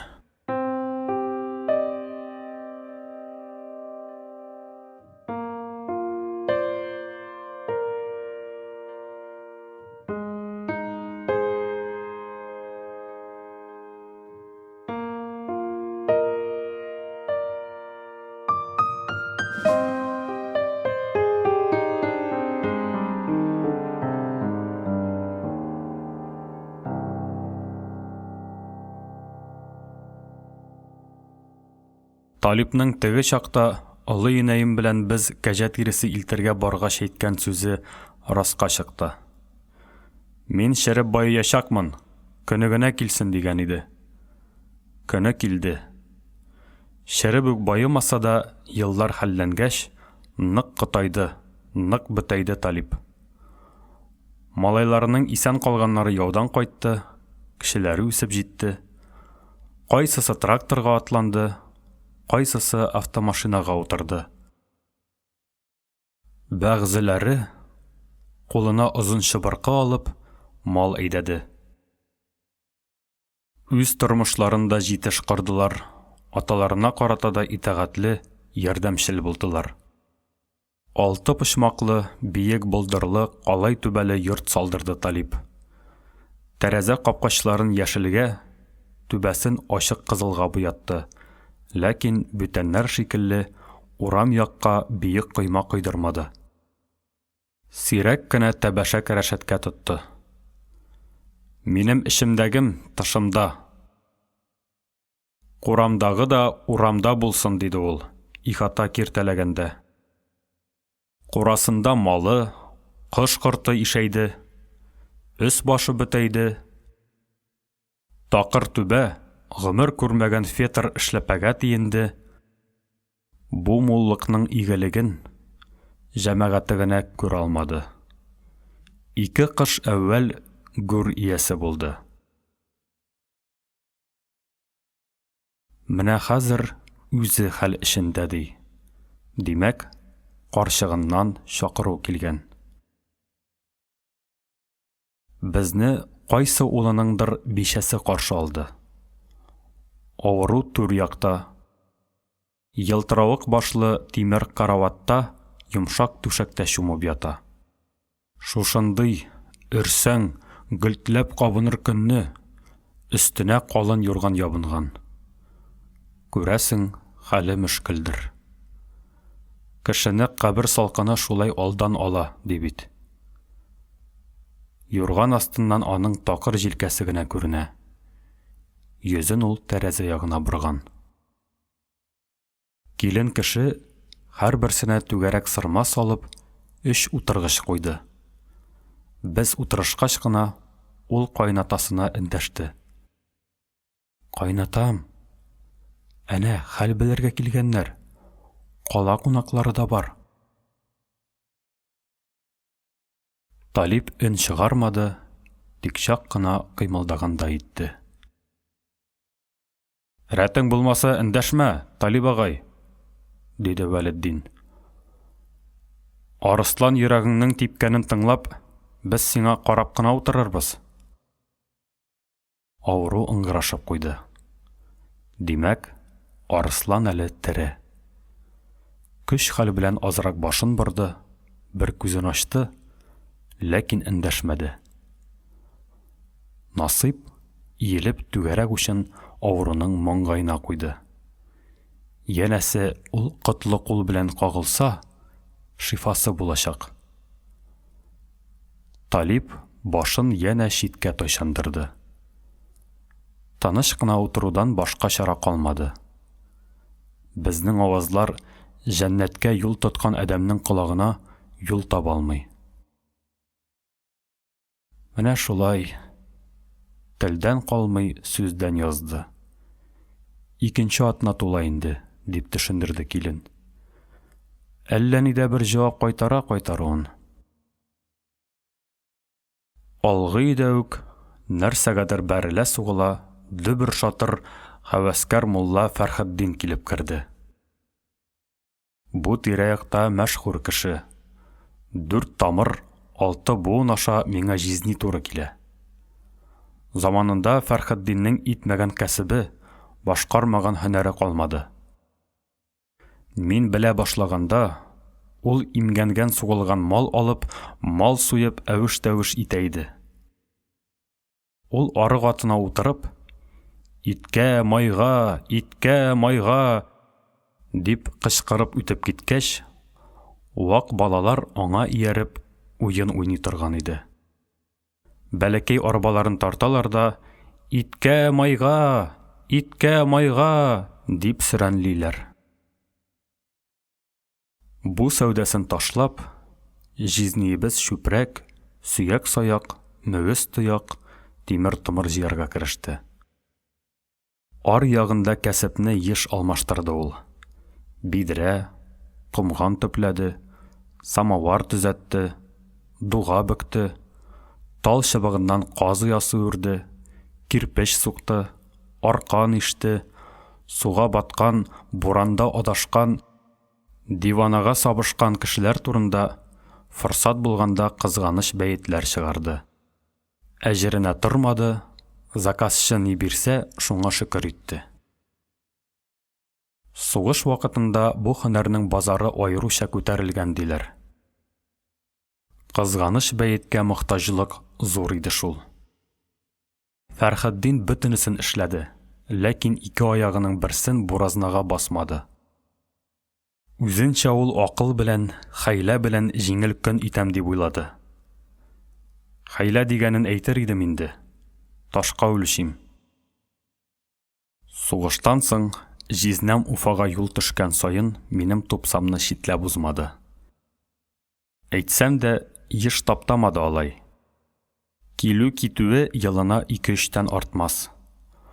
Ашап-эчеп алгач, тегенең кызмача башына гел генә бер бик һәйбәт хәйлә килә торган булды. Апаң самавар торбасы сораган иде дә, менә чама-чамага туры килмирәк калды бит әле каһарың, ди. Ни хак торасың ул торба? Аның төп бәһасы 22 сум 50 тиен инде. 50 тиенен үзем дә куша алырмын, ди. Ул шагалы акча алмашынмаган иде. Акча алмашынгач, самавар торбасының бәясе 2 сум 40 тиенгә җитте. Аннан 2 сум 70 тиенгә менде. Ләкин мин бәя арту белән исәпләшмәдем. Апамны бер тапкырда торбасыз калдырмадым. Җизнинең «Апаң самавар торбасы апкайт» дип артымнан кычкырып калган иде дә, каһарсызың, дип әйтергә өлгерми, мин кесәмә тыгылам. Ни хаксың ул торба бу көннәрдә? Аның аруы 2 сум 87 тиен инде. Мә, 3 сумлыгын алалайса, апам куаныр. Зынамы куаныр. Шулай да бер чак шаяру катыш сорап куйдым. Синең кулың белә, Фәрхетдин җизни. Нигә ул торбаны үзең генә ясамыйсың? Материал юк. Кул тими. Булай арзанракка төшә, дип бик төпле җавап кайтарды кунагым. Шуннан соң мин аңа бу кадәр үк ахмак сораулар бирмәдем. Күптән түгел шушы 70 һөнәрле маһир ир һәвәскәрлек күрсәтеп дин әһленә әйләнде. Аны сайлаучы да, тәгаенләүче дә булмады. Күпме адәмнең әдәбе, иманы, гөнаһ савабы өчен җаваплылыкны үз ирке белән өстенә алды. Рухына йөкләде ул. Мондый авыр бурыч алырга аңа әлбәттә дин җәһәтеннән томан наданлыгы тәвәккәллек биргәндер. Малай чакта отып калган 2-3 бөртек дугасын да ул рус арасында күп йөреп, әллә кайчан оныткан иде. Бер чак хәмердән авыз итә-итә, Хода эшләрен чәйнәп утырганда үзе шулайрак ычкындырган иде. Хәзер килеп күрәсең, шул дугаларын яңадан хәтеренә төшергәндер. Зиһенле, тырыш ир шул. Ишектән кереп бетәр-бетмәс үк, һәвәскәр хәзрәт сузып сәлам бирде. Әссәләму алейкум баршагызга да. Ул безгә артык игътибар итмәде. Югары дәрәҗәсен саклый белә. Авыру яткан карават читенә утырып дога кылды да, үз хәстәрен хәстәрләргә кереште. Кардаш, диде ул, өнсез яткан Талипның юрганын тарткалап. Әй, кардаш, Тәңре ихтиярын алдан белеп булмый. Үтеп нитеп китсәң, Ясинсыз үтмәдим. Ясин чыгып калыйм үзеңә. Талип күзләрен ачмый гына башын борды. Фәрхетдин моны ризалык бирү дип аңлады. Кычкырып укый да башлады. Әгузу биллахи минәш шайтанир раҗим. Бисмиллаһир рахманир рахим. Талип юрган астыннан чыгарып кул селтәде. Тегесе укуын дәвам итте. Монысы башта йодрык, аннан кукиш күрсәтте. Тегесе ярты мәетнең сәйер гамәлен күреп, отыры тырышты. Монысы 2 кукиш сузды. Тегесе көченә торгач, кәҗә тавышлары чыгарып җибәрде. Монысы 2 күзен шардай ачып, муллага җикерде. Җитәрдим сиңа мөртәт! Таныш кына үләргә ирек бир! Мулла Ясинын өссә дә тиз үк шигенмәде. Хода хөкемен белеп булмый. Син белмәсәң, мин беләм. Хөкем чыккан. Фәрман юлда. Сәгатен генә көтәм. Олысы кешесе каршысында гел инсафлы, күндәм, юаш Талипның әҗәле алдында шулай кискен, кырыс сөйләшүе гаҗәбрәк тоелды. Шул ук вакытта эшкә җылы кирип китте. Булай йодрык төйнәп, мөртәттән салдырып, дин әһелен рисва иткән ирдән өмет үзәргә иртәрәк әле. Көршеккә килеп терәлмәгән әле бу. Вәлетдин шымып калган хәзрәткә ишек ягын ымлап күрсәтте. Теге аңлады. Зирәклеге бар мәгәр. Ихтиярыңда, кырдаш, дип ишеккә юнәлде. Килен аны озата чыкты. Түр өйдә дүртәү генә торып калдык.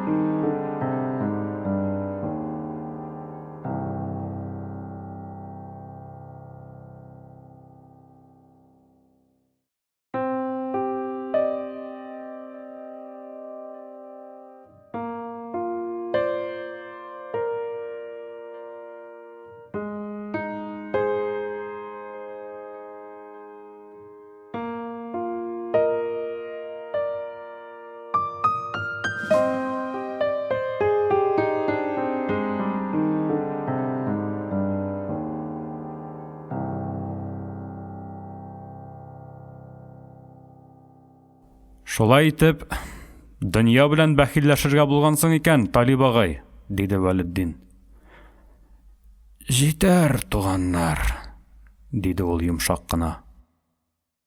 Ашын ашаганмын, яшен яшәгәнмен, шама белергә кирәк. Алайса, әйтер васиятләреңне әйтеп, бирер фатихаларыңны биреп өлгердеңме соң? Дип тепшенде шул ук Вәлетдин. Васиятем юк. Дөнья минем васиятемә мохтаҗ түгел. Ул бөек гакыл ияләренең васияте белән бара, диде бер күзен ачып. Фатихамны мин кешеләргә тәнем исән, зихенем төгәл чакта ук биргәнмен. Бер генә дә әйтер сүзең юкмыни шулай? Соңгы сүзең. Талип байтак шымып ятты. Аннан шалкан әйләнде, ике күзенде ачып, шундый моңсу, шундый ялварулы итеп карады, хәтта тәнем шимердәп китте. Бар, үтенешем бар, диде. Әйт үтенешләреңне, агай, бөтенесен дә үтәрбез, дип вәгъдә итте Насыйп. Авыру тирән итеп көрсенде. Минем җаназамда бишәләр елар. Шуларны юатыгыз. Кемнәр? Нинди бишәләр, агай? Мин яратып та миңа күңел салмаган хатыннар үкенүдән елар. Шуларны юатыгыз. Мин аларны гафу итеп китәм. Шуны әйтеп юатыгыз. Яламасыннар. Юатырбыз, агай, юатырбыз, дип ихлас сүз бирдек. Рәхмәт. Яна миңа күңел салып та, мин күз салмаган хатыннар мәхрүм калудан әрнеп елар. Шуларны юатыгыз. Ул чактагы бәгырсезлегем өчен хәзер үзем үкенеп бетә алмый елап китәм.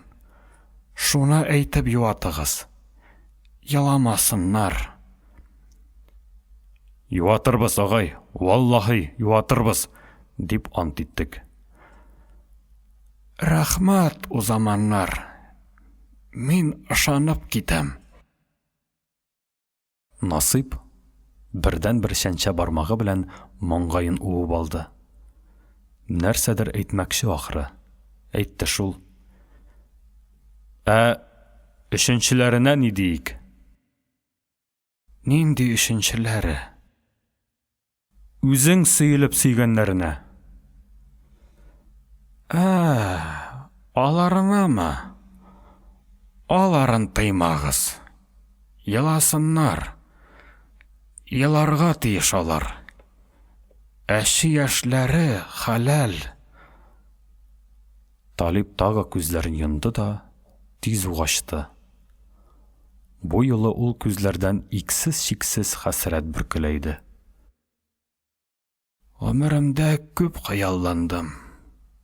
Күп арттырдым, туганнар. Гүр авызы төбендә алдаша алмыйм. Андыйлары булмады.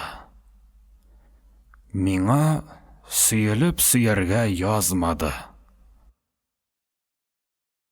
Насыйпның урынсыз соравы Талип хыялы корган пыяла сарайны шелпәрәмә китергәндә итте. Колакка хәтта пыяла шыңлавы килеп бәрелде. Шың. Бик озак эндәшми утырдык. Талип та күзләрен түшәмгә төбәп тыныч кына ятты. Арада өлкәнебез Вәлетдин өзелгән сүзне тагы ялгады. Иртәрәк кузгаласың, Талип агай, иртәрәк. Дим аша салыначак яңа таш күперне күрми китәсең. Күпер? Ширле аз гына башын күтәргәндә итте. Вәлетдин тегенең нечкә җиреннән эләктерде. Йомры Талип нишәмә еллар инде Дим аша күпер салу турында хыяллана. Җыелыш сайын бу хакта халыкны өндәп оран ташлый. Кем сала? Хөкүмәт. Шушы көннәрдә генә карары чыкты, дип имансыз алдашты Вәлетдин. Ел әйләнәсенә төзеп бетерергә диелгән. Боз кискечләре корыштан эшләнәчәк. Синең ниятең, синең теләгең иде бит ул күпер. Теләгеңне хөкүмәт кабул кылып тормышка ашыра. Ә син өр-яңа дагалы итекләреңне киеп, өр-яңа күпердән беренче булып үтү урынына чыкарга пысмакчысың. Яхшы түгел, Талип агай. Ул күпердән юл башлап, кайышлы казна Исхак үтсенмени инде булай булгач. Каян килгән Исхакка ул почет? Исхакка почет тагы. Мендәрне аркага кыстыр әле. Мин мендәрен кыстырдым. Ул күтәрелебрәк ятты. Боз кискешкә әйтегез. Карыш әрәм итмәсеннәр. Башсызлык булыр. Бетоннан гына ясасыннар. Карышның илдә бүтән хаҗаты күп. Әйтербез. Исхак дигәнә. Менә кемнәргә кала бит дөнья. Калдыргач кала шул, дип аяусыз раслап куйды Вәлетдин. Күпер инде, дип мин дә сүзгә кушылдым. Талип агайның таш күпердән дә, шуен күпердән дә үткәне бардыр. Анысына дөнья күргән кеше шаккатмас әллә ни. Әнә электр баганалары Казангыл үренә менеп җиткән. Менә авылга килеп керәчәкләр. Өендә гөлт итеп кояш балкыганын күрми китә Талип агай. Шунысы үкенечкә кала. Беренче лампа әлбәттә закон буенча да, йола буенча да шушы өйдә кабынырга тиеш. Менә монда шарның үгез куыгы зурлыгын асарбыз, тегендә бәләкәйрәге, дип Вәлетдин лампочкаларга түшәмнән урында билгеләде. Өскәрәк күтәр мендәрне. Бу юлы насыйп булышты. Авыру сөялеп утырды. Электр, мөгъҗиза ул. Мин шыра яктысында күз ачкан бәндәмен. Электр илаһи ут ул. Агачларын Казангыл сыртында күрдем. Җимешләре менә тәтеми кала. Калдыргач кала инде. Нишләп әле син бөтенесендә кала дип каркылдап торасың, Вәлетдин? Мин ни? Синең сүзеңне генә җөплим. Синең җөпләп торуың әллә минем эшемә сарымай булып ята дисеңме? Талипның йөзенә тир бәреп чыкты. Ул тирән итеп сулыш алды. Вәлетдин дә көрсенеп куйды. Бер карасаң, күпере дә, электры да пүштәк. Жансыз нәрсә алар. Әнә бер җан иясе моңаеп ялгыз яши, ялгыз торып кала. Шуны уйласаң, эшләр өзелерлек. Кемне әйтмәкчесең? Талип текәлеп үк карады. Кем булсын? Ак йолдыз инде. Югары үреләсең, энем, дип теге кырт кисте. Көлеп сөйләсәң көлке түгел. Шынлап сөйләсәң лөгатькә сыймый. Ак йолдыз иман ул. Иман хөрмәт ителергә тиеш. Әйе. Вәлетдин бу юлы шаштырыбрак җибәрде. Мин аңа ярдәмгә ашыктым. Ак йолдыз җиңгинең күрер күзгә бик күркәм, бик җигәрле тол апасы да бар икән. Ике бөртек күз яше кебек, сеңлесе белән охшашканнар ди. Дөнья көтәргә дим үреннән безгә күчеп килгән икән, дип кеше инәеннән ишеткән хәбәрне салдым. Шулай ук охшашканнар диме? Суйган да каплаган ди. Ак йолдыз тырнагы гына охшаса да, фәрештә затыннан булыр. Исеме ничек? Ак йолдыз, дип шаштырдым мин уйлап тормастан. Исемен арттырыбрак җибәргәннәр икән җибәрүен. Хәер, анысын үзе кушмаган инде. Дөресен генә әйткәндә, ак йолдызга гомер буе сакланып туя алмадым. Күрәсе иде апасы ниндирәк икән. Күрмини, күрәбез аны. Менә юнәеп аякка баста. Юнәеп булмас инде. Бу зарыңны җил алсын, Талиб агай. Мынауы сабан туйлары алдыннан әдәм шир хакында уйлармы? Дип Вәлетдин бөтенләй икенче якка суктырырга кереште. Әле мәйдан селкетеп бир көнең алда. Менә син түгәрәк уртасында бер иелеп, бер шүгеп, бер илереп, бер шымып, зыр әйләнәсең.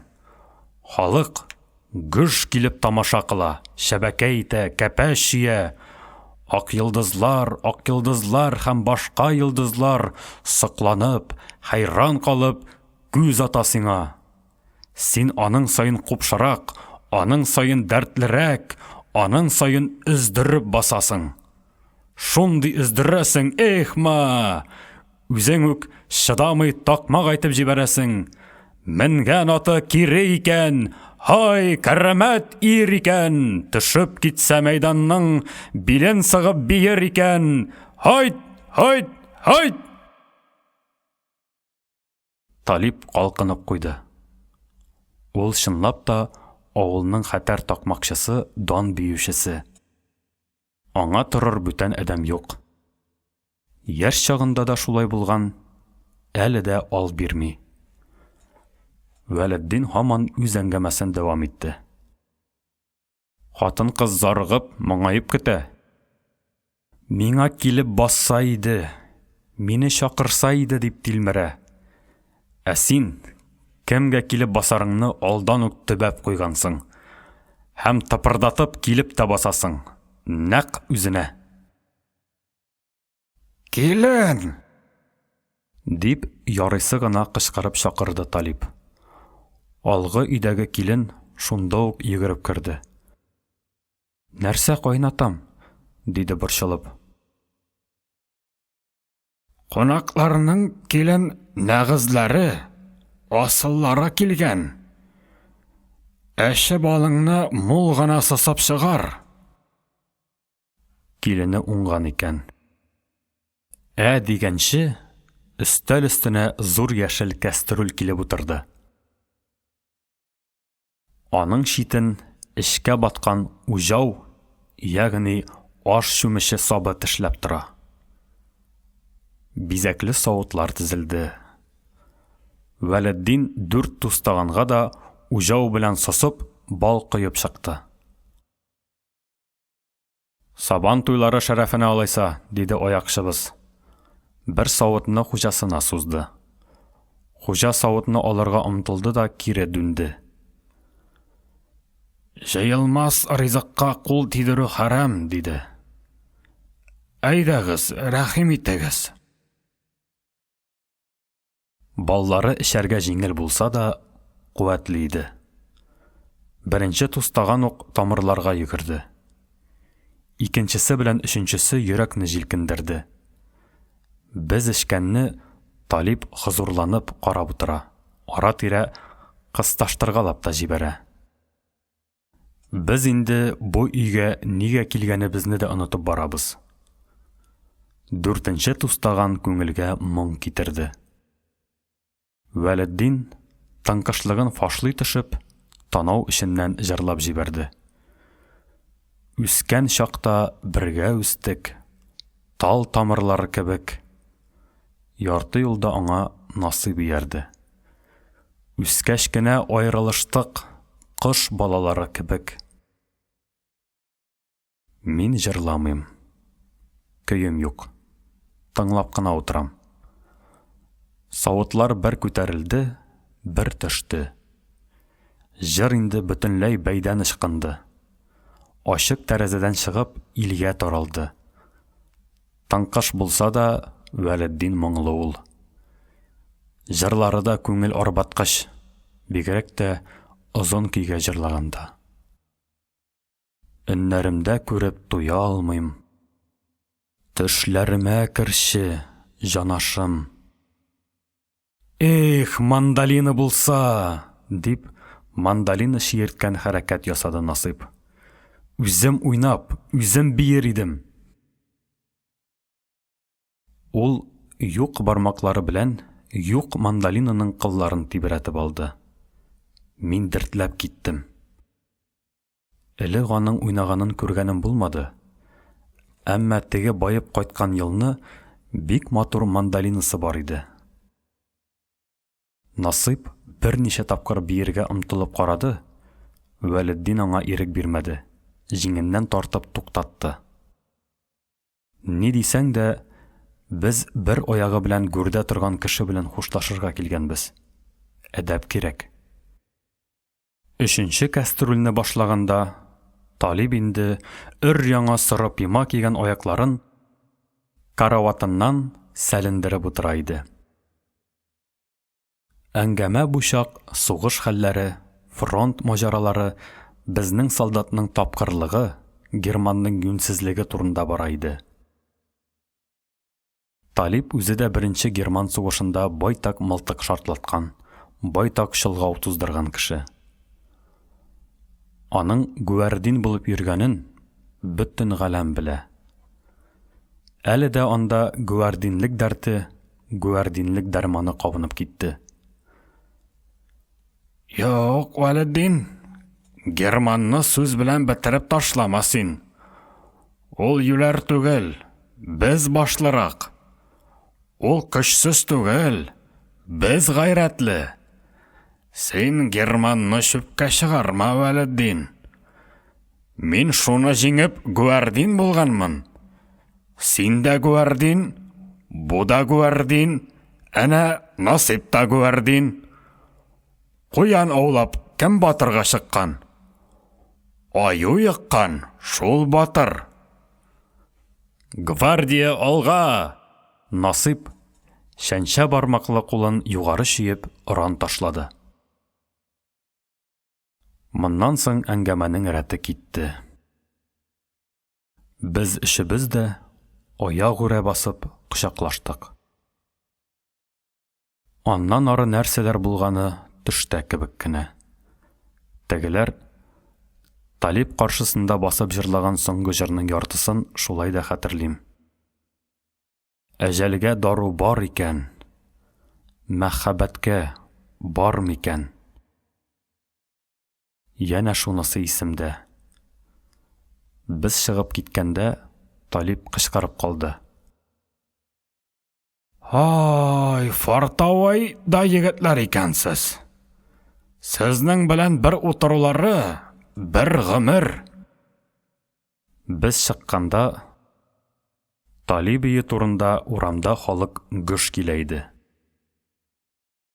Әллә көләләр, әллә ялыйлар, ачык кына үзеп кенә әйтә алмыйм. Торганы белән бер тамаша, кәмит. Талиб артыннан куа чыккан кара фәрман 10 елдан артык кайдадыр адашып йөрде. Бу арада авылда беренче булып электр утын аның өендә Вәлетдин үзе кабызды. Мәйданнарда ул дәртләнеп биегәндә, халык әүвәлгечә хайран калып хуплап торды. Ак йолдызның апасы Мәргүбәне исеме шулай тыныграк булып чыкты. Аңа нык кына димләп карадылар. Күңеле ятмады.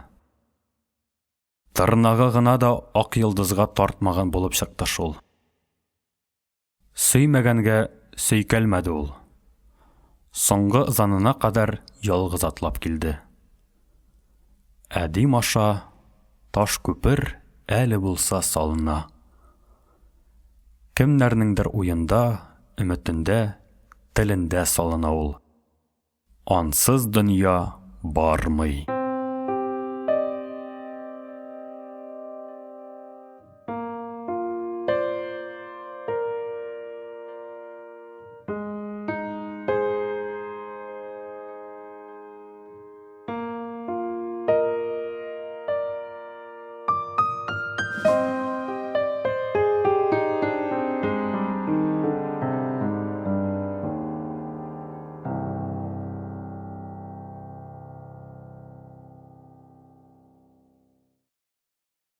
Безне мәңгеләштерәләр.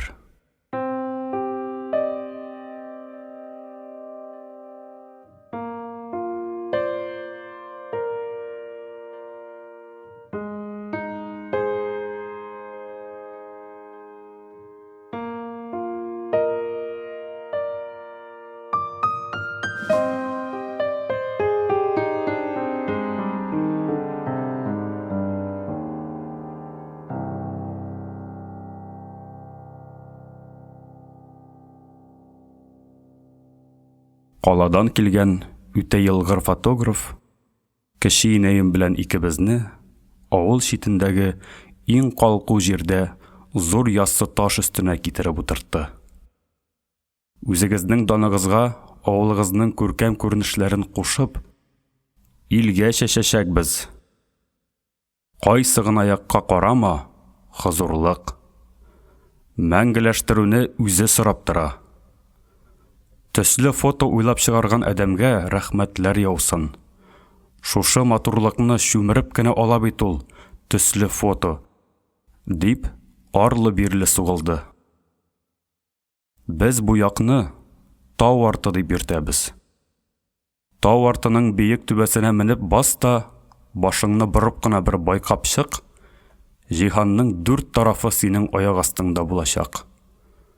Шуңа күрә безнең авылныкылар бишектән төшеп тәпи баскач та, җир шарының зурлыгын үз күзләре белән күреп үсә.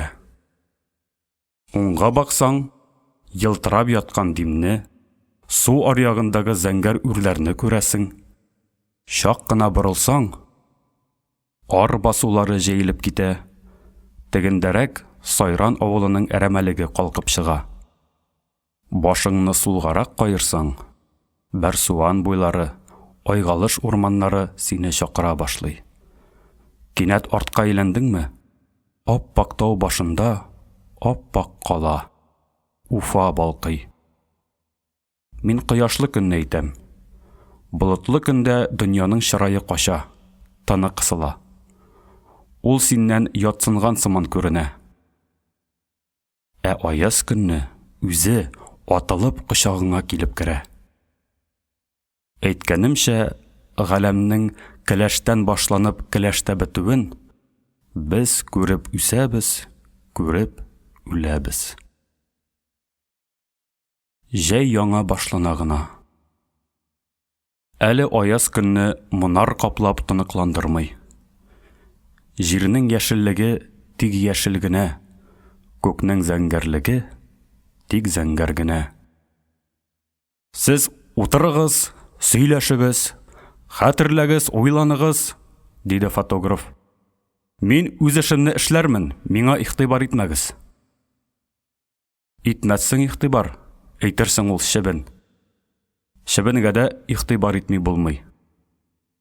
Ә кеше инәем, чынлап та, безнең тирәдә өтәләнеп йөргән кешене шәйләми дә шикелле.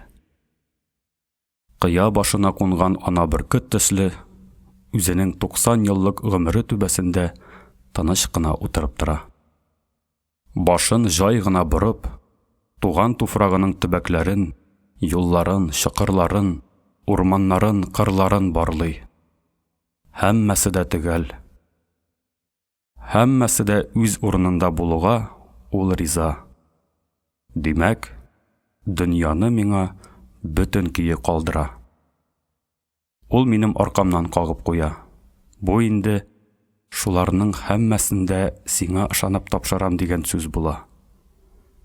Эш кушканда, йомыш йөкләткәндә, ул гомер бакый шулай аркамнан кага торган булды. Моны ул олы инәемнән отып алган иде.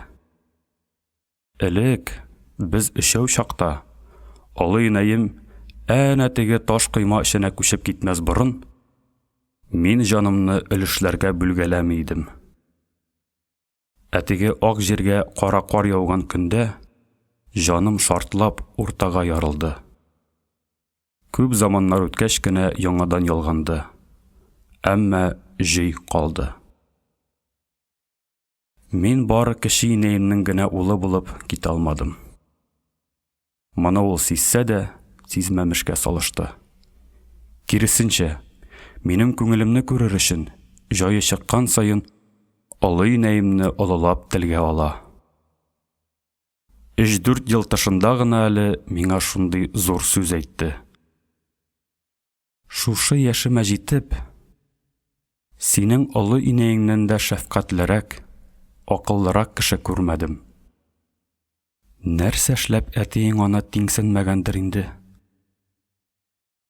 Әгәр аның мондый юк икәнен алдан белгән булсам, әтиеңә чыгар башым юк иде. Бер уйласаң, бәлкем мин дә аңа төс бирмәгәнмендер. Кече инәемнең бу сүзләре миңа шушы китапны яза башларга хокук бирде. Димәк, көндәше турындагы минем яхшы сүзләрем аны рәнҗетмәячәк. Яшьрәк чакта ул ифрат гарьчел, ифрат нечкә күңелле иде. Күз яше дә керфек очына гына эленеп тора иде. Кайгысы ишәйгән саен сабырлыгы арта барды. Башта олы инәем аны бөтенләйгә үз урынына калдырып китеп, гамен арттырды. Күп тә үтми гарьчел Мортаза агаем урам сугышында тукмалудан мантымый вафат булды. Кече инәем бу кайгыларны авыр да, сабыр да кичерде. Аннан сугыш. Сәлих агаем, Ильяс инем, мин, өчебез дә яуга киттек. Агаем авыр яралар алып кайтты.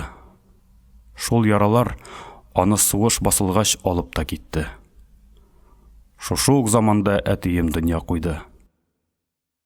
Бу җаназаларның бөтенесе дә кече инәемнең бердән-бер йөрәге аша узды. Әйе, хәсрәтләр уза торды, ул һаман ныгый барды. Кече инәемнең күз карашы таш зиратка тукталды. Тукталмаслык та түгел шул. Аның ару агачы инде 4нче буынга сикерде. Акырган тамырлар, сынган ботаклар күпме? 13 баланың 10-сы да әнә шул таш кыйма эчендәге яшел чирәм астында. Бөтенесендә хәтерли китсәң, инәем эндәшми. Мөгаен, хәтерләүләргә бирелгәндер. Менә Назияз күпер ягына әйләнеп, ияге белән ымлап куйды. Сине мин гел югалтып җәфаландым. Беренче тапкыр әле кул баласы чагында Кара Якубтан кунактан кайтышлый Назияз буенда төшереп калдырган идем. Мин оеп барганмындыр ахырсы. Күпер төбендә шана салулап киткәндә, син юрганыңа төрелгән көе очып төшеп калгансың. Юклыгыңны капка төбенә килеп туктагач кына белдек. Атны барып кире чаптык. Ярый төн айлы иде. Юлдан әллә кайда читтә тәгәрәп ята идең. Уянмагансың хәтта. Олы инәеңнән яшәрдек бу хәлне. Уракка алып барсак, арыш эченә кереп адаштың. Пешәнгә алып барсак, урман арасына кереп югалдың. Шишмә сабан туенда кәмитчеләргә ияреп юк булдың. Танауыңа искерә башлагач, Браматта йөреп лактың. Сугышын әйт миндә инде. Я хәбәрсез зарыктырдың, я үле хәбәрең килде. Төшләремдә әле булса сине югалтам да, котларым ачып уянам. Мин аны юатмыйм. Чөнки моннан соң да югалмам дип вәгъдә итә алмыйм. Юлларда әле дә бит сикелтәләр, салулар бар. Берсендә очып төштең, калдың булыр. Аның теле ачылып киткәндә, мин бүлдермәскә тырышам. Үзенә кирәген ялгыр да янә тезер. Әйе, ялгап алып китте. Әнә теге тирән чокырны төшеп, бу якка күтәрелгәндә, синең әтиең белән тәү тапкыр йөзгә йөз очраштык. Ул чакта мин 30 яшьлек тол хатын идем. Үзебезнең урам бишәләре белән тугайда тал кайрысы сыдырып, зур-зур бәйләм кайры күтәреп кайтып килә идек. Ул заман язга чыксак, бөтен урамыбыз белән кайры сыдыра идек. Вәликәй бай бәйләменә 15-20 тиен бирә. Шуңа ризабыз инде.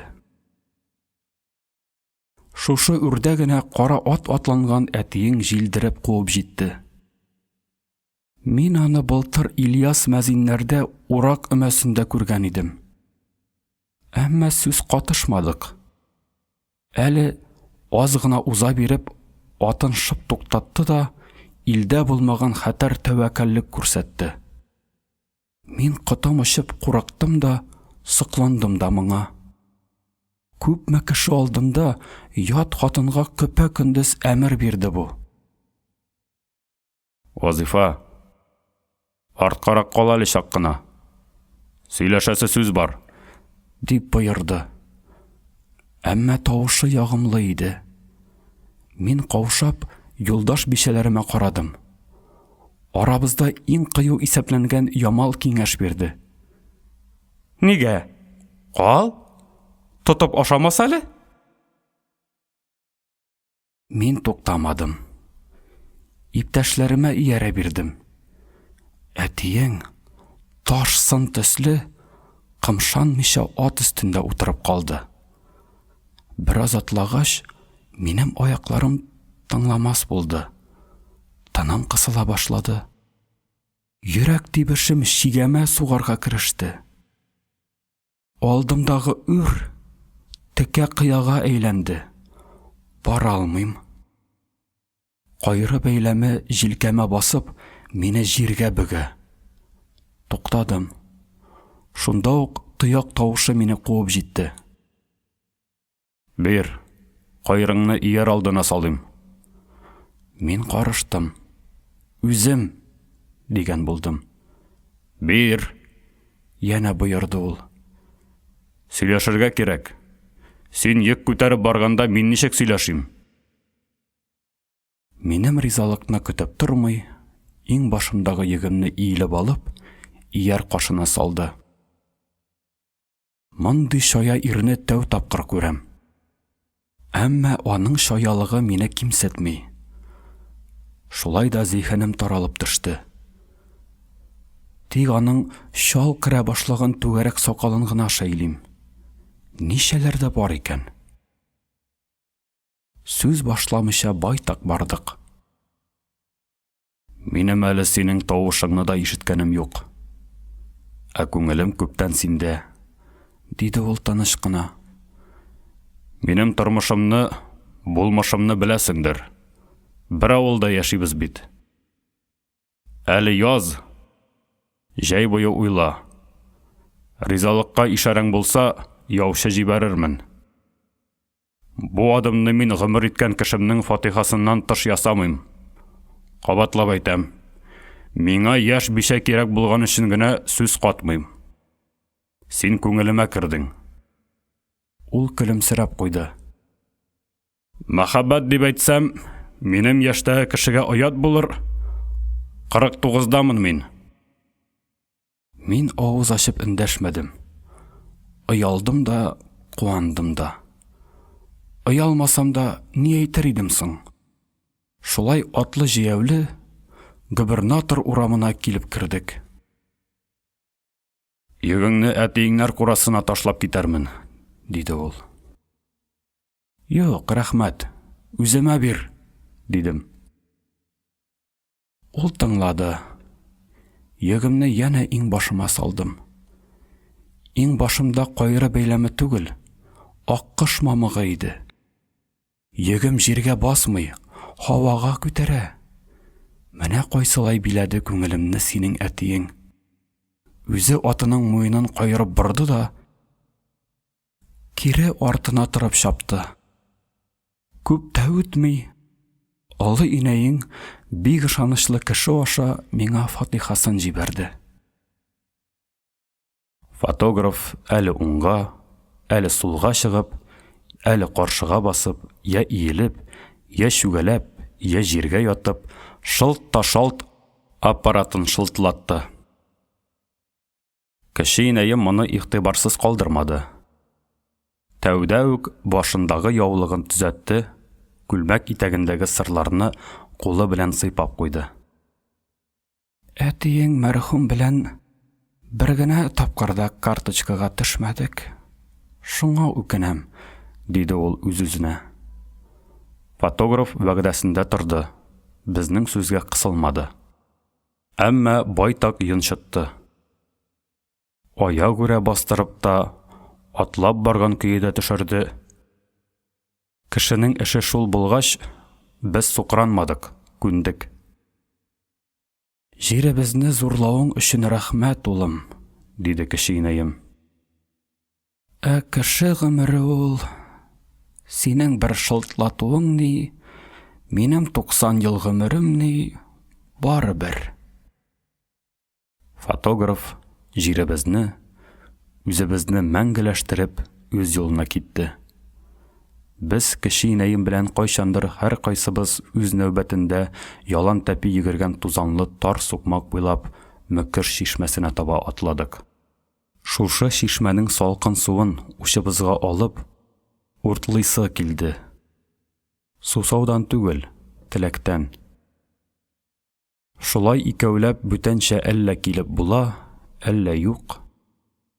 Сукмак тузанында имән яфрагы зурлыгы гына эзләр калдырып, 2 пар ялан тәпи түбән таба чишмә ягына йөгергән. Күрәсең, бездән өлгеррәкләр дә бар икән.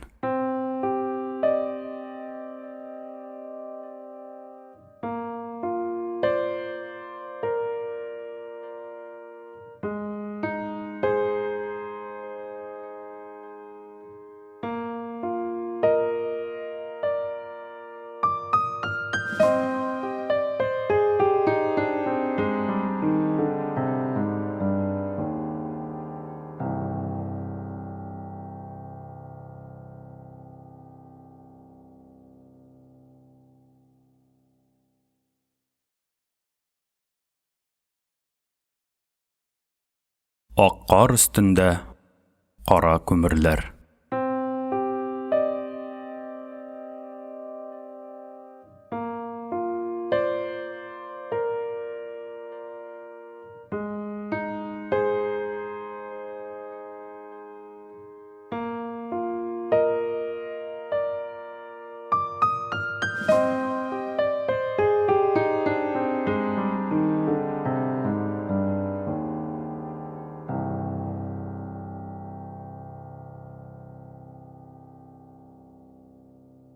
Туксанның өстенә чыккан кечинәем бер иртәдә үтә буйык күренде.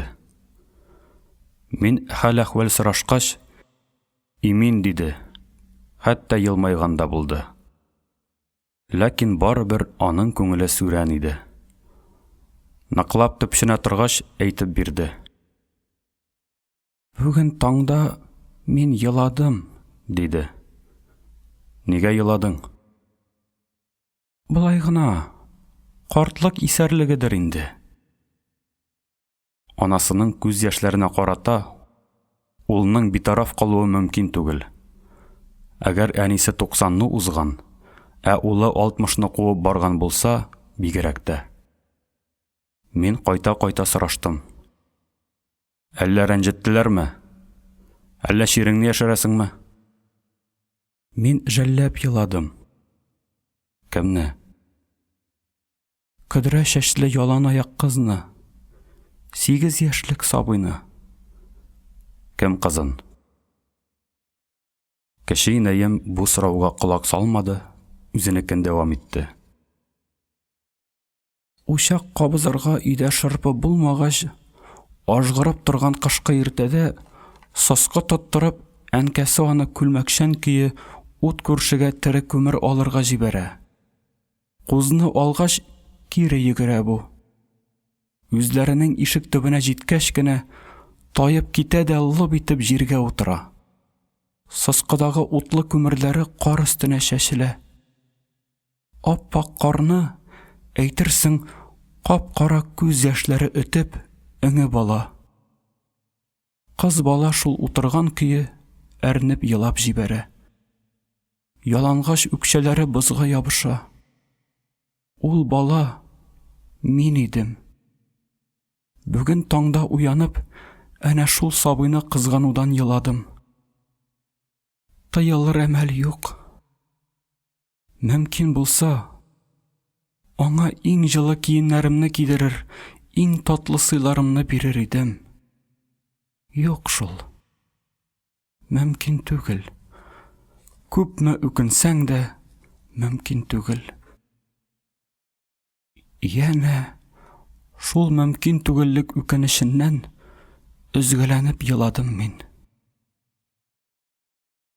Менә шулай икән. Бәхетле булса да, бәхетсез булса да, безнең бала чагыбыз озын-озак еллар буена артыбыздан ияреп килә. Дөресрәге, безнең күңелебездән китми. Кечкенәемне әйтәм. 80 елдан артык вакыт үткәч, ялан аяк кар өстеннән йөгереп килгән бала чагын кызганып елый. Бу үзе сабыйлык түгелме? Сабыйлыктыр, мөгаен. Ә сабыйлык, мөгаен, сафлыктыр. Шәшелеп киткән күмер таплары гына ак карны карага әйләндерә алмый. 1972-1978 еллар.